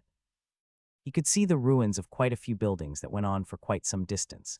Deep fissures ran through the ground, from where hot air seeped through. While he had no clue what the area used to be, it seemed that it had once been a flourishing region with many buildings. Lu Yin chose a random dilapidated building and released his star energy to confirm that he was alone. He then reached out, causing the die to appear. It had been quite some time since Lu Yin had last rolled the die. During his last usage, he had rolled 6 pips possession, which had allowed him to experience Delay's life. He hoped that he could be as lucky this time. After spinning the die, Lu Yin watched it slowly stop spinning on Pilfer. This came as no surprise, as this was the most common roll. If he was lucky, then what he gained from Pilfer could change his fate. If he was unlucky, like this time, Lu Yin hesitated before picking up a potion wrapped in ancient packaging. This was the other sort of thing that Pilfer could get him. While studying the bottle, Lu Yin let out a sigh. Just because the packaging was ancient, it didn't mean the item itself was. There were all kinds of civilizations in the universe, and some of them were at a very low technology level. Since the packaging was in an ancient style, it probably came from a civilization in the universe that had met other civilizations, but refused to modernize. Lu Yin opened the bottle and sniffed at it. A very ordinary potion. After storing it, he crushed a cube of star crystals. Again, for his second roll, the die ended on 5 pips gift copy. Lu Yin stood up but then sat down just as quickly. It would be impossible to find a cultivator with an innate gift within 10 seconds from where he was. How could he find anyone at all in 10 seconds? Another wasted roll. Again, for the third roll, the die slowed and stopped at 4 pips time stop. Reality seemed to fade, and Lu Yin found himself in the familiar ash-colored space. The timer started counting down 3 days of time. This wasn't a bad roll, as it gave him more time to think. Lu Yin decided to spend his time studying the star chart. It would be ideal if he could manifest the 7th star or maybe even the 8th. This would allow him to absorb star energy 8 times faster, which would allow him to reach peak Melder's strength as soon as possible. There was a vast difference between someone who stood at the peak of the Melder realm and someone who had just entered the realm. The most obvious difference was the amount of star energy, which was like comparing an ocean to a lake. Craner held the position of number 2 on the Blaze realm rankings and stood near the top in Astral 8. He was a peak Melder, and Lu Yin had felt the pressure of Craner's star energy during their battle. Fortunately, Lu Yin had been able to compensate for the difference with his strong body. If the two's physical strength had been similar in power, then the pressure of their star energy would have been the key that determined victory. Lu Yin didn't want to lose out in this area. With this thought, Lu Yin immediately retrieved 600 cubes of star crystals and tossed them out. The timer leapt up, but instead of the expected 33 days, Lu Yin saw that the timer had only increased to only 16 days, nearly half of what he had expected. Lu Yin realized that the more he increased the time by, the more star crystals he needed for each day. The rate was not fixed to 18 cubes of crystal per extra day. He let out a sigh. He should have expected that this ability wouldn't be that convenient. If Time Stop really did have a fixed rate of 18 cubes of star crystals per day, then Lu Yin would be able to stay inside the space for nearly 3 years with his current stores. Whatever, there's nothing that can be done about it. He then took out an additional 50 cubes of star crystals and raised the gravity to 50 times the standard level before taking out a star chart. 19 days was a long time, so Lu Yin was in no hurry. He studied the star chart diligently, practiced his battle technique on occasion, and rested when he needed to. After 10 days of training, his cosmic palm's 7th star manifested. The power of the battle technique with 7 stars far surpassed the power with 6. If, as a sentinel, Lu Yin had reached the level of 7 stars, then he would have been able to fight Shuts. If he had also had air flash and the other battle techniques that he had recently learned, then he might actually have been able to win. Now, as a melder, cosmic palm alone was enough for Lu Yin to defeat students like Craner, and he wouldn't even need to use techniques like his 9 stacks shockwave palm. Currently, Lu Yin's strongest attack was still his 9 stacks shockwave palm. The 9 stacks boosted the power of his shockwave palm to even greater heights than his cosmic art with 7 stars. It was no longer sufficient to be his trump card, and he needed to increase its strength. Over the next 9 days, Lu Yin immersed himself in the star chart. When the countdown got closer to 0, he actually tossed out another 100 or so cubes of star crystals and added an additional 8 days to the timer.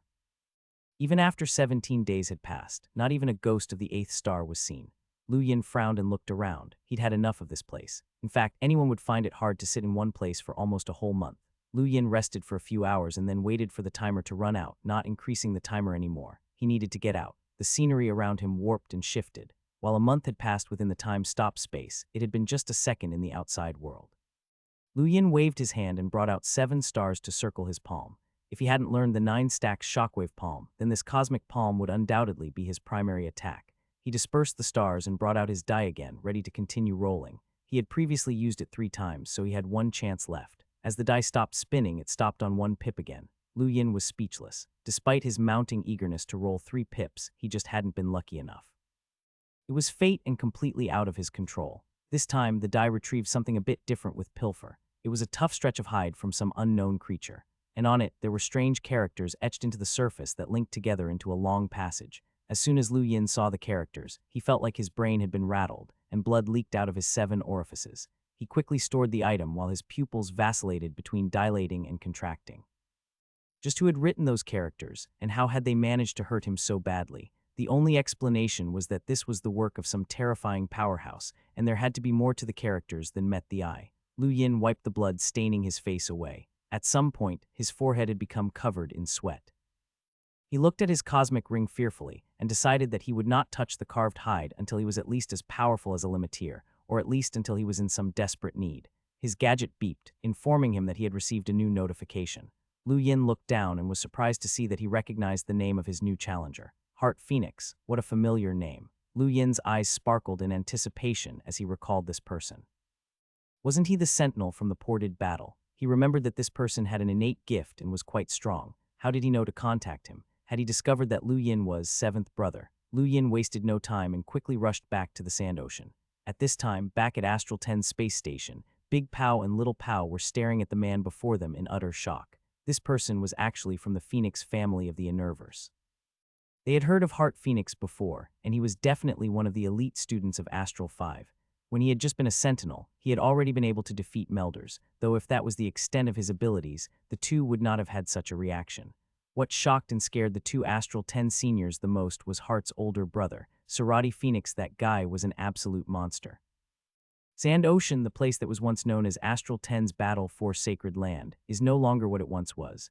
Is that where Lu Yin is? Heart asked coldly. Big Pow coughed once to dispel his shock before replying yes. Heart's eyes twinkled as he stepped into the teleportation device. The desert was hot and dry. For many, this wasn't a pleasant sensation, but for Heart, it suited him perfectly since all his techniques contained heat and flames.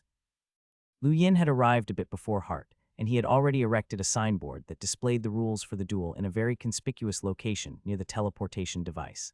Lu Yin was excited for the upcoming duel since their last fight had been closely matched. How far had Lu Yin come since then, and was it possible for him to win with an instant KO? Hart stepped out of the teleportation device and immediately noticed the signboard. With a condescending expression, he looked over towards Lu Yin in the distance and threw a bank card onto the sand. His entire demeanor oozed arrogance. Money, I have no lack of it, but let's see if you have the ability to take it. Lu Yin raised an eyebrow. This guy is way more arrogant than Craner. He even used his real name in the ported battles. Lu Yin liked messing around with incredibly proud people, but unfortunately, Hart wasn't as impulsive as Craner was. If he was, then all the money in his cosmic ring would have soon belonged to Lu Yin, which would have been perfect. You're here for Ziyue. Hart gazed at Lu Yin coldly. You have no right to say her name. She's my fiancée, and if you touch her, then it means that you've touched the Phoenix clan. Are you prepared to face the wrath of my clan? Lu Yin froze. That was so cool. How old are you? Lu Yin couldn't help himself from asking. Hart's eyes glinted icily as he charged at Lu Yin. Cut the crap. Golden flames erupted from his body and rose into the sky, forming a flaming bird that crowed so loudly the entire desert trembled. Deep within the desert, the Sandmaster was astonished. There's someone from the immortal bird family here. Things are starting to get lively. Lu Yin saw a golden bird of flames cover the sky. Back in the ported battle, he had confronted the attack with his cosmic palm, but this time he merely raised a hand. 9 stacks ninefold shockwave palm. Crash. Golden flames swirled and exploded in all directions, blurring the sky and scorching the desert surface black. Lu Yin had torn the golden firebird apart in a single attack and followed his move up by landing directly above Hart, no more than a millimeter away from his head. Vicious shockwaves pushed the sand beneath Hart's feet away, digging out a conical pit that he fell into. Hart himself didn't move, but his eyes betrayed his endless shock. Mr. Hart, Mr. Hart. The students who had accompanied Hart to Astral 10 yelled his name in shock while standing at the teleportation device. They all heaved huge sighs of relief when they saw that Hart hadn't been injured. However, they looked at Lu Yin with shock in their eyes. They couldn't believe that there was a person this strong in Astral 10. In the entirety of Astral 5, there were less than 10 melders who were strong enough to crush Hart like that. In fact, Hart's abilities allowed him to proudly stand beside the top 10 melders in their academy. Lu Yin's lips curled up as he retracted his arm and looked over towards the teleportation device. Give me the card. A melder student inside the device hurried over, picked up the card, and then respectfully handed it over to Lu Yin. Regardless of if it was the 10th or Astral 5, strength was paramount. Hart's eyes followed Lu Yin shakily. Only at this time did his face begin to pale. He had been defeated before he could even react. He then carefully asked, have we fought before? Lu Yin stored the card away. Perhaps, I don't remember anymore. Hart clenched his fists in shame. He had been completely dominated. This was too disgraceful. Thought to himself, no one from the Phoenix clan should ever be crushed this thoroughly before saying, I'll be back. After that, Hart headed deep into the desert. He wanted to break through and become a melder. That was the only way for him to have a chance of defeating Lu Yin. Several of the students rushed over to protect Hart. Lu Yin burst into laughter. This guy really doesn't hold back at all. Elsewhere in Astral 10, at this same time, another spacecraft landed at the Academy's space station. This spacecraft had the 9th Academy symbol etched on its hull. Little Pao was astonished. Even someone from the 9th Academy had come. The door opened and Bonnie walked out. He was dressed completely in black and there was a black phoenix embroidered onto the back of his coat. Little Pao grew slightly puzzled at this, seeing this member of the Dark Phoenix clan. This would complicate the situation. Someone from the Phoenix clan was already here, and a person from the Dark Phoenix clan had just arrived. Disciples of the rival clan's Immortal Bird and the fallen Immortal Bird were about to meet. Things were about to get interesting. Bonnie looked at the wall with shining eyes before directly heading to the teleportation device and traveling to the sand ocean without saying a word. Little Pao hurriedly followed behind. Lu Yin was still in the desert, examining his cosmic ring. He currently had the equivalent of 150,000 cubes of star crystals in just Mavis Bank cards, which was a considerable sum. With the additional 20,000 cubes that he physically had in his ring, he felt pretty wealthy. But then, deep in the desert, great golden flames filled the sky and cast a brilliant shadow over the desert. Lu Yin was rather excited. Hart had been one of the few sentinels who could threaten Lu Yin. Now that he had advanced and become a melder, Lu Yin expected his power spike to be huge. Could Hart match up to Craner? While Craner was very talented, that was it. It was honestly somewhat surprising that Craner ranked second on the Blaze Realm rankings. As the golden flames streaked through the desert, the star energy in the sand ocean trembled. A cry from an immortal bird caused Lu Yin's heart to skip a beat. He could feel an invisible pressure pressing down on him. Suddenly, a figure flew into the sky to look into the distance. It's Phoenix. There's someone from that shameless clan. black flames roared into the sky as if responding to the golden flames before the figure disappeared. Lu Yin was surprised. What's going on? Little Pao was standing by the teleportation device's entrance, and his eyes shimmered when he saw this. Things were really about to get going now. Deep within the desert, the Sandmaster was caught off guard. The Dark Phoenix clan, what a coincidence. Elsewhere in the desert, where Hart was trying to break through, Hart widened his eyes and looked into the distance with a furious expression.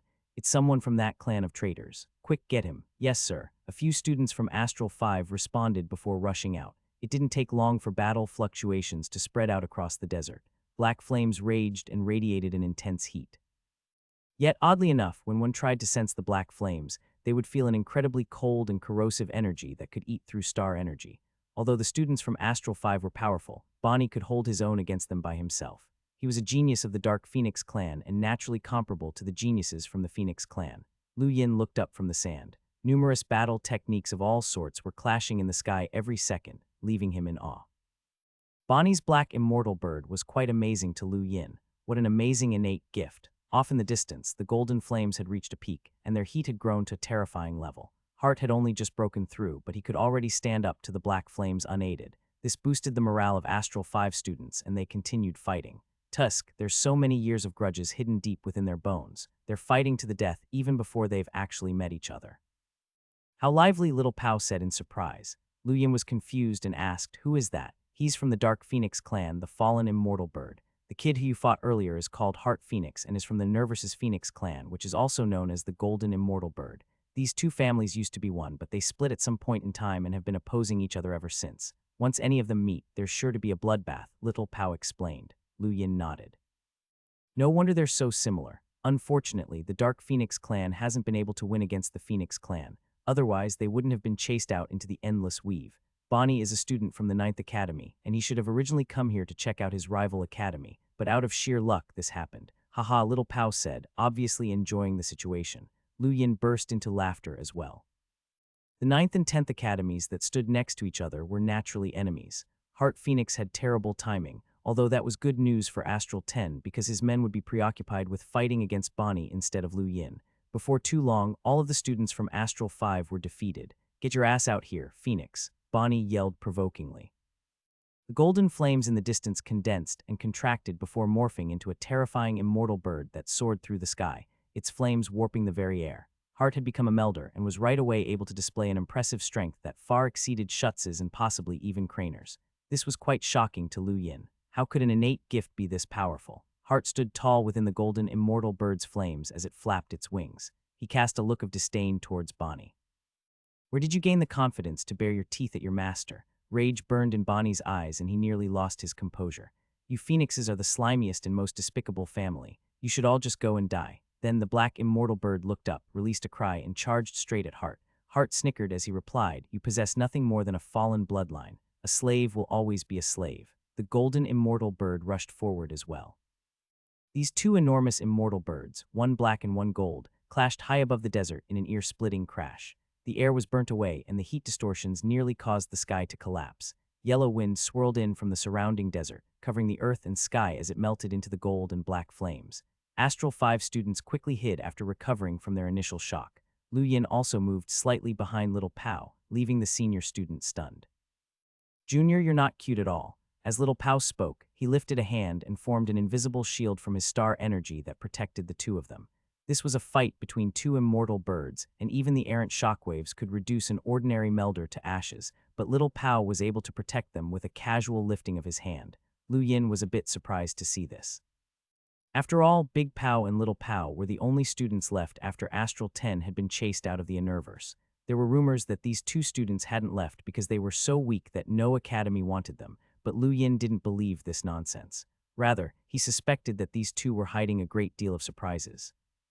Little Pao and Lu Yin avidly watched the battle play out in front of them until Lu Yin suddenly received a warning from the Sandmaster. He reluctantly took a step out before vanishing. The two immortal birds were still brawling in the sky when Lu Yin appeared directly before Hart. Without a word, he unleashed a 9-stack shockwave palm, pushing him to the ground. Lu Yin then whirled around and attacked Bonnie with another palm strike. Bonnie tried to counterattack with his black flames, but everything was scattered by Lu Yin's attack. When Lu Yin used his shockwave palm at the 9 stacks level, it gave the attack unimaginable power. No one at Hart, Bonnie, and Krainer's level could defend against it, and the two rivals were simultaneously sent crashing to the ground. Lu Yin had stopped the astonishing battle between the two rival immortal birds that easily. The students from the Fifth Academy were dumbfounded by the sight. They knew full well how powerful Hart had become after breaking through to the Melder realm. He could easily be ranked within the top 10 Melders of their academy, but he had still been defeated in a single move.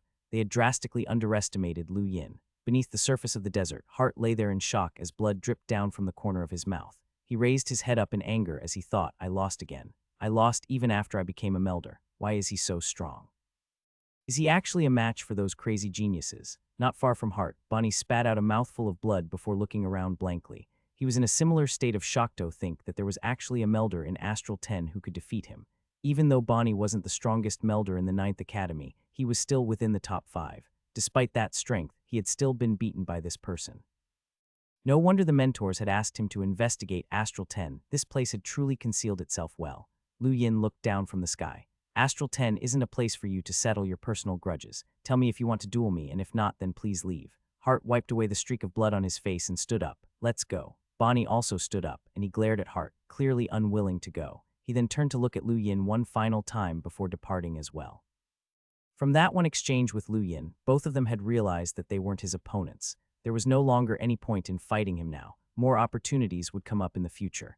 Lu Yin reluctantly watched them leave, feeling like he had wasted an opportunity. His attacks just now had been too strong. If he had held back slightly, then he might have been able to earn a hefty sum from the two of them. Little Pao paid close attention to the two students and only left after he saw them leave Astral 10 on their spacecraft. Once Hart entered his spacecraft, he immediately turned his gadget on. The face of a handsome man appeared on the display. When the students of the Fifth Academy saw him, they bowed low without even daring to lift their heads. What's wrong? Hart gritted his teeth. I want to enter the clan's secret realm. I asked you, what's the matter? I lost. I lost to Lu Yin from Astral 10. How many moves? One. Hart answered with a grimace. The man fell silent. You won't be his opponent unless you complete your metamorphosis. As soon as he heard the word metamorphosis, Hart's expression changed and a trace of fear flickered through his eyes. Can I undergo metamorphosis? The man's gaze was cold. You'll have to undergo metamorphosis if you want to win. However, metamorphosing is extremely risky. Hart clenched his fists tightly. He thought about not only Lu Yin, but also the powerful Melders from his own academy. Lu Yin could be considered the catalyst for his desire to change, as Hart didn't want to be weaker than the student of an exiled academy. Hart carried the heavy glory of the Phoenix clan upon his back, and he refused to be a weakling who couldn't even defeat a traitor. I'll metamorphose. The man in the display smiled. I will send out the appropriate orders. Once you have metamorphosed successfully, you will be able to directly join the Council of the 10 Arbiters. If you fail and die, I will avenge you. Lu Yin, right, I've memorized his name. The display disappeared, and the Fifth Academy students raised their heads and sighed in relief. The pressure that the man exuded was intense, as he was one of 10 arbiters, the immortal Phoenix, Sarati Phoenix. Astral 10 returned to its previously peaceful state for the next 2 days as no new challengers appeared. And the ones en route wouldn't arrive for some time. Lu Yin inquired after the other students and was told that each one had found a suitable place for their own individual training. There are other training grounds in Astral 10. Lu Yin was surprised. Little Pao replied, of course. Astral 10 has a heritage that spans countless years. Although it was destroyed in an accident, some of the training grounds still exist. It's just that they aren't as complete as the Rain Observatory or the Sand Ocean. Nevertheless, there are still definitely places that are most suitable for each student. For example, Zhao Yilong is training at a cliff while Zora is spending all her time in a cemetery with skeletons.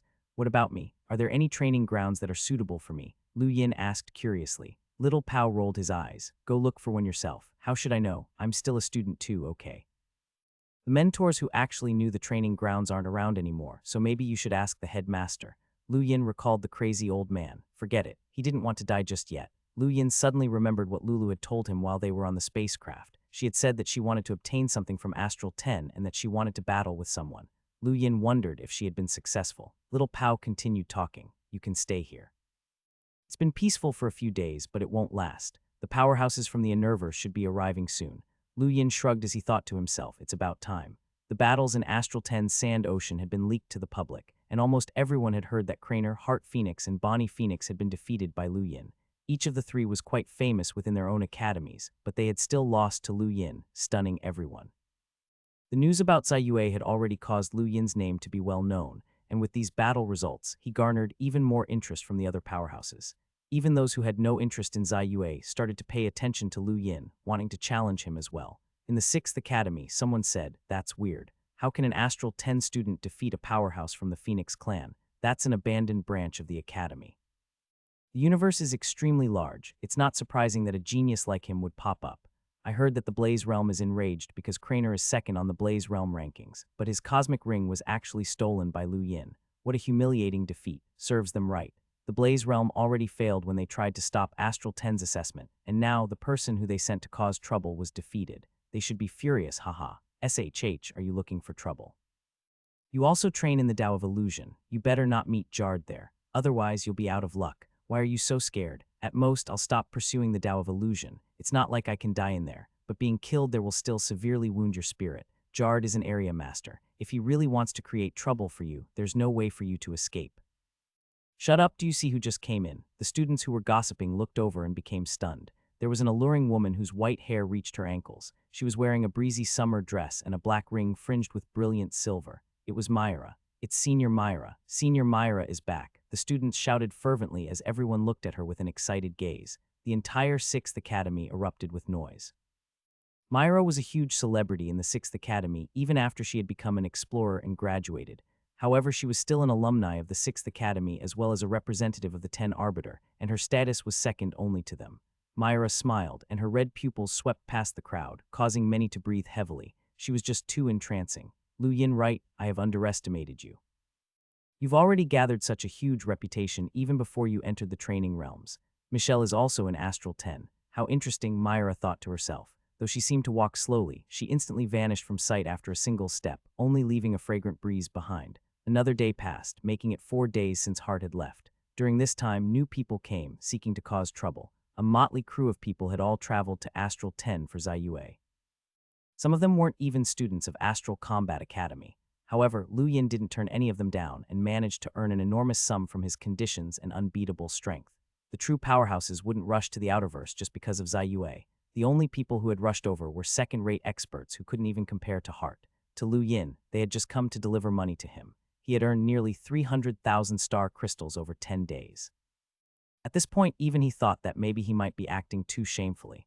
After 2 weeks, people finally stopped challenging Lu Yin as his reputation had become very widespread at this point. The academies had all made note of him, and his name was no longer unfamiliar to most people. However, he was more infamous than famous as his reputation included teasing Ziyue, robbing students, and being very greedy. Due to this foul reputation, all sorts of insults had been thrown at Lu Yin. Ziyue was outraged when she heard about what had happened after returning to the Soul Dream tribe. Isn't there anyone who can punish that pervert? In Astral 8, blistering lava surged in slow, molten waves. Craner stood there silently in discomfort as he had for the last 10 days. Above the lava, burning red air blew into the distance like a sweltering sea breeze. You failed, a low voice rang out. Craner bowed his head. Yes, I'm sorry, but I failed. Useless. Craner didn't dare to reply. Send some people into the 6 DAOs and have them report to me once they see anyone from Astral 10. I want everyone from Astral 10 to be stopped. Craner was elated. Very well. Back in Astral 10, Lu Yin was unaware of a shocking event that had rocked the Great Yu Empire to its core. The second prince, Duke Yushin, had betrayed the Empire along with the 7th, 8th, 10th, and 12th squadrons. They had invaded 5 points in the Frostwave Weave, stunning the Weave residents and all those nearby. Undying Yushin was so infuriated when he heard the news that he fell unconscious, causing the Great Yu Empire to destabilize even further. Within the palace, Doran Yushin had a grim face. Announced that Duke Yushin, 7th Squadron's Captain Batson, 8th Squadron's Captain Shalosh, 10th Squadron's Captain Fellat, and 12th Squadron's Captain Dove are traitors and wanted criminals in the territory of the Empire. The war has begun, but Duke Yushin's declaration had come too late. By the time the Great Yu Empire reacted to the betrayal, all of the people loyal to Duke Yushin, including Vice Treasurer Sikar and some other ministers, had already left. Even the Sword Mercenary Group and some of the elites of Yu Academy had joined the betrayers, causing the royal guards to descend into a second round of chaos. While all of this was happening, some minor incidents flew underneath everyone's notice. Zhang Dingshan, Saruzin, Baizu, and Su San, who were all elites of Yu Academy, had all gone missing. If the times were more peaceful, then the repercussions would have been enormous. After a few more days passed, it was the day of Astral 10's new student competition. Lu Yin left the Sand Ocean and stood at the realm entrance, the venue for the competition. By the time Lu Yin arrived, several people had already arrived. Brother Lu, Coco, shouted excitedly. She was clearly happy to see Lu Yin again. Lu Yin tousled her hair affectionately. You must have improved a lot since the last time I saw you were already a melder. Do you want to spar with me? Coco stuck her tongue out before playfully replying, of course I don't want to fight with you. Everyone's heard about how you defeated the students from the various academies. You're famous now, really. Lu Yin blinked, slightly astonished. He hadn't paid much attention to what other people thought of him since he already knew his reputation wasn't good. To him, there was no reason to put himself in a bad mood. Meanwhile, Zora was spinning her silver needles between her fingers nearby. Just the sight of the massive needles scared Lu Yin, and he suddenly remembered Coco's innate gift. Could this be a specialty of Windrift Halls? On the other side, Manhwaedit stood to the side, all by himself. He had also become a melder, and his palm now carried with it a yellow hue. It seemed that his strength had risen considerably. When Manhwaedit noticed Lu Yin's gaze, his provokingly clenched his fists. A bit further away, Xia Luo was casually sitting beside the trial master, as if the two of them were old friends. Darkvoid sat alone in a corner, and his dark hair that seemed to absorb nearly all the light that ventured near it caught Lu Yin's attention. Darkvoid was the most mysterious person amongst all the students, and he definitely had a powerful innate gift. At that moment, Schutz exited the teleportation stone area as the trial master announced, Schutz, 52 wins and 237 losses. Lu Yin was shocked. Schutz's win-loss ratio was nearly 1-4. Not bad. Schutz's win rate was comparable to Michelle's from a month ago. Meanwhile, Schutz's eyes gleamed when he noticed Lu Yin, and he nodded to Lu Yin once before walking to the side, standing by himself.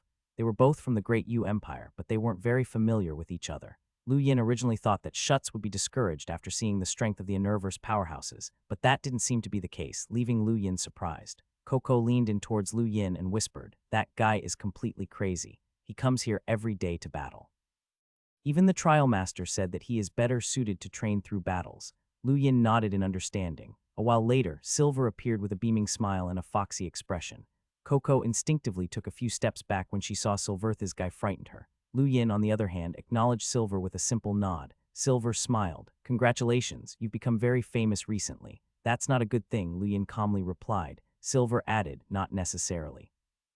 You can probably attract the attention of certain people if you become famous enough." Lu Yin narrowed his eyes. Certain people? What people? The Neo-Human Alliance. He couldn't figure out Silver's identity, but he was clearly related to the Neo-Human Alliance even though he was clearly not a zombie. All Lu Yin was sure of was that he was a mysterious person.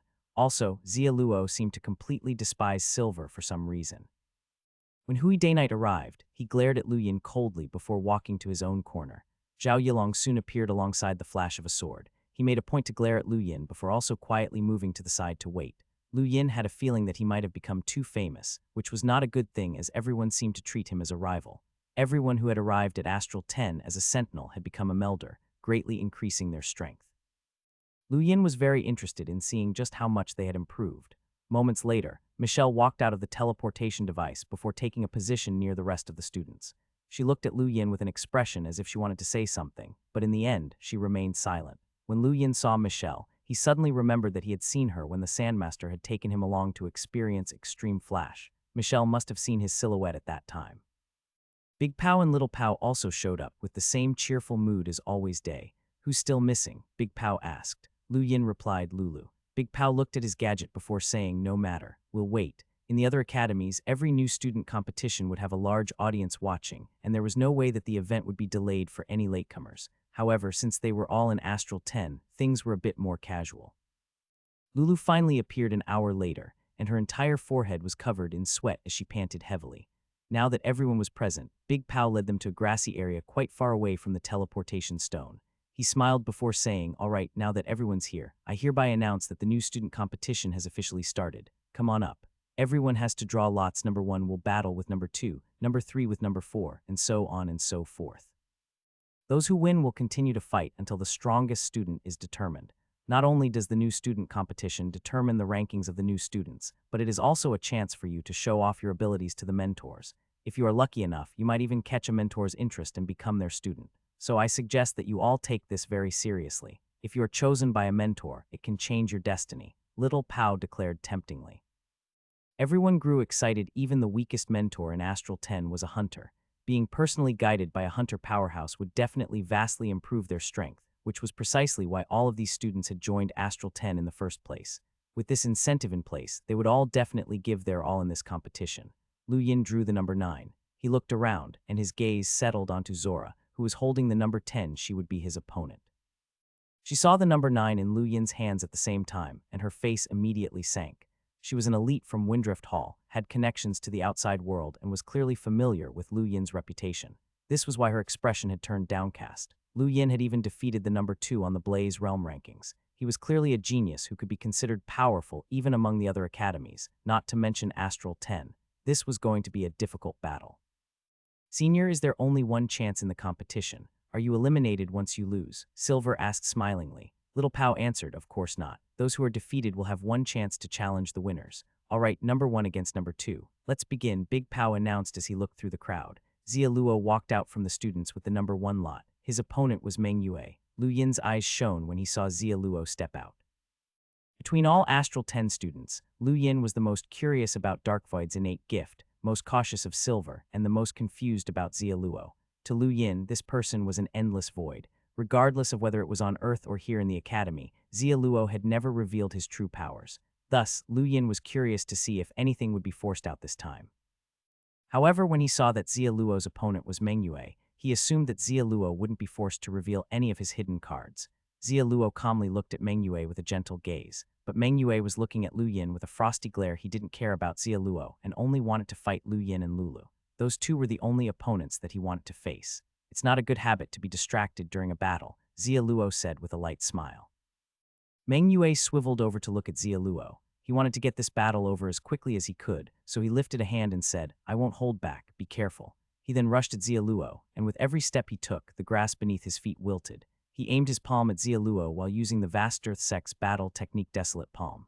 Meng Yue had found a ruin within Astral 10, though it would be more accurate to call it a desolate area in the shape of a palm print. He had felt a terrifying desolate energy there that seemed to be able to swallow souls. This had astonished Meng Yue, as he had not felt such terrifying desolation energy even in the vast Earth sect, where he had first learned the Desolate Palm. He had meditated at the sight of the palm print for a month before breaking through to become a melder.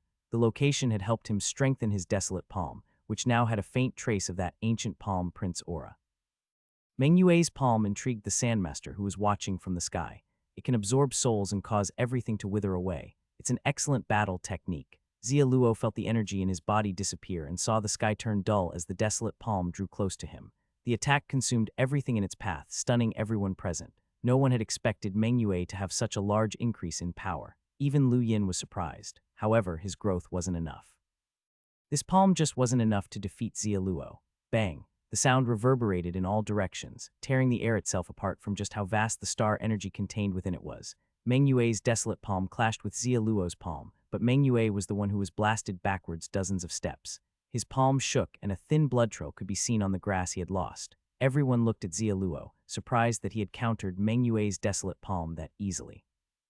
Although there was still a smile on Xia Luo's face, the smile had turned cold. Senior, I've won, right? Xia Luo said as he looked at Big Pao. Big Pao's eyes gleamed as he nodded. Xia Luo has won the first round. Meng Yue's palm was still trembling as he tried to dispel the remnants of Xia Luo's attack. He stared at Xia Luo with a shocked expression. He hadn't expected that there would be such a terrifying person among the new students. Lu Yin had known that Xia Luo would win, but he didn't expect him to do so that quickly. Xia Luo's palm hadn't been a battle technique, but it had easily defeated the Desolate Palm. How did he do that? Most of the onlookers didn't understand what had happened either, but Michelle was staring at Xia Luo in disbelief. She had never expected someone like this to be among the new students. In the distance, the trial master opened his eyes, his gaze filled with surprise. That was a powerful attack, but he used an astounding method to dissolve the opponent's star energy. This person has the potential to become a lockbreaker. The second round begins now, Big Pao announced. Schutz walked out. He had drawn number 3 while Lulu was number 4. Schutz was stunned when he saw Lulu walk out. He wasn't particularly good at fighting girls. Hey, what's with that face? Lulu was annoyed and clenched her fists. Schutz coldly answered, I don't like to fight with girls. Lulu's gaze turned cold and she smiled deviously. Really? Then don't fight back and just let me attack you. She suddenly charged at Schutz, the strength of her stride cracking the ground with every step. Lu Yin and Meng Yue were both well aware of how strong Lulu was, so they winced when they saw Lulu clench her fists. Schutz's battle experience was extensive, and he immediately felt an incredible sense of danger overtake him as soon as Lulu raised her fists. He instinctively dodged, and Lulu's attack left a massive pit in the ground, stunning everyone. Schutz was astounded. The ground in this place was very sturdy and should be able to easily withstand a battle between melders. However, Lulu had carved out a huge pit with a single punch. If Schutz had been struck by that fist, then he would have definitely been badly injured. Don't hide if you're a man, Lulu taunted before punching at Schutz again. Schutz's eyes widened and he pulled out a blood-red blade, blocking Lulu's fist with the back of his blade. It wasn't a fair matchup, fist against blade, but the results surprised everyone when Schutz was launched away along with his blade. Tusk, she's a Mavis, but that guy still dared to go easy on her, Big Pow exclaimed. Before Schutz could even land on the ground, Lulu appeared behind him with her extreme speed movement technique and then fired off another punch. She was like a monster in human form at this moment, and her attack shattered Schultz's blade and caused him to spit out a mouthful of blood as he was smashed into the ground. Hui Daynight's eyes flickered when he saw Lulu's extreme speed. Why did that technique look so familiar? Why did it resemble a movement technique of the Daynite clan? Crash. Another deafening bang rang out as Lulu's fist shattered the ground, but Schutz had long since disappeared from there. Lulu turned around, only to see a blood-red blade slash past her face as she barely managed to dodge. She landed on the ground and knocked her fists together pugilistically as she looked at Schutz. You're going to fight back now. Schutz gripped his blade tightly as he stared at Lulu in disbelief. This woman was both crazy and had incredible strength. If he hadn't dodged in time, then the battle would have ended just now. I apologize for being rude. You are a worthy opponent, Schutz replied solemnly. Lulu smiled, snorted, and then said, come on, let's keep going. I know that you're the most powerful person in the Great U Empire's younger generation, but you're still not my opponent. No, but I'll lose with dignity, Schutz said in a heavy voice. The most powerful person in the Great U Empire's younger generation had completely set his pride aside at Astral 10. He had to face the harsh truth that he was currently one of the youngest students in the academy. Lulu took off with another bang, her strength and speed reaching a level that Schutz couldn't even retaliate against. However, due to his rich battle experience, he managed to always dodge her attacks at critical moments. Despite his battle prowess, his injuries continued to accumulate. Schutz's inability to fight back against Lulu showed Lu Yin just how weak the Outerverse was. He had interacted with the cream of the crop of the Great U Empire's fighters and was well aware of their strength. For example, Gerbok used external items so that he could use Lightning Arrow, while most of the Enerverse and the Astral Combat Academy elites used Star Energy to power their battle techniques. This was a key difference. The powerhouses of the Outerverse were just too average compared to the Enerverse geniuses. It was no surprise that Wendy Yushin would look down upon the members of her generation. Lulu leapt into the sky and launched yet another punch at Schutz. Her fighting style was extremely direct. She just brute forced her opponent into submission. Schutz gritted his teeth, and his shirt was already stained with blood. He raised his blade, and a dim, blood-red glow illuminated a section of the battlegrounds. This was Schutz's battle technique, but Lulu had shattered it along with his blade the last time he had tried to use it. Lulu's punch landed squarely on Schutz, and the ground below him splintered into a huge pit. Schutz fell to the ground, heavily injured. Big Pow shook his head and sighed. Lulu Mavis has won the second round. You did very well. She's a Mavis and would be considered an elite even in the Enerverse, Lu Yin consoled. Schutz's had a determined gaze as he replied, it doesn't matter which clan she's from. She's still human, and there's no excuse for being defeated by a human. Lu Yin nodded. He respected Schutz's attitude, and he actually reminded him of Zhang Dingshan. Both men were resilient and fearless. This type of personality might face a difficult path in their life, but they would definitely grow to achieve great things. Lu Yin respected people like these two. The third round begins. Silver walked out with a smile. He was number 5. Hui Daynite stood up from where he had been sitting. He was number 6. Since this battle had Hui Daynite, who was from the powerful Daynite clan, everyone paid attention when he stepped forward. Lu Yin's face grew sober, but not because of Hui Daynite. While the others might not be familiar with Silver, Lu Yin was well aware that he was somehow related to the Neo-Human Alliance's greatest enemy of the human realm. Regardless of whether it was the Daynite clan, the Mavis clan, or the Blaze realm, all of them were united against the Neo-Human Alliance. Hui Daynite was from the Daynite clan, but Silver had a potentially even more powerful background. Xia Luo's face changed and his eyes grew cold when he saw Silver. After Silver had entered Astral 10, he had only ever participated in a single ported battle, which he had lost. He hadn't really done much and seemed to be very average. It was easy for people to forget about Silver, like how Hui Daynite only desired to fight against Lu Yin. The smiling guy that Hui Daynite was paired up against right now only made him feel a sense of disdain. Moonrise Finger, Hui Daynite roared as he took a step forward, instantly appearing in front of Silver. His finger pierced through the air, flickering with a gray light as it headed straight toward Silver's heart. Silver's smile never faded, but his eyes turned frosty as the attack neared. His beautiful butterfly sword emitted a small ringing sound that covered the area in front of him. Hui Daynite's brows rose in surprise, and he felt a chill in his fingers. He reflexively dodged, causing the butterfly sword to slide past him. What a shame you managed to avoid it, Silver said with a beaming expression, still casually looking at Hui Daynite. Hui Daynite's expression grew serious. He had felt threatened by the butterfly sword that had just slid past him just now.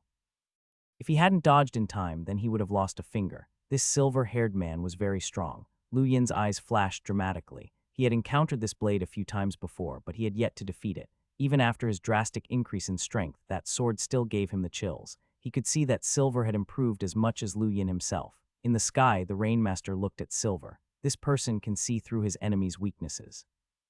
Silver burst out with another attack, his butterfly sword spinning rapidly as it swept toward Hui Daynite. The Daynite clan member grew sober as he carefully tracked the sword's movements and did his best to dodge. The scary thing was that, despite his efforts, the sword managed to connect with him every time. It almost seemed that he was deliberately moving towards the blade, leaving Hui Daynite furious. Everyone watched in surprise as the same thing happened several times in a row before Hui Daynite angrily roared Daynite Soul Finger. His finger bore through the air as his body disappeared from sight. Silver didn't move and felt a spot of pain on his body. The Daynite clan's battle techniques are so annoying, but this is nothing more than an attack. The butterfly sword quickly swept out in a white flash, and then a splash of blood suddenly stained the grass red. Hui Daynite's body reappeared, but there was a huge gash on his chest, leaving everyone stunned. "I'm sorry. You looked so dashing just now that I couldn't hold myself back from cutting you," Silver said, still smiling. Hui Daynite's eyes narrowed as he looked at Silver in a daze. Although Hui Daynite could still use his Daynite Soul Finger, this person had not allowed him to land a single attack. Yet how was this possible? He had never expected that such a monster would be hiding within the new students. Coco drew back into the crowd, scared. She had always felt that Silver's smile was terrifying. Meanwhile, the rest of the students looked at Silver warily. That last flash had astounded them. They now all saw him as a very dangerous person and as someone to keep a distance from if they battled him. Michelle had a startled look on her face. She felt that her initial assumption that Astral 10 wouldn't have any amazing talents after being driven into the Outerverse was absurd. These past few battles had amazed her. Zia Luo, Lulu, and Silver were all extremely powerful. Although Hui Daynite had lost to Silver, he was still a member of the Daynite clan. Additionally, there was still Darkvoid, who intrigued her the most initially, as well as Lu Yin, who had been steadily growing in strength. Many of Astral 10's new students had truly surprised Michelle, as she was only getting to know her fellow students now. Michelle wasn't alone in her thoughts. Others had also only come to realize the extent of their fellow students' abilities over the course of these few battles. They really hadn't interacted with their juniors that much. Silver wins the third round, Big Pow announced, but Hui Daynite was stubborn. "It's not over yet." Big Pow disdainfully replied, "If his blade had gone any deeper, you'd be dead right now. It's over. You lost." Hui Daynite ground his teeth unwillingly. He wanted to refute Big Pow, but he couldn't think of anything to say. He still couldn't understand how Silver's attack had overcome his battle technique. That was a battle technique of the Daynite clan. How could it defeat it so easily? The only possibilities were that the opponent's technique was much stronger than the technique Hui Daynite had used, or that the opponent himself was far more powerful than Hui Daynite. Regardless of which option was true, his chances of victory were negligible at best. Silver returned to the group, still grinning. He turned around to smile at Lu Yin once before glancing at Zia Luo. The fourth round begins. After everyone saw the results of the first 3 rounds, the atmosphere had become very heavy. Everyone had realized that their fellow students were all very powerful and that they couldn't be held to the typical Outerverse standards. Zhao Yilong slowly walked out. He was number 7. Coco hesitantly stepped out from the other side. She was number 8. "Good luck, Coco." Dora shouted, but she only startled the small girl. Coco was already extremely nervous, but this caused her to become even more nervous. Lulu patted Coco's head. "Don't be scared, go." Coco blinked once, causing Lu Yin to laugh. This girl was just too jumpy. Zhao Yilong's face fell when he saw his opponent. He had been hoping for an exciting battle, but he was utterly disappointed to see that his opponent was Coco, the little girl who seemed powerless. "All the best, sister," Lulu encouraged. Coco took a deep breath and then reluctantly walked out to face Zhao Yilong. The ancient sword in Zhao Yilong's hand shimmered with a cold light, and his gaze was even colder. Coco instinctively retreated 2 steps and pouted when she saw his serious appearance. However, her gaze also firmed with determination. She had entered Astral 10 through her own merits, so why should she be afraid? A large syringe suddenly appeared in her hands, startling nearly everyone. Was that really a syringe? Zhao Yilong was also taken aback. Aside from Lu Yin and a few others among the students, no one else had seen Coco's innate gift yet, which made the gigantic syringe's sudden appearance truly shocking. "I'm ready," Coco piped up. Zhao Yilong gripped the hilt of his sword tightly. He wasn't really sure how to attack a young girl. Actually, come to think it, she was the youngest among everyone present. They both froze for a moment. "You should just admit defeat," Zhao Yilong said quietly. Coco stubbornly shook her head. No, Zhao Yilong frowned. I won't hold back. Coco bit her lip anxiously and replied, come on then. Zhao Yilong narrowed his eyes and then waved his hand casually, releasing a slash that whistled through the air at Coco. But the girl disappeared in an instant, surprising everyone. Zora smiled. The Windrift Hall had a rule that required its members to form teams of two. She and Coco were in a team, and she was the protector while Coco was the healer.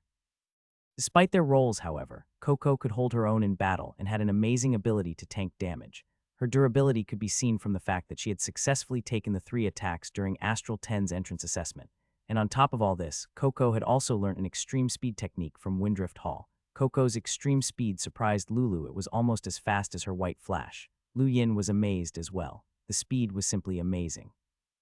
Zhao Yilong's attack completely missed. He arched a brow and shook his wrist. Multiple slashes appeared, sealing off an area that was 100 meters in radius. This was a widespread attack that hit everything, but his attack still couldn't land on Coco. The girl seemed to melt into the air, avoiding every attack. Zhao Yilong's face grew somber. I'll ask you one last time. Do you admit defeat? Coco stubbornly shook her head. I hail from 10,000 Swords Peak. We can shatter the sky, so it's useless even if you hide in the sky. Don't hold it against me if you die, Zhao Yilong solemnly said. He then placed his hand on the hilt of his sword and exerted a minuscule amount of force. The sword multiplied into 10 identical images before combining into a single sword that stabbed towards Coco. 10 swords in one, Zora muttered in shock.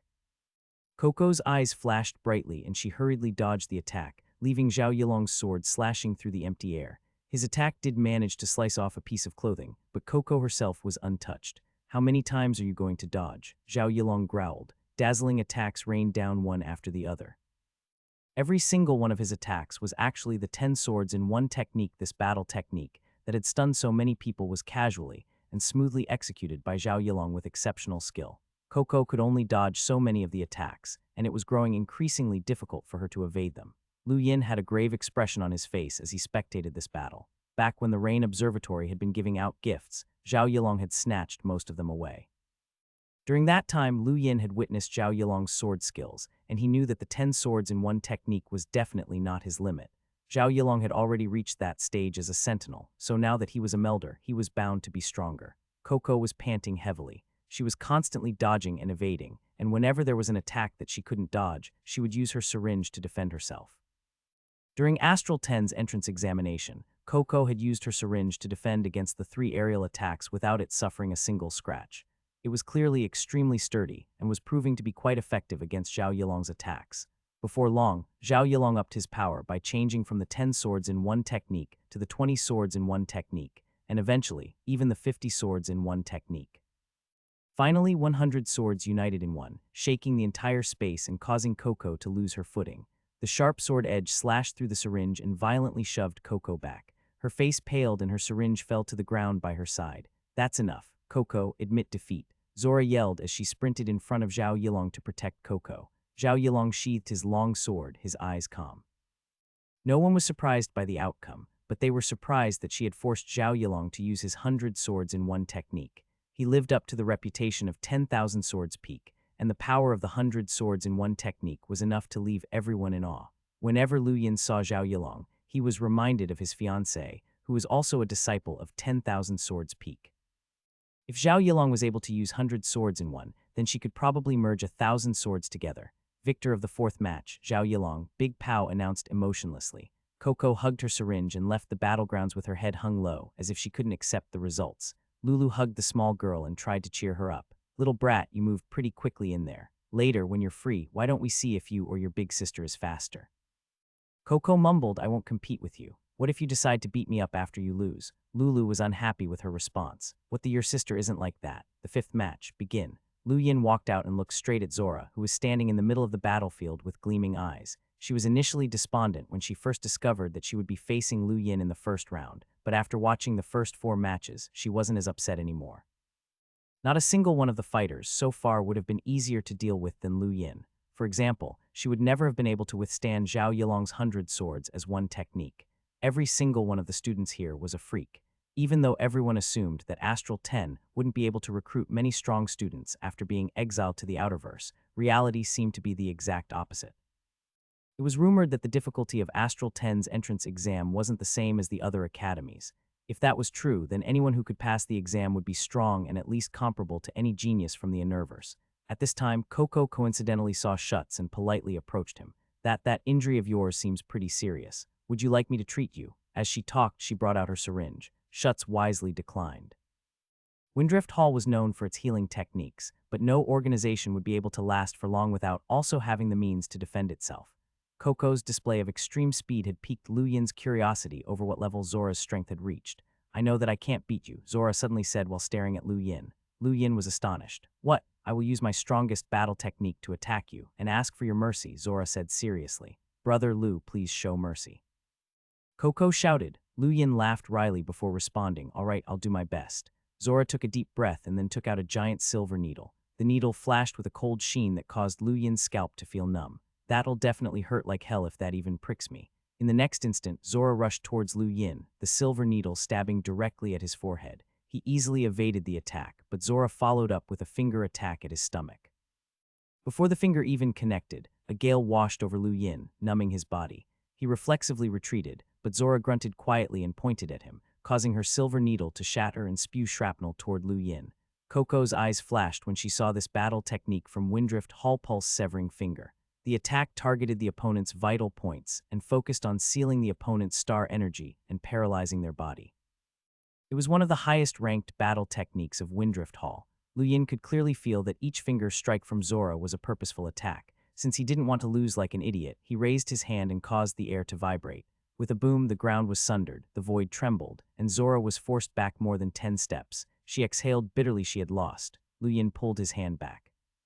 He hadn't used Space Runner Palm in quite some time, but he had controlled his 6-stack Space Runner Palm quite well. Zora had been successfully repelled without any injuries. I admit defeat, Zora readily acknowledged. Everyone looked at Lu Yin with a strange impression. While he hadn't shown any particularly strong skills, it was precisely this aspect of him that was the most terrifying. Like Xia Luo, who hadn't used a single battle technique, Lu Yin's strength was unfathomable. The fifth match's victor is Lu Yin, Big Pow announced. Lu Yin acknowledged Zora with a nod and then walked to join the rest of the students. He held a hand against his stomach. There was still a bit of pain and numbness left after Zora's attack. The Windrift Hall was not a simple power, and there was a reason why they prospered in the Unnerverse. Even though there had been a large gap between Zora's strength and his own, she had still been able to affect Lu Yin. The sixth match began. Everyone grew somber. There were 12 new students, so the remaining 2 who had not yet battled were about to go, Michelle and Darkvoid. Of Astral 10's new students, these 2 were in an entire league of their own. One had joined the 10 Arbiters Council as a melder, while the other possessed a strange innate gift. They were both unfathomable individuals, and this battle was bound to be the most interesting of the first round. Everyone, move back, Little Pow warned. The students retreated further back, leaving Michelle and Darkvoid standing in front, both of whom's faces showed nothing. Neither spoke or exchanged any pleasantries. They immediately started battling. Michelle pulled out a red shortbow from her cosmic ring and condensed her star energy into arrows. As the arrows flew toward Darkvoid, they distorted the space around them, compressed the air into liquid, and blasted the clouds away. Against this attack, Darkvoid didn't even move as a strange explosion burst out in front of him, completely blocking Michelle's star energy arrows. The onlookers were stunned and pressured by the shockwaves. The duo's strength was already astonishing in the first exchange. Each one of Michelle's arrows could rival Zhao Yilong's 100 swords as one, and had the power to shake the void and sunder the earth. And yet, these overpowering attacks had been easily blocked by Darkvoid, giving the audience quite a thrill. Zhao Yilong's face turned ugly. He had thought that it was rare for a melder to be able to unite 100 swords as one, but even though the sixth battle had barely started, he knew that he would have already lost to Michelle's relentless attacks. The tremendous impacts from the unending bombardment released huge shockwaves that caused the ground to collapse wherever it spread. The affected area spread so far that Coco was pressured to the point of barely being able to breathe. Lu Yin was stunned. He knew that Michelle was powerful since she had been able to join the 10 Arbiters Council, but Darkvoid's strength was the true surprise. After all, he was someone who originated from the Outerverse, but he had still managed to reach such a level at his age. The ground trembled as Michelle's attacks grew in ferocity. Each attack was coated in a terrifying sharpness, and even the surrounding space was sealed off from the distortion forces. Darkvoid's expression remained as calm as ever, even though the ground that he stood on was the only bit that had not been blasted away. There was a circle 100 meters in radius, centered around Darkvoid, where the ground was hollowed out and ruined. Michelle's explosive barrage continued for 2 full minutes. At the end, she was slightly out of breath as she stared at Darkvoid in disbelief. He hadn't taken a single step from his original stance. Xia Luo also stared at Darkvoid in amazement. If what he had seen was true, then this person's innate gift was terrifying. Silver's originally beaming face had grown a bit stiff. Lu Yin's eyes were sparkling. "Are you going to keep defending just like this?" Michelle asked coldly. Darkvoid looked at her with the same indifference as before. He slowly raised his hand, revealing a black fingernail. A chill ran down Michelle's spine when she saw Darkvoid raise his hand. She instinctively dodged to the side as a black smear of color flashed through where she had been standing just now. A terrifying explosion erupted at the spear's impact point, shattering the void. Before their very eyes, the scene cracked as if it were reflection in a giant lake. The violent shockwave pushed Michelle back a dozen meters. Everyone's eyes widened even further. This was an attack that had damaged space itself. Impossible. It was practically impossible for a melder to shatter space, especially within Astral 10, but it had still happened. Darkvoid had shattered the void. Everyone was stunned and gaped at Darkvoid. Lu Yin's eyes twitched. That attack was a little too horrifying. Little Pao gravely said, "This is why I had everyone pull back. Darkvoid's innate gift causes explosions in the void. You would be easily injured if you were even the slightest bit careless." It took a while for his words to register within everyone's minds. Void explosions, just the name of the gift, sounded troublesome. Typically, the void was extremely difficult to shatter, and even an unstable space could only be shattered by someone at the Limitier realm. It took a freakishly strong melder to crack the void, but Darkvoid's innate gift actually allowed him to cause an explosion to ring out in the void. To put it simply, when he awakened his innate gift, he had stepped ahead of countless others. Michelle looked at Darkvoid with some fear in her face. She knew he was terrifying, but not to this extent. Why had he not gone to the Unnervers? He should have been discovered when he had asked to join the 10 Arbiters' Council long ago. Darkvoid remained silent and only continued to wave his finger. Michelle's face fell and she dodged again. The place where she had been standing once again became distorted before exploding, sending shockwaves rippling in every direction. The ground crumbled like paper, and the destruction spread almost a kilometer out, and maybe even further. The students pulled back again. No one wanted to feel the aftershocks of an attack that could sunder the void itself. Dark smoke swirled about, and Michelle emerged from the ruined area with a back slick with sweat. She closely watched Darkvoid since she had to dodge whenever his fingers so much as twitched. Darkvoid was still standing in his original location, while Michelle was now forced to scurry around like a mouse. She had never been toyed with by an opponent before. In the sky above the battle, the Rainmaster exclaimed, "Such a powerful innate gift. It's a pity that this child's personality is too dark and that his experiences have caused him to close his heart to everyone else." "Such a pity." The Sandmaster quietly replied, "This innate gift would be absolutely terrifying even in the first 3 academies.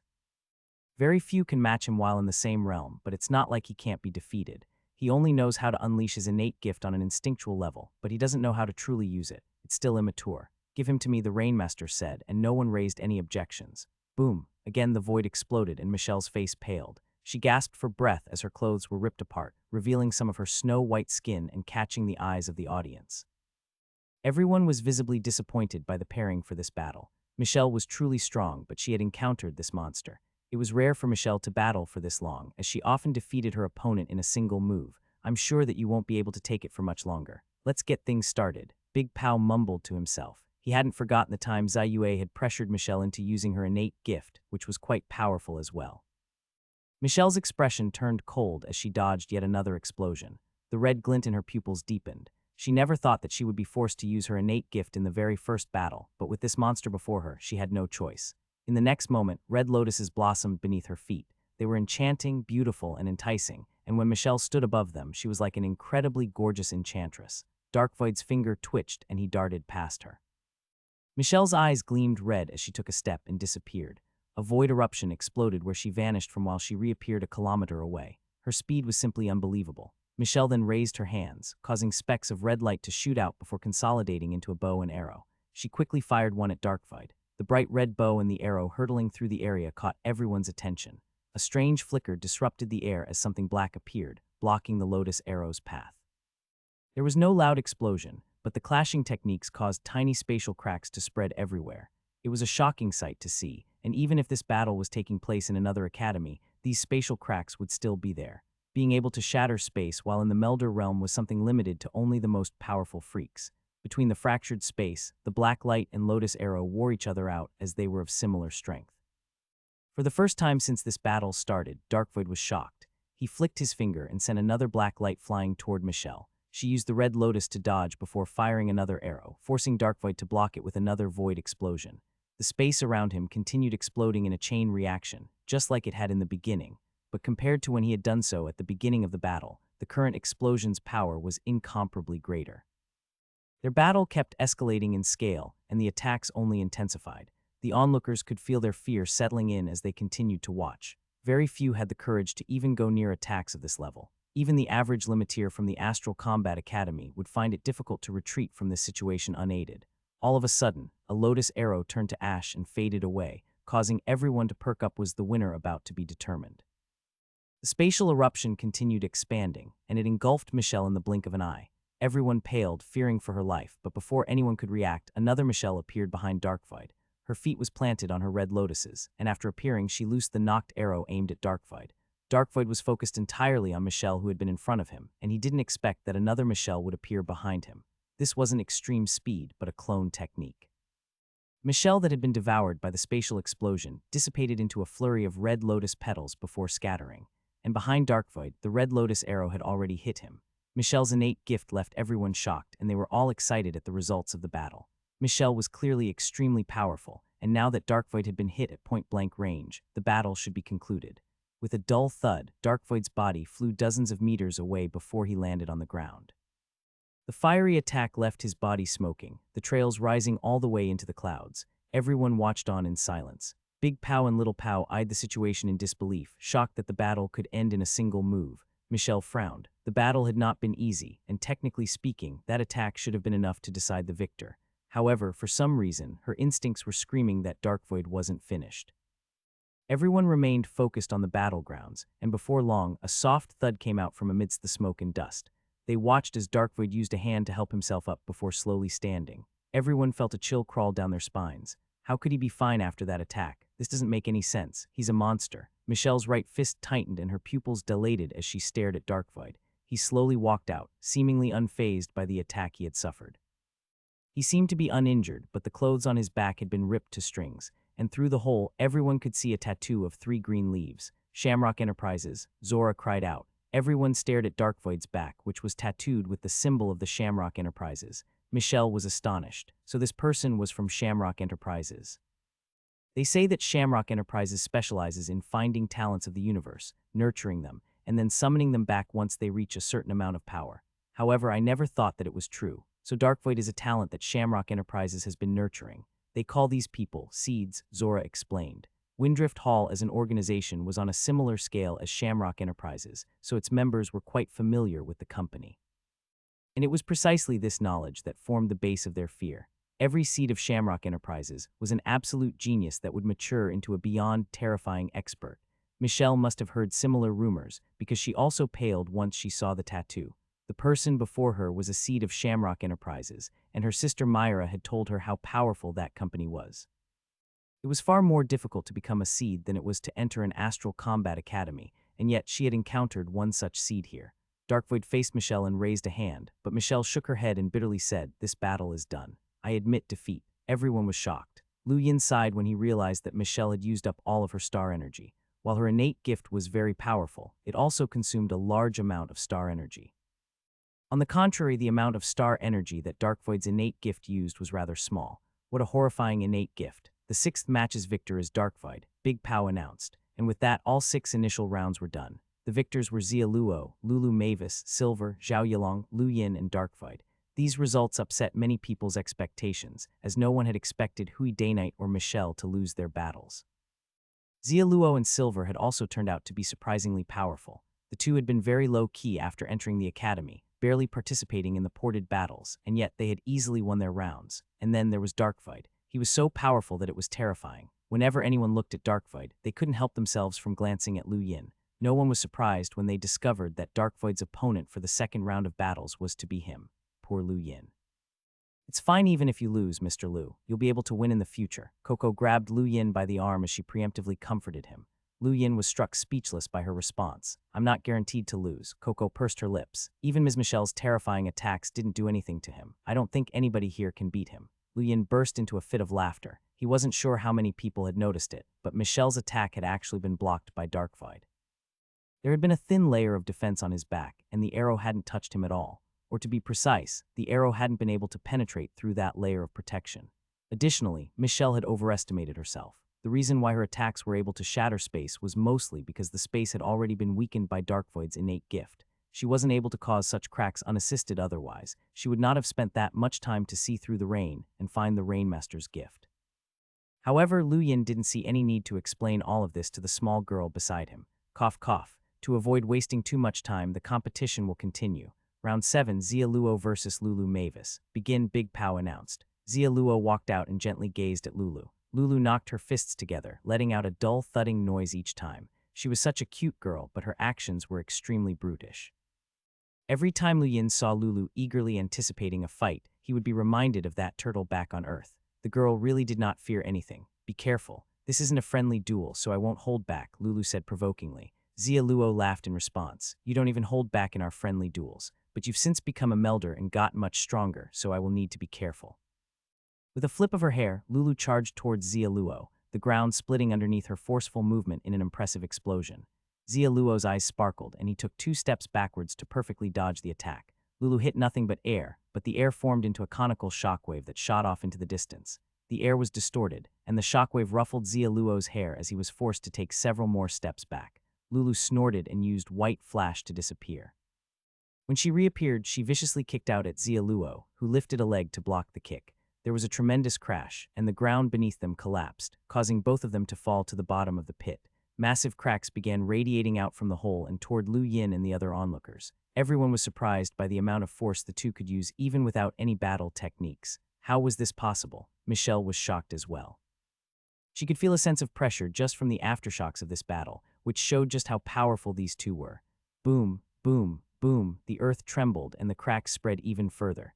Lu Yin and the rest had no choice but to take to the air as the ground beneath them ruptured. The level of destruction in this match was surprisingly not any less than Michelle and Darkvoid's. The major difference was that those two had fought each other from a distance, while Xia Luo and Lulu were fighting in close combat, which made their feat only more impressive. Boom! After landing a punch, Lulu felt surprised. From the very first encounter in this battle, she could tell that Xia Luo had a technique that forced his opponents to use up their star energy. She could also tell that he was much stronger than their last duel. Because of this, she didn't bother using any of her star energy and relied solely on her physical body to attack. But even though she was using pure physical power, Xia Luo was able to take her attacks. Lulu was from the Mavis family and was still annoyed that she had lost to Lu Yin in terms of strength.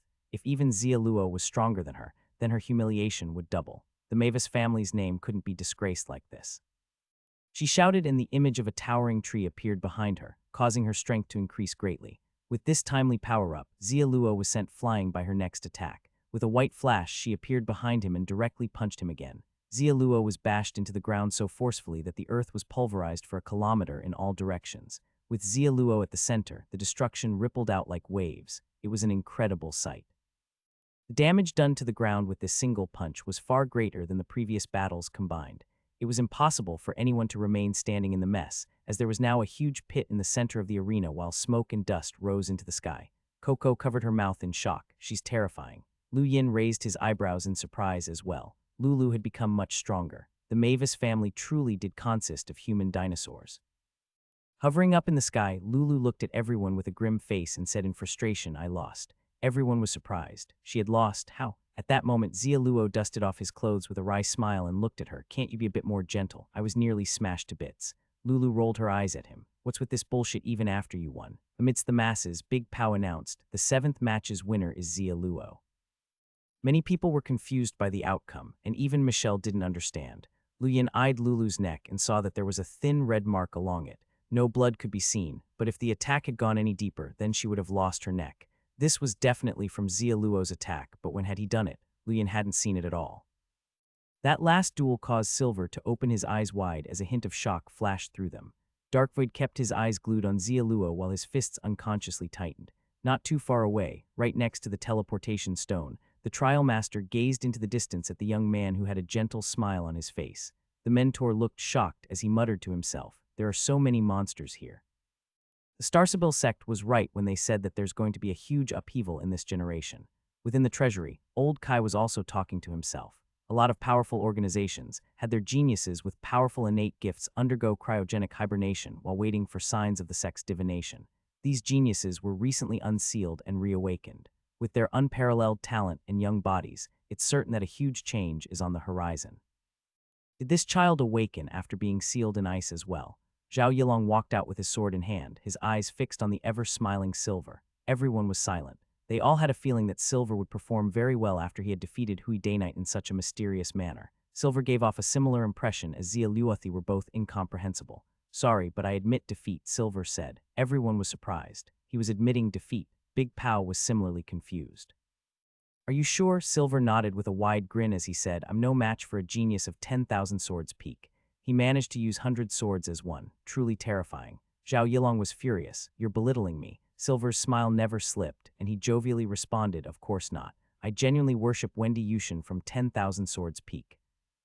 After responding to Zhao Yilong, Silver turned his smiling face to look at Lu Yin, but that only gave Lu Yin the urge to punch the man in the face. Zhao Yilong stood in front of Silver, his anger peaking. You can't do that. Fight me. Silver glanced at Big Pow. Big Pow was at loss. He had never encountered a situation like this, but there was nothing he could do after someone admitted defeat. The winner of round 8 is Zhao Yilong. I won't accept this. He's obviously acting condescendingly to me.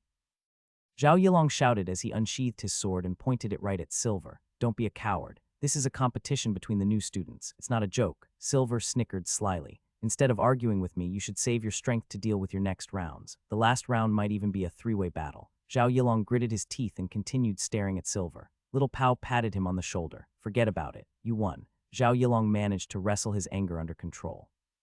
He really didn't want to win like this. It held no value to him. Go back. A win is a win, Big Pow said. Zhao Yilong gripped his sword tightly while staring at Silver begrudgingly. This bastard. Silver was still smiling as brightly and repulsively as ever. Lu Yin forced himself to look away from Silver. That disturbing smile involuntarily made him want to punch Silver in the face. Lu Yin walked out as he heard Big Pow's voice announce, Round 9. Lu Yin versus Darkfide. Begin. Everyone grew sober. This was a greatly anticipated battle, and even more people were waiting to watch this battle than the one between Darkfide and Michelle. Lu Yin had built up quite a bit of fame recently, especially after he had defeated a Phoenix Clan member and even the Blaze Realm Rankings number 2. Lu Yin's name had spread through all of the Astral Battle Academy schools, and he was widely considered to be one of the top melders. Just about the only thing that anyone knew about Astral 10 was Lu Yin. The students all knew that he was powerful, but they were all curious about just how powerful he was, and they were looking forward to discovering the answer. Darkvoid calmly walked out. Not much time had passed since his battle with Michelle, but he seemed to have already recovered from it.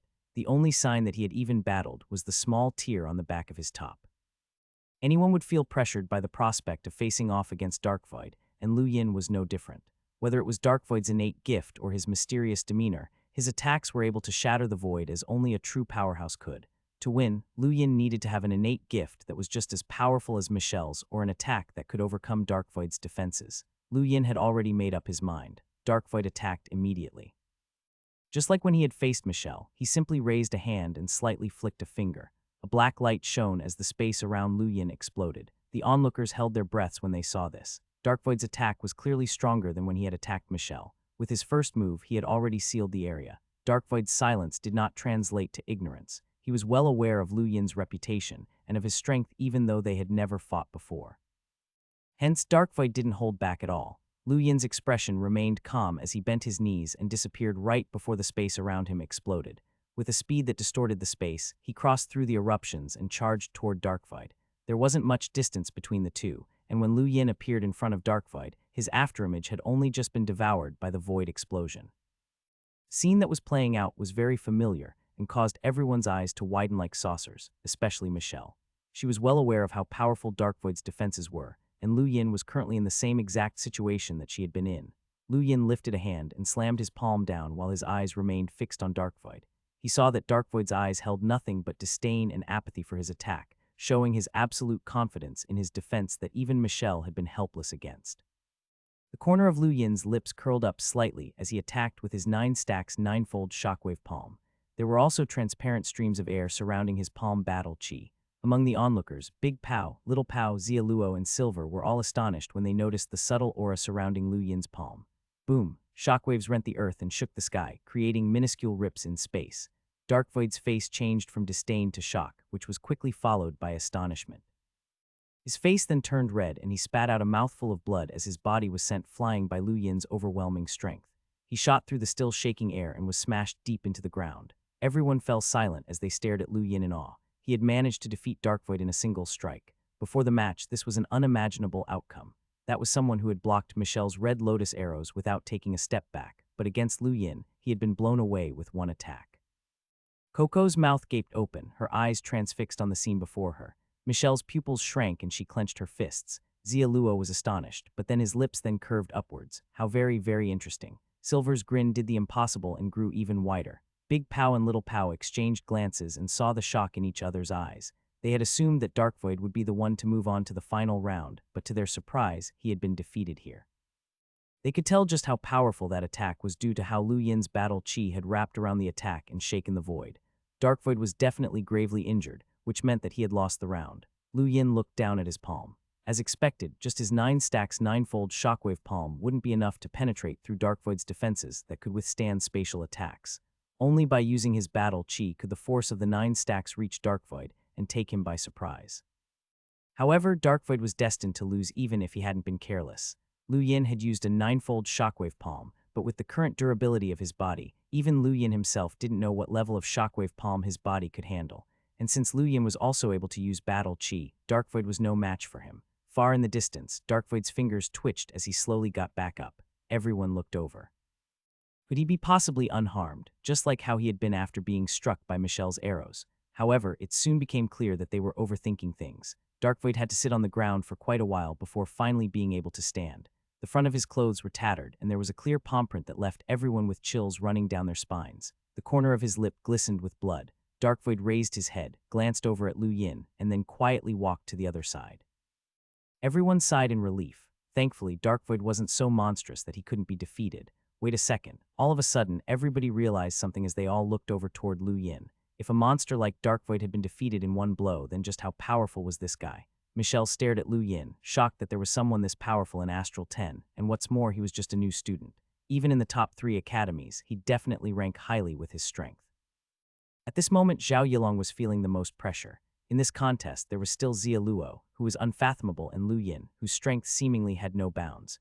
In contrast to those two, Zhao Yilong was the weakest. The winner of round 9 is Lu Yin, Big Pow announced before quickly continuing. To not waste time, the last round will be a battle between the final 3. Begin. Lu Yin remained standing where he was and glanced at Xia Luo, who walked out with a smile on his face.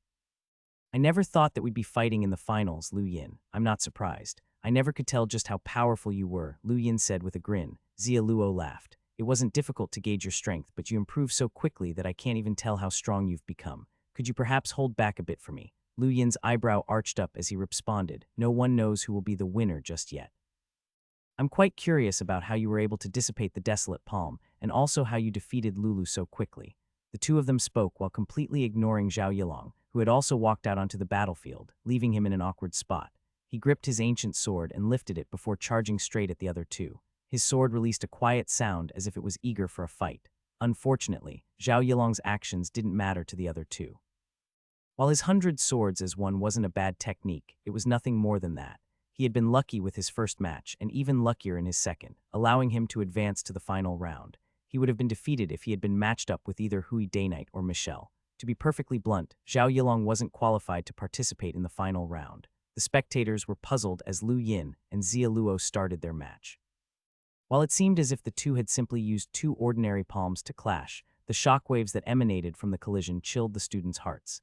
These terrifying shockwaves smashed the earth and left everyone quivering. Retreat, Big Pow shouted, causing everyone to run backwards. Lu Yin and Xia Luo's palms were pressed together as if they were mirror images of each other, and even their looks of shock were the same.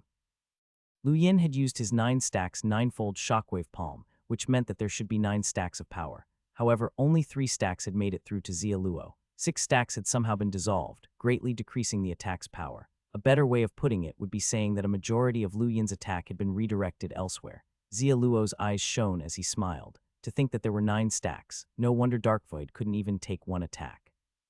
If 9 stacks of power were combined with battle chi, then it would have been a miracle if Darkvoid took that attack without suffering significant damage.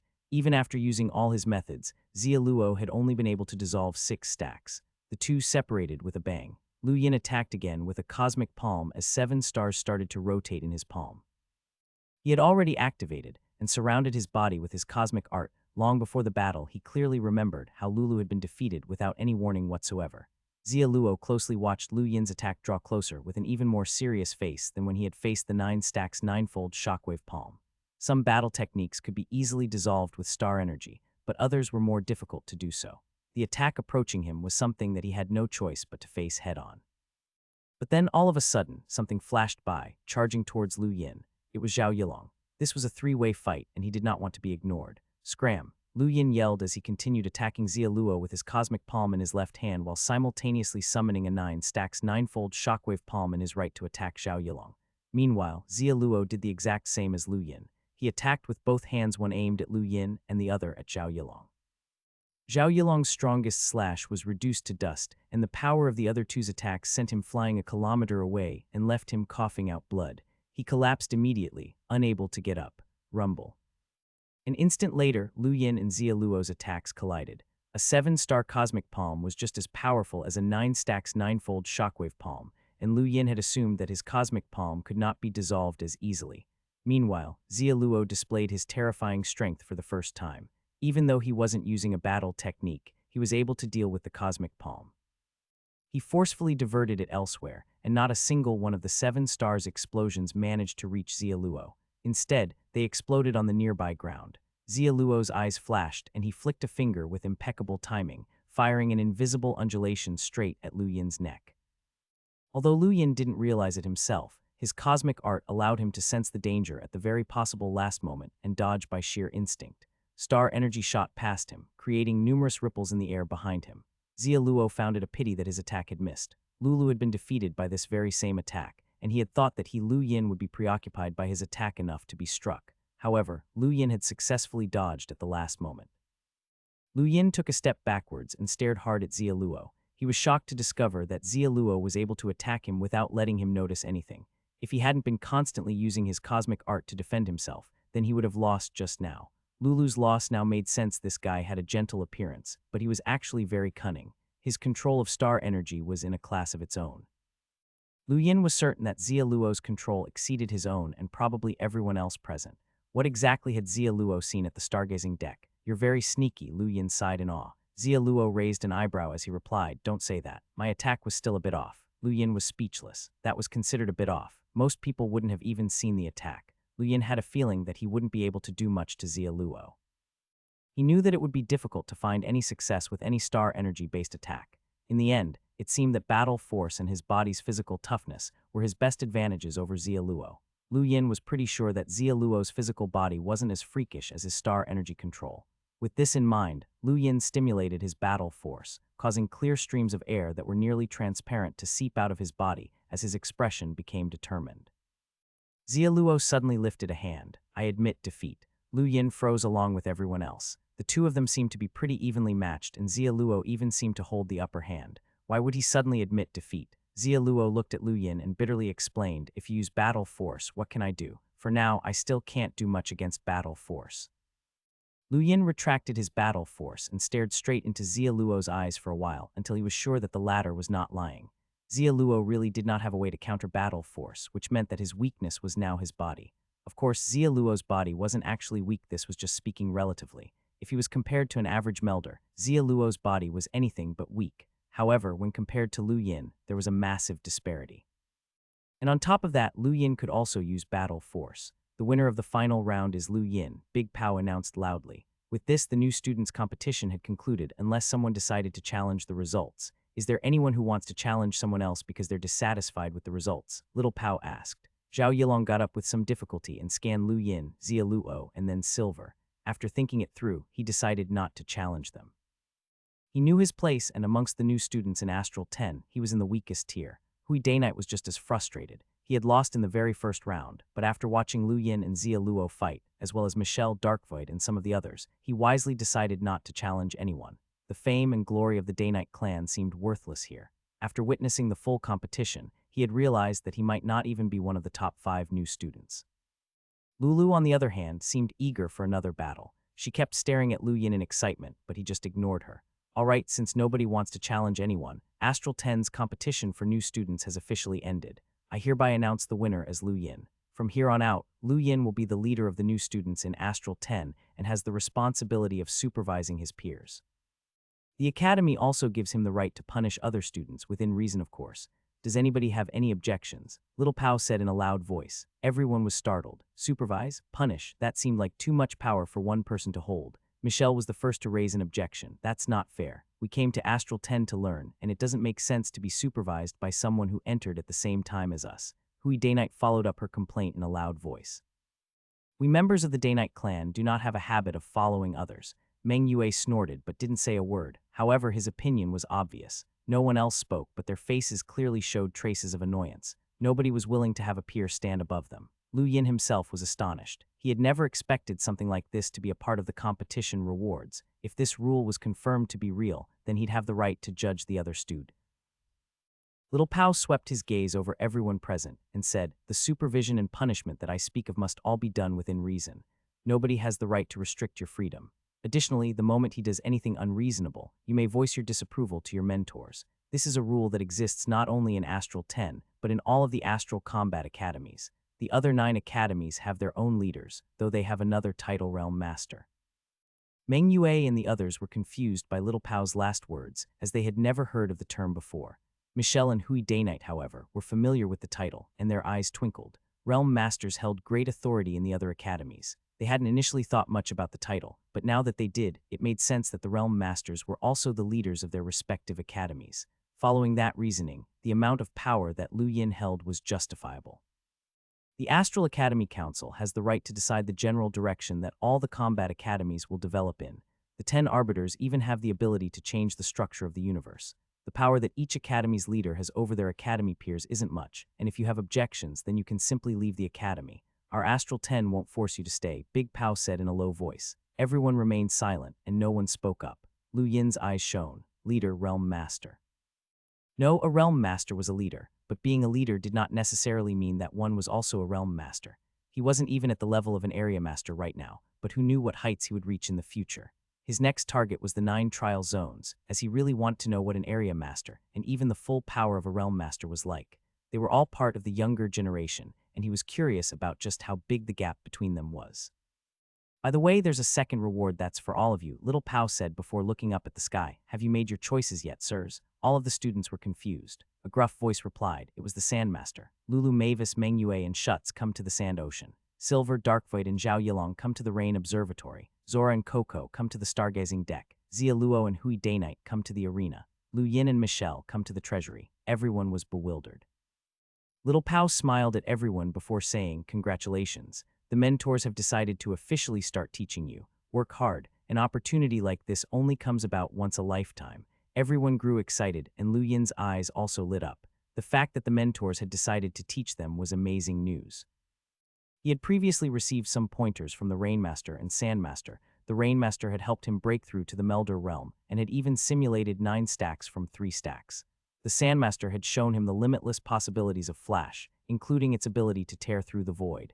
Had the mentors finally decided to teach them? Hurry up and head to the places that the mentors have mentioned, Big Pao said enviously.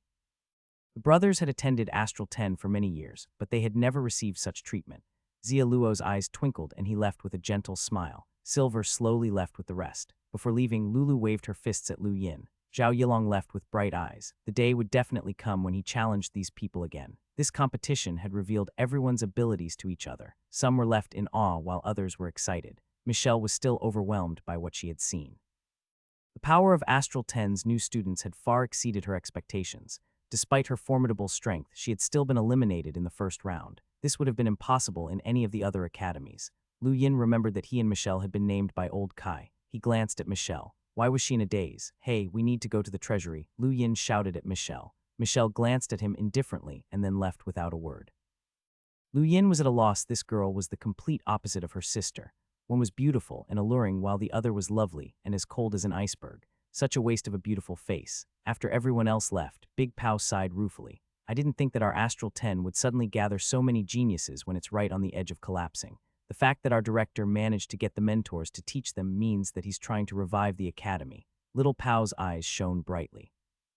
I think that we should also do something so that we won't be looked down upon by our young friends. Big Pao found this difficult to bear. It's not a problem for us to become an area master, but a realm master is in a whole other league. The 9 realm masters aren't to be trifled with. We might not be able to hold our own against one even if we team up. Let's give it a shot. We can't give up as long as there's still hope. Not yet, though. We want to pave their way, but not with our lives, Little Pow muttered. Big Pow started stretching. We haven't done much lately, so I wouldn't be surprised if those people have forgotten about us. Back then, we were pretty well known in Astral 10 arena battles. I hope that there are still some people who remember us. Things were the same as ever in the treasury. Old Kai was fiddling with his infinity-shaped beard as he looked at the 2 who had arrived before him. He lazily said, "Honestly, I don't know how to teach you. All I can do is give you some missions, so do what you can to complete them." "There isn't any mission that's suitable for me," Michelle said coldly. Old Kai rolled his eyes. "These won't be missions from the academy, but rather personal ones from me. It's up to you if you want to do them. In the end, I was asked by the director to teach you even though I didn't want to. It's totally fine with me if you don't want to." Michelle's eyes twinkled as she thought it over. "Fine, I'll do it. What about you?" Old Kai glanced at Lu Yin. He nodded as well. "Fine by me. Since you're fine with it, first go and win 100 battles at the arena, then you can go to the 6 DAOs. Lu Yin was confused. "The 6 DAOs, I can go there. What a joke. You'll be allowed in after you win 100 battles. Now disappear so that I can start thinking about what's good for this girl," Old Kai said with an annoyed tone. Lu Yin glanced at Michelle before leaving. Old Kai thought it over a bit before his eyes lit up. "I remember now. Back when I was traveling through the Frostwave Weave, I actually found a good place that's pretty suitable for you." After saying that, he smirked. Michelle frowned. How disgusting. Everyone was busy taking advantage of the opportunity they had just received, and Lu Yin didn't see Zia Luo or Hui Dayknight at the arena. Apparently, they had been sent elsewhere by the trial master. Lu Yin didn't speak to the mentor and stepped up to the teleportation stone to start working towards the required 100 victories. With Lu Yin's current strength, there were very few melders who could defeat him. He could crush almost every melder, only limiteers and existences above them could defeat him. He ended his first day with 19 victories and 5 losses. During those battles, he once managed to reach a streak of 8 consecutive wins, but then he had lost to a limiteer. That limiteer had used battle force to crush Lu Yin and pulverize his organs. He only had 1 line of battle force, and while that was just the first stage, it was still much further than Lu Yin's progression. On the second day, Lu Yin achieved 13 wins. His luck was worse than the first day, as he even ended up matching against quite a few explorers and above. One opponent didn't even give Lu Yin any time to counterattack. He had been suppressed by some unseen force and then defeated in a mere instant. The power of his opponent had left Lu Yin quite shocked, and after that battle, he had to take a full 2 hours to recover before re-entering the teleportation stone. 3 days passed, then 4 days. Finally, on the 5th day, Lu Yin got his 100th victory. Lu Yin, 100 wins and 73 losses. Lu Yin walked away from the teleportation stone and let out a heavy sigh of relief. He had finally achieved a record of 100 wins. It hadn't been easy over the past 5 days. He had been defeated 27 times. With his current abilities, he wouldn't have lost that often if it weren't for the fact that explorers and even stronger individuals could participate in the ported battles. Lu Yin could jump levels to challenge people above his realm, and even normal limiteers were no match for him. Only limiteer geniuses with innate gifts could defeat him. Melders didn't even need to be mentioned. It was a pity that the arena placed no limit on cultivation, so anyone in the younger generation could participate by touching a teleportation stone. Where did all of these young explorers come from? Lu Yin was speechless. Over these 5 days, his best win streak had been 12 consecutive wins, which was a pretty good record. He remembered that Big Pow had once mentioned that winning 30 rounds in a row would give one the right to challenge someone from the top 100 rankings of the younger generation. With a bit of luck, Lu Yin felt like he could meet that criterion. While thinking this, Lu Yin walked towards the trial master and politely asked, "May I enter the trial region?" The old man cracked his sleepy eyes open a sliver. "Sure, go on in." Lu Yin was confused. "Go in, where?" The old man pointed behind him without saying a word. Lu Yin walked past the old man and stretched out a hand. The space rippled like water, though the ripples spread much slower and much further. The tip of his finger had seemingly vanished, which actually meant that it had entered another space. Lu Yin had heard rumors of how ultra hunters could open their own spaces. It seemed that the rumors were true. He took a deep breath. It felt like he had just been connected through to another part of the universe, and he immediately retracted his hand due to the strange sensation. Nothing seemed to be off, so he no longer hesitated and entered the invisible space behind the old man. After Lu Yin left, the old man opened his eyes, appearing to be deep in thought. After traveling through the rippling space, the scenery before Lu Yin changed. There was no longer an endless plain before him, but rather a massive, towering mountain blocking his path that was incredibly wide. He couldn't even see the peak. When he looked up, all he could see were thick clouds that obscured the top of the mountain. Additionally, the entire mountain was surrounded by distorted rays of light, which made it impossible to determine its height. Go on. This mountain is the key to entering the 9 trial zones. You just have to think the name of the region you want to go to in your mind, and then, like the teleportation stone, your mind will enter that place while leaving your body behind. You'll be protected by the mountain while in this state, and no one will be able to harm you, the trial master's voice echoed in Lu Yin's ear. Lu Yin peered at the lofty and impressive mountain, astonished that this was a key and the main point of entry into the 9 trial zones. This was also the most awe-inspiring piece of wealth that Astral 10 possessed. Without wasting any time at all, Lu Yin walked into the light and then headed to a random, hollowed-out area at the bottom of the mountain. He sat down cross-legged, thought it over, and then silently thought, Tao of Purgatory. A moment later, it felt like his entire being had traveled back thousands of years, leaving him completely bewildered. When he opened his eyes, all that he could see was black. Regardless of whether it was the mountains, ground, vegetation, or water, everything was black. He had entered the Tao of Purgatory within the 9 trial zones. Lu Yin took measure of himself and found that his body appeared to be exactly the same as his true body, unlike when he entered the ported battles. Here in the trial zone, his appearance matched his looks in real life. Compared to the ported battles, this place was clearly much more complex. Lu Yin went to inspect one of the nearby black streams. In the reflection of the dark water, he saw that the number 10 written on the back of his hand was giving off a faint glow. This was the symbol of Astral 10. He strode forward, but then he suddenly felt his mind turn dull as countless strange noises drilled into his ears. They sounded like battle drums, but also like the lamentations of numerous people. He had heard this before when his mind was being pressured, while his body was dealing with 50 times gravity. Lu Yin shook his head and sighed with a rueful smile on his face. So this was the trial zone. It was quite interesting, and he was curious to find out how large it actually was. Not too long after Lu Yin entered the Tao of Purgatory, a piece of news was transmitted to the human regions that shocked the universe. They had been defeated. The universe was currently divided into 4 main regions: the human domain, the astral beast domain, the technocracy, and the astral wilderness.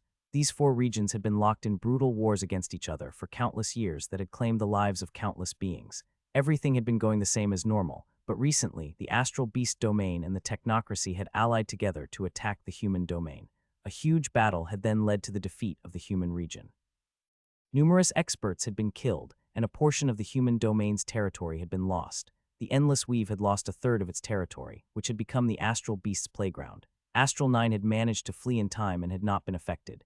Their defeat caused a huge commotion throughout the entire human region. Many were furious, as numerous powerhouses had died, and the region had very nearly broken down into chaos.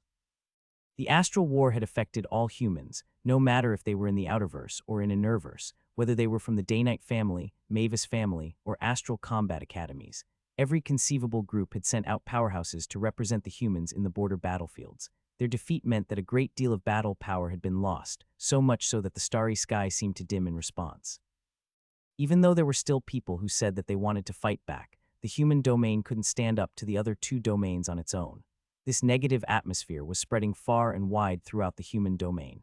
With this current mood, the director of Astral 1 had taken a stand, proposing to the 10 arbiters that the academies should host an astral combat tournament to raise the domain's morale and strike fear into their enemies. The 10 arbiters' council made their decision and agreed to hold a public competition for the entire human region.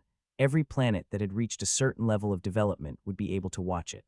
On top of that, they would also be able to see for themselves the power of the Astral Combat Academy, which was the most powerful academy in the universe. As stakes for the competition, Council announced that the winner would gain access to some of the most powerful techniques that had been passed down from ancient times, a seat as one of the subcommittee members on the 10 Arbiters Council, as well as precious items that had been donated by other powerful organizations. The moment the news was announced, the entire universe grew excited. The news spread like wildfire, and within just a few hours the information had circulated to the Outerverse, leaving everyone shocked. Soon, the entire universe was aware that the Astral Combat Tournament would be held soon. Someone from Astral 4 said, "The intra-academy tournaments have always been a huge event, but this time, because of the loss of our territory, morale has dropped. This must have been organized to lift the human region's spirits, which is why the rewards are so generous. It'll be hard to be number 1, but I'll strive to at least be in the top 10. Someone from Astral 6 responded, "We've been waiting for this moment for a very long time. I don't believe that you're actually strong enough to do as you say. The day of the tournament will be the day of your defeat." From Astral 7, someone said, "Damn, the rewards are really enticing. All of the hidden disciples from powerful families are sure to surge into the Astral Combat Academy." Competition has always been fierce, but with these geniuses joining, perhaps even the monsters that have been released from their ice seals will take part. This tournament will definitely be on a whole other level from the past competitions. In Astral 8, someone said, "Don't disturb me, Craner. Also, keep a close eye on Feng Shang. I want to know exactly how powerful he's gotten. In this tournament, only Realm Masters will have the right to reach the top 10 places. Only by defeating him will I have a chance." In Astral 9, another person said, "In past competitions, the first 3 academies have always taken up half of the top 10 spots and the strongest have always come from them. I won't accept it. This time I'll lead the 9th academy and become the strongest ever." And in Astral 10, the Sandmaster tortured Schutz as he looked at his gadget at the same time, deep in thought. Are they trying to use this tournament to show off how powerful we humans are and use this opportunity to recruit people? It's a good idea. At the very least, we should be able to see the innate gifts of some powerful families. How nostalgic. I wonder how many people will be scooped up by those people. If someone becomes their disciple, their entire destiny will be changed. Some people correctly guessed that, the moment news of the Astral Combat Tournament spread, many academies immediately received numerous entrance exam requests. Quite a number came from powerful organizations, and even some ancient organizations that many thought had faded into history had suddenly emerged to take part. Unfortunately, nobody wanted to join Astral 10. This tournament was way too important, and Astral 10 had been at the bottom of the branch academies for so long that no one really believed in them anymore. The only people who were interested in joining were Outerverse organizations, but unfortunately for them, Astral 10 thought nothing of them. The Sandmaster simply closed Astral 10 and didn't allow anyone in. Regardless of how chaotic the outside world became, it had nothing to do with Lu Yin. At this very moment, he was standing on a broken bridge. On the other side of the bridge was a man who was coldly staring at him. "Screw off." Lu Yin narrowed his eyes. "Try to be a bit more polite." The man glanced at the back of Lu Yin's hand and saw the 10 marking on it. With a look of contempt on his face, he said, "Astral 10, I haven't seen anyone from there in a long time. I didn't think that there'd be someone from Astral 10 who could come to Tao of Purgatory. I've got just 2 things to say to you. Screw off or I'll kill you." A cold light shone in Lu Yin's eyes before his entire body vanished. In the next moment, he appeared right in front of the man and reached out to grab him. The man viciously said, "You're dead," as he produced a sword that he immediately used to slash at Lu Yin, but with a metallic clang, the blade broke. Lu Yin grabbed the man by the throat and with just a small amount of force, caused the man's face to turn red. The man kicked out, but that only resulted in him being smashed into the ground by Lu Yin, causing the bridge to collapse. Cough, cough. The man spat out some blood and gazed at Lu Yin in astonishment. "Aren't you a melder?" Lu Yin snorted. "I can't believe someone with your strength has the gall to be so rude to me. In our Astral 10, you wouldn't even be the second from the bottom." The man became even more surprised, and he obviously didn't believe Lu Yin in the least. After all, Astral 10 was known for being weak. While the man wasn't exactly strong, he wasn't the weakest either. The person in front of him should be the strongest from Astral 10. His strength simply didn't make any sense otherwise. He could only blame it on his bad luck. No matter how weak the Outerverse was, there'd still be 1 or 2 geniuses. He was actually partially right. Lu Yin was indeed the strongest in the academy. However, Lu Yin was also right as well. Coco was acknowledged as the weakest, but her extreme speed and her huge syringe's defensive abilities meant this guy would be no match for her. He wouldn't even be second from the bottom and thus could only be ranked at the very bottom. "Tell me where the nearest training spot is," Lu Yin said in a cold voice. The man was still terrified and immediately replied, "Spear Mountain's less than 500 kilometers away. The entire mountain is shaped like a spear, and the entire area emanates bloodlust. It's said that someone once comprehended an ultimate spear technique there. You can give that a try." Lu Yin released him. "Spear Mountain, who's the area master?" Lu Yin asked. The man gulped and fearfully answered, "Frankfurt, one of the area masters from Astral 6. Is he very strong?" Lu Yin asked. The man nodded. "Yes, he's a peak limiteer and has comprehended some techniques from Spear Mountain. Also, he has 2 lines of battle force." Lu Yin's face changed when he heard the last sentence. 2-line battle force. That alone proved that Frankfurt was definitely terrifying. Lu Yin had been defeated by someone with just 1-line battle force in the ported battles. With his current abilities, he might be completely helpless against Frankfurt. Were all area masters this powerful? Spear Mountain's area masters' strength actually wasn't that surprising, as both area masters and realm masters stood at the peak of limiteers. Although area masters were slightly weaker than realm masters, they were all still top elites of their academy, and the rare few who could potentially battle against a realm master. Apart from Astral 10, the other 9 academies all had realm masters and area masters. There was only 1 realm master in each academy, and a handful of area masters. They were the true elites of the astral combat academies. Still, Lu Yin was shocked to hear how powerful Frankfurt was, and he immediately shelved any idea of battling against the area master with his current strength. Lu Yin looked at the man. "Why did you ask me to leave when you saw me?" The guy was surprised by Lu Yin's question. "Is this your first time in the training realm?" Lu Yin's gaze turned cold, and he waved his hand, shattering the remainder of the bridge. A trace of his skybeast claw technique grazed past the man's head, almost drawing blood. The threatening motion prompted him to anxiously answer. Ancient voices can be heard within the training realm. It could be wails from a battlefield, a war song, or even skills, but the probability is always very low. Moreover, the more people there are in an area, the lower the chance of hearing anything. Thus, most people don't want to be in an area with anyone else around within the training grounds. Lu Yin finally understood, but he was still amazed. How was this possible? What an amazing place. Would he be able to hear ancient voices too? Lu Yin released the man shortly after. In the end, this person was just an average melder from Astral 6. He didn't know much or even have the qualifications to enter a training ground. Lu Yin had learned everything that he could from the man and was surprised to learn about the number of powerhouses that belonged to the Astral Combat Academy. Fortunately, all of those famous experts were far away from him. Lu Yin planned on traveling to Spear Mountain to see one of the few training grounds in the Tao of Purgatory. The Tao of Purgatory was a massive region, but all Lu Yin could see was darkness. Lu Yin traveled quite slowly as the gravity was 50 times stronger than normal. He also had to stay on guard for any sudden attacks that might be launched against him. In the 9 trial zones, not only were there other students training, but there were also strange beings called war spirits. These spirits weren't actually living beings. Rather, according to what the student he had interrogated earlier had said, these spirits were the memories of students who had previously fought in the training realms. Additionally, they had the same combat abilities as the fighter at the time of their creation. There was no explanation for the existence of these war spirits, but after years of investigation, it had been repeatedly proven that war spirits were beings without intelligence or visible features. They were just physical bodies that had very strong attacks. Average students were typically defeated whenever they bumped into a war spirit, so their presence increased the danger of the training realms. Of course, not every battle would create a war spirit, and there was only ever a small probability for one to be created. Otherwise, the spirits would have filled up the entire training realm after all these years. There weren't a large number of war spirits even in the entire 9 trial zones, so the greatest danger in the training realms was still other students. When Lu Yin first heard of them, he thought that the war spirits' existence was very odd. His initial reaction was that they sounded like opponents that had been intentionally created by the designer of the 9 trial zones to adjust to the strength of the cultivators training within. If this training area was thought of as a massive game, then the war spirits would be monsters that were custom-made in such a way that they scaled to the power of the cultivators while never being depleted. The stronger the cultivators, the stronger the war spirits that would form.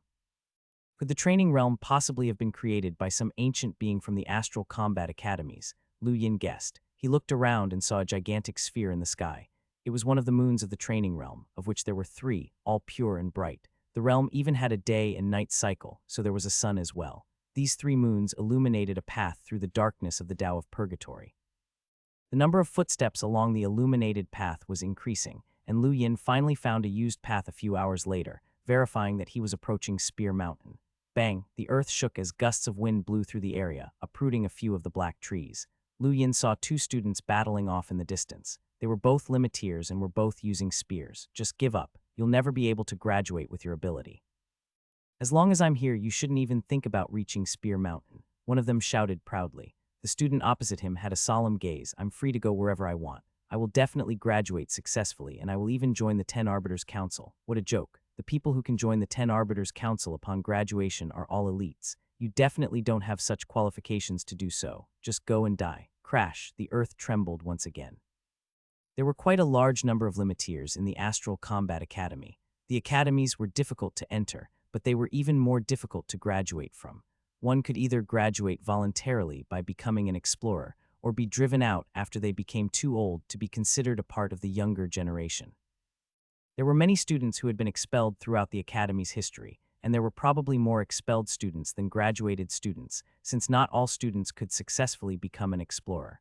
These 2 limiteers looked to be no more than 10 years older than Lu Yin and were probably around 30 years old. They still had 10 more years before the Astral Combat Academy would expel them. If they couldn't become explorers within that time frame, then they would be expelled and their names expunged from the Astral Combat Academy's student list. Lu Yin wasn't interested in their battle, as they clearly had some personal feud that was none of his business. He didn't hesitate to take a detour east to avoid their battle. Spear Mountain was right before him, and he could see the silhouette of a peak reaching into the sky. The silent mountain towered over the ground, as if it were piercing through the air and caused the sky to collapse. This was Spear Mountain, and Lu Yin looked at it with a fervent gaze. Maybe he would be able to gain something from this place. He grew increasingly excited at the prospect and rushed forward anxiously. The aura of Spear Mountain intensified the closer he approached. The aura had an indescribable sharpness, and every time Lu Yin looked at it, he felt like his gaze had been stabbed through by something. There were a few times where he even saw the vague image of a spear shooting towards him. Then, Lu Yin's eyes suddenly lost focus and he abruptly stopped moving. He had heard something that sounded like an anguished roar. The scene before him distorted, and he felt like he had been transported back to ancient times. He saw a man slowly lift a spear. This was an ancient spear technique, and the man was about to use it. Lu Yin's head suddenly went numb as he sensed impending mortal danger, causing him to take a step back reflexively. Someone yelled, waking Lu Yin from his trance. There was a man staring at Lu Yin with an icy gaze. His body moved and he launched a spear straight at Lu Yin's head without another word. Lu Yin was outraged. Not only had this person ambushed him, but he had even gone on to attack him for no reason. This man had also interrupted the scene that Lu Yin had just seen. In his eyes, this person deserved death. Lu Yin had no intention to hold back, and he instantly disappeared with flash before reappearing behind the man. Then, Lu Yin activated his 7 stars cosmic palm and thrusted forward, surprising the man. He responded by swinging his spear backwards, grazing past Lu Yin's palm and heading straight towards his head. A palm and a spear were worlds apart in reach, so Lu Yin was forced to reluctantly redirect his cosmic palm towards the spear. The power of the 7 stars explosion surprised the man, and he nearly dropped his spear. In the end, he barely managed to disperse the power of the cosmic palm, but despite his success, his palm had been injured by the aftershocks and was covered with blood. Lu Yin raised his hand to hit the tip of the spear, causing the power of his 9 stacks to rush toward the man through the spear. The man couldn't keep his grip on the spear anymore and stumbled a few steps back, his face pale as he looked at Lu Yin in disbelief, each step leaving a clear footprint on the ground. Lu Yin didn't plan on letting the man go. He had been comprehending an ancient scene and had nearly grasped the rare ancient spear technique, but then he had been rudely interrupted by this man. Lu Yin grabbed the spear and stabbed the man with it. Lu Yin's opponent was actually quite powerful otherwise. He wouldn't have been able to withstand Lu Yin's cosmic palm. However, he hadn't reached the level of being able to withstand Lu Yin's 9-stack shockwave palm, especially after losing his spear. He simply had no way to retaliate against Lu Yin's attack. His body was easily pierced through by his own spear, and he looked at Lu Yin in fury. "You are so cruel. You brought this upon yourself," Lu Yin coldly replied as he let go of the spear. He didn't bother asking why the man had attacked, as there were way too many possible reasons. The fact that Lu Yin had been comprehending an ancient scene was more than enough reason to justify his attack. Everyone was selfish, and since Lu Yin had seen the ancient scene, this person had probably assumed that nobody else would be able to see it again and had thus ambushed him. Moreover, Lu Yin was just a melder and shouldn't be too strong. That's why this person hadn't cared, or maybe there was still another reason. Astral 10. When someone occupied the weakest position for too long, their former peers would begin to regard them as no longer being qualified to be equals. Astral 10 had not done anything of note for far too long, and now that they had reappeared, they would definitely face ridicule and resistance from others. Lu Yin had long since learned why Astral 10 had a rule that required its students to win 100 victories before they were allowed to enter the 9 trial zones. However, the more time he spent in the training realm, the deeper his understanding. Astral 10 had been weak for far too long. The spear stopped moving after a while, and the man's body started fading until it disappeared entirely. This was a training realm and killing was allowed here. However, the person wouldn't truly die as their physical body in their academy would still be fine. Nevertheless, their spirit would be heavily injured by the event, and this man would probably need some time before he could enter the Tao of Purgatory again. This was just a small setback, but it was still a shame that Lu Yin hadn't been able to comprehend the ancient spear technique. He looked up at Spear Mountain and noticed that he had almost arrived at the majestic and imposing towering peak. Lu Yin took a deep breath and continued walking forward, but he was soon stopped by 2 Melder Realm students. "Student, may I know whether you use spears as your weapon?" one of them asked. Lu Yin's eyes glinted and he shook his head. "No, then you won't be able to continue on to Spear Mountain." "Leave," the other person bellowed fiercely. Lu Yin frowned at this unexpected hurdle. "Why? Who decided that only spear wielders can enter Spear Mountain?" The 2 of them glanced at each other and sneered before answering. "This is a rule set down by Senior Frankfurt, the area master of Spear Mountain." Lu Yin hesitated. If that was true, then there was nothing he could do about it. An area master held absolute power in the training ground that they ruled over, and no one could object to their rules as long as they weren't too ridiculous. Moreover, Frankfurt was from Astral 6, and the realm master of the Tao of Purgatory was also from Astral 6. In some sense, the entire Tao of Purgatory belonged to the Sixth Academy. Lu Yin paused for a moment before turning around. He needed to think of another idea. At worst, he would just find a random spear and pretend that it was his weapon. He would manage to get in one way or another. At that moment, a girl casually walked past Lu Yin, headed towards Spear Mountain. However, the two Melder students didn't stop her. Lu Yin looked at the girl. She was a Melder too, but she hadn't been stopped. Why didn't you stop her? The two who had stopped Lu Yin irritably answered, "We can stop whoever we want. Do we answer to you?" Lu Yin raised his brow and he saw their gaze sweep across the back of his hand before he finally understood. They must have stopped him because he was from Astral 10. But that was strange as well. Even if people looked down on Astral 10, they shouldn't go so far as to treat students from Astral 10 as enemies. The students from the Astral Combat Academies weren't dumb and wouldn't find trouble for themselves for no reason.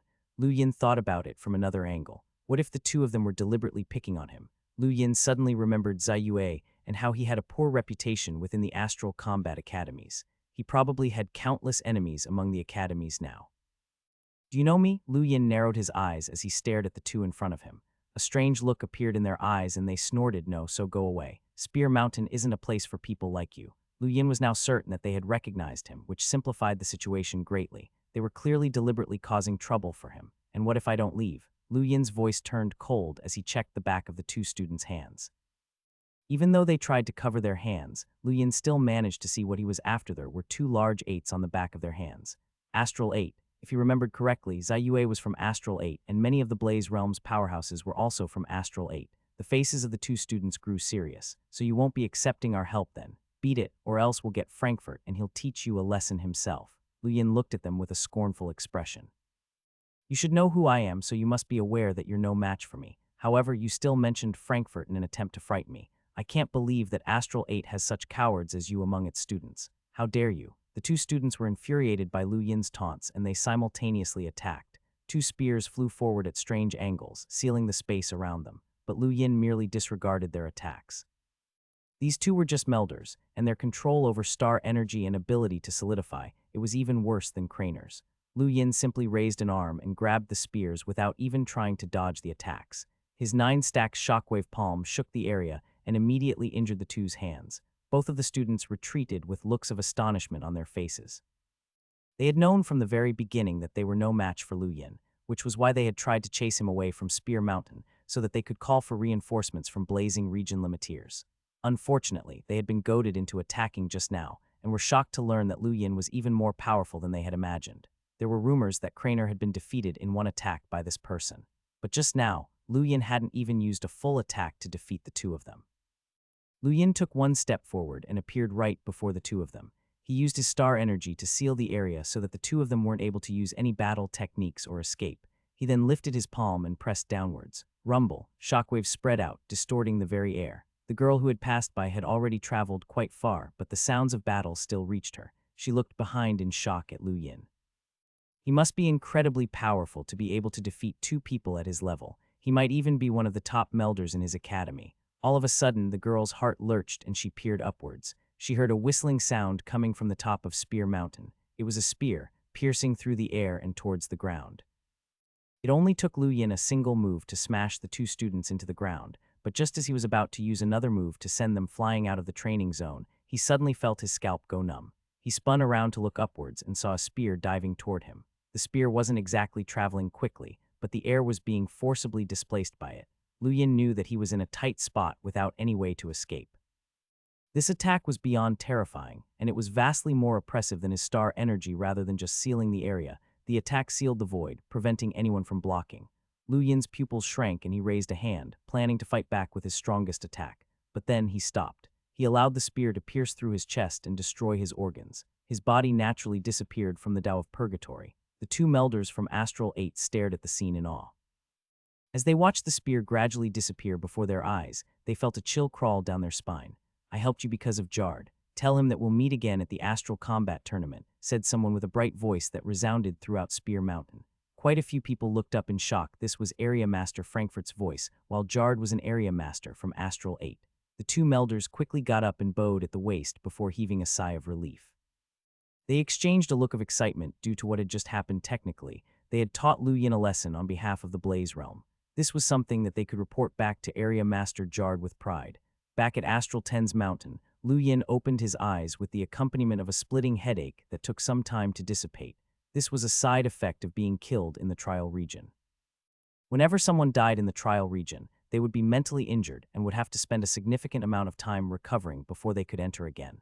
Of course, it was possible to rush back inside immediately, but if they were killed yet again, then the consequences would be even worse. There had even been cases in the past where someone had become an idiot after returning to the trial region too soon after they died. Even though Lu Yin had been killed, he wasn't very angry. This was just the law of the jungle. Once he became stronger, he'd be able to fight back and take revenge. Lu Yin actually had the ability to block the attack that had killed him, but he had purposefully chosen not to. He could tell that the attack was not a battle technique, and that it was actually nothing more than a casual attack. Such a terrifying attack could have only been launched by Frankfurt. Additionally, Jard from the Blaze Realm was also an area master, and it would be strange if the two didn't know each other. Lu Yin had thought it out. Even if he had managed to block the first attack, he wouldn't be able to block the second attack. Thus, the best course of action was to just give up completely. There was no need to reveal all his cards now, and he had no desire to attract another area master's attention. Jard was the real problem in the current situation. People from Astral 8 had tried to cause problems for Lu Yin as soon as they saw him, which meant that Jard must have specifically pointed him out. While Lu Yin couldn't take on all of the students from Astral 8, the ones from just the Blaze Realm wouldn't be a problem as there weren't that many of them. However, there would always be a risk of hidden danger when he moved against someone this powerful. Jard also definitely had friends who were likely as powerful as him. The moment Lu Yin entered a territory belonging to one of his friends, he would likely be identified and targeted. What a hassle. Astral 10 had always been very noticeable, and after Lu Yin had teased Ziyue and offended the entire Blaze Realm, many students wanted to beat him up the moment he entered the trial regions. It seemed that, at this point, he needed to find someone who was strong enough to protect him. Otherwise, he'd be hounded to the ends of time if he continued to only rely on himself. Who should I go to? Lu Yin muttered to himself. His first thought was of Lulu. The Mavis family was very terrifying and definitely had extremely powerful people within the Astral Combat Academy. They might even have realm masters. However, after thinking it over some more, he ultimately decided not to contact her. Why would the Mavis family help him? Lulu obviously didn't have a lot of power within her family anyway. What about Xia Luo? That wouldn't work either. While he was very powerful and mysterious, his lackadaisical attitude meant that trying to borrow his influence would be a complete waste of time. What about Michelle? No, that girl didn't even want to see him. Darkfight, Shamrock Enterprises. Lu Yin might not even receive an answer. Hui Dayknight, forget it, Lu Yin was already lucky that the Dayknight clan wasn't targeting him. Zora, Coco, Windrift Hall, nope, none of them were very good at fighting. Zhao Yilong, there was no point in bothering him. After going through almost everyone that he kenwa, Lu Yin realized that his last hope was Silver. Silver had unknown ties to the Neo-Human Alliance, and other than Lu Yin, nobody else knew this secret of his. The Neo-Human Alliance was something that the entire human region feared, which showed just how powerful the organization was. Would it be possible to use this knowledge to threaten Silver? Lu Yin's eyes shone as he estimated his likelihood of success. After mulling it over for a long time, he ultimately decided to give up. Just the thought of Silver's wolfish, cunning grin gave Lu Yin an uneasy feeling. If he worked with someone like Silver, it meant that he would have to completely subdue him. Otherwise, it would only be a matter of time until he threw Lu Yin under the bus. After leaving the mountain, Lu Yin passed through the invisible screen and reappeared at the trial zone entrance. The trial master looked up and glanced at Lu Yin. You died already, so you still weren't good enough to survive. It seems that 100 victories is too little. I should increase the number. Lu Yin was speechless. Increase the number. If it got out that he was the reason why the number to enter the 3 Dao 6 realms had increased, then he'd definitely become the common enemy of the other Astral 10 students. Sir, you can't blame me. An area master attacked me. The trial master was surprised. An area master. You're pretty good at causing trouble, kid. Even an area master wanted to kill you. Lu Yin was at a loss for what to say. I may have offended a lot of people in the past. That makes sense. You look like the type, the trial master mumbled. Lu Yin's face twitched a little as he answered, I'll be off then. The trial master just ignored him. A similar scene occurred in the treasury. Old Kai looked at Lu Yin as if he were judging a piece of trash. You got killed that quickly after you went in, huh? Don't ever tell anyone that you're the leader of Astral 10. It's too humiliating. Lu Yin rolled his eyes in annoyance. It really wasn't his fault. The number of people who could contest an area master within the entire Astral Combat Academy was too few. There probably wasn't even anyone in Astral 10 who could do so. Enough. Go replenish your star energy. There's a huge difference between someone who just became a melder and someone at the peak stage, Old Kai said in disdain. Yes, sir, Lu Yin said before turning around to leave. Wait, do you have any star crystals? It'll take ages for you to reach the peak stage with the stray bits of star energy in the universe, Old Kai said. Lu Yin's eyes lit up and he immediately looked at Old Kai excitedly. No, the man nodded and did not say a word. Lu Yin blinked before repeating, I said, I don't have any, sir. Old Kai shouted, if you don't, then go earn some. Why are you wasting your time talking to me? Do you want an old man like me to do it for you? Lu Yin immediately fled. He knew this infinity-bearded man couldn't be trusted. Why would he ever think that this old man would be generous enough to give him some crystals? After finding an isolated area, Lu Yin placed a circle of natural energy crystals around him and began to absorb the star energy. He wanted to use Time Stop to do this, but he decided against it in the end. Absorbing star energy took time, and if he became a peak melder in less than a second, then even an idiot would suspect that something was off. He also couldn't be sure that no one would see him. Thus, he could only cultivate normally like everyone else. Lu Yin took out over 1,000 cubes of star crystals and crushed them in his hand. As he felt the turbulent star energy wash over him, he activated his cosmic art. The effects of a 7-fold increase in his absorption rate was very obvious, and the star energy was sucked in as if he were a tornado. He rapidly absorbed everything. There was a large difference between a melder and a sentinel, but the most apparent difference was the amount of star energy that one could store. It could be said that a sentinel contained enough star energy reserves to satisfy their needs, even if one's needs were relative. A melder's reserves, however, were more like a vast sea. Over the next 7 days, Lu Yin absorbed star energy at 7 times the standard speed. He used up 100,000 cubes of star energy, but it still wasn't enough to bring him to the peak of the melder realm. Lu Yin opened his heavy eyes and felt a wave of fatigue wash over him. Absorbing so many impure elements meant that it would be difficult to remove them. He had never expected his cultivation to require so much star energy, where even 100,000 cubes wasn't enough for him at this level. Most people didn't need that much. 100,000 was quite a terrifying number. If Ziyue hadn't caused so much trouble for him, then Lu Yin wouldn't have been able to gather such a large quantity in such a short period of time. But despite his vast stores, it had all disappeared in an instant. He still had 20,000 star crystals stored in his cosmic ring, and another 250,000 in the form of a Mavis Bank crystal card. He should find some time to withdraw some. For now, though, Lu Yin raised his hand and looked at the die in his palm. It was time to roll it again. The skin that he'd retrieved before had scared the wits out of him, but hopefully, he'd be luckier this time and roll 3 pips. He still had no idea what that roll could do. He ended up being pretty lucky. On his first roll, the die stopped on the 3 that had never appeared before. Lu Yin's breathing turned rough as he watched 2 golden rays of light appear, one on top and one on the bottom, like 2 golden screens. They were very dazzling, and a moment later, he discovered their use. He could place items on top of one of the screens and raise its level.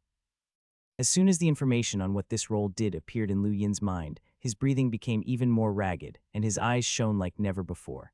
He first thought about his cosmic art. If it was possible to upgrade the crystal for cosmic art, then what would have happened? He also had battle techniques, weapons, materials, potions, and much more. Right, and there was also the formcast model. Lu Yin immediately took out the formcast model from his body. This was the one that the crazy director had given him. He assumed that the Rainmaster had made this precious formcast model so that he could go through his 4th round of reshaping. A standard formcast model could reshape a cultivator's body 3 times and help one ascend to the Melder realm. The students of the Great Yu Empire were usually only able to obtain 3-stage formcast models, with some luckier ones finding a rare formcast model that was able to conduct 4 reshapings, which allowed one to become a limiteer. As for the 5-stage formcast models that could assure one of reaching the Explorer realm, those were extremely rare and couldn't be bought with any amount of money, as they were only produced by hunters after much effort. There were also 6-stage formcast models, whose final stage was that of the Hunter realm. These formcast models only existed in legends, as only terrifying powerhouses were able to make them by spending a huge amount of energy. Even the Emperor of the Great Yu Empire, Undying Yushin, was only at the Hunter realm. Most cultivators would obtain a 3-stage formcast model, go through 3 reshapings, and then train slowly from there on out. Some of the more outstanding cultivators could reach the Explorer realm through reshaping, but that was the absolute limit. Nobody had ever gone through 6 reshapings except those in the legends, and certainly no one from the Astral Combat Academy had ever accomplished this. This was because only those who were at least as strong a cruiser could go through 6 body reshapings, and they would immediately become a hunter once they broke through. There was a huge difference between cultivators within the same realm when it came to those who had gone through reshaping and those who had not. Each reshaping completely reconstructed one's body and gave one a chance to perceive some of the strength of the powerhouse who had created that formcast model. This was an extremely valuable experience, and also the main reason why many powerhouses were unwilling to create formcast models. Apart from taking up a huge amount of energy, there was also a chance that the person using it would be able to learn their skills. The formcast model that Lu Yin had was a 4-stage one, which meant that he could go through 4 reshapings and become a limiteer. If he upgraded it, then would he get a 5-stage formcast model? What would that even look like? He would definitely surpass his peers, as it was rare for someone to become an explorer with 5 reshapings, even in the Astral Combat Academy.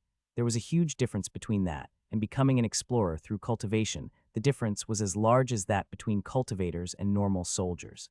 Lu Yin truly admired the person who had created the first formcast model, as it had revolutionized the path of cultivation. Before this, cultivators had to spend a long time arduously training even if they had great talent. But now, after the birth of formcast models, many talented young people had managed to surpass the powerhouses of the older generation. The appearance of the 10 arbiters was the strongest proof of this phenomenon. 10 of them had managed to shift the balance of power to the younger generation's side, creating unimaginable side effects that still hadn't been fully understood. Lu Yin cleared his mind and took a deep breath. He looked at the 2 horizontal screens of light in front of him and slowly placed the formcast model on the upper layer. Once the formcast model completely fell through and landed on the second layer, the upgrade would be complete. Lu Yin stared at it excitedly, but the formcast model didn't move at all. He suddenly realized something. Does this require star energy too? He felt like vomiting blood, but he still took out 100 star crystals to try his luck with. He threw them onto the top layer, where the crystals were absorbed by the light screen. Although the formcast model moved slightly downwards, the movement was so minute that Lu Yin could barely tell the difference. Lu Yin clapped his hand to his forehead. He was right. This ability required more star crystals to activate as well. He was struck speechless. His innate gift was powerful, but as greedy as a black hole. Fortunately, he hadn't been so dumb as to try to slowly accumulate money. If not for his money-collecting schemes and plots, he definitely wouldn't be able to keep up with his innate gift's appetite. Hopefully it won't need too many, Lu Yin muttered as he took out tens of thousands of star crystals and threw them onto the top layer one by one. After absorbing it all, the formcast model finally descended a little bit more. But only a little bit.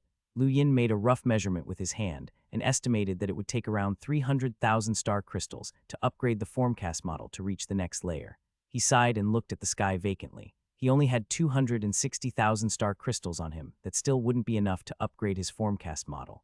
Lu Yin reluctantly stored the formcast model away and watched the light screens disappear. He smiled bitterly and shook his head again, as he had no choice but to wait until he had enough star crystals before he tried to upgrade it again. Fortunately, the formcast model had been slightly modified, and if he rolled enhance again, then he could simply continue on from where he had left off. He hadn't actually lost anything. It was extremely rare for anyone to obtain a 5-stage formcast model, and only cultivators related to the major forces would even have a chance of getting one. Lu Yin knew just how difficult it was to obtain one, and that he was already very lucky to have a way to obtain one. Thus, he would find a way to upgrade it no matter how much money it cost. Of course, a 5-stage formcast wasn't his final goal. His ultimate goal was to obtain a 6-stage one, but just how many 6-stage formcast models existed in the universe? While neither he nor anyone else knew exactly how many there were, it was sure to be an extremely small number. Even the entire Blaze realm might not have a single one, or at least that was what Lu Yin hoped. Is 6 stages the limit? Lu Yin suddenly thought of an interesting question. His gaze quickly turned excited, but he immediately suppressed his desire. He would only consider this in the future. If he truly could obtain a 7-stages formcast model, then that would be very interesting. He probably would shock the entire universe. When he finally noticed that he had just spent tens of thousands of star crystals on nothing but an experiment, Lu Yin realized that his spending was growing more and more excessive. Lu Yin continued rolling his die, but this time, he no longer hoped to roll enhance. Now he was hoping to get time stop so that he could steadily cultivate the 8th star of his cosmic art. Not only would that increase the speed at which he absorbed star energy, but it would also increase the power of his cosmic palm technique. According to his estimate, a cosmic palm with 8 stars would be more powerful than a 9-stack shockwave palm, and that wasn't even taking into the effects of battle force. He looked forward to finding out just how strong it would be. He rolled the die again and it stopped on pilfer. An exquisite ring fell with a loud clang. It was made out of a common material, but Lu Yin was astonished by the craftsmanship. The carvings on the clear metal seemed to have a life of its own. However, it was a shame that it didn't have any intrinsic value. Still, it should be quite expensive due to how exquisite its craftsmanship was. His third roll turned out to be gift copy. What a waste. He now realized that possession and enhance weren't the most wasteful, and neither was it even pilfer. Rather, it was actually gift copy. It was clearly a good skill as it allowed him to temporarily borrow someone's innate gift, but it was always wasted since he was always rolling his die in a remote area. I have to pay attention next time. I can borrow someone's innate gift with it, so I shouldn't waste it. Lu Yin had one more chance to roll, as he would faint after rolling it 5 times. Hence, 4 times was the ideal number. He stared at the die until it stopped spinning and settled on a number 4. Lu Yin knew that his luck today was quite good as he had gotten both enhance and time stop. His surroundings disappeared before his eyes, and he appeared in the familiar gray time stop space. He increased the gravity by 60 times like he normally did, but that wasn't enough this time. He took out more star crystals and continued increasing the gravity until he felt strained, which was at 100-fold. This was 100 times the normal gravity. It was a pressure that, normally, only limiteers could possibly withstand, which led Lu Yin to guess that his body had already surpassed most limiteers, and this still wasn't his ultimate limit. Lu Yin didn't know why his body had become so terrifyingly tough and strong, but he could tell that it was still improving with each passing day. He stopped thinking about it and used over 1,000 star crystals to increase the time that he had in the time stop space to 1 month. He planned on staying in this space for a month to finish cultivating the 8th star of his cosmic art. When Lu Yin entered the time stop space, a spacecraft appeared at Astral 10 space station. There was an interesting symbol carved on its helm that seemed to be from the Universe, 2 hands covering a planet. Xia Luo's eyes gleamed when he saw this symbol, as it was the Lockbreaker Society's insignia. Lockbreakers enjoyed many privileges in the universe, and the Lockbreaker Society had been formed to oversee the Lockbreakers. Its main purpose was to gather Lockbreakers together in order to test the limits of their skill, but everyone knew that another reason for its existence was to control the Lockbreakers, as there would be disastrous consequences if a Lockbreaker went rogue. A few days ago, the trial master had sent out an examination request to the Lockbreaker Society on behalf of Xia Luo. He wanted to have Xia Luo join the society, as he was clearly capable of doing so. Xia Luo moved forward as the hatch of the spacecraft opened. The first to disembark were a troop of cultivators. They were soldiers of the Lockbreaker Society, and they were all at least melders, and some were even limiteers. Behind them, a middle-aged man in a gray robe walked out with a solemn expression. He immediately noticed Xia Luo as he slowly descended from the spaceship. A beautiful girl, about Lu Yin's age, followed behind the middle-aged man. Her nose was turned up to the sky, and she made no efforts to hide her arrogance. Xia Luo walked forward with a smile, bowed towards the man in the gray robe and introduced himself. "Greetings, Master Wusheng. I am Xia Luo from Astral 10. The middle-aged man nodded as he studied Xia Luo for a moment. He then nodded his head in satisfaction. "You are the person that Elder Tan mentioned to me." Xia Luo answered, "Yes, I am." Wusheng continued to say, "Let's go. I want to greet Elder Tan first." The girl looked at Xia Luo curiously. Her name was Liu Jai, and she had come on this trip to take Astral 6's entrance exam. However, they had suddenly taken a detour here, apparently to scout a student from Astral 10 for the Lockbreaker assessment. Astral 10, wasn't that academy driven out of the Unnerves? How could one of their students join the Lockbreaker Society? The situation didn't make any sense to her. When she saw Xia Luo, Liu Jai felt an instinctive affinity toward him, but she still had no confidence in him passing the assessment. She was well aware of just how difficult the Lockbreaker assessment was, and even she, a natural genius who was born into the society, had to take the test multiple times before she finally passed. What gave this person the confidence to think that he would pass the exam? The 3 of them appeared at the realm entrance via the teleportation equipment and coincidentally met someone who was about to leave, Hui Daynite. Hui Daynite just glanced at the 3 of them before proceeding into the teleportation device without a word. Wusheng was shocked. "Isn't he from the Daynite clan? I didn't expect someone from the Daynite clan to join Astral 10. Xia Luo smiled as he explained, "His name is Hui Daynite. And yes, he's from the Daynite clan. He's a nice person." Liu Jai raised her brows questioningly. A nice person? Why would he say that? The student who had just left was obviously extremely arrogant, even more so than herself. He hadn't even greeted Master Wusheng. Even a senior of the Daynite clan wouldn't dare to be so rude. It was truly an annoying clan, but as far as Xia Luo was concerned, as long as someone wasn't his enemy, then everyone was a nice person, or at least that was his personal view. The trial master was sitting in the same spot as always, with the appearance of a senile old man.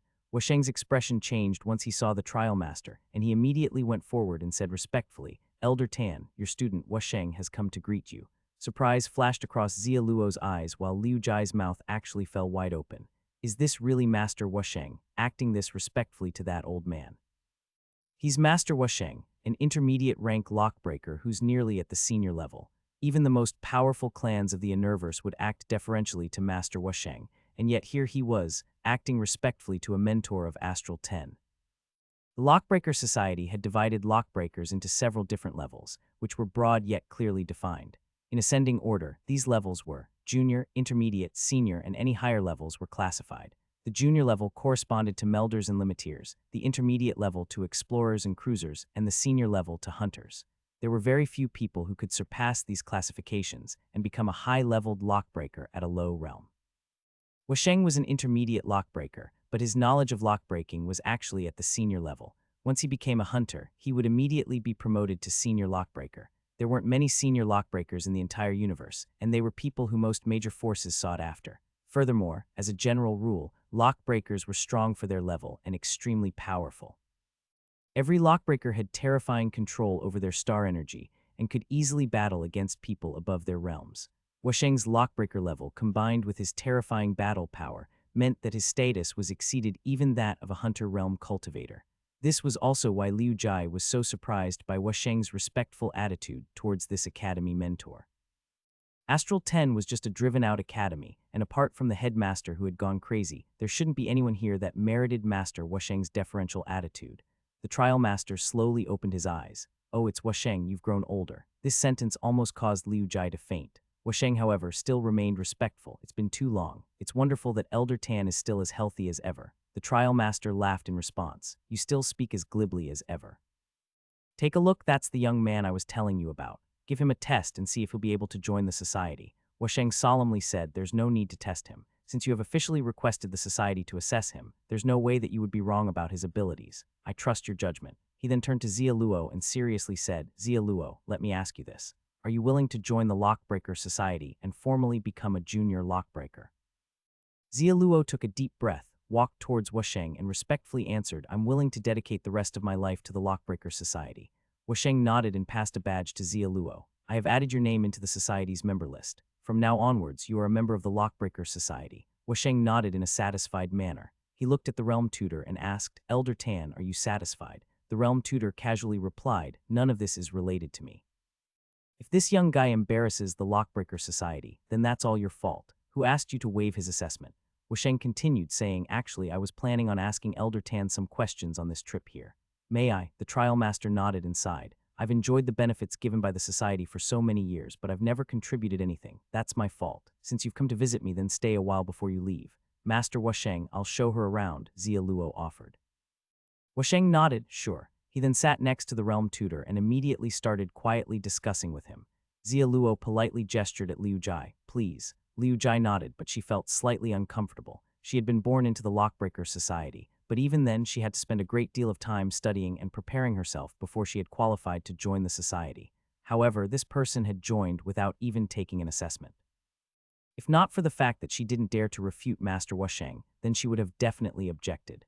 Nevertheless, although there was nothing she could officially do now since Master Washeng had already agreed, she had still resolved herself to not be nice to Xia Luo. Despite her attitude, Xia Luo was very gentle and hadn't minded the fact that Liu Jai didn't bother introducing herself. He brought her to the rain observatory. The rain in the rain observatory never ceased pouring, and the entire area was covered with a dull green sky filled with green branches. Most people couldn't tell that these branches all came from the same gigantic tree unless someone told them. Liu Jai wasn't very interested in the rain observatory since lockbreakers already had a very high level of control over their star energy. Their standard of control over star energy was different from the standards that Lu Yin and the others followed. They had a unique understanding and knowledge of star energy that only lockbreakers possessed. If not for this heightened sensibility, then any cultivator who had a slightly above average control over their star energy could become a lockbreaker. Liu Jai wanted to increase her battle experience and lockbreaking skills, which were things that couldn't be obtained from looking at rain, so she prepared to leave as soon as she entered. At this moment, a black dot rapidly flew over, his dark black hair absorbing all of the light around him. He leapt past Liu Jai and stepped into the teleportation device. It was Darkvoid. Liu Jai became furious at Darkvoid's actions. "Stop, what's wrong with you? Didn't you see that I was about to leave? You're so rude." Darkvoid glanced at Liu Jai, but he merely ignored her and continued to leave. Liu Jai snorted. She then lifted her hand and disturbed the surrounding star energy with her palm in an attempt to suppress Darkvoid. She was a lockbreaker and had a high battle power even if she didn't use battle techniques. None of that mattered. Lockbreakers represented power. Darkvoid lifted his hand up as well, and his fingers twitched slightly, causing the space in front of Liu Jai to erupt. Her face paled and she immediately retreated. The air distorted and a wave of energy washed over her, pushing the rain apart and causing the star energy that had been dispersed by Liu Jai to recover.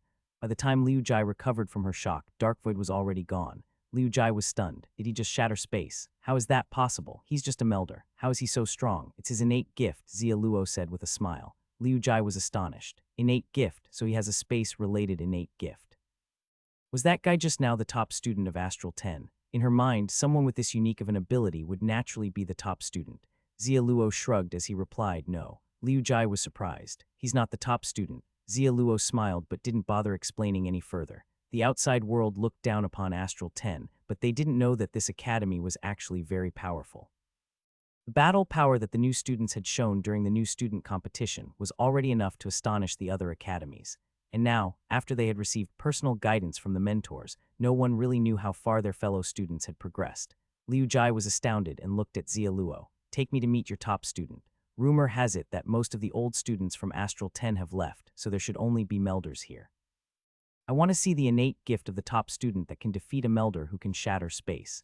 Xia Luo helplessly answered, I'm sorry, but I don't know where he currently is. Do you mind if we search for him? Liu Jai nodded. I have lots of time. Let's go. Xia Luo smiled and brought her to the sand ocean next. Liu Jai saw something surprising as soon as she reached the sand ocean. There was a girl who was practicing, her every punch shaking the desert. The vibrations surprised Liu Jai as she could feel the terrifying strength of the girl through the reverberations of the earth underneath them.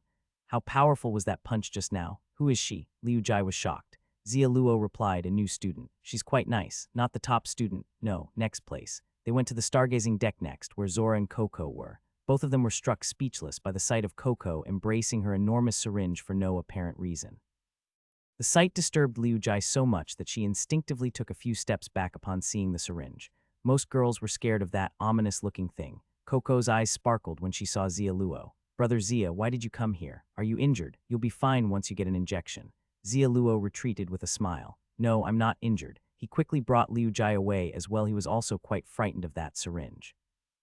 No one had allowed Coco to give them an injection yet, and Xia Luo was also curious about what the effects would be. The girl just now was quite strong. Would you like to take her offer? Xia Luo tried to tempt Liu Jai. Xia Luo was slightly regretful at the lost opportunity. After a while, the two of them reached the treasury, where they bumped into Silver, who was wearing his perpetual, superficial smile on his face. As soon as she saw Silver, Liu Jai's gaze changed. If Xia Luo gave her a familiar feeling, then this person gave her the chills. Both men were all smiles, but they gave her two entirely different feelings. When her eyes met Silver's, Liu Jai felt a piercing pain in her eyes and a great threat in her heart. This person was able to threaten her life. Brother Xia, what a coincidence, Silver said with a smile. Xia Luo's face sank when he saw Silver and he just nodded in greetings. Silver then turned to Liu Jai and exclaimed, what a beautiful girl. Is she a new junior? I heard that many new students will be joining us to participate in the Astral Combat Tournament. Xia Luo replied with a simple no. What a shame. I wanted to spend time with this junior. Silver then shrugged and left after waving at Liu Jai. Liu Jai's expression was grim. What a scary man. She wasn't thinking about his abilities, but rather about his aura. This was the first time that she had ever felt such terror from just seeing someone. How powerful is he? Liu Jai was curious. Xia Luo shook his head. Not sure. Since your academy has a top student, then there was definitely a competition. How can you not know? Liu Jai thought Xia Luo was lying to her. Xia Luo calmly answered. He admitted defeat in the middle, so nobody knows the depths of his strength. Liu Jai narrowed her eyes. Her only thought was that Astral 10 definitely wasn't simple. Everyone she had met so far were either weird or geniuses, but they were all very strong. If Xia Luo truly had the right to be a lockbreaker, then there was no way that he would be weak either. Liu Jai was confident that she was one of the stronger melders in the Astral Combat Academy, but the few people that she had met today were all comparable to her. Astral 10 had truly hidden itself well. Suddenly, a thought occurred to Liu Jai and she gave Xia Luo an odd look. Are you the top student? Xia Luo laughed before replying, of course not. By the way, I still don't know your name yet. Liu Jai, what a nice name, Xia Luo complimented. Liu Jai frowned. Are there only these few places in Astral 10? I'm sorry. Most of the locations in Astral 10 were destroyed and there are only these few places left, Xia Luo answered with a helpless shrug. Liu Jai had heard about that as well. According to the rumors, the headmaster of Astral 10 had gone crazy and destroyed the entirety of Astral 10, including its collection of battle techniques, skills, and weapons, all of which had been gathered over countless years. This had caused Astral 10 to deteriorate rapidly until it reached its current state of near collapse. After Xia Luo was done taking Liu Jai around, Lu Yin had already left the time-stop space. After spending a full month in there, he had finally finished cultivating the 8th star of his cosmic art. As expected, the power of his cosmic palm now surpassed his 9-stack shockwave palm. Despite this improvement, it also signified that Lu Yin had reached the end of his path with this cosmic art. Lu Yin sighed as he realized that this art that had accompanied him and helped him through several challenges had reached the end of its road. The cosmic art manual that he had initially obtained had only ever talked about cultivating up to 8 stars, and although Lu Yin had tried to theorize the next star, he had been unsuccessful in his attempt. This was an ancient art, and not something that he could extrapolate on his own. I wonder if one of the Academy mentors can extrapolate the next level of this cosmic art, Lu Yin thought to himself. But in the end, he decided that it wasn't possible. This cosmic art was far more powerful than he had initially imagined. A mere 8 stars was already this powerful. It was beyond any battle technique that he had seen, and it was also an ancient battle technique that not just anyone in the present could deduce. He told himself to forget about it, but he just couldn't quash his yearning desire to learn the next level of the skill. Even as Lu Yin became resigned to his fate, he stretched out his hand, causing 8 stars to revolve around his palm. It was a beautiful sight to behold. One is missing. All of a sudden, a wavering voice spoke into Lu Yin's ear, startling him so badly that he leaped up. He reflexively used his flash technique to run away, but the voice continued to pursue him relentlessly. The fact that one is missing is such a shame. It makes everything imperfect. Lu Yin stopped moving and slowly turned around, his face as white as a sheet. He had a feeling that his biggest secret had just been exposed after all. He had just come out of the time-stop space a moment ago. Also, could the owner of this voice actually see when Lu Yin had activated his cosmic art? This was something beyond most people. What greeted him was an old, wrinkly face that Lu Yin recognized. It had left a deep impression on him, as this was the crazy director's face, the same one who had nearly killed him. At this time, the crazy director's eyes were murky, and he only seemed to be able to focus on Lu Yin's palm. More precisely, he was focused on the 8 stars rotating around it. Lu Yin cleared his throat and said, "I am student Lu Yin. I have met you before, director." The crazy director did not care about Lu Yin's introduction and continued to stare at his cosmic palm intensely. His eyes slowly lit up and he let out a maniacal cackle. "Haha, I remember now. 1 star is indeed missing. 8 stars are imperfect, but the addition of 1 more star to take it to 9 would make it complete. Yes, that is it, haha." Lu Yin's heart was shaken, and he had to forcibly stop himself from letting the stars dissipate. He had a suspicion that he might have just received an unbelievably good stroke of luck from this crazy director. Director, have you seen this technique before?" The crazy director continued to laugh rabidly and mutter to himself under his breath, as though he had remembered something. Lu Yin waved his cosmic palm in front of the crazy director, and with feigned sigh he said, "How can I make the 9th star appear? I don't know." The crazy director's mouth fell wide open, and he stared at Lu Yin in disbelief. "You really don't know?" Lu Yin nodded. "That is correct." "Well, I do, haha, I know how to do it." The crazy director let out an earth-shattering howl of laughter. Lu Yin eagerly anticipated this unexpected boon. "You know how to do it. I don't believe you." The crazy director stared hard at Lu Yin. "I said that I know how to do it. I really do. I still don't believe you. You must believe me." "I won't believe you until I see the 9th star." The crazy director let out a long sigh and ran a hand through his frazzled hair before saying, "You will be the death of me." "All right then, let me show you the 9th star. I have to make you believe me." After saying that, he grabbed Lu Yin's hands and pressed his own palm against Lu Yin's. An indescribably peculiar ripple spread out when the 2 palms met, filling Astral 10 before shooting into the sky. This abnormally powerful ripple went unnoticed by everyone else, including Old Kai, the trial master, and the other mentors. At this moment, only Lu Yin could feel the rippling sensation. He was now firsthand experiencing a transformation that was even more mysterious than his rudimentary cosmic art.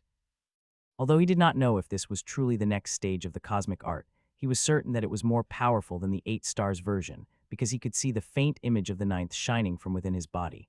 But the way this 9th star was forming was completely different from the previous stars.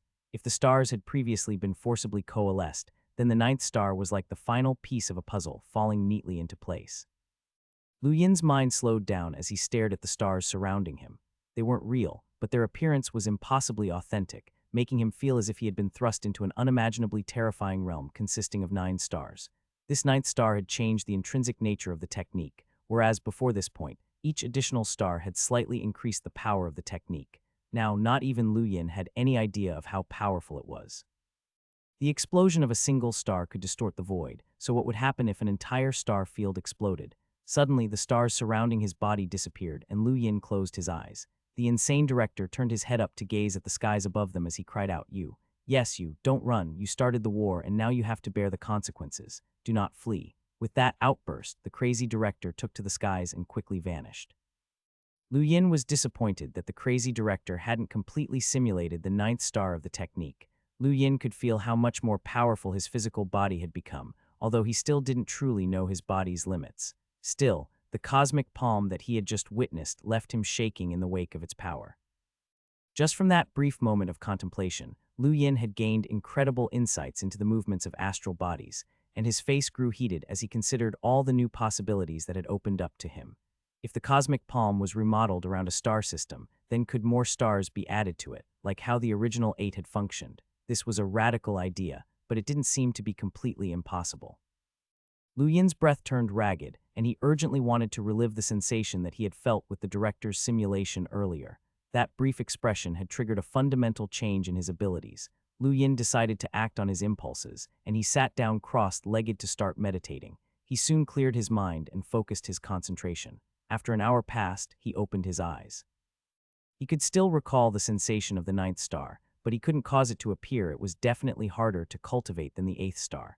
And since it had taken Lu Yin nearly 2 months to cultivate the eighth star, the creation of the ninth would undoubtedly take even more time. This was not something that could be rushed, so he decided that he would focus on this the next time he rolled time stop. He could stay inside that frozen space for 3 months, and Lu Yin was confident that he would be able to manifest the ninth star after cultivating the skill for that long. Lu Yin stood up and stretched, feeling the numbness leave his body. What should he do next? He couldn't just keep cultivating, and the 9 trial zones wasn't a good choice right now, as without any backing, returning would just be asking for trouble. He only had one real option left: make money. Since he had some free time, he should go and earn some money, especially since his innate gift required so much star energy. Soon after, Lu Yin arrived at the treasury. By then, Xia Luo had already left with Liu Jai. When old Kai saw Lu Yin, his eyes lit up and the curiosity in his voice was palpable as he asked, "Hey kid, you're really quite rich. Your star energy has increased a lot in just a few days, huh? You must have already used up thousands of star crystals to do that." Lu Yin smiled. "I was just lucky to get a large sum recently, nothing more." Old Kai grunted in annoyance. "It's not like I wanted any from you. There's no need to be scared." Lu Yin laughed, embarrassed. He just felt that he couldn't trust the mustached man in front of him. The Kai in old Kai's name already showed how greedy the old man was for riches, so it was best to not appear too wealthy in front of him. "Old Kai, I am looking to take on some missions. The most ideal ones would be situated near the Zenyu star of the Great Yu Empire," Lu Yin said. Old Kai grunted in acknowledgement. "With your current ability, you're really stuck in the middle. There's indeed not much you can do besides take on missions." As he spoke, he opened up his mission file, picked out a few of them, and then handed them over. "Choose one. It'd be best if you picked a harder one than an easier one. You don't have much time." "I don't have much time. What time are you referring to?" Lu Yin asked, puzzled. Old Kai was taken aback by his question. "Haven't you heard about the Astral Combat Tournament?" Lu Yin was startled. "The Astral Combat Tournament? When is that?" Old Kai was flabbergasted for a while before he finally remembered that Lu Yin had been in the 9 trial zones when this news was released. No wonder he didn't know about it. "Kid, do you know about how this universe is divided up?" Lu Yin nodded his head. "Are you referring to the 4 domains?" Old Kai couldn't stop himself from bursting out in laughter. "No, to be exact, there are only 3 domains. The human domain, the astral beast domain, and the technocracy. The astral wilderness can't truly be counted as a domain as no one knows how big it is. For many years, the battle between the domains has been escalating, and a while ago, the human domain was defeated." A while later, Lu Yin was finally informed of the recent events. It was rather shocking information. The Astral Combat Tournament had been announced after the defeat of the human domain, not just to boost morale, but also to recruit more troops. Of course, there was also another reason, which was to draw out all of the hidden monstrous talents from the various powerhouse organizations. Whatever the reasons were, this Astral Combat Tournament would be of an unprecedented scale. "What is its actual start date?" Lu Yin asked hurriedly. Old Kai shook his head. "It hasn't been decided yet. They'll only be able to decide and announce it after all the civilizations get their networks back online and connected." Lu Yin pondered his words, connecting all of the networks. After mulling it over some more, he realized that this was yet another goal of the event organizers. This network would span the entire universe, making their information relay system even more interconnected. Their current technology could definitely accomplish this, but it had not been implemented yet. Someone somewhere must have had some misgivings about joining a universal network, but the powers that be were now using the human domain's recent defeat to hurry things along. Despite the pending implementation of the network, there were bound to be various limitations to the network until after the Astral Combat Tournament. Old Kai looked through the list of available missions, assuming that Lu Yin was still preoccupied with the news about the astral combat tournament. He was completely unaware that Lu Yin's mind had already drifted to a faraway place. Lu Yin wasn't too concerned by Old Kai's assumptions. This was just how his thoughts naturally flowed. There are no missions near the Zenyu star of the Great Yu Empire, Old Kai casually remarked after looking through the list. Lu Yin grunted in acknowledgement before looking through the list himself. Since there wasn't a mission in his preferred location, then he would just pick one at random. At this time, a new mission popped up: protect the Irvin merchants by providing them with safe passage through the war zones all the way to the first region of the Great Yu Empire in the Frostwave Weave. Lu Yin tapped on it for further information. The first region of the Great Yu Empire was where the Zenyu star was located. This mission couldn't have appeared at a better time. Old Kai, are these Irvin merchants also a sponsor of our Astral 10? Of course not. These are missions that are passed on to us by the Mercenary Association. The association is one of the sponsors of our Astral Combat Academy, so they often send us missions at certain times, Old Kai replied. Lu Yin understood and realized that this was why there were so many weird missions. I'll be off then, Old Kai. Do you have anything else to tell me? Lu Yin asked. Old Kai waved him off. Try to refill your star energy as quickly as you can. That is your sole mission. Lu Yin nodded and left. At the same time, at a space station in Astral 10, Master Wusheng walked out from the teleportation device. Xia Luo followed behind and respectfully said, "Take care, Master." Master Wusheng nodded and looked towards Liu Jai. When he saw that she seemed a little preoccupied, he asked Liu Jai, "What is the matter?" Liu Jai shook her head. "It's nothing." Master Wusheng didn't press her further. He looked back to Xia Luo. He trusted Elder Tan's recommendation, and Elder Tan definitely had a good understanding of this student's abilities if he had recommended that he join the Lockbreaker research group.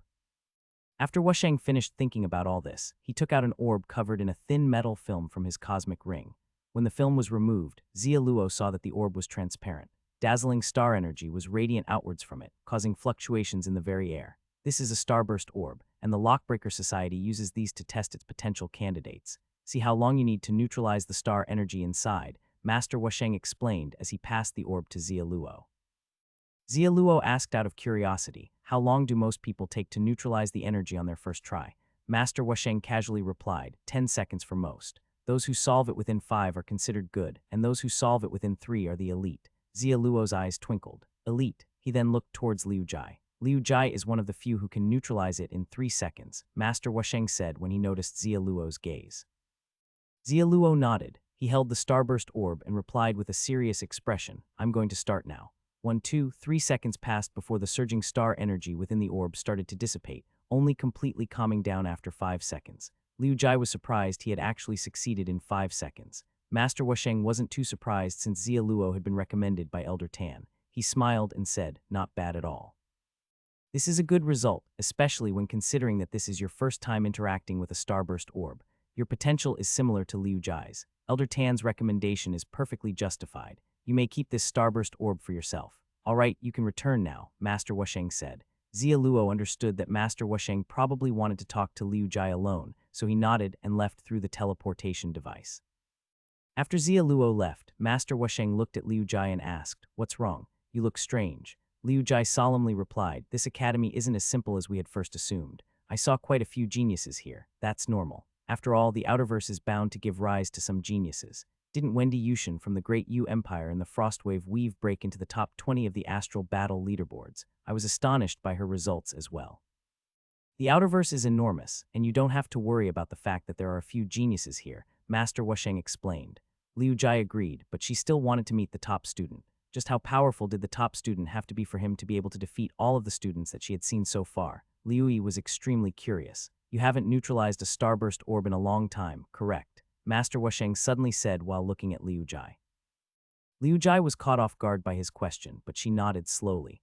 Master Wusheng took out another starburst orb and passed it to Liu Jai. "Try and see if you can wipe out the star energy instantly." Liu Jai muttered to herself, "How is that even possible? Only geniuses can do that." But despite her misgivings, she did her best to instantly wipe out the surging star energy. At that moment, someone appeared in the teleportation device. Wusheng and Liu Jai turned around to see Lu Yin appear. When Lu Yin entered the space station, he hadn't expected other people to be there, let alone 2 strangers.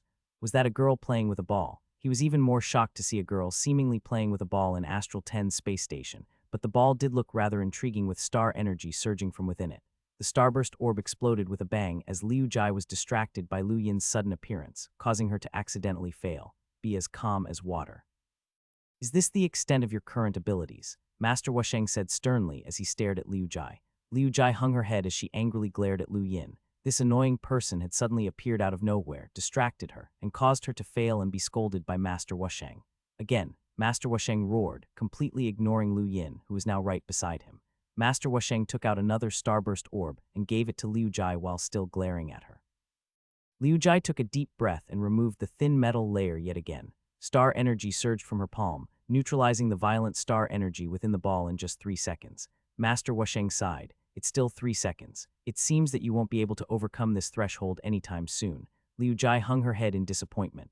3 seconds was a significant threshold that she wanted to overcome someday. She wasn't hoping to clear the energy instantly, but even a minor improvement of 1 or 2 seconds would show that her ability had improved. This was very important to lockbreakers, as their control of star energy was of the utmost importance to them.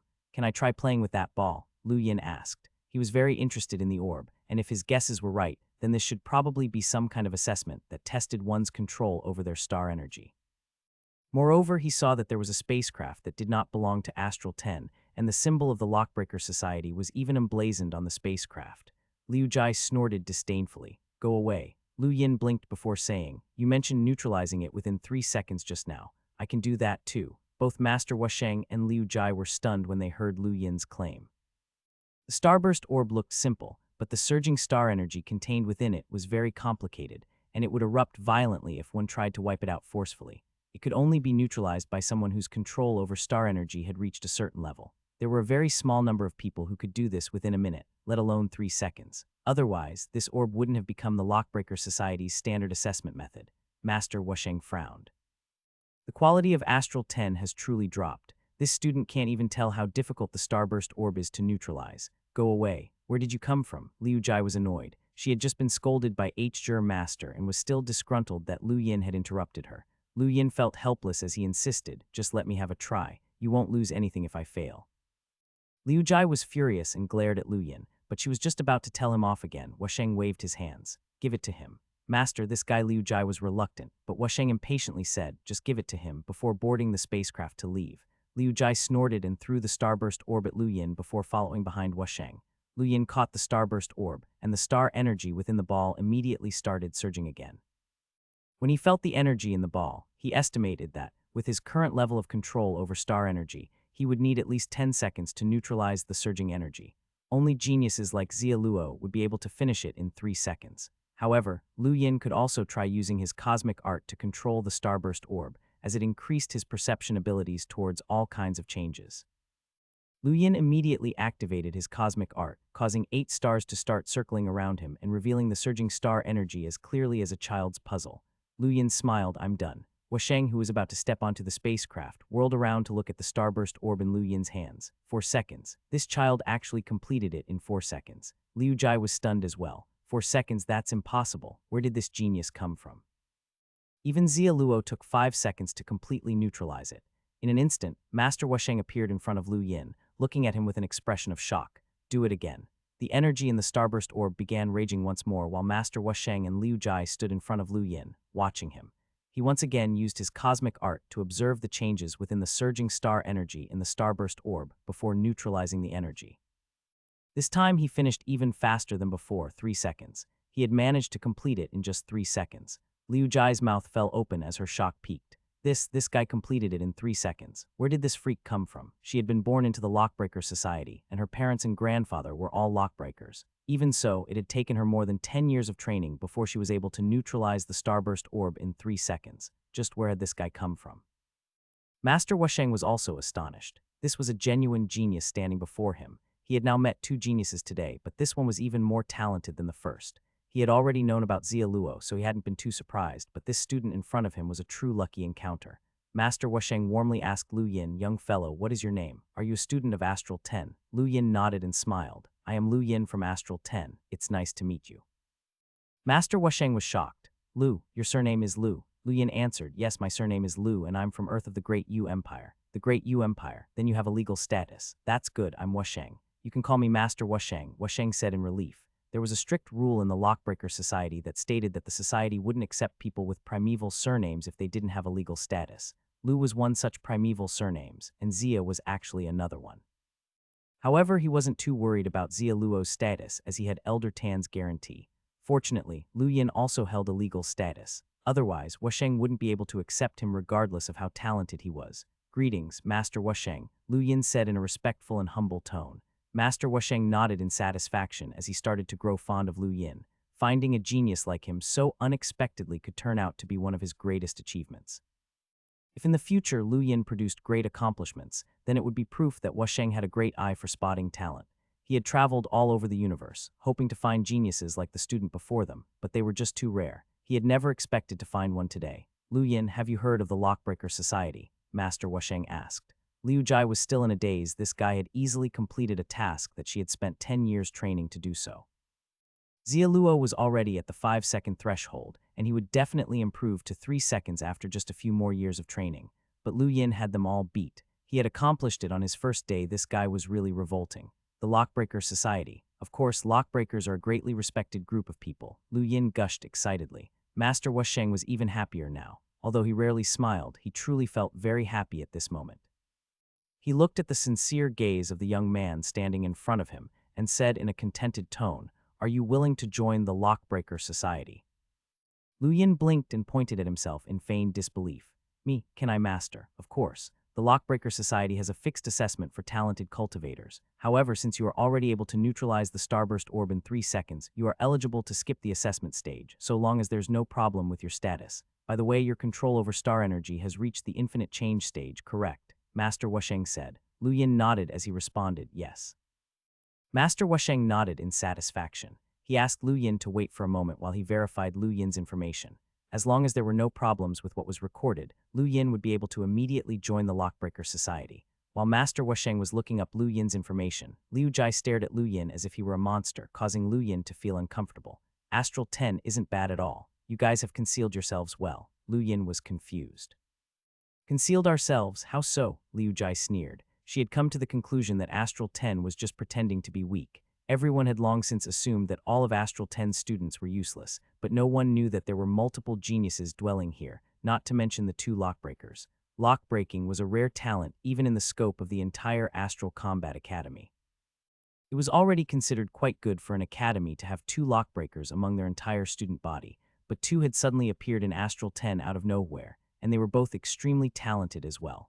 This was bordering on absurd. Normally, one would be eligible to take the Lockbreaker Society's assessment if they could neutralize a starburst orb within a minute. If they were able to do so under 10 seconds, then they would automatically pass the assessment. Only geniuses were able to complete the starburst orb within 5 seconds on their first try, but 2 students from Astral 10 had accomplished the strictest criterion, Zia Luo and this guy. Liu Jai was still wondering if there were any other geniuses among Astral 10 students when she suddenly remembered Silver as well as that mysterious top student. "Oh right, I forgot to ask what the name of the top student was." "Hey, who's the top student in Astral 10? Liu Jai suddenly asked. Lu Yin pointed at himself. "Me." Liu Jai ignored his answer. This person didn't intimidate here and even felt weaker than that silver-haired guy. In her mind, it was impossible for Lu Yin to be the top student. "It's fine if you don't want to tell me, but don't lie." Lu Yin was curious. "Why is this girl so sure that I'm not the top student?" "Just remember this. No matter how hard you people from Astral 10 work, it's impossible for you to ever match up against the other combat academies from the Universe. At best, you might become as powerful as Astral 9. The Astral Combat Tournament isn't about showy battle techniques or concealing your abilities, but rather demonstrating your true power," Liu Ju said. She already considered herself as a part of Astral 6. Her words only made Lu Yin extremely confused. She seemed a little crazy to him. Soon enough, Master Wusheng smiled, walked over to Lu Yin, and extended an emblem to him with a serious expression. "I would like to officially ask you if you're willing to join the Lockbreaker Society and become a junior lockbreaker." Lu Yin took a deep breath and with a fervent look in his eyes, replied, "Yes, sir. I'm willing to dedicate the rest of my life to the Lockbreaker Society." Ju was rendered speechless by his act. This guy was saying the exact same things as Zia Luo. Had they rehearsed it? Master Wusheng froze for a brief moment, but then chuckled as he handed the emblem over to Lu Yin. He patted Lu Yin on the shoulder and exclaimed, "Great. From now on, you're officially a registered member of our Lockbreaker Society. However, you currently have 0 merit points, which you can only obtain by successfully breaking locks. When others wish to ask lockbreakers for help, they mostly choose based on how many merit points the lockbreaker has earned, so please work hard." "Yes, sir. Lu Yin was very excited with his membership. He mainly wanted the Lockbreaker Society's backing, so he didn't really care about these merit points. Master Wusheng sighed before saying, Zia Luo has Elder Tan to teach him, so there won't be any problems there. You just joined the society, however, so you really don't know anything, and it's not like you can suddenly start breaking locks. How about this? I'll give you a few books. Also, you must promise me that once you start officially breaking locks, you'll contact me first. So Zia Luo also joined the society. It seems that this person came here just to recruit Zia Luo, and Elder Tan must be the trial master. All of these mentors seem to be hiding something. Meanwhile, Lu Yin nodded earnestly and took the books. They were all from the society and were invaluable. Liu Ju glared at Lu Yin. Make sure that you take care of them and don't lose them. Those books are worth more than your life. Don't spout nonsense, Liu Ju. No matter how valuable these books are, they can only pass their knowledge down to others, while people are the ones to create the knowledge that is held within the books. The two can't be compared, Master Wusheng said sternly. After being scolded again, Liu Ju pursed her lips and chose to remain silent.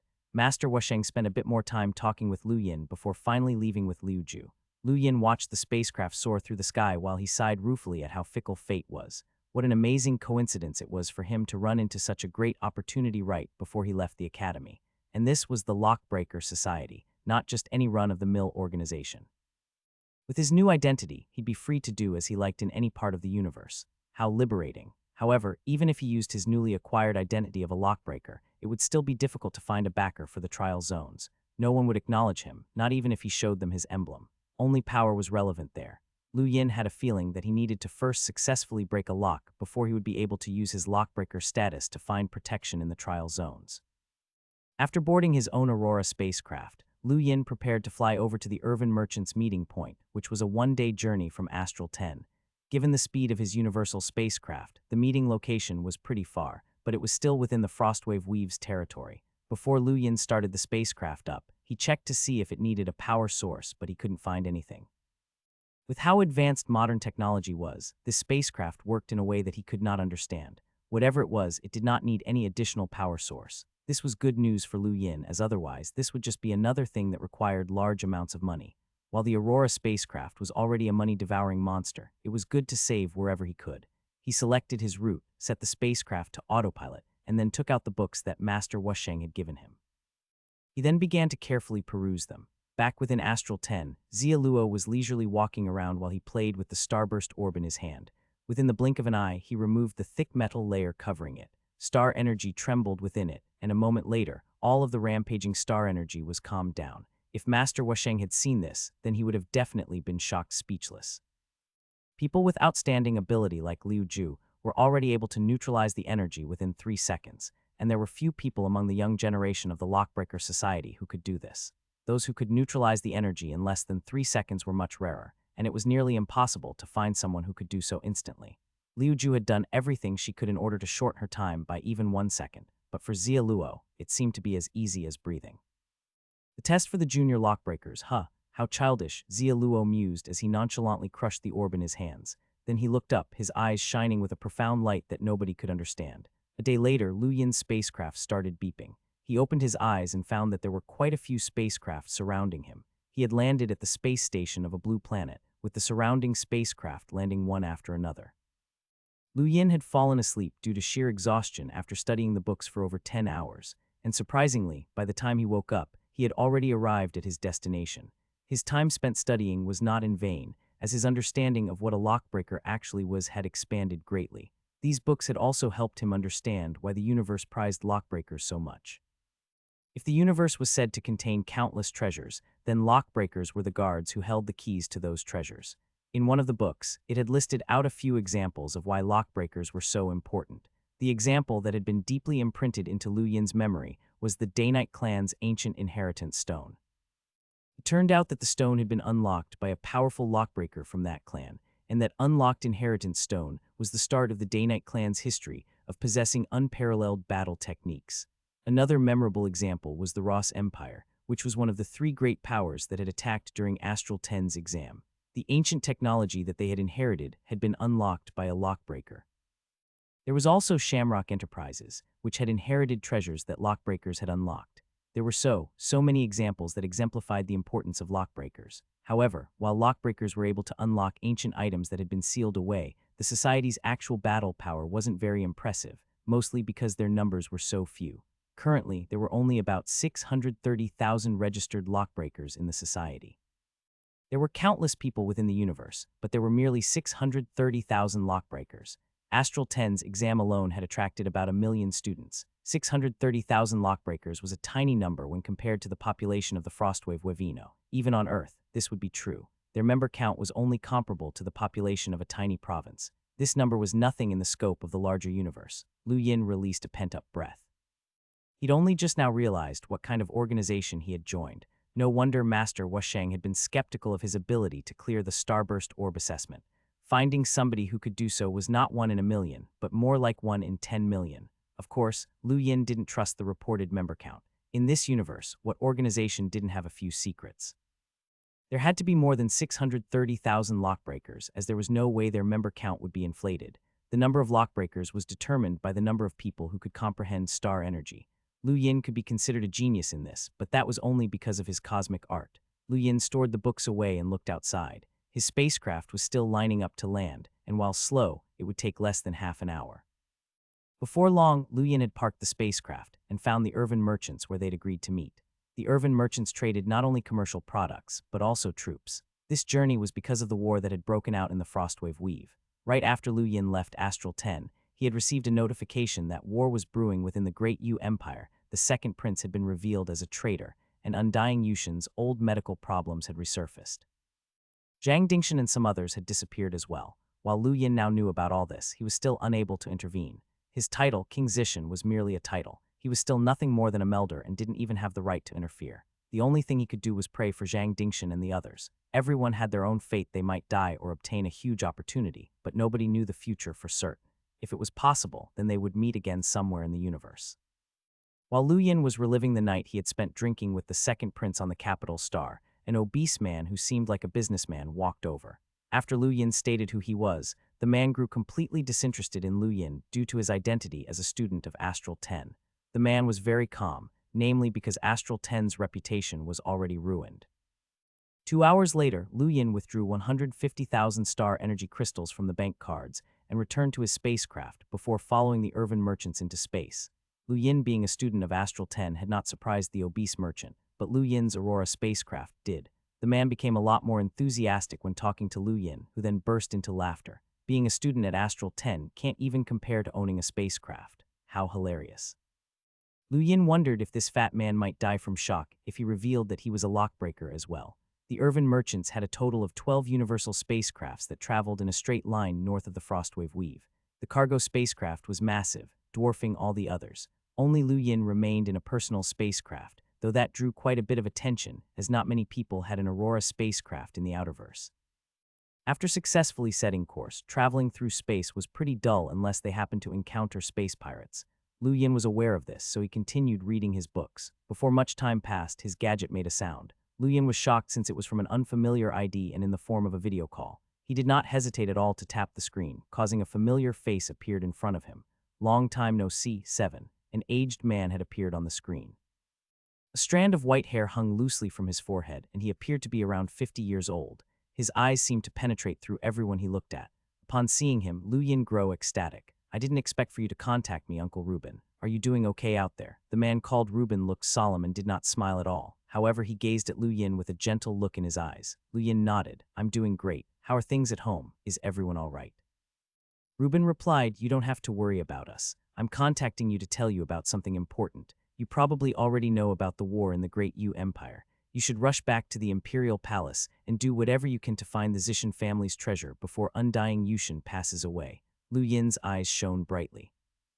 As expected, there was a secret within the Great Yu Empire. Otherwise, his family wouldn't have expended so much effort to set him up as the descendant of King Zishan. "What is this treasure?" Reuben went quiet before seriously answering. "The Undying Manual." The Undying Manual. Lu Yin was confused, as he had never heard of it before. Reuben replied, "It's an ancient technique that's been rumored to exist in the Universe Fallen Star waters. It contains the secret to immortality."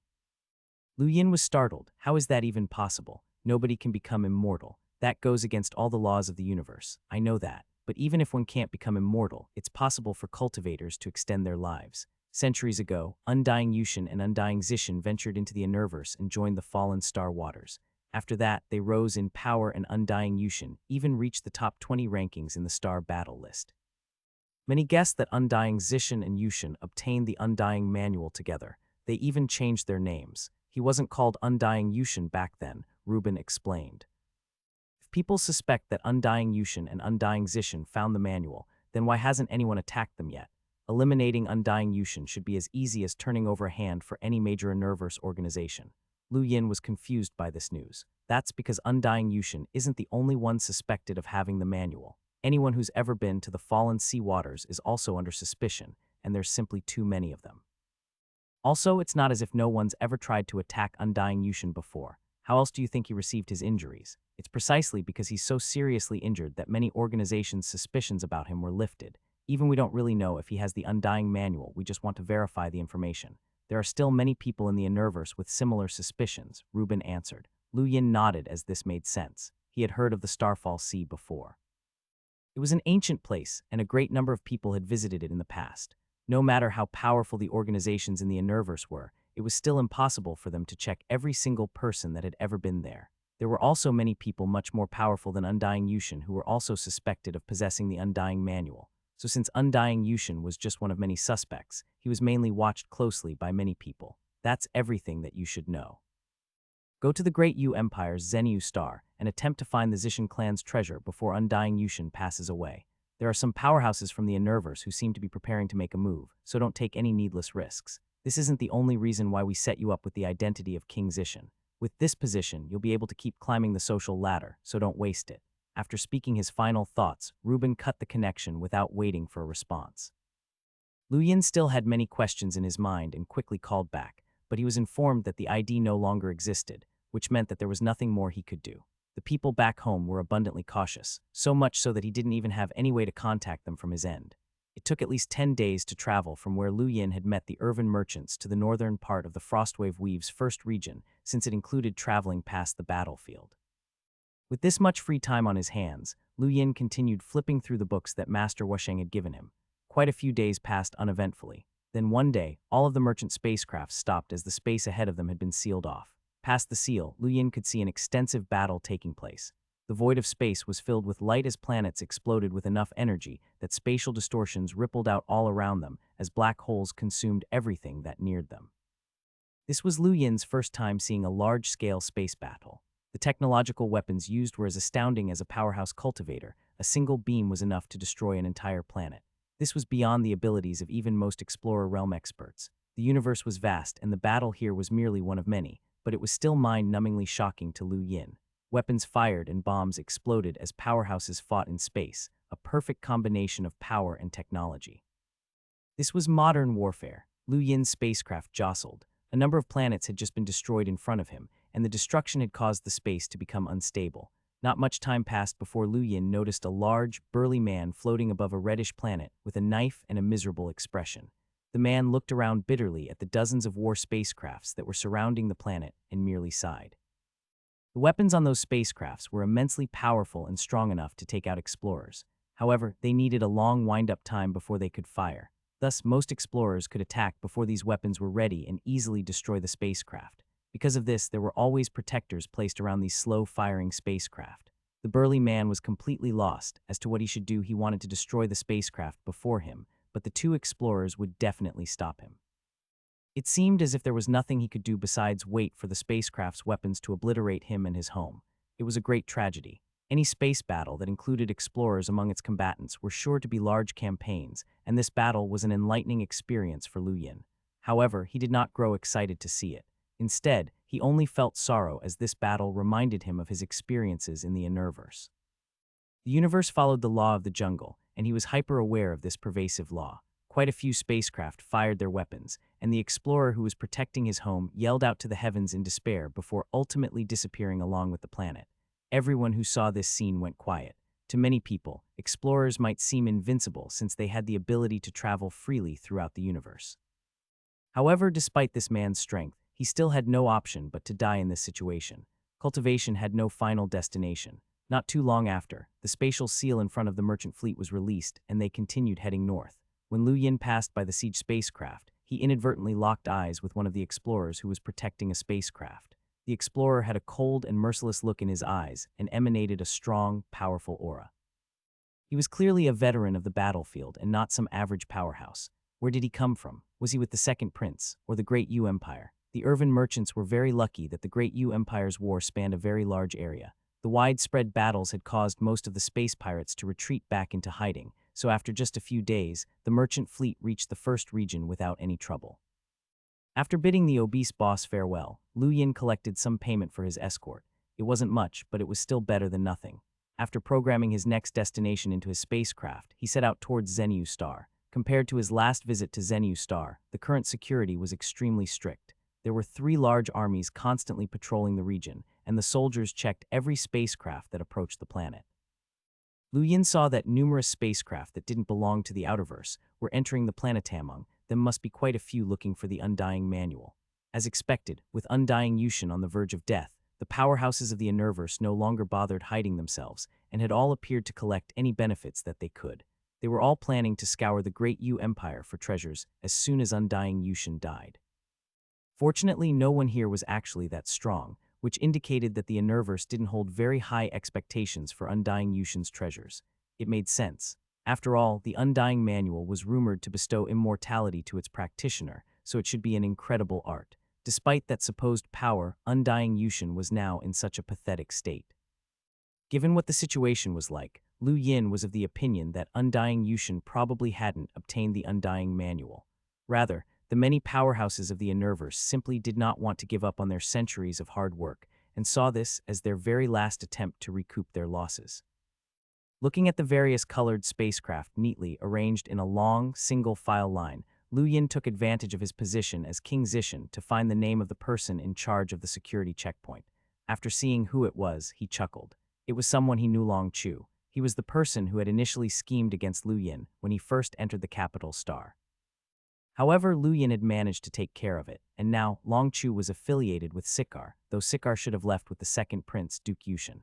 Lu Yin was quite surprised to see that Long Chu was still hanging around. Your lowly servant Long Chu greets your highness, King Zishan. The guards around him bowed as well. Greetings to your highness, King Zishan. Lu Yin casually grunted and looked at Long Chu with a twinkle in his eye. You're still in the 3rd round of the capital. Long Chu had a serious expression on his face. Yes, please enter Zhenyu Star using this alternative route. Lu Yin gave him another glance before following the soldiers to Zhenyu Star. Long Chu watched as Lu Yin left on his spacecraft with a glint in his eyes. The entire mood of the capital star was much different from before. There was a feeling of desolation, and it was rare to see a smile anywhere. Regardless of the era, whenever an imperial family collapsed, there would be great upheaval within the empire. Now that the second prince had betrayed the empire, many predicted that the Great Yu Empire was about to enter a time of calamity. It was clear that war was imminent. Lu Yin used his position as King Zishan to enter the palace. After multiple security checks, he arrived before Undying Yushin, only to see the emperor half immersed in a liquid bath. Lu Yin took a deep breath. Greetings to your majesty. There were numerous doctors rushing around Undying Yushin, as well as multiple powerhouses guarding him in secret, including the captains of the 3rd and 5th Imperial Squadrons. Ju Lang and Huo Qingshan stood nearby and attentively watched every single person that entered. Undying Yushin slowly opened his eyes, and after seeing Lu Yin, he said in a frail voice, "Come closer, Lu Yin." Lu Yin took several steps forward and bowed. Your majesty. Undying Yushin took a few deep breaths and moved his head slightly. Perhaps it was because he was overly exhausted, but he soon shifted back to his original position and smiled wryly. Sorry for looking so terrible, Lu Yin, I'm dying. Lu Yin frowned and said in a low voice, You aren't. You're a powerful hunter and will live for at least 1,000 years. Undying Yushin smiled, shook his head, and sighed again. The Universe is merciless. So what if I was in the top 20 on the star battle list? Those people are all monsters. Are you doing well in Astral 10, Lu Yin? Lu Yin earnestly answered, I'm the leader of Astral 10. Everyone in the room was startled. Being a leader was not a position that just anyone could obtain. Even though Astral 10 had been forced out of the Universe, it was still an academy that would attract many geniuses. Some Universe geniuses should have joined the academy as well, so his becoming the leader even with all of these geniuses around might be a first in the Outerverse. Undying Yushin burst into laughter, but then quickly coughed vigorously, scaring all the doctors as they rushed over to help him. Lu Yin stood there helplessly, as there was nothing he could do. He had been planning to say that he had also become a lockbreaker to raise his status and hopefully make it easier to find the Zishan clan treasure, but with how weak Undying Yushin was, there was no way he could say something that stimulating. What if the man died from the shock? A while later, Undying Yushin recovered and said bitterly, "Congratulations, Lu Yin. Every branch of the Astral Combat Academy has its hidden geniuses, and Astral 10 is no different. Why you've got to treasure this position." The director especially is his cough. He was once in peak powerhouse. Lu Yin nodded. "I understand, Your Majesty." Also, as he spoke, Undying Yushin's look turned even more solemn. "Hurry back to the academy and don't interfere in the matters of the Empire. Remember, don't interfere and leave as soon as you can." After that came another round of violent coughing. Next to Lu Yin, Huo Qingshan spoke up. "You'd best leave, King Zishan. His Majesty needs treatment." Lu Yin bowed to Undying Yushin and slowly retreated. Lu Yin looked back as he began to walk around the palace. The imminent death of the emperor was even more of a tragedy than he had expected. The first prince, Doran Yushin, was waging war against his brother, Duke Yushin, while Wendy Yushin was far away in the Innerverse. The emperor of the Great Yu Emperor didn't even have any of his children or grandchildren around to bid him farewell. Doran Yushin was already a few centuries old and had quite a few children and grandchildren of his own. However, not a single one was allowed to come close to Undying Yushin. Right now, for the emperor, the people he wanted to see the most were his children. Everyone was focused on Undying Yushin's condition, and nobody cared that Lu Yin was wandering through the palace. His actions were all excusable, as long as he did not disturb Undying Yushin. The palace was massive, and Lu Yin did not manage to find anything even after searching for a long time. He had no idea where to even begin looking for the Zishan clan's treasure. Did Duke Yushin know? Was that why he had suggested to Lu Yin that he find it? Lu Yin didn't know, but it wouldn't matter even if he had no way to contact the Duke. Lu Yin also wasn't naive enough to think that no one was watching him. He knew that from the first moment he stepped foot inside the palace, his gadget had been put under surveillance. It gradually grew dark, and Lu Yin could no longer wander around in the palace as he pleased, so he headed outside. There were countless officials waiting to be summoned by Undying Yushin in front of the great entrance. Lu Yin saw two from whom he had sought bribes from in the past. Lu Yin even considered them acquaintances to some extent. All of the officials saw Lu Yin leaving the palace, and he noted that everyone's expression changed when they saw him. His two acquaintances had a particularly glum look on their faces. Lu Yin left after he greeted the officials. It was apparent that none of them had any energy to entertain him at this moment. However, just as he was about to leave, a flying vehicle suddenly changed directions and careened towards Lu Yin with no intentions of avoiding him. Lu Yin found this strange, but he easily dodged the ship before turning around to look at who had tried to run him over.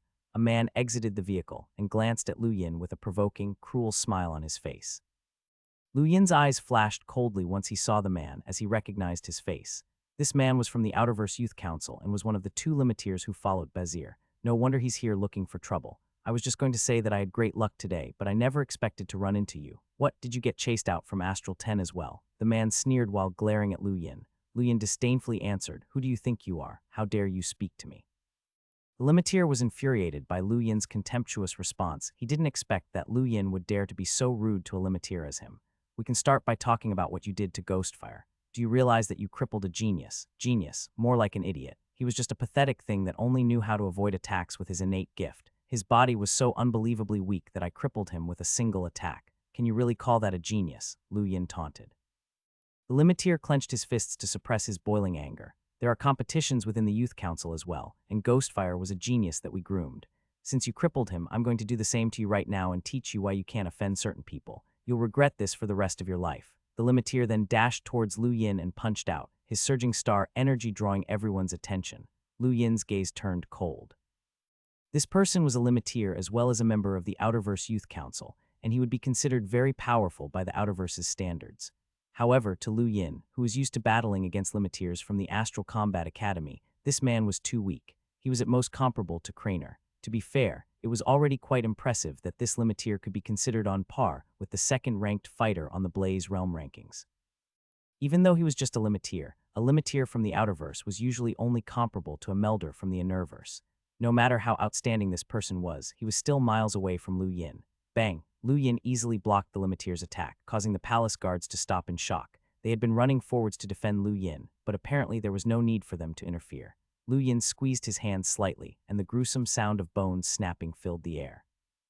The limiteer cried out in pain as Lu Yin squeezed down harder, crushing the man's fist. He then twisted his hand downwards to force the man to kneel on the ground. The limiteer looked up angrily. "How dare you? Release me, I'm from the Youth Council." Lu Yin coldly replied, "I'm teaching you who you cannot afford to offend." He then used 3 stacks to completely smash the man into the ground, creating a small pit in the earth. Everyone who saw this scene was dumbfounded. How could a Limiteer powerhouse from the Outerverse Youth Council possibly be completely defeated by Lu Yin? How long has it been since he joined Astral 10? Could the Astral Combat Academy really have caused his power to make such an amazing leap? Lu Yin looked down at the Limiteer in the pit and apathetically said, "Go and tell Bazir to remember what he said in the past. I will join the Outerverse Youth Council." He then left without waiting for a response while the Limiteer gritted his teeth. He was enraged but also stunned. This person had improved greatly after such a short trip away from the great Yu Empire. He had only ever been dealt a crushing defeat this badly from an explorer, but Lu Yin had handed him one as just a melder. How was he so strong? A few of the nearby officials looked at each other in surprise. King Zishan had changed drastically. If in the past he had just been an average person who was trying to reap some benefits from his new position, he was now a young talent who had just unveiled his true power. While he was still too weak to have any real impact in the Empire, he had displayed his potential, and no one would ever underestimate him again. No wonder millions of youngsters had taken the entrance exam when Astral 10 had arrived at the Frostwave Weave, an elite academy could truly transform a person. The King Zishan Palace looked exactly the same as before. Lu Yin searched through the entire mansion, but he still wasn't able to find any clues as to where the Zishan clan's treasure could be. He sighed reluctantly. It wasn't his fault if he couldn't find it. He looked up at the 3 rings in the sky and his eyes flashed. Is it time to learn the complete Sky Beast Claw? While it might not be necessarily useful anymore, I still have the desire to learn it in its entirety, and to challenge the 5 Hall Masters. It's time to test their strength. Although the upheaval in the Great Yu Empire had caused some elites to leave Yu Academy, most of them had remained behind.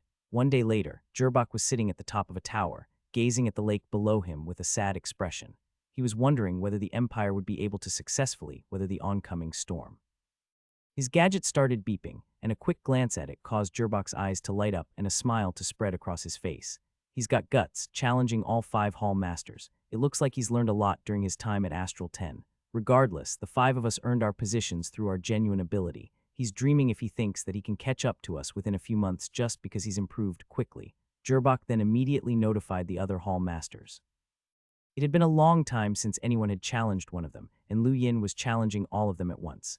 Actually, Schutz is also in Astral 10, so the 2 of them have probably battled before. Since he's challenging us now, then could he really be that confident in himself? No, we can't let him do this. At most, we can let him replace Schutz, but we can't let him defeat us all, Jurbok thought to himself, growing excited. Huozhang, Logan, and Tianming soon received the news, and all of them headed to the Formcast pool. Lu Yin had been waiting there for some time when Tianming arrived. He was the first of the Hall Masters to reach the pool. King Zishan, congratulations on joining Astral 10, Tianming warmly greeted. Lu Yin smiled as he responded, Hall Master Tianming, you're too polite. I'm here to repay you for teaching me the 3 stacks technique in the past. Tianming was puzzled. Repay me? Lu Yin nodded. We'll talk about this later. Someone's coming. Tianming was surprised. Someone's coming. He hadn't sensed anyone approaching them. Logan arrived soon after their brief exchange, and Tianming looked at Lu Yin more seriously. This person had changed greatly and was quite terrifying now. Lu Yin had always been curious about Logan. He had immediately approved of Lu Yin's request to learn the initial 20 forms of the Skybeast Claw technique and had always been very friendly towards him. He was also the person who had learnt the most styles of the Skybeast Claw technique in Yu Academy, having mastered a total of 49 forms. Hu Zhang arrived at the same time. While the Hu family technically wasn't on the friendliest of terms with Lu Yin had realized that, regardless of whether it was Hu Qingshan or Hu Zhang, they had always treated him quite well. As soon as Hu Zhang walked up to them, he said, King Zishan, Zhang Dingshan has gone missing. Lu Yin sighed. Leave him be, one's fate is determined by the heavens. Hu Zhang nodded in response and silently stood to the side. Logan kept stealing surreptitious glances of Lu Yin. His gaze was complicated and contained tinges of curiosity, confusion, suspicion, and even hope. Jurbok soon arrived and heartily laughed when he saw Lu Yin. You've become arrogant after spending some time at Astral 10, and now you're even trying to challenge us. Hasn't Schutz told you how powerful we are? Lu Yin smiled mysteriously. I can at least try. Besides, I'm bored. Jurbok grinned. Fine, you can try. All right, let's cut the nonsense. Do you want to fight us individually or all together? Lu Yin beamed as he responded, I'm fine either way. Jurbok had only asked the last part jokingly since it was impossible for anyone to fight against all of the Hall Masters simultaneously, and yet Lu Yin had readily agreed. This actually infuriated Jurbok. He was a Hall Master of Yu Academy and one of the strongest powerhouses of the great Yu Empire's younger generation. Despite his accolades, someone was actually looking down on him. He immediately took out a fruit that was covered with lightning and prepared his battle technique, Lightning Arrow. Lu Yin's eyes gleamed and he raised his hand as well, mirroring Jurbok's actions. Lightning Arrow. Crackle. lightning roared and shot into the distance. Tianming and the rest were stunned by the scene, and Gerbok's eyes almost fell out of his head. Lu Yin had truly used his lightning arrow. Although it hadn't been real lightning, it had been far more powerful since he hadn't relied on a lightning fruit to unleash the technique. How is that possible? Do you have an innate lightning gift? Gerbok exclaimed as the others stared intently at Lu Yin. The experts guarding the formcast pool were also staring at Lu Yin, even the explorer among them. Lu Yin casually answered, "Star energy isn't as simple as you believe it to be, and one's control over star energy is of the utmost importance. It's rare to see any student of the Astral Combat Academy rely on external items to battle. Anything can be simulated with star energy, and although it isn't actually real, it will be far more powerful than the actual thing." Gerbok and the others were stunned by this revelation, as Lu Yin's explanation had enlightened them. Could they use star energy like that as well? The Outerverse also knew about the different levels of control over star energy, but it wasn't common knowledge. Lu Yin had only learned about the different levels after joining Astral 10, and that was only because of the reward that the Rainmaster had given him. It was entirely possible that Shut still didn't know about it yet. Although this wasn't a great secret, nobody would be willing to reveal it, as no one wanted to be surpassed by their peers. However, Lu Yin didn't want Gerbok and the others to train blindly since they all had high potential. However, even with this knowledge, it was difficult to improve one's control over star energy. Astral 10 had the Rain Observatory, and the other academies probably had similar training places. This was probably one of the reasons why Gerbok and the rest didn't know about this. The Great Yu Empire probably didn't have any place like the Rain Observatory. Hence, it would be useless for them to know this even if Undying Yushin had taught them this. "I have lost," Gerbok said quietly. He was disappointed. He didn't expect that the gap between them would grow so large after just a few months. Tianming, Logan, and Hu Zhang didn't object either. Lu Yin had used star energy to mimic lightning energy and defeated Gerbok. Just this single exchange proved that he now far surpassed them. There was no point in competing any further. "King Zishan, you can learn the complete Skybeast Claw technique. No one will stop you. Here's the location," Tianming said as he passed the coordinates to Lu Yin. Lu Yin had wanted to learn the complete Skybeast Claw technique when he had still been on Earth, but he hadn't been able to do it after arriving at the Great Yu Empire despite his title as King Zishan. This was because the 5 Hall Masters had been all too powerful, and he hadn't been able to defeat them when he had first arrived. But after spending a short amount of time at Astral 10, things had changed drastically. This just proved that sometimes one's environment was more important than their talent. Lu Yin couldn't console the disappointed Gerbok, and unless he could somehow take them back to Astral 10, there was no way for him to change their training environment. Gerbok, Logan, and Hu Zhang soon left, leaving only Tianming behind. "Hall Master Tianming, let's spar," Lu Yin said. Tianming didn't ask why and just nodded. He was a laid-back individual and hadn't gotten angry at all back when Lu Yin had learned the 3 stacks technique from observing him. While he considered Lu Yin's request to be odd, he was fine with it. He lifted his palm and smashed it down towards Lu Yin. Lu Yin lifted a hand and met Tianming's palm with his own. There were 3 soft bangs from the 3 stacks, but Tianming retreated in wide-eyed shock in the next moment, as a 4th stack had appeared. But before he could respond, a 5th stack also appeared, shattering the ground beneath him. "This is 5 stacks." Tianming was shocked, and he stared at Lu Yin in disbelief. Tianming was still at an absolute loss for what had just happened. "How did you learn the 5 stacks technique?" The Ninefold Sect's 9 stacks technique is one of the absolute secrets of the Grand Top Weave. "Did you meet one of their disciples?" Lu Yin smiled as he shook his head. "I learned this from one of Astral 10's mentors, Hall Master Tianming. Reaching 5 stacks is not actually that hard. Come and get a feeling for it. After you learn it, I'll go to learn the Skybeast Claw technique." Tianming suppressed his shock and excitement as he quickly nodded. He then raised his hand again with a solemn expression. This was the 5 stacks technique, and as a disciple that was chased out of the 9 stacks family, it held a great attraction to him. Even if he had to owe Lu Yin a great favor, he was still more than willing as long as he could learn this technique. It wasn't that Lu Yin was unwilling to teach him the 9 stacks technique, but rather that it would take too much time, and he did not have the luxury of slowly teaching it to Tianming. It took Tianming 2 entire days to learn the 5 stacks technique, and that was still only enough for him to find the general direction for future practice. It would still take him a few months to fully be able to use the 5 stacks technique. After all, he was not like Lu Yin, who had a cosmic art that greatly reduced the time it took him to learn a new battle technique. It was precisely at times like this that Lu Yin acutely appreciated the value of his cosmic art. In this specific instance, he was eager to see when he would be able to manifest the 9th star and form a star field. It would definitely bring about a noticeable transformation to his techniques. The entirety of the Skybeast Claw was recorded on a stone wall. The 20 forms that each hall master held were nothing more than a copy of a section of the wall. Once Lu Yin saw the original record, he was overwhelmed by a feeling of transcending through the ages as the image of a beast's giant claw of tearing through the heavens flashed through his mind. At that instant, Lu Yin could even make out the scales of the claw, even though it was no more than a glimpse. The skybeast claw stone wall was brought out of the Universe by His Majesty. The Great Yu Empire had no skybeast claw or flash technique until His Majesty brought them back from the Universe. From then on, we have used these two battle techniques to dominate the Frostwave Weave, Tianming explained before letting Lu Yin ponder the wall alone. Lu Yin was already thoroughly immersed in the skybeast claw stone wall. The technique appeared to only be a normal claw tearing through the heavens, but he could see boundless changes within the technique. It was very similar to how an absolute powerhouse in their natural state was capable of facing any battle techniques, where even just one move could neutralize every technique under the skies. That was the sensation that the skybeast claw technique gave off, and it made Lu Yin feel that it could face up against any other battle technique without losing. Lu Yin stared at the skybeast claw stone wall and unconsciously raised his hand in an attempt to imitate the carvings. As he did so, a beastly howl could be vaguely heard resounding through the walls. In the history of Yu Academy, the ones who had comprehended the skybeast claw technique the furthest were 3 deceased former hall masters. One had been an explorer who had perished in a war against the other weaves. He had comprehended 72 forms and had been considered a genius with an innate gift. He could use one strike to defeat 2 others at his rank, but he had died surrounded by enemies. His death was truly tragic. However, that was only when the history of Yu Academy was considered, and the skybeast claw technique did not belong solely to them. The royal family also had the right to learn this battle technique, and Lu Yin had even seen a shadow of the skybeast claw technique in Duke Yushin's drinking posture. The Duke had already assimilated the technique into his every movement, and since he had lived for hundreds of years, it also meant that his understanding of it was profound. Also, Doran Yushin must have learned it in the past as well. Before this, Lu Yin had only learned the first 20 forms. As he faced the ancient stone wall, he practiced by repeating the same action for 5 consecutive days.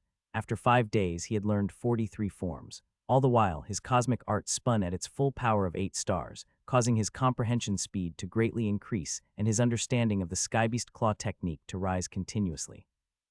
After another 5 days, Lu Yin had learned 90 forms, and when his hand formed a claw, it caused the very air to distort. He had a feeling that, once he learned all 108 forms, he would be capable of tearing the void itself apart. When a melder was capable of tearing space, it was a sign that they were an incredible genius with innate gifts. The 5 hall masters of Yu Academy had practiced the skybeast claw technique for many years, but none of them had even learned 50 forms. This was because they were too weak, and also why Wendy Yushin could not be bothered with them. Lu Yin's comprehension speed was an innate gift that had shocked all of Astral 10. There was a vast difference between the hall masters and him. The 90th form seemed to be a threshold, and it became more and more difficult to comprehend the battle technique after that. Over the next 3 days, Lu Yin only learned 6 more forms, and he was unable to continue after that regardless of how much time he poured into studying the stone wall. Even with his cosmic art, he could only comprehend the first 96 forms. Lu Yin breathed out he was done learning this battle technique for now. 96 forms wasn't bad, so he could let the last 12 forms go for now. He wouldn't try to force his comprehension since his impression of the skybeast claw technique was sufficiently deep already. He would wait for his cosmic art to further develop, and he might even be able to derive the remaining forms from what he had already learned. He had spent 13 days to learn 96 forms of the skybeast claw technique. This was shocking enough to even draw the attention of Undying Yushin. Lu Yin raised his hand and tested the claw technique, nearly causing the void to collapse. This power could rival the 9 stacks shockwave palms. Once he integrated it with his battle chi, Lu Yin felt that it would truly tear through the void. He left the stone wall and returned to the King Zishan Palace. It had been nearly half a month since he had left the capital star, and when he returned, he noticed that there were many more powerhouses gathered around the imperial palace. Lu Yin was able to notice them even though they were purposefully restraining their auras. He was immediately reminded of the spacecraft docked at the space station that did not come from the outerverse. Were they here for the Undying Manual? The Universe must be getting ready to act against the capital star. At this time, his gadget beeped quietly and Uncle Ruben appeared. Little 7, leave Zenyu Star immediately. Undying Yushin has reached his limits. Once he dies, no one will be able to restrain those from the Universe, and the Zenyu Star will fall into chaos. It should just be some captains from the Imperial 13 squadrons. They won't pose a problem to me, replied Lu Yin. Uncle Ruben sternly said, those outerverse cruisers can't even be compared to the Innerverse powerhouses. Besides the exceptions of Huo Kingshan and the Blind Monk, the rest are nearly useless. The blind monk was also taken to the front line by Doran Yushin. Zenyu Star will not be able to defend itself. You should leave immediately, Lu Yin sighed. Truthfully speaking, Undying Yushin had treated him rather well, and Zenyu Star had also been a peaceful time in his life. Who would have thought that it was about to become a bloody battlefield? Wendy Yushin is on her way back to Zenyu Star. When she gets back, she will be able to regain control of the situation. Nothing will happen to the Great Yu Empire. It was as if Uncle Ruben could read Lu Yin's thoughts. Lu Yin's heart trembled. The name Wendy Yushin had not originally meant anything to him, and he had only regarded her as a legend. Yet ever since she had publicly rejected him for her hand in marriage, her name seemed to have become tightly intertwined with him. Wendy Yushin did not seem to care about him, but he would never forget her. Even Uncle Ruben assumed that she would be able to suppress all the troublemakers who had come to the Great Yu Empire. I understand. I will bid farewell to Undying Yushin before I leave. Uncle Ruben nodded and then disconnected the transmission. Lu Yin stepped through the grand astral gate. He could feel many eyes boring holes through his back. There was a tea house that had sprung up not far from the palace, and it was currently filled with powerhouses. These powerhouses from the Universe were becoming unbridled. Once Undying Yushin perished, they would charge into the palace without care. Lu Yin knew that he should leave quickly. After a long wait, Undying Yushin finally awakened and summoned Lu Yin in. Your Majesty, Lu Yin greeted politely. Undying Yushin looked feebly at Lu Yin. Come closer. Lu Yin walked towards the emperor. Closer. Lu Yin was puzzled by the request, but he nonetheless stepped forward until he was right by Undying Yushin's side. Undying Yushin looked at Lu Yin with murky and tired eyes. Little Yin, don't search for the Zishan clan hidden treasure. Return to Astral 10. Lu Yin was shocked as he looked at Undying Yushin. Only now did he realize just how perceptive this Ironblood emperor, who had ruled the empire for 800 years, was even at death's door. Perhaps Lu Yin's last visit to the palace had made his goal too apparent when he had wandered around the palace for a prolonged period of time. Your Majesty, Lu Yin wanted to say something, but he was stopped by Undying Yushin. The treasure belongs to the Zishan clan, and this Majesty should not stop you. But there's no more time, so don't think about it anymore. This Majesty will see to it that you get appropriate compensation. Leave the capital star immediately, further the better. Before you can properly protect yourself, don't stray too far from Astral 10. Rest assured, even if a war breaks out in the Empire, it will not spread to Earth. This Majesty has already sent people to protect it. Lu Yin felt a pang of sorrow stab through his heart. He could feel Undying Yushin's concern, and the dying man was truly doing his best to guide Lu Yin as an elder. Your Majesty, please take care. This was his last farewell. Undying Yushin nodded. Go, the further the better. Lu Yin retreated a few steps, bowed, and then turned to leave. Undying Yushin sighed. So what if he had traveled through the universe? On his deathbed, he was surrounded by insignificant enemies. His descendants were being monitored, and his son had turned traitor. He asked himself what wrongs he had done to deserve this ending. Why did it have to end up like this? It's such a pity that the effect of this purple star ointment is insufficient. Otherwise, it could have prolonged His Majesty's life a while longer. Lu Yin had just stepped out of the Emperor's chambers when he coincidentally overheard this. His eyes gleamed as he paused in his steps. Undying Yushin's attending physician had just uttered those words. When His Majesty first returned from the Universe with heavy injuries, it was only with the purple star's medicinal effects that he was able to survive for so long. But now that the plant has been mostly exhausted, there's no choice left. It's a panacea from the Universe's fallen star ocean. Even the fifth princess would not have an easy task gathering it, as it can only be found by luck, another doctor griped. If we could just double the effectiveness, then His Majesty could be saved. But what a pity. The second prince is too vicious and preemptively arranged for the purple star to be wasted bit by bit 100 years ago. Otherwise, it would not have ended up like this, another doctor bemoaned. Lu Yin's eyes flickered as he stood at the doorway. It was possible for him to raise the effectiveness of this purple star if he managed to roll enhance. His die should be able to upgrade the purple star by a grade no. However, Lu Yin hesitated. If he did this, then it would expose his innate gift. But if he didn't, he remembered Undying Yushin's affectionate gaze that should have been directed only at family members. Lu Yin's heart jolted and his gaze steadied. Sometimes, human emotions could surpass all else. Lu Yin knew that he was no selfless saint, and that he would also take advantage of anything to get ahead, even engaging in dark schemes if necessary. He had thought that he would never sacrifice himself to save another. Those who did so were idiots. But when it came to those who were close to him, he couldn't turn a blind eye, could he? Otherwise, how would he be any different from a beast? Undying Yushin had shown great kindness to Lu Yin ever since he arrived at the Great Yu Empire, and now Lu Yin wished to preserve this person's life, even if it required paying a price. Lu Yin returned to Undying Yushin's side. Your Majesty, could you hand the purple star to me and allow me to study it? The surrounding people looked at Lu Yin. This was Undying Yushin's lifeline, and this request was akin to cutting it short. Hu Qingshan and Zhu Lang's gazes turned cold. Undying Yushin lethargically opened his eyes, of course. Your Majesty, no. The purple star is the key to your survival. One doctor cried out. Undying Yushin feebly responded, for how long? The doctor hung his head. It was not a question of how long, as it was simply unable to prolong the emperor's life any further. Undying Yushin was practically already at death's door. Give it to little Yin. Undying Yushin was finished speaking on this matter. Zhu Lang stood up and glared at Lu Yin. His eyes were cold as he did not know what King Zishan intended to do, but to request the purple star at this sort of time was no simple request. Lu Yin never thought that Undying Yushin would not hesitate to hand over his lifeline, the purple star, to him. He took a deep breath and hoped his luck wasn't too bad. He had to roll 3 pips, enhance. He had to. The purple star was a spherical purple plant with an appearance as resplendent as the stars. Unfortunately, it was slightly shriveled from being improperly stored, which had caused the plant to lose some of its medicinal effectiveness. Lu Yin could not help but marvel at the depths of Duke Yushin's calculations. He had been preparing for this day for 100 years, and his betrayal had been impeccably timed as well. How vicious. Lu Yin didn't know how many star energy crystals he would need to upgrade the purple star. All he had on him was 160,000 crystals, so he hoped that that would be enough. Otherwise, he would have to go back to Undying Yushin and ask for more. He took the purple star and reserved the private lounge next door, but Zhu Lang followed behind Lu Yin, staring at him the entire way. Lu Yin grimaced as he explained, Captain Zhu Lang, since the purple star's efficacy has diminished for His Majesty, I'm going to do my best to restore its effectiveness.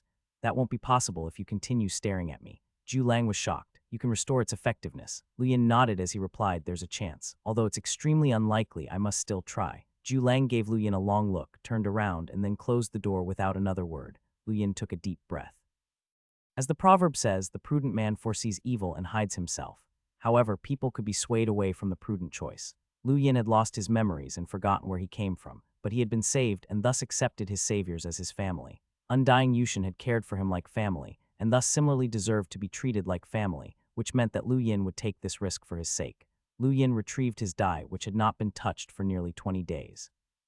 It had almost completely recovered to its peak luminescent state, and Lu Yin was pleased to discover that he could roll it 4 consecutive times today. He tapped the die lightly and it began to spin. It finally stopped at 4 pips, time stop. Time stop was a common roll. Lu Yin entered the time stop space and relaxed for 3 days while he continued trying to simulate the 9th star of his cosmic art. When the 3 days were up, Lu Yin left the gray space. The 9th star was still nowhere to be seen, but he felt like he was pulling closer and closer to the sensation that he had felt when the crazy director had shown him the 9th star. He was in no hurry and could always try again. The second roll was 2 pips. 5 minutes later, the black hole disassembly vanished. Lu Yin rolled the die for a 3rd time, hoping for success. It was a pity that fate seemed to be against him as he rolled 5 pips, gift copy. Lu Yin didn't move. While there were certainly experts outside like Huo Qingshan and Zhu Lang who possessed innate gifts, he had no way of touching them and time gift copy was thus wasted. He breathed in deeply. He was already at the 4th roll, and after the 5th, he would no longer be able to handle the die's mental strain any longer, and he would be forced to fall asleep. After that, it would take at least 10 days before he could recover enough to roll the die again. This 4th roll was vitally important. He watched the die grind to a halt and land 5 pips, another wasted roll. Lu Yin clenched his fists and his gaze hardened. Enhance and possession were the rarest rolls from the 6 possible results. Again, he tapped the die and his eyes never left it. Then the scene changed before his eyes as he reappeared in the gray room. Time stop again. He had failed to roll enhance. He immediately began to grow dizzy and was seconds away from fainting. Right before he lost consciousness, he threw 500 more star crystals towards the time to ensure that he would still be within the time stop space when he woke up. Then he collapsed. The excessive mental strain brought unconsciousness crashing down upon him, and Lu Yin again saw the jade finger penetrating through the heavens to crush him. Just as before, he exploded in anger. Outrageous. Audacious. He awoke with a loud howl and his entire back drenched in sweat. It had taken him 2 days to recover from his comatose state. He looked around and saw that he still had 10 days of time left on the counter. Lu Yin rested for a while, and then reached out his arm and brought out the lifeless die. He could use his innate gift even while in the time-stop space, but its energy consumption was multiple times higher than what it would be in the real world. In other words, he could shake the die 4 times just like outside the time-stop space, but he had to rest for 10 days after every die roll. Otherwise, he would suffer even more drastic consequences than if he had rolled it 5 times in the outside world. Fortunately, he was in the time-stop space, which allowed him to be more extravagant. It all depended on whether or not he had enough star crystals. Hopefully, they would be enough. Lu Yin lavishly spent nearly 6,000 star crystals at once to increase the duration of time stop by 30 days.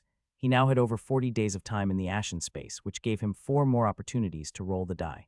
He refused to believe that he could not roll enhance within these 4 rolls. 10 days quickly passed, and then Lu Yin took out the die and tapped it. 1 dot, pilfer. Useless. He was alone in the time stop space, so he couldn't retrieve anything. Pilfer was completely useless. His solitude also made gift copy and possession worthless. The only rolls that would mean anything were a 2 or 3. He still had more than 30 days to spend in this space. When he looked around at the dull surroundings, he really wanted to change it, but that would cost him a few crystals. Forget it. Who knows how many crystals it'll take to enhance the purple star, so I'll just leave it alone for now. He tried to simulate the 9th star while waiting for 10 more days to pass. The die recovered. He tapped it. Pilfer again useless. Lu Yin was left speechless by the outcome. It was truly difficult trying to roll enhance. Another 10 days later and Lu Yin tapped once again. While he didn't hold much hope when he tapped the die, he became so emotional when 3 pips revealed themselves that he nearly kissed it. Finally, he had rolled enhance.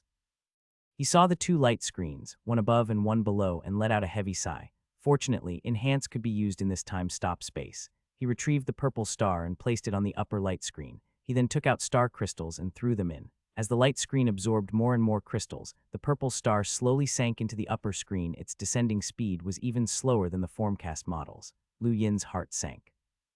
From what he could tell, the Formcast model would require almost 300,000 crystals to completely upgrade, and this small purple star would require even more than that. The purple star had come from the universe's fallen star ocean and could be used to preserve lives. It was absolutely worth an exorbitant sum, but Lu Yin did not nearly have that many crystals. Thus, he could only try to upgrade it as much as possible with the crystals he had left. Lu Yin took a deep breath before he threw his remaining 150,000 crystals in and watched them be slowly absorbed by the screen. The purple star slowly descended, and the shriveled surface seemed to regain some of its luster. Lu Yin's eyes shone. The doctor had said that the medicine just needed to have double its effectiveness to save undying Yushin's life. If the purple star was upgraded, then its effectiveness would undoubtedly be more than doubled. That also meant that it did not have to be perfectly enhanced. After the 150,000 crystals were consumed, the purple star had moved in between the 2 light screens. The shriveled portion of the plant's surface had completely recovered, and Lu Yin even saw the luster shifting as the colors were on the verge of changing. Lu Yin grabbed the purple star. Even the colors changed. This should be of some use now. He was still nervous, but even if there was no improvement, he had given his all. There were still more than 20 days remaining in the time stop space, and Lu Yin didn't want to waste his time. He used 100 crystals to increase the gravity of the space to 100 times and then checked his cosmic ring. He still had around 3,000 crystals left. This could be considered a large sum in the Great Yu Empire, but it was way too little for his current needs. Luckily, his Mavis Bank card held another 100,000, so he still had some emergency funds.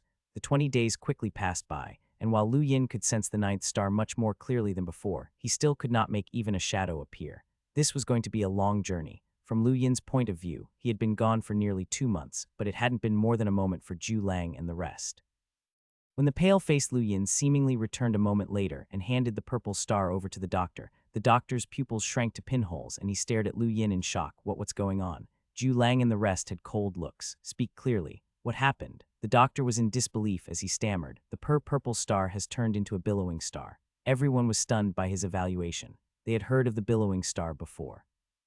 When undying Yushin had been severely injured all those years ago, everyone by his side had been his most trusted subordinates. They had heard countless doctors sigh wistfully about the billowing star that could completely heal undying Yushin's injuries. Hugh Kingshan had made multiple visits to the fallen star ocean and had nearly lost his life searching for it, but he had been unable to find any billowing star or even purple stars. 5th Princess Wendy Yushin had done the same, but both the purple star and billowing star were objects that could only be found by chance.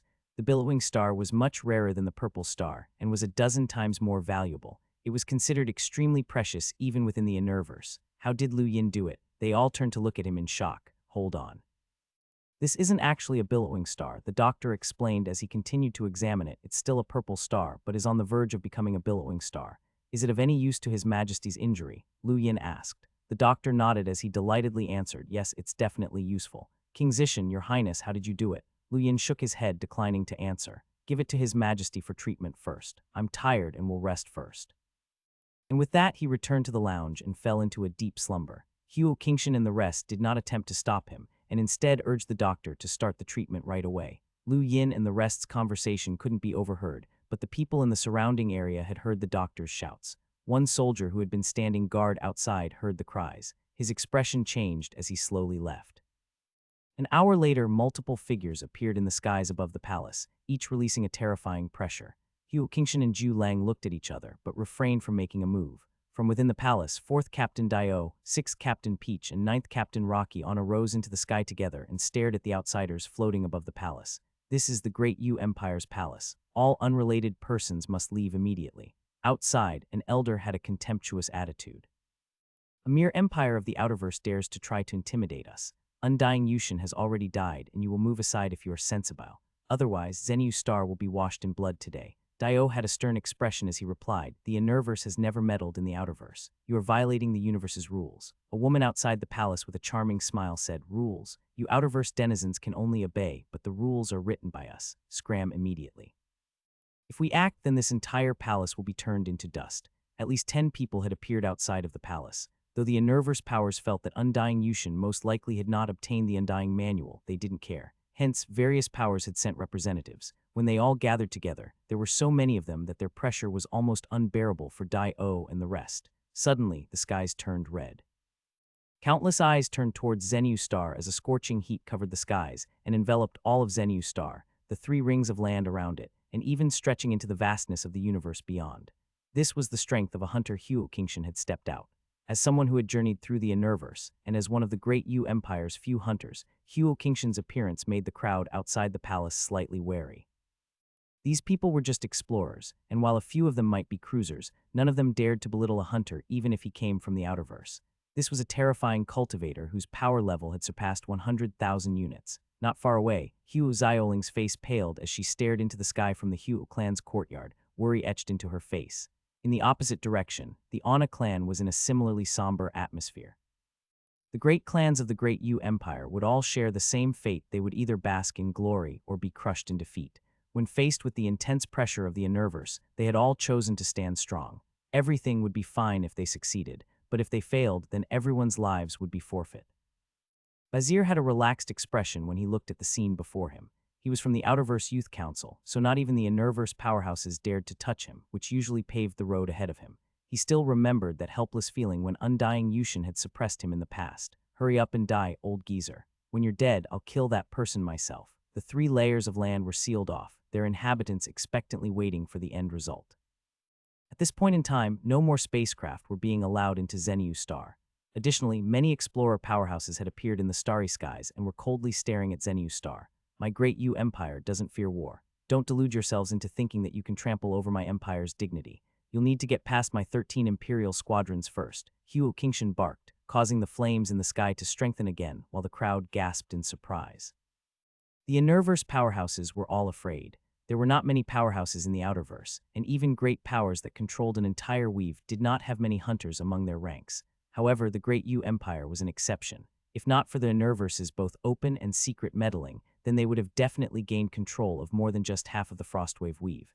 With its strength, it could even swallow the surrounding weaves. In some sense, the Great Yu Empire was like a trapped beast, ferocious and brutal, but surrounded by enemies. Today, the Innerverse powerhouses were going to face this beast. Suddenly, a storm composed of energy whipped up from out of nowhere and wiped out the inferno in the skies.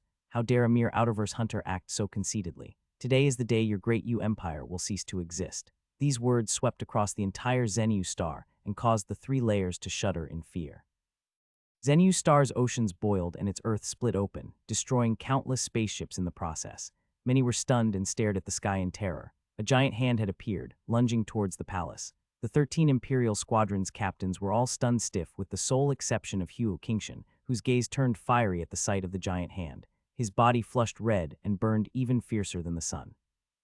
An indescribable power billowed forth from his body, causing even the giant palm in the sky to pause. The cultivator behind the palm felt unexpectedly threatened. Hugh Kingshan was not a simple cultivator. He had also made his way through the Innerverse and had even left his name in the Blaze Realm. It was at this moment that a green wave rippled out from the palace, pulsating like a heartbeat. Then it suddenly exploded, tore through the giant hand, and continued to soar through the sky. In a mere instant, the green wave had dispelled all of the foreign forces that were pressuring and influencing Zenyu Star. The powerhouses from the Universe surrounding the palace turned deathly pale and all coughed up blood. High above, in the void of outer space, an elder's pupils dilated. He was a hunter from the Universe who had intended on suppressing the palace, but that green wave of star energy had appeared before him and then transformed into undying Yushin's palm. The elder was dumbstruck. "You aren't dead? How is your domain so terrifying? Go back and tell your master that I, undying Yushin, don't have what he wants." The green star energy then swept over that elder, breaking all four of his limbs. He hurriedly fled in terror. The green star energy overwhelmed everything and dyed Zenu's star in its own color. Everyone was overpowered by the green star energy. For the people of Zenu's star, this star energy gave them warmth. On the other hand, those from the Universe felt dread as they trembled in terror. Hugh Kingshan was delighted. This is His Majesty's true strength. He has finally recovered. Peach was struck speechless. How terrifying. She could still recall the day that she had been forcefully appointed as the sixth captain. She had also experienced this strength that day, and it was still fresh in her memory. Under the cloak of undying Yushin's strength, the palace's aura deepened, giving off an incomprehensible and terrifying feeling that made one's teeth chatter. Those from the Universe were forced down until they were half kneeling towards the palace. A moment later, undying Yushin's imposing figure floated forth before looking down at them. "This was your last warning. Now scram." They vomited blood again, felt the horrifying pressure on their organs, and then retreated as quickly as they could with their injuries. "Congratulations, Your Majesty, for returning to glory. The Empire is unrivaled. Congratulations, Your Majesty, for returning to glory. The Empire is unrivaled. Congratulations, Your Majesty, for returning to glory. The Empire is unrivaled." Undying Yushin's gaze swept across everyone, and he sighed inwardly. Return to glory. How could it be that simple? He had simply extended his time at death's door, and the more frequently he used his strength, the closer he was to the end of his life. The Empire shall resume its normal activities. Also examine the records of anyone who crossed the borders and capture any suspected spies. Hugh Kingshan, you shall be in charge of this, Undying Yushin ordered. Hugh Kingshan immediately moved to obey. "Yes, Your Majesty." After issuing a few more orders, Undying Yushin landed on the ground and re-entered the palace. In outer space, many of the Universe powerhouses were seething with fury. They had fallen from grace after spending all of these years planning for the downfall of the Great Yu Empire.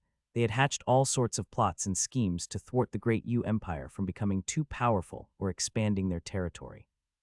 But who could have predicted that Undying Yushin would make fools of them all, causing all of their efforts to go down the drain? What a shame. But that Hunter Elder was even more resentful. All four of his limbs had been cleanly snapped off, and he had been forced to resort to using his star energy to sustain his life while his blood stained the skies red. He would take this revenge one day, but he knew that he was no match for Undying Yushin. His only option was to think of a way to request his master to act on his behalf. Everyone thought this had all been a part of Undying Yushin's plan, but no one knew that, if not for Lu Yin, Undying Yushin would have perished earlier. A nobody had changed their fates. Lu Yin had truly fallen asleep. While this had initially been done as a pretense to disguise his innate gift, he was truly completely exhausted and ended up sleeping soundly for 3 days. The first thing Lu Yin saw when he woke up was Undying Yushin's back. Lu Yin quickly turned from perplexed to sober and rushed to stand up. "Your Majesty, are you all right? Your Majesty, don't say that. If it were not for you, then the Lu Yin of today would not exist," Lu Yin solemnly replied. Undying Yushin smiled and patted Lu Yin's shoulder. "Your ancestor, Undying Zishin, saved me more than once, and now you, a descendant of the Zishin clan, have saved me once again." "I owe the Zishin clan too much." Lu Yin did not reply, as he could see that Undying Yushin was reminiscing about the past. Undying Yushin sighed and looked into the sky. "Little Yin, what do you think of the Great Yu Empire?" Lu Yin thought that this question was very odd and almost felt that it was not his place to speak of such things. Regardless, he still answered, "Very good. The empire is prosperous and the people are peaceful." Undying Yushin laughed. "There's no need for such political niceties." "Tell me the truth." "No idea. I haven't roamed around the empire yet," Lu Yin blurted out. Undying Yushin looked at Lu Yin and seriously said, "If I said that I would hand this empire to you, would you accept it?" Lu Yin was shocked and immediately retreated. "Your Majesty, please don't play a joke on little Yin. I wouldn't dare." Undying Yushin burst into another round of laughter and shook his head. "All right, I won't speak about it. Let's go. I want to show you something." He then walked of the room, leading the way. Lu Yin gave the emperor an odd look as he followed behind. They walked through multiple pavilions and the technological shield that protected the inner area of the palace. Then Undying Yushin led Lu Yin to a corner of the palace where a concealed passage appeared on the ground when he approached it.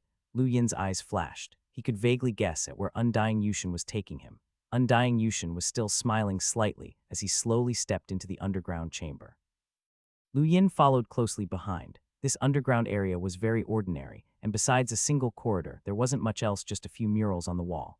Finally, the two stopped before a giant metal door. Undying Yushin looked at it and said, I believe that, earlier, you were searching for this. This is your Zishan clan's hidden treasure. Lu Yin did not attempt to hide the truth. Yes, someone once told me that the Zishan clan's treasure might be hidden within the palace. Undying Yushin turned to Lu Yin. Tell me, why are you looking for it? Lu Yin did not hesitate in his reply. I'm broke. Undying Yushin was astonished. He had thought that Lu Yin would fabricate all sorts of grand reasons for it and had never dreamed that he would respond so simply. Yet this response was also very logical. Treasure was money, and whoever lacked money would look for treasure. Undying Yushin laughed. Are the expenses at Astral 10 too large for you to handle? Lu Yin seriously replied, the expenses are enormous. All the training in Astral 10 requires the consumption of massive amounts of star energy crystals. This was true especially since I've broken through to become a melder. Now a mentor even had to fill me up with star energy. It's like a bottomless pit. I need a vast amount of star crystals, as plainly absorbing the free star energy in the universe just takes too long. Yes, the melder realm is a serious hurdle and requires large expenses. I had nearly forgotten about this. I should have given you more before, Undying Yushin said with a regretful tone. Lu Yin grew excited, but he still didn't know what to expect from Undying Yushin's words. Undying Yushin then turned around and slowly opened the metal door. Lu Yin was full of expectation. What kind of good stuff does the Zishan clan treasury hold? Mountains of star energy crystals. Or perhaps the even more valuable star crystal essence. Lu Yin was curious and impatiently stared at the door, wishing that he could see through it. As the metal door fully swung open, an empty expanse greeted Lu Yin's sight. Lu Yin blinked. Nothing. Where's the treasure? He looked at Undying Yushin with a confused expression. Undying Yushin beamed at him. Are you disappointed? Lu Yin forced a smile onto his face as he replied, Your Majesty, you become much more humorous after your body recovered. Undying Yushin laughed again. Not humorous. This was prepared for those thieves in the night.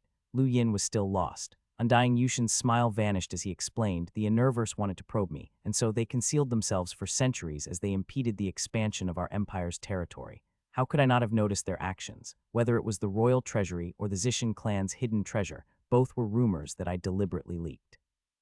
This was so that, when I passed on, those people would be buried with me. Lu Yin was shocked. It's all fake. Undying Yushin's lips rose in a smirk. Of course it's fake. If there really was a treasure here, then did you think that I wouldn't touch it? That I would have kept it hidden away all this while? The Zishan clan isn't the only clan to have legends of a secret treasure. Every great clan of the empire that has ever perished has similar legends of a legacy treasure hidden within the palace. But with the passing of the generations, gradually there was no one left to talk about it. Only those thieves from the Universe would continue to nose around and search for clues. Undying Yushin pointed at the empty room as he stated, Look, if the supposed Zishan clan's hidden treasure contained nothing, then do you think that they would accept it? They have been hiding under cover for centuries and would definitely enter this room to investigate. And this is the graveyard that I've painstakingly prepared for them. Even a hunter would find it hard to survive. The palace contains a total of 5 graveyards like this, Undying Yushin proudly revealed. Lu Yin was shocked. This was his first time experiencing the boldness of an emperor at the end of his days. This was someone who dared to bury all of the Universe schemers in one fell swoop.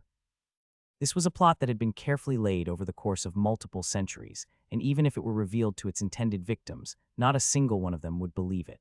They would definitely search through every inch of the palace regardless of the risk. They would not dare destroy the palace, either, because they had no idea exactly how the Undying Manual might be recorded down. What if they accidentally destroyed the manual as a result of their actions? Even though the chances of the Undying Manual being in the palace might not even reach 1, they still did not dare to take this risk. Undying Yushin was taking advantage of their greedy nature to trap everyone and bring them all down with him. What do you think? Undying Yushin asked as he looked at Lu Yin. Lu Yin respectfully answered, You're very courageous, Your Majesty. Do you have any questions? Undying Yushin asked with a faint smile. Lu Yin's eyes shone. Aren't you afraid that those Universe organizations might destroy the great Yu Empire in a fit of rage? Undying Yushin answered with a question of his own. Why do you think that unfilial son of mine, Duke Yushin, did what he did? Lu Yin was initially confused, but then he remembered something. He gazed at Undying Yushin in surprise. Undying Yushin placed his hands behind his back and indifferently said, Everyone in the universe knows that Duke Yushin betrayed the Empire. Even if the Empire is destroyed, he will still survive. He will be the surviving bloodline of my great Yu Empire. Lu Yin's eyes narrowed as he recalled the bitter look in Duke Yushin's eyes that night and how he had reacted when he learned that Doran Yushin was planning on stealing the first prince's place. Everything made sense now. It wasn't that Duke Yushin didn't want to do it, but rather that he had been forced to by this dying emperor. Also that the great Yu Empire's imperial bloodline would be passed on, or perhaps even the prince didn't know that he was being used. This was actually true for both of the princes. Undying Yushin was very vicious. In order to kill the plotting and nervous powerhouses, he did not even mind forcing his own son to go against him. Had he machinated for centuries just to kill these people, was it really worth it? Duke Yushin had tried to destroy Violet Planet 100 years ago so that Undying Yushin would die earlier. However, he never expected that Undying Yushin would have planned for this as well. He just genuinely didn't care about his life and just wanted to take more people down with him. Why are you telling me all this, Your Majesty? Lu Yin was nervous when he realized who he was dealing with. Undying Yushin looked straight at Lu Yin. I'm not joking when I say this. If you want, I can let you inherit the Great Yu Empire.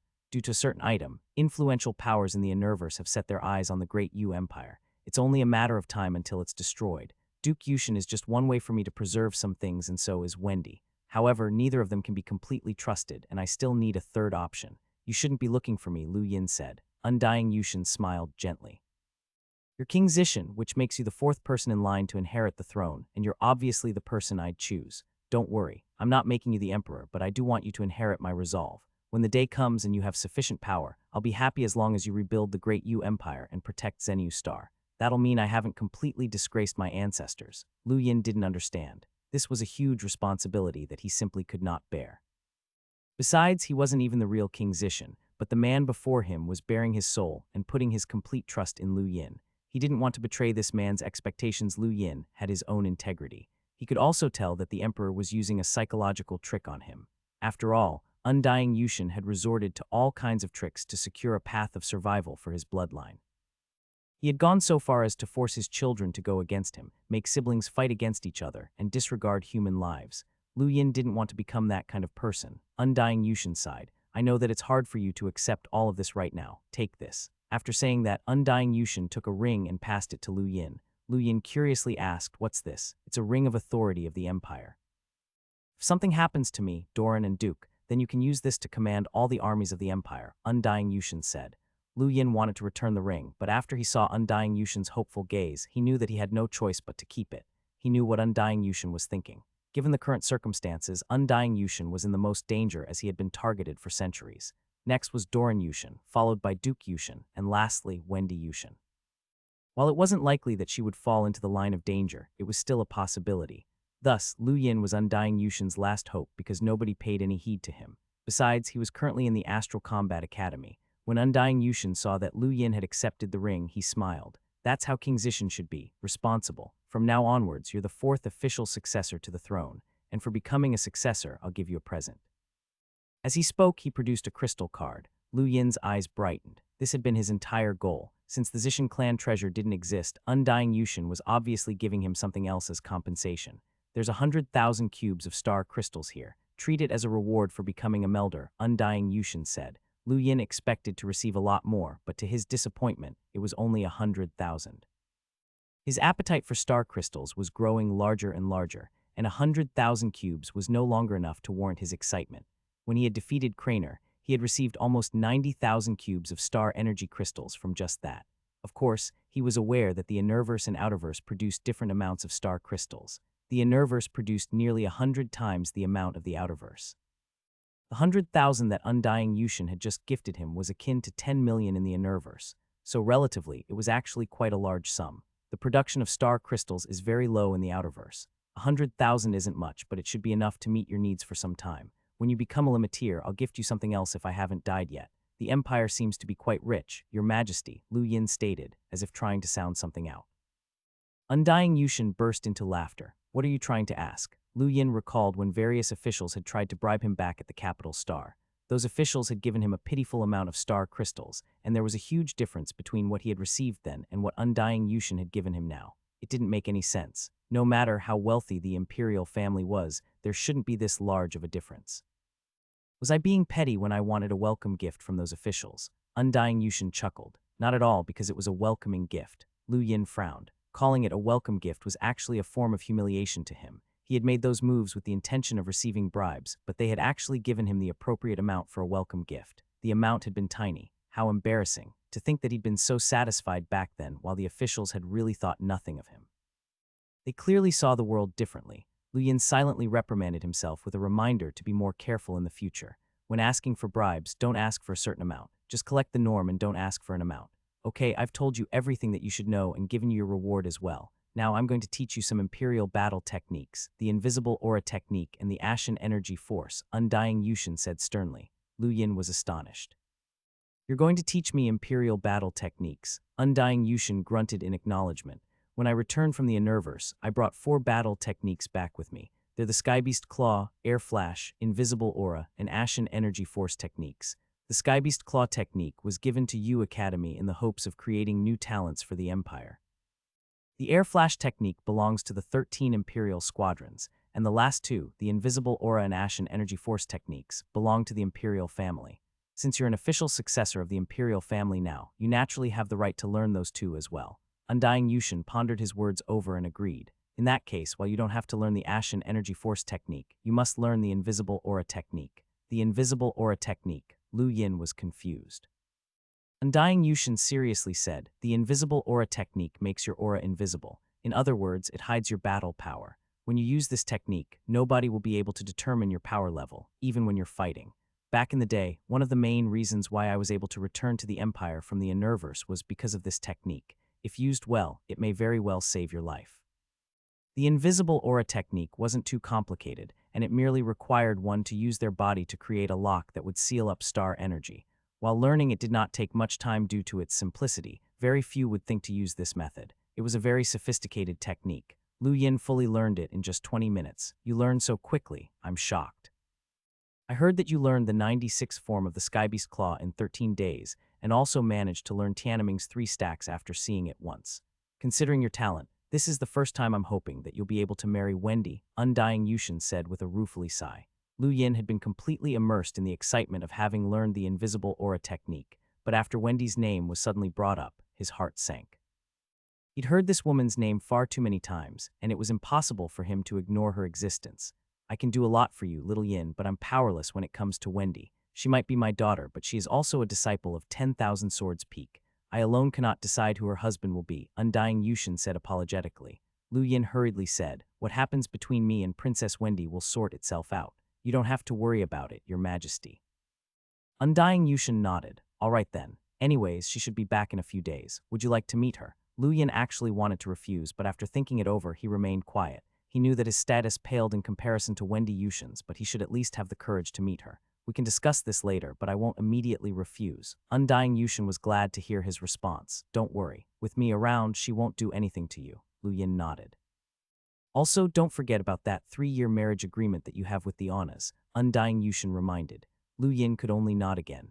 Undying Yushin patted him on the shoulder as he consoled. That marriage contract will tie both sides together. Even if you don't marry Jenny Anna, the Anna family is already trying to curry favor with you. Haven't you noticed? Lu Yin's eyes shone as he recalled what had happened when he had met Rocky Anna outside of the Grand Astral Gate.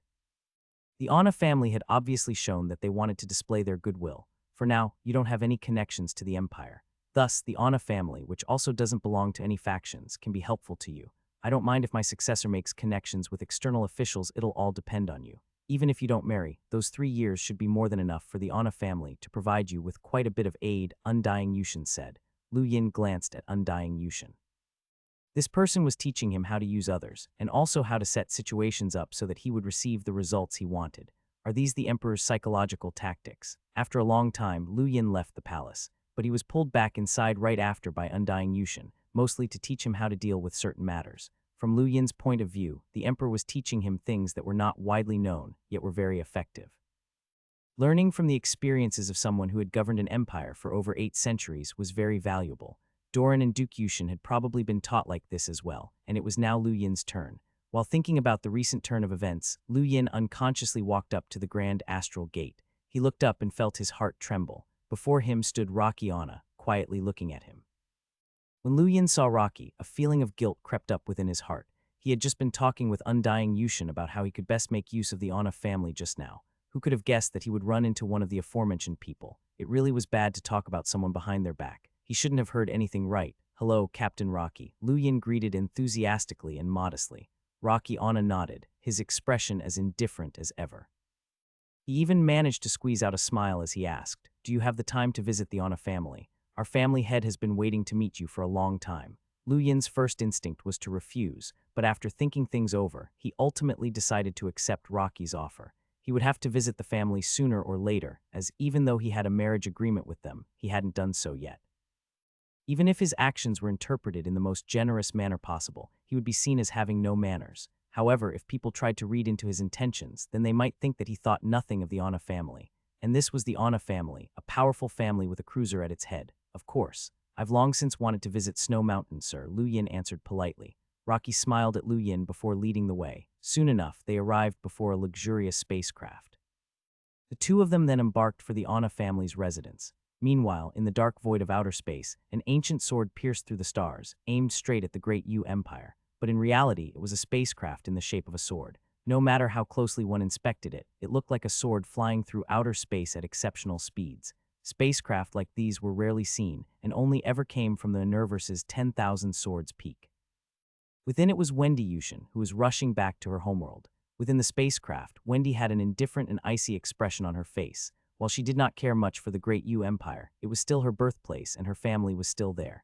If anyone had the guts to challenge the Empire, then she'd kill them all. Not too much later, she saw a spacecraft approaching hers from the front, as if it were fleeing away from the great Yu Empire.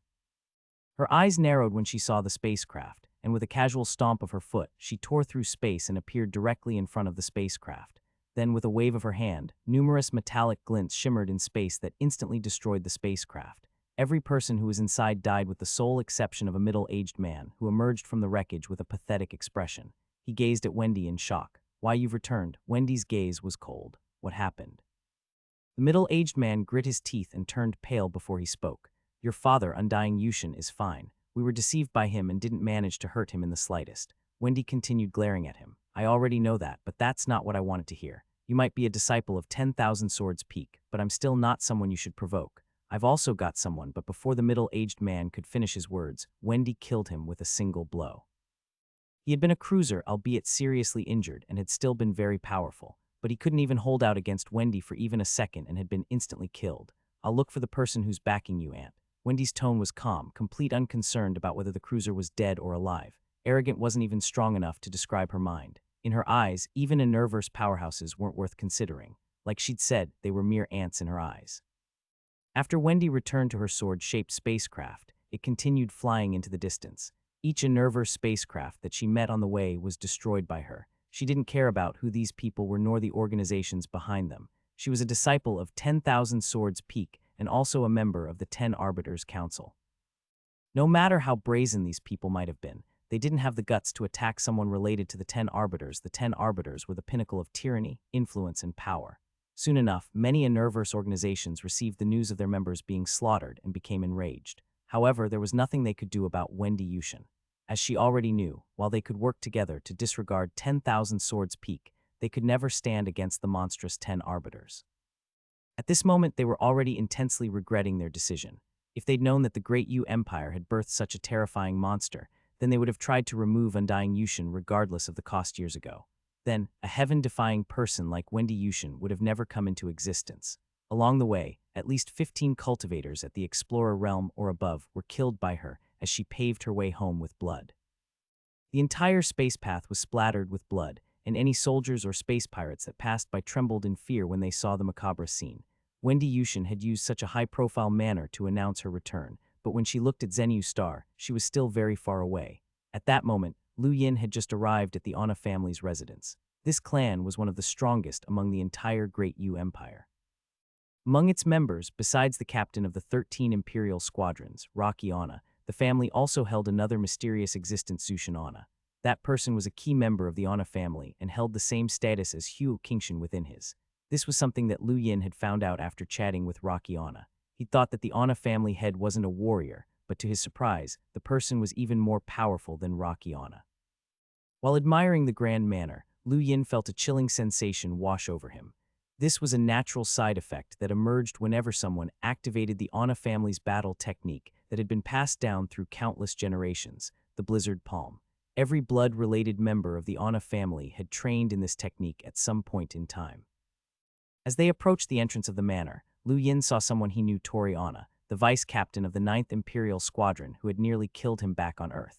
As soon as the two of them saw Tori Anna, Rocky carefully shifted gazes to observe Lu Yin. He wanted to use Tori to get a glimpse of Lu Yin's bearing and see if he was a petty person or not. For normal people, it would be nearly impossible for them to ignore someone who had nearly caused them to die. Thankfully, Lu Yin was merely slightly surprised at seeing Tori Ora. Then he nodded at him and smiled casually. Rocky Anna gently sighed. Thankfully, this King Zishan was not a petty person, which meant that he had the potential to accomplish great things in his life.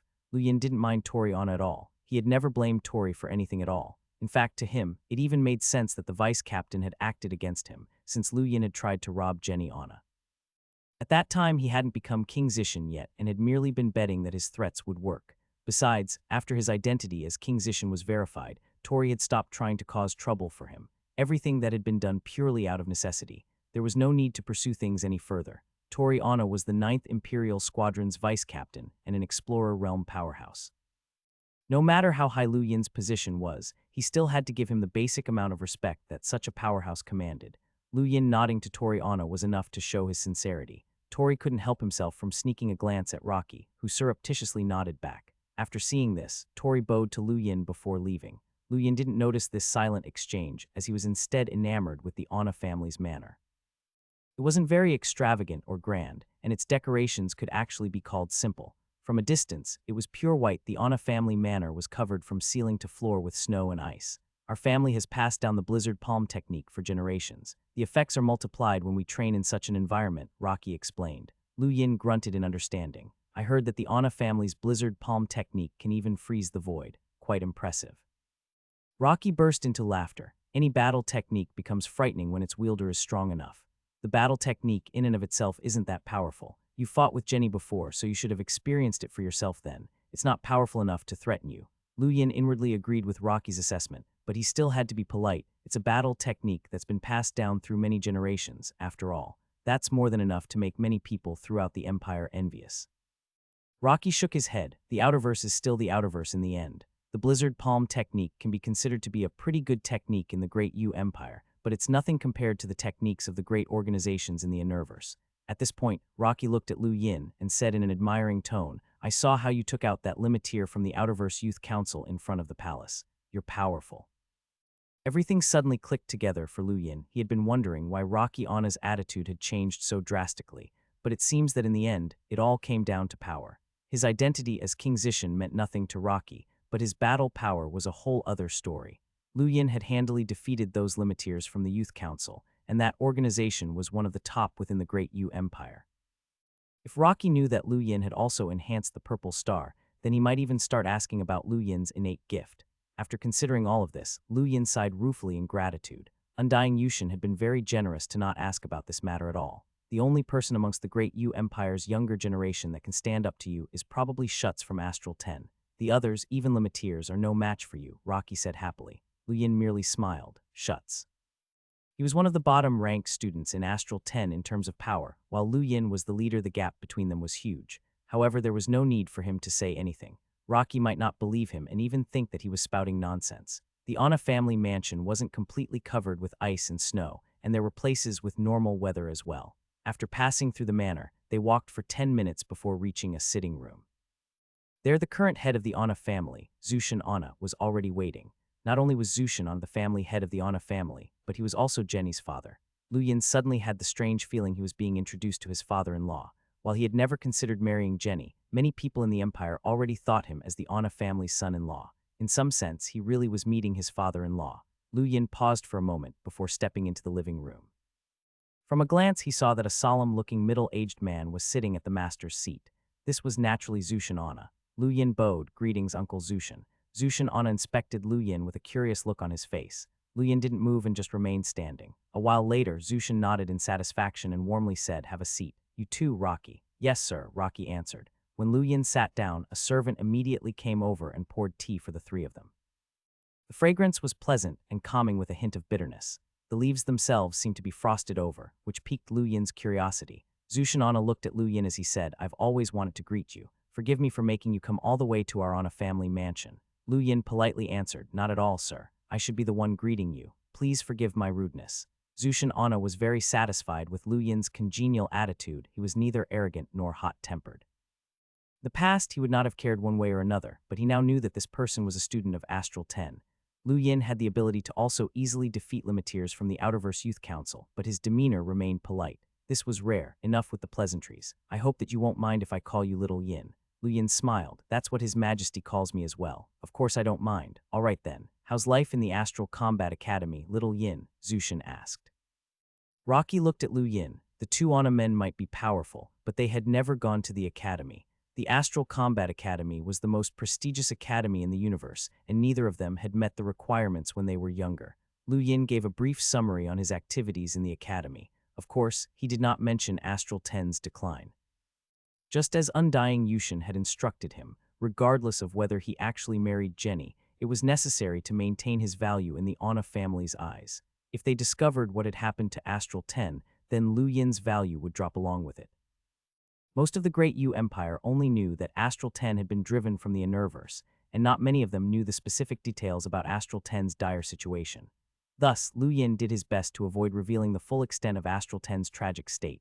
Even with Lu Yin's sparse explanation, his audience was stunned by the descriptions of the teleportation stone, ported battles, rain observatory, sand ocean, 9 trial zones, and everything else. Few Outerverse denizens had even heard of these mysterious places, especially the ported battles.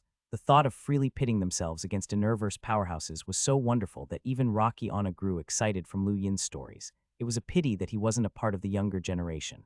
I wish that I were born a few hundred years later. If I were as young as Little Yin, I would die to enter the Astral Combat Academy, Zushin Ana bemoaned. It's a pity that Jenny couldn't make it, Rocky Ana said with a sigh. Upon the mention of Jenny's name, Zushin Ana's face changed. Don't bring up that useless thing. As the heir to the Ana clan, it would have been acceptable if she had merely failed the Astral Combat Academy examinations. However, she failed at the Sentinel trial stage and was even captured. Worthless. Lu Yin grew embarrassed, as Jenny had naturally been captured by him. Did Zushin Ana mention this just to make me feel guilty? Even though Zushin Ana was genuinely furious, Jenny was still his daughter by blood, and even the eldest child of his first wife. He could not stop his innate affection from showing through his eyes. Lu Yin was reminded of an amusing phenomenon regardless of whether it was a hunter who had a lifespan of 1,000 years or a weaker cultivator who could only live for a few hundred years. They tended to delay giving birth whenever possible. He had actually investigated this phenomena, and apparently, it was because most cultivators only wanted to have children when they had reached peak strength. By doing so, their descendants would have a greater probability of inheriting their innate gifts and strengthening their clan. Just like Day Knight and Mavis clan members, the children of powerful cultivators were more powerful than normal cultivators. Many cultivators in the universe had a dream of establishing a strong clan, so they often delayed establishing a family for as long as they could. Zushin Ana had lived for several hundred years and only had one daughter, Jenny Ana. Undying Yushin similarly only had a few children. Zushin looked towards Lu Yin and in a soft tone asked, Little Yin, what do you think of my girl, Jenny? Lu Yin's heart pounded when this question was asked. She's a good person. She's very kind and very pretty. Zushin Ana smiled wryly. You don't have to be polite. As her father, I know that brat's disposition extremely well. She's stubborn and isn't very talented, but she is indeed kind and very pretty. Lu Yin smiled. Miss Jenny is indeed a good catch. Zushin Ana nodded as his expression turned serious. Since our two families have confirmed the engagement, when do you plan on having the wedding ceremony with Jenny? Lu Yin fell silent. After a while, he raised his head and seriously replied, Uncle, I wish to focus on raising my strength for now. Could you give me some time? His Majesty has previously discussed this with me. 3 years is not a long time, but it isn't short either. We can delay the wedding with Jenny for 3 years, but you must be engaged first. I don't accept. Jenny shouted as she furiously ran in. She glared angrily at Lu Yin before demanding, Give up. I won't marry you. You're not worthy of me. Shut up. What audacity! Zushin Ana slammed the table, stood up and pointed outside. Get out. You have no right to speak here. Tears welled up in Jenny's eyes as she looked indignantly at Zushin Ana. Father, I will not marry him, even if I die. I already have someone else in my heart. This person doesn't even qualify to be compared with Brother Feng. Get lost, Zushin Ana said as he waved his hand, causing an icy gust to sweep across the sitting room and toss Jenny out of the room. Rocky Ana immediately tried to defuse the situation. Brother, there's no need to be angry. I'll bring her around. After saying that, he quickly ran out. Lu Yin did not speak from start to end. He wasn't concerned about the situation at all. Rather, he was actually glad that she had rejected the engagement because he didn't know how to turn it down. However, he still had to put on an act. Uncle, who's this Brother Feng that Jenny mentioned? Zushin Ana smiled bitterly. He's named Yan Feng, the young master of Fireforge planet. When Jenny visited their planet to experience the other extreme of temperature, she was unexpectedly rescued by Yan Feng in a dangerous situation. But don't pay it much mind, Little Yin. there's no need to worry about Yan Feng. She was young back then, and I cannot possibly allow her to marry into Fireforge Planet. That planet is too unsuitable for anyone from the Ana clan to call it home. Lu Yin calmly sipped his tea. He remembered Yang Gang from Fireforge Planet, and also that Ghostfire had mentioned it during Astral 10's examinations. It seemed that that planet had some muddled ties with the Great Yu Empire, and its target seemed to be Wendy Yushin. Yan Feng Lu Yin made a request. Uncle, may I speak to Miss Jenny alone? Zhu Shanana paused, but then gave his consent. Please be patient with her. That brat's been spoiled to death, so don't place much weight on whatever she says. Lu Yin smiled. It's normal for girls to be a bit headstrong. Things should improve after marriage. Zhu Shanana's eyes shone at Lu Yin's response as it seemed to indicate that Lu Yin wanted to marry Jenny, which was good news. Yes, that's right. Okay, go ahead. Rocky Anna returned, informed Lu Yin of Jenny Anna's location, and then Lu Yin slowly walked over. Jenny Anna was furiously gnashing her teeth, so he still has the balls to look for me. HMPH, I'll let you know the might of the Anna clan. She activated her gadget, and it seemed like she sent a message. Lu Yin slowly walked through the courtyard as he immersed himself in the visuals of the Anna clan's heritage, enjoying himself immensely. This was truly an incredible clan, as there were items of great cultural value that had been accumulated over the ages displayed everywhere. Before long, Lu Yin found Jenny Anna, who had 2 limiteers beside her. Lu Yin was unperturbed by the additional people and continued approaching her without any hesitation.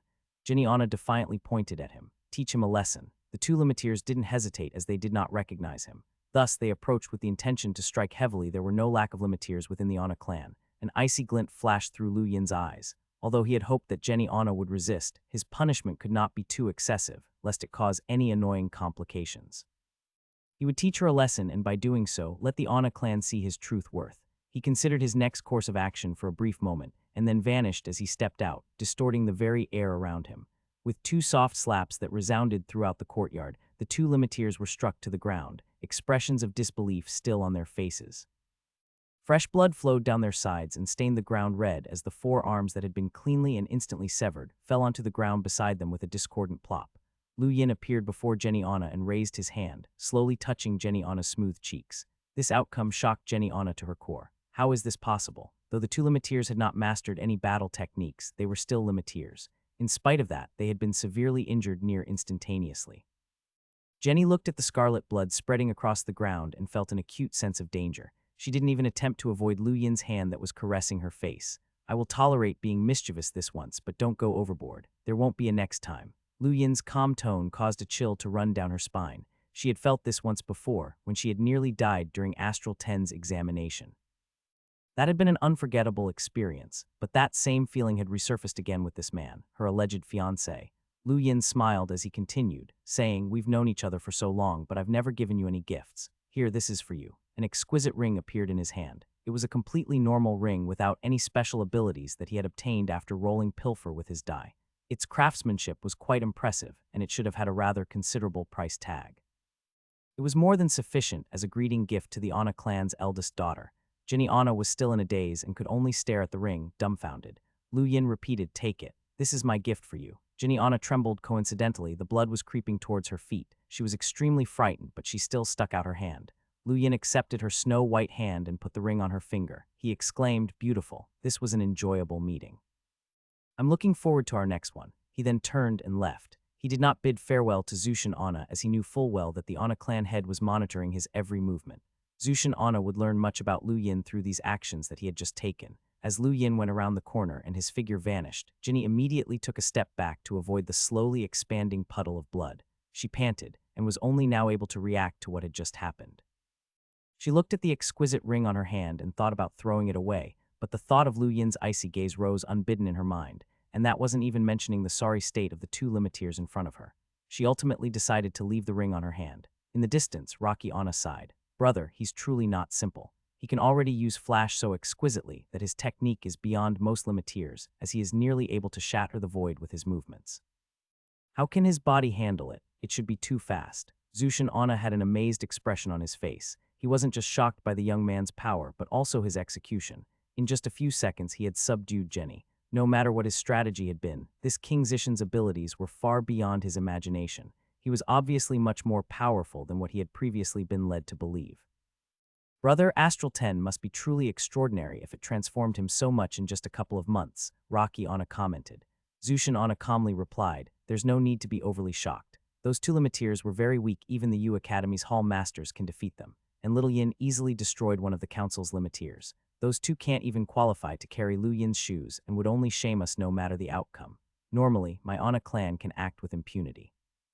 This is also a warning for Jenny. Rocky Anna could not bear it any longer. Jenny must have been frightened. This will be a good experience for her then. Otherwise, she will truly end up suffering once she marries King Zishan. It's better to face reality now than later. Rocky Anna nodded in agreement. Oh, we must also send a gift in reply to King Zishan. Don't be stingy. Understood. I'll give the task to Tori. Zushin Anna thought about it for a moment, but then nodded in approval. Very well. Across the planet, the Zenyu star space stations had all been sealed and the monitoring devices all deactivated. The cabin door of a spacecraft opened, and Wendy Yushin walked out. Ju Lang, Dai-O, Peach, and Bazir were already there waiting for her. Bazir's eyes gleamed when he saw Wendy Yushin. He stepped forward and respectfully greeted Representative Wendy. You must have had a difficult journey, Wendy Yushin said, barely acknowledging him. Ju Lang and the other captains stepped forward as well. We pay respects to the fifth princess. The trio's attitude was very deferential, even more so than when they faced Doran Yushin. This was because of Wendy Yushin's strength. Wendy Yushin's gaze swept across them all before finally stopping on Peach. She retrieved a large pile of snacks under Peach's watchful eyes. For you. Wendy Yushin nodded in response. I had to rush over here, so I wasn't able to prepare much. I'll move the production lines of your most beloved snacks to Zenyu Star. Many were stunned by Wendy's declaration. It seemed a little overboard. Even Peach shook her head. There's no need to go that far. A small bite of these snacks are good enough. Otherwise, I wouldn't cherish them. Wendy Yushin raised her head. That's true. Some people don't know how to appreciate what is dear to them. She then stepped forward and vanished. Ju Lang and the rest were shocked. They could not sense where she had gone. Wendy was just too strong. Bazir's gaze revealed his excitement, and there was even a hint of infatuation, but it was quickly suppressed. Wendy Yushin was beautiful, had a naturally heroic demeanor, and it was all accentuated by the longsword she wielded. She emanated the natural aura of a conqueror. Bazir was a member of her throngs of admirers, but he hid his thoughts well and didn't dare expose them. His idol was Wendy Yushin after all. She would not think twice about killing him, and he knew that he was no match for her. Sadly, there was no telling who might draw the short stick of her anger at any given moment. Pity welled up within Bazir as the image of a man flitted across his mind. Within the Imperial Palace's gardens, Undying Yushin was silently observing a certain purple plant. Wendy Yushin appeared behind him with tranquil eyes and a calm face. Undying Yushin turned around as he remarked, "You've lost even more manners since last time." Wendy Yushin disregarded her father's snide comment and sat down. I killed almost half of those Enerverse meddlers. Undying Yushin sighed. I heard. It turns out that I can't even fulfill my duties as a father. My daughter had to act on my behalf. Wendy Yushin stared at Undying Yushin. Why didn't you inform me earlier? If I were watching over everything, it'd be fine even if the ancestors behind them come out. Undying Yushin shook his head. Showing off your abilities is not a good idea. 10,000 Swords Peak is not the strongest organization, and while the 10 arbiters are powerful, the interests of all parties involved must be considered. Oftentimes, there is a gap between the law and the real world, however. This gap can bury us all. Wendy Yushin coldly replied, even if they use all of their hidden cards, I won't be harmed. Undying Yushin smiled. I know who's behind you, but the winds of the universe are forever changing. That person is also not immortal. How can you be certain that she has no intentions on the Undying Manual? Even if the likelihood of me having it is minuscule, that probability might be enough for her to abandon you. Wendy Yushin snubbed. Father, you are still too narrow-minded. Do you really think that the Undying Manual can drag out everyone's greed? The person behind me doesn't care about it at all, and neither do the 10 arbiters. There's no one who can resist the allure of immortality. Undying Yushin responded with a sigh. Anyone who reaches a certain level of strength will naturally come to understand that no one can truly be immortal. I dare say that, amongst the 10 arbiters, not a single one of them wants to seize the Undying Manual. They would just have to reveal their intentions a little, and both the Great Yu Empire and myself would cease to exist. Undying Yushin nodded. Perhaps you're right. All right, let's not discuss this anymore. Now that you've shifted the focus of the conflict from me to you, what do you plan to do next? She arrogantly replied, whoever dares to give me trouble shall die. It sounds like you're very confident in your power. Do you want to spar? Undying Yushin suggested, his lips rising ever so slightly to form the barest outline of a smile. Wendy Yushin turned away, not accepting the invitation. While she was confident that she could defeat many powerhouses, she knew that she would be powerless against her father. Even though he had been severely injured and his power had declined significantly, he was still a powerhouse who had lived for nearly 1,000 years. His battle power far exceeded that of a considerable number of people in the Enerverse, and he could not be measured by the Outerverse's standards. Otherwise, those Enerverse powers would not have waited until they received news of Undying Yushin's death to act. Father, the Empire has really declined. If you hadn't put on that act and deceived everyone at the last moment, then Jiu Lang and the rest would not have been able to stop the Enerverse powerhouses, and the U Academy is truly too weak. I can't even bear to look at them, Wendy Yushin criticized, still in a snobbish tone. Undying Yushin laughed and gazed lovingly at Wendy. This brat of his was still every bit as competitive as she had been in her younger days. If she couldn't win in an argument against him, then she would always try to take the advantage in another aspect. She used this tactic time and time again, but it didn't invalidate her arguments. Compared to the Enerverse, the younger generation of the Great Yu Empire truly was far too weak, apart from Shuts. Actually, there was now Little Yin as well. He was the top student in Astral 10 and had even surpassed Shuts. Little brat father did not arrange anything and very nearly died. Undying Yushin spoke in a hushed tone. Wendy Yushin was shocked by this reveal and scrutinized Undying Yushin carefully. Her eyes flashed as she replied, "Impossible. Your condition has improved substantially, and in your current condition, you can hold on for at least another 100 years. Undying Yushin forced a smile onto his face as he informed Wendy of what had actually happened. She was shocked and immediately asked, what could his innate gift be for him to be able to nearly enhance a purple star into a billowing star? Once, a die appeared with a frosty chill around it. I'm unsure of the exact details. Wendy Yushin fell silent. Her right thumb caressed her sword hilt as she muttered to herself, deep in thought. There were many strange innate gifts in the universe. If this King Zishin really had the ability to enhance a purple star into a billowing star, that was a very valuable ability. The billowing star was a rare treasure even in the Enerverse. Find out what his innate gift is. Wendy was direct in her thoughts. Undying Yushin looked sternly at Wendy. He himself has stated that there are no issues with the purple star. If he doesn't speak, then we will not force it. I know that his innate gift may be special, but there's no way that it would be that valuable, unless his innate gift really can enhance a purple star to a billowing star. Then it would be worthwhile for me to speak up for him and diffuse his conflict with Bazir. Undying Yushin's eyes blazed. His worth would only merit you speaking up and diffusing the conflict. Do you know what sort of shame he endured because of Bazir? Wendy couldn't care less about Lu Yin's shame. I've already said that the strong will prey on the weak in this universe. Bazir is strong, so he can do as he pleases. If someone needs to be blamed, then it should be that person for not knowing his place. I can only speak on his behalf due to the uniqueness of his innate gift. If it were anyone else, I wouldn't care even then. Of course, as repayment for saving your life, I'll transfer him to one of the other academies. Astral 10 is just too lousy. You can transfer him to the other academies, but you're not even a student of the Astral Combat Academy. Undying Yushin was doubtful of his daughter's plans. Wendy laughed confidently before replying, Father, many of 10,000 Swords Peak's disciples are students of the Astral Combat Academy. I'm their senior, so my words are more than enough to bring one person into an academy. It's quite simple. Undying Yushin fell silent. He felt that his daughter was too arrogant, but at the same time, her words were backed up by her strength and lofty status. But the universe had a saying, do not look down upon others. The shame that Bazir had brought to Little Yin could not be dissolved with mere words. If Wendy decided to diffuse the conflict with her might, then it would only lead to Little Yin becoming even more infuriated. It would be all right if he were a normal person, but if one day he became a peerless powerhouse, the consequences would be unimaginable.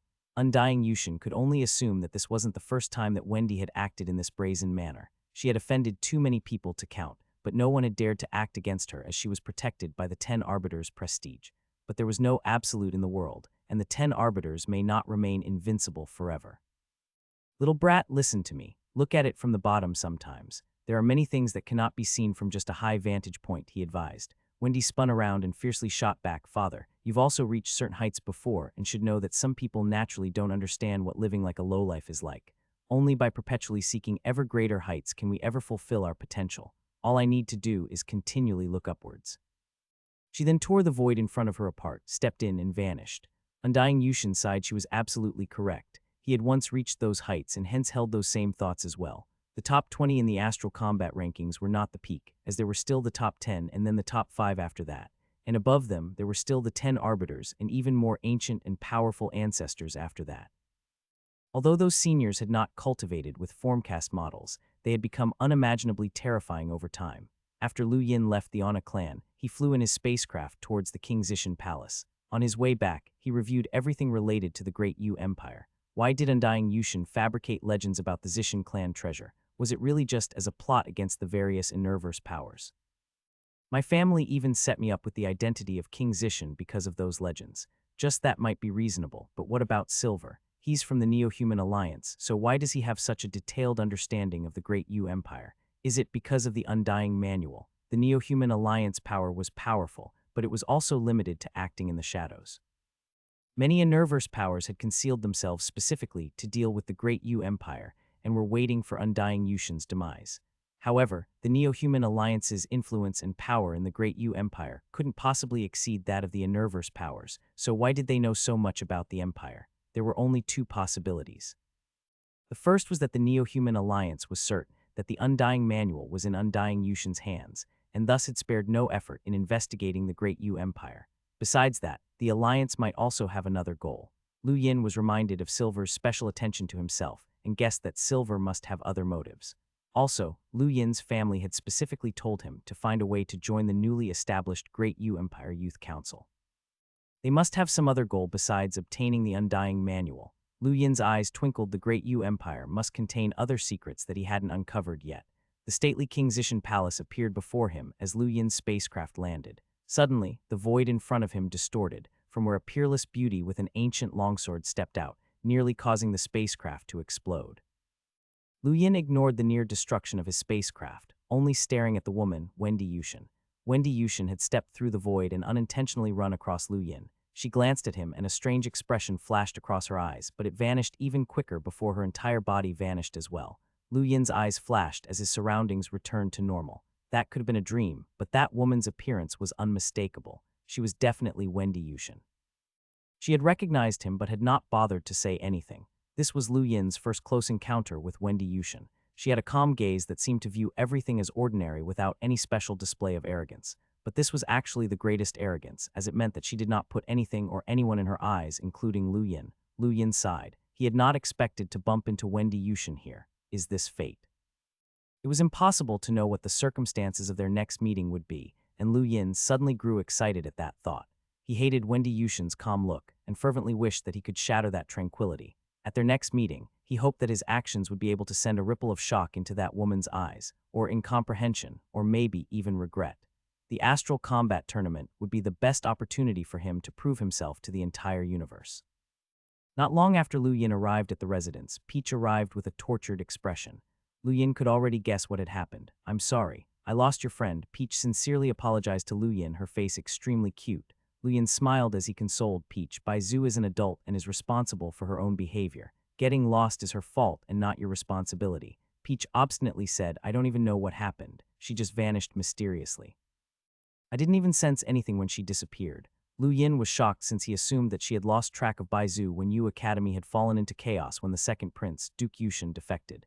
A portion of U Academy had left the academy grounds at that time, and it was very possible that Baizu had been taken out as well since she had an innate gift. But now it seemed that there might be other matters at play. How? Peach didn't know either. "I really don't know." "Didn't she go in the first round?" Peach shook her head. "No, she went missing in the 6th Imperial Squadron's encampment. A super powerhouse should have been the one to take her away, but I couldn't feel any trace of remnant star energy.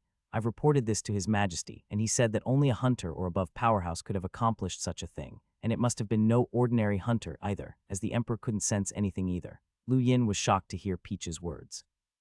For someone to be able to hide their movements from Undying Yushin, they were definitely a super powerhouse. But why Baizu and Zhang Dingshan, Saruzan, Susan are all missing as well? Could their disappearances all be related to this mysterious super powerhouse? They were all very ordinary, and their only commonality lay in their shared origin of Earth. But Earth should be a very ordinary planet without any connections to any super powerhouses.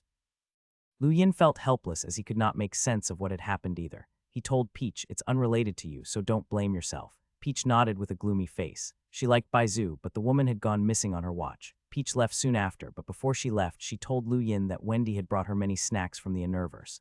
Lu Yin knew what she was hinting at, but he really had no more snacks and so could only gently push her away. Toriana arrived shortly after Peach left. "King Zishan, Your Highness, this is the Ana clan's welcome gift for you. Please accept our good wishes," Toriana said as he passed an information chip to Lu Yin. Toriana nodded and slowly left. Lu Yin inserted the chip into his gadget and discovered that it was actually a list of names. More specifically, it was a list of names of those who were once loyal to the Zishan clan. Sigmund Mather's name was on the list. Additionally, there was a portion of the names that had been labeled as traitors. This list of names was rather similar to Silver's. It was more detailed, but the two lists were essentially identical. This list represented the Ana clan's sincerity in dealing with Lu Yin. If not for Silver's gift, Lu Yin would have been extremely excited to receive this gift, but since it was just a copy of information that he already had, this gift held no practical value to him. Even money would have been better. Lu Yin crushed the chip into dust and looked at his gadget, recalling something. Master Washeng had given Lu Yin several instructions before he left Astral 10. One was to wait for the network to finalize his approval as a lockbreaker. Lu Yin did not know if it had finished yet, but he went ahead and entered the code that Master Washeng had given him. The registration interface immediately popped up on his display. After Lu Yin entered his serial identification number for the Lockbreaker Society and went through several rounds of authentication, a message finally appeared that stated, "Congratulations, Lu Yin, for successfully being verified as a lockbreaker. Please choose a pseudonym and begin your great lockbreaking journey." Lu Yin's eyes gleamed and immediately entered a pseudonym Seventh Brother. A moment later, the display changed to a general interface. There were various guides and rules concerning lockbreakers, and there was also a flashing icon in the bottom right-hand corner. Someone was trying to contact him. Lu Yin curiously opened the icon, only to receive a flood of congratulatory messages from all over the universe. The senders included various empires of the universe, clans, companies, institutions, and even research organizations. The congratulatory messages were so numerous that they nearly overwhelmed him.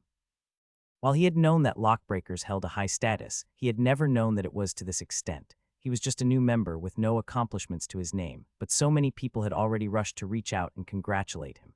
This was just too unbelievable. He was sure that even the Great Yu Empire was one of the well-wishers. Lu Yin immediately closed the messaging program. "There's too many. I don't have the time to view them all." An icon close to the messaging icon flashed on the display with the description, "Sourcebox Catalog," below it. Lu Yin's eyes lit up. He had read through Master Washeng's books and now had some cursory knowledge about lockbreaking. For example, objects that required lockbreaking were called sourceboxes. Over the countless years of the universe's existence, innumerable treasures had been birthed into existence before being covered in dust and sealed away.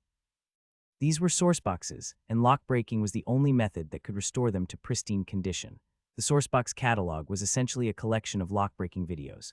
Any lockbreaker could film and then upload a video of them lockbreaking onto their own channel in the Sourcebox catalog.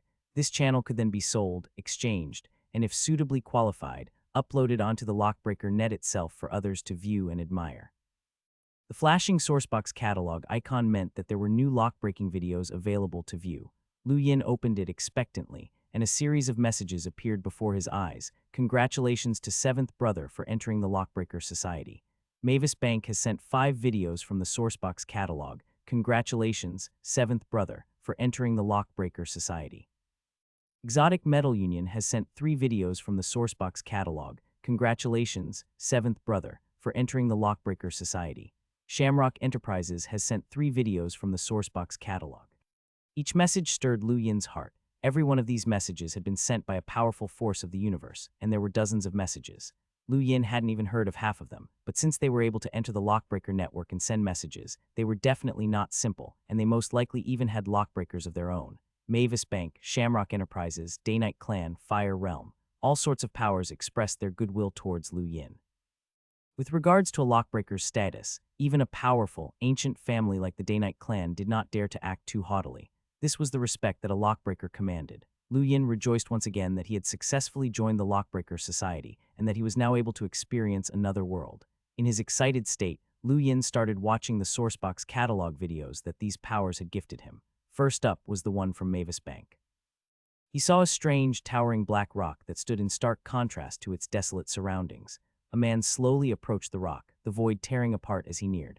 The desolate ground changed as well. The man's appearance seemed to have disrupted the immediate area's balance, causing it to break apart in stress fractures. The void started to crumble, but even this could not influence the man. When the man finally reached the bottom of the black rock, he calmly reached out to touch it. He mumbled to himself as he circled the stone. After making a complete round, he began hitting it at specific points. An hour passed, during which cracks slowly spread across the black stone's surface until it finally collapsed. In the instant that it collapsed, the surrounding void seemed to be on the verge of completely shattering. The man used one hand to stabilize the space and forcefully mend it back together. Finally, the desolate ground was enveloped by a green layer of light, and countless plants started to grow from it. Before the man appeared a towering green rhizome. This rhizome had always been sealed by the black stone and was finally freed by the man. Lu Yin was shocked. So this was lock-breaking that Black Rock had actually been the universe's star energy and all other sorts of special energies that had formed around the rhizome and sealed it in over the passage of time, turning it into a source box. And it had been successfully unlocked in this video. The process seemed simple, but every step was fraught with fatal danger. That entire desolate land had been within the pressure and influence range of the source box, which meant that anyone who stepped in would face a tremendous pressure. It was such a dangerous place that even the void had collapsed upon the slightest imbalance. In order to successfully perform his lock-breaking, this man had spent a whole hour to shatter the outer shell formed by the energy. This was a laborious process where a single wrong move could cause the man to die, as well as cause the source box to be destroyed altogether. This man in the video was definitely a super powerhouse who could move freely throughout the universe, or he would not have been able to forcefully mend the shattered space back together. Lock-breaking not only required a deep control and understanding of star energy, but it also required one to have vast strength. Without a certain level of power, a lock-breaker may not even be able to approach a source box. Lu Yin recalled the title page of the book that Master Wusheng had given him. There was a line that went, "No two identical source boxes exist in the universe." Each and every lock-breaking process was unique, which was one of the main reasons why lock-breaking had extraordinarily high requirements for one's control over their star energy and even more stringent requirements for one's experience. This was why there were hundreds and thousands of lockbreakers constantly watching and studying the videos that other lockbreakers had posted on the Sourcebox catalog. By increasing their knowledge and experience, not only could a lockbreaker improve their chances of success, but they could also improve their chances of surviving. Lockbreakers enjoyed a lofty status in the universe, but in exchange, they had to bear an unimaginable danger.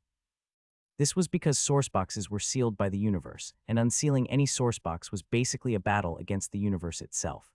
Lu Yin muttered a couple inaudible curses as he clicked his tongue. He wanted to view that video again, but he could not access it anymore. Each video could only be viewed once, and he would have to pay to view it again. Damn. There was nothing Lu Yin could do about it, so he selected the next one.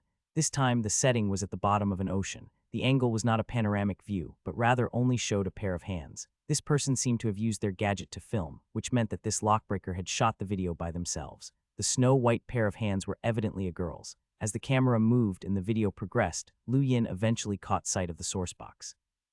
This time it was a fish, or more accurately, a frozen fish stuck within a gray material.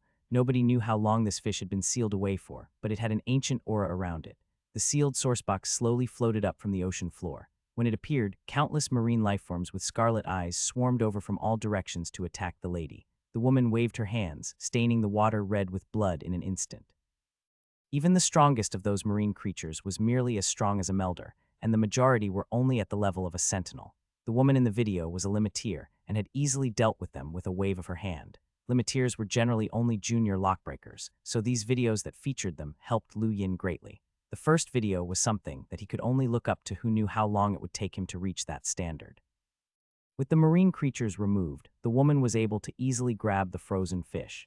As she stroked it with her hands, she seemed to be sensing something. Lu Yin guessed that she was using her star energy to get a better sense of the fish's surface so that she could better break down the dust that it was sealed in. After a long time, the dark, dusty material on the fish's surface gradually lightened. It had originally been dark gray, but it had now turned ash gray and was continuing to grow lighter with each passing minute. After 2 hours, all of the dust that had been sealing the fish had vanished. The fish's eyes flashed as it regained its original appearance. It was brightly colored, and a wise radiance seemed to flicker across its eyes. It was clearly a valuable specimen. The video ended there, not revealing the fish's abilities or uses. It had been hidden by the video owner. Every sourcebox was valuable, but the sealed treasures would gradually deteriorate and disintegrate over time. Sometimes, after removing the seal, there might not even be anything left inside. However, anyone who came across a sealed sourcebox would be willing to have it unlocked, as there was always the possibility that an astonishing object was contained within. Lu Yin selected the next video and continued watching. This time, the display in front of him showed a dark room with a small stone in the middle of it.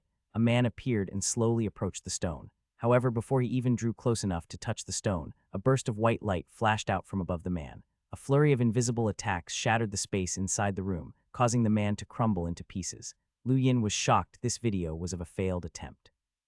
Lockbreakers faced major risks, and many lockbreakers died every year, with death being a common occurrence in their line of work. It seems that the Sourcebox catalog not only included successful cases, but they also featured failed attempts. These were actually even more useful than videos of successes to the average viewer, as these videos represented invaluable experiences. Although no two sourceboxes in the universe were exactly the same, many shared similar traits and dangers.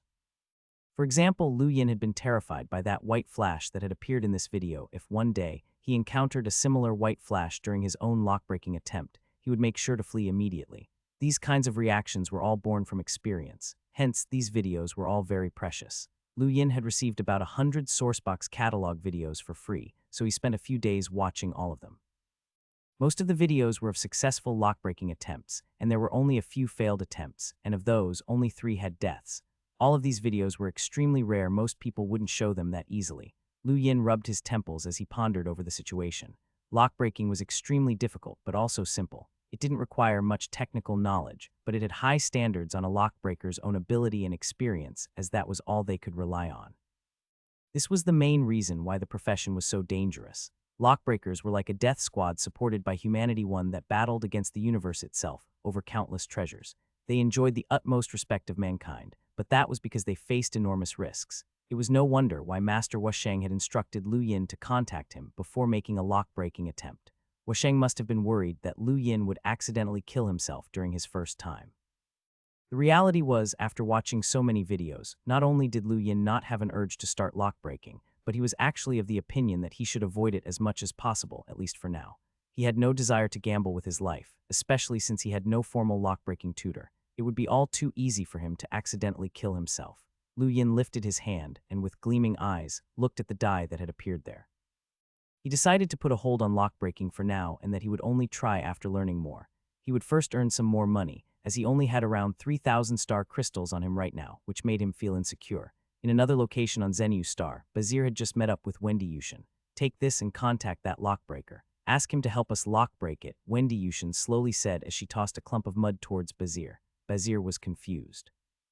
"Representative Wendy, is this a source box?" Wendy Yushin shot a cold gaze at Bazir. "Just do as I say. Tell the lockbreaker that this source box is harmless and that it will be good practice for him. Whatever he obtains from this lock-breaking attempt will be his reward. This is also to show the sincerity of the Outerverse Youth Council." Understood. Bazir left quickly. Wendy Yushin then turned to look at her gadget, which was displaying Lu Yin's page from the Lockbreaker network. Of course, the name Lu Yin wasn't listed. Instead, Seventh Brother was. It's surprising that the new Lockbreaker is from Zenu Star. Hopefully, it's not someone from the Innerverse, Wendy Yushin muttered with her ever-cold gaze. Even she didn't dare to underestimate a lockbreaker, as every lockbreaker had a high chance of becoming an extremely strong powerhouse, as they were the only ones who could unlock sourceboxes. Many lockbreakers spent their whole lives exploring ancient planets and searching for sourceboxes. Once they obtained a rare item, they would quickly rise up to become a new powerhouse. These were people who she couldn't afford to offend. Lu Yin looked at the Mavis Bank in front of him and glanced at the universal currency that was shimmering in the sunlight. He couldn't help himself from exclaiming, "Still as rich as ever." Just when he was about to enter, the familiar ring of an incoming call came from his gadget. He looked at it and his face twisted in anger. "Bazir." Lu Yin looked at the contact request from Bazir on his gadget. He quickly glanced through the details and breathed a sigh of relief. Bazir wasn't contacting him directly. Rather, he was doing so through the Lockbreaker network. This meant that Bazir didn't know that Lu Yin was a lockbreaker yet. Considering his grudges with Bazir, this man would definitely kill Lu Yin as soon as he found out that Lu Yin was a lockbreaker. It was something that would definitely cause huge troubles for Lu Yin. But why would Bazir contact him? Lu Yin glanced through his profile and noticed that his location was set as Zenu Star in the Great Yu Empire, which Lu Yin immediately changed to private. No one had told him that his location would be displayed. No wonder Bazir had contacted him. He was probably trying to get closer to Seventh Brother on behalf of the Outerverse Youth Council, since they were located so close to each other. Lu Yin didn't decline the call, but he didn't use the video call function either. He only answered after using a voice-altering option, saying normally, "Who is this? Greetings, Lockbreaker. I am Bazir, a representative from the Outerverse Youth Council," Bazir said respectfully. His attitude was completely different from their first encounter. When Lu Yin had first arrived at Zenu Star, it was as if he were talking to another person entirely. Lu Yin sneered. "What do you need?" "I have a source box here and would like to ask you to unlock it," Bazir answered humbly. Lu Yin impatiently answered, "I'm busy." He was just about to hang up when Bazir anxiously interrupted. "Please wait. This source box is not dangerous at all and can be used for practice.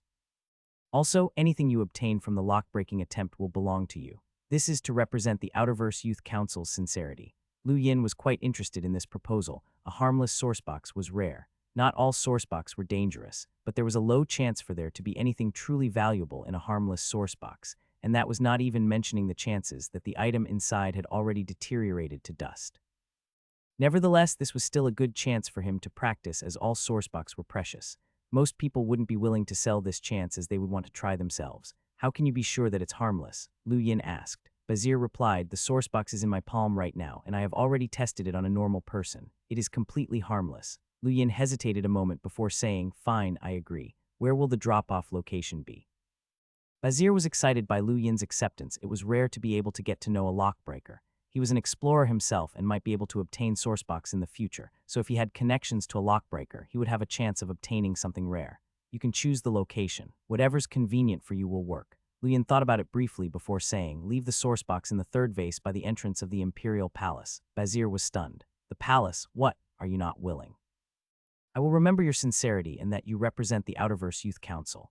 I have also memorized your name, Bazir. That should be more than enough. What? Were you expecting to meet me? Lu Yin said impatiently. Bazir gritted his teeth before replying, all right, I'll do as you say. Don't worry, I'll place it there tomorrow. Lu Yin ended the call, content with the result. As long as it was placed within the palace, he wouldn't have to worry about someone finding out his new identity. Numerous people entered and left the palace every day, including the ministers and the captains of the 13 imperial squadrons. He was certain that Bazir wouldn't be able to monitor the entire palace, which meant that his identity wouldn't be revealed. When Bazir reported the situation to Wendy Yushin, she smiled. The palace. She was curious as to how this new lockbreaker was able to enter the palace freely. She wanted to see who it was. After the call, Lu Yin continued walking into the Mavis Bank, but he paused after taking a few steps. He just realized that although Bazir couldn't monitor the palace, Wendy Yushin could. After all, the palace was her home. He needed to come up with some way to distract Wendy, otherwise it would be too difficult for him to retrieve the sourcebox undetected. Lu Yin's bank card had a total of 200,000 cubes of star crystals within its account. He withdrew the entire amount and filled his cosmic ring up. He had spent thousands of star crystals to purchase his cosmic ring and had made sure that it was an ultra-large one. The size was probably excessive for most people, but it could no longer satisfy Lu Yin's needs. Unfortunately, while there were even larger sizes for cosmic rings, they weren't available in a place like the Frostwave Weave. As he walked out of the Mavis Bank, Lu Yin started researching Wendy Yushin with his gadget. To his surprise, he discovered that she didn't actually reside in the palace, as she had moved out a few years ago. Her residence was actually quite distant from the palace. Lu Yin thought about it for a moment and then smiled. He was going to test Princess Wendy with this sourcebox pickup. The next day, Bazir entered the palace under the guise of visiting Undying Yushin and then left after some time. Wendy arrived at the palace before even Bazir. Lu Yin was in no rush to retrieve the sourcebox and spent his time in the King Zishan mansion studying a star chart. This had become his pastime whenever he had some free time. On the day the sourcebox was deposited, no one went near its hiding place at the palace. On the second day, Wendy Yushin continued monitoring the sourcebox for an entire day. She thought that the lockbreaker might have realized that she was monitoring the area. On the third day, no one retrieved the sourcebox yet again. Wendy Yushin frowned as she considered the possibilities. On the morning of the fourth day, as Wendy was still considering the situation and deciding whether or not she should stop monitoring the palace, she received a shocking piece of news that caused her to fly into a rage. A spacecraft piloted by dozens of drunk men had crashed into her residence and caused a huge mess. Wendy Yushin immediately rushed home. At the same time that she went home, Lu Yin followed some officials into the palace. The sourcebox that he had just retrieved was already within his cosmic ring. He wasn't sure if Wendy Yushin was still monitoring the palace, but he had already done everything within his power. If she was still watching the palace, then his identity would be revealed, though that wasn't really that big of a problem. But he was quite confident that she had left.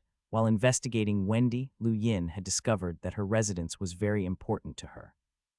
This was a special day for the Great Yu Empire, as it was an official armistice day for the civil war against Duke Yushin.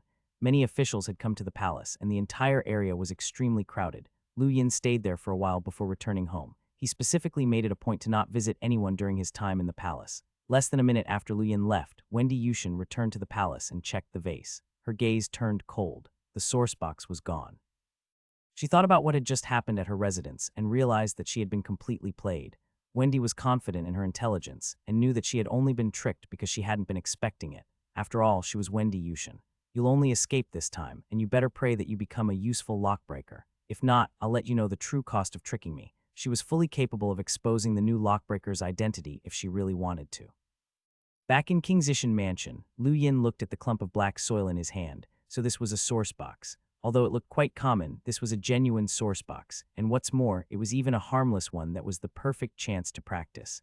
Lock-breaking relied on both one's ability and experience, and he was going to get his first bit of experience now.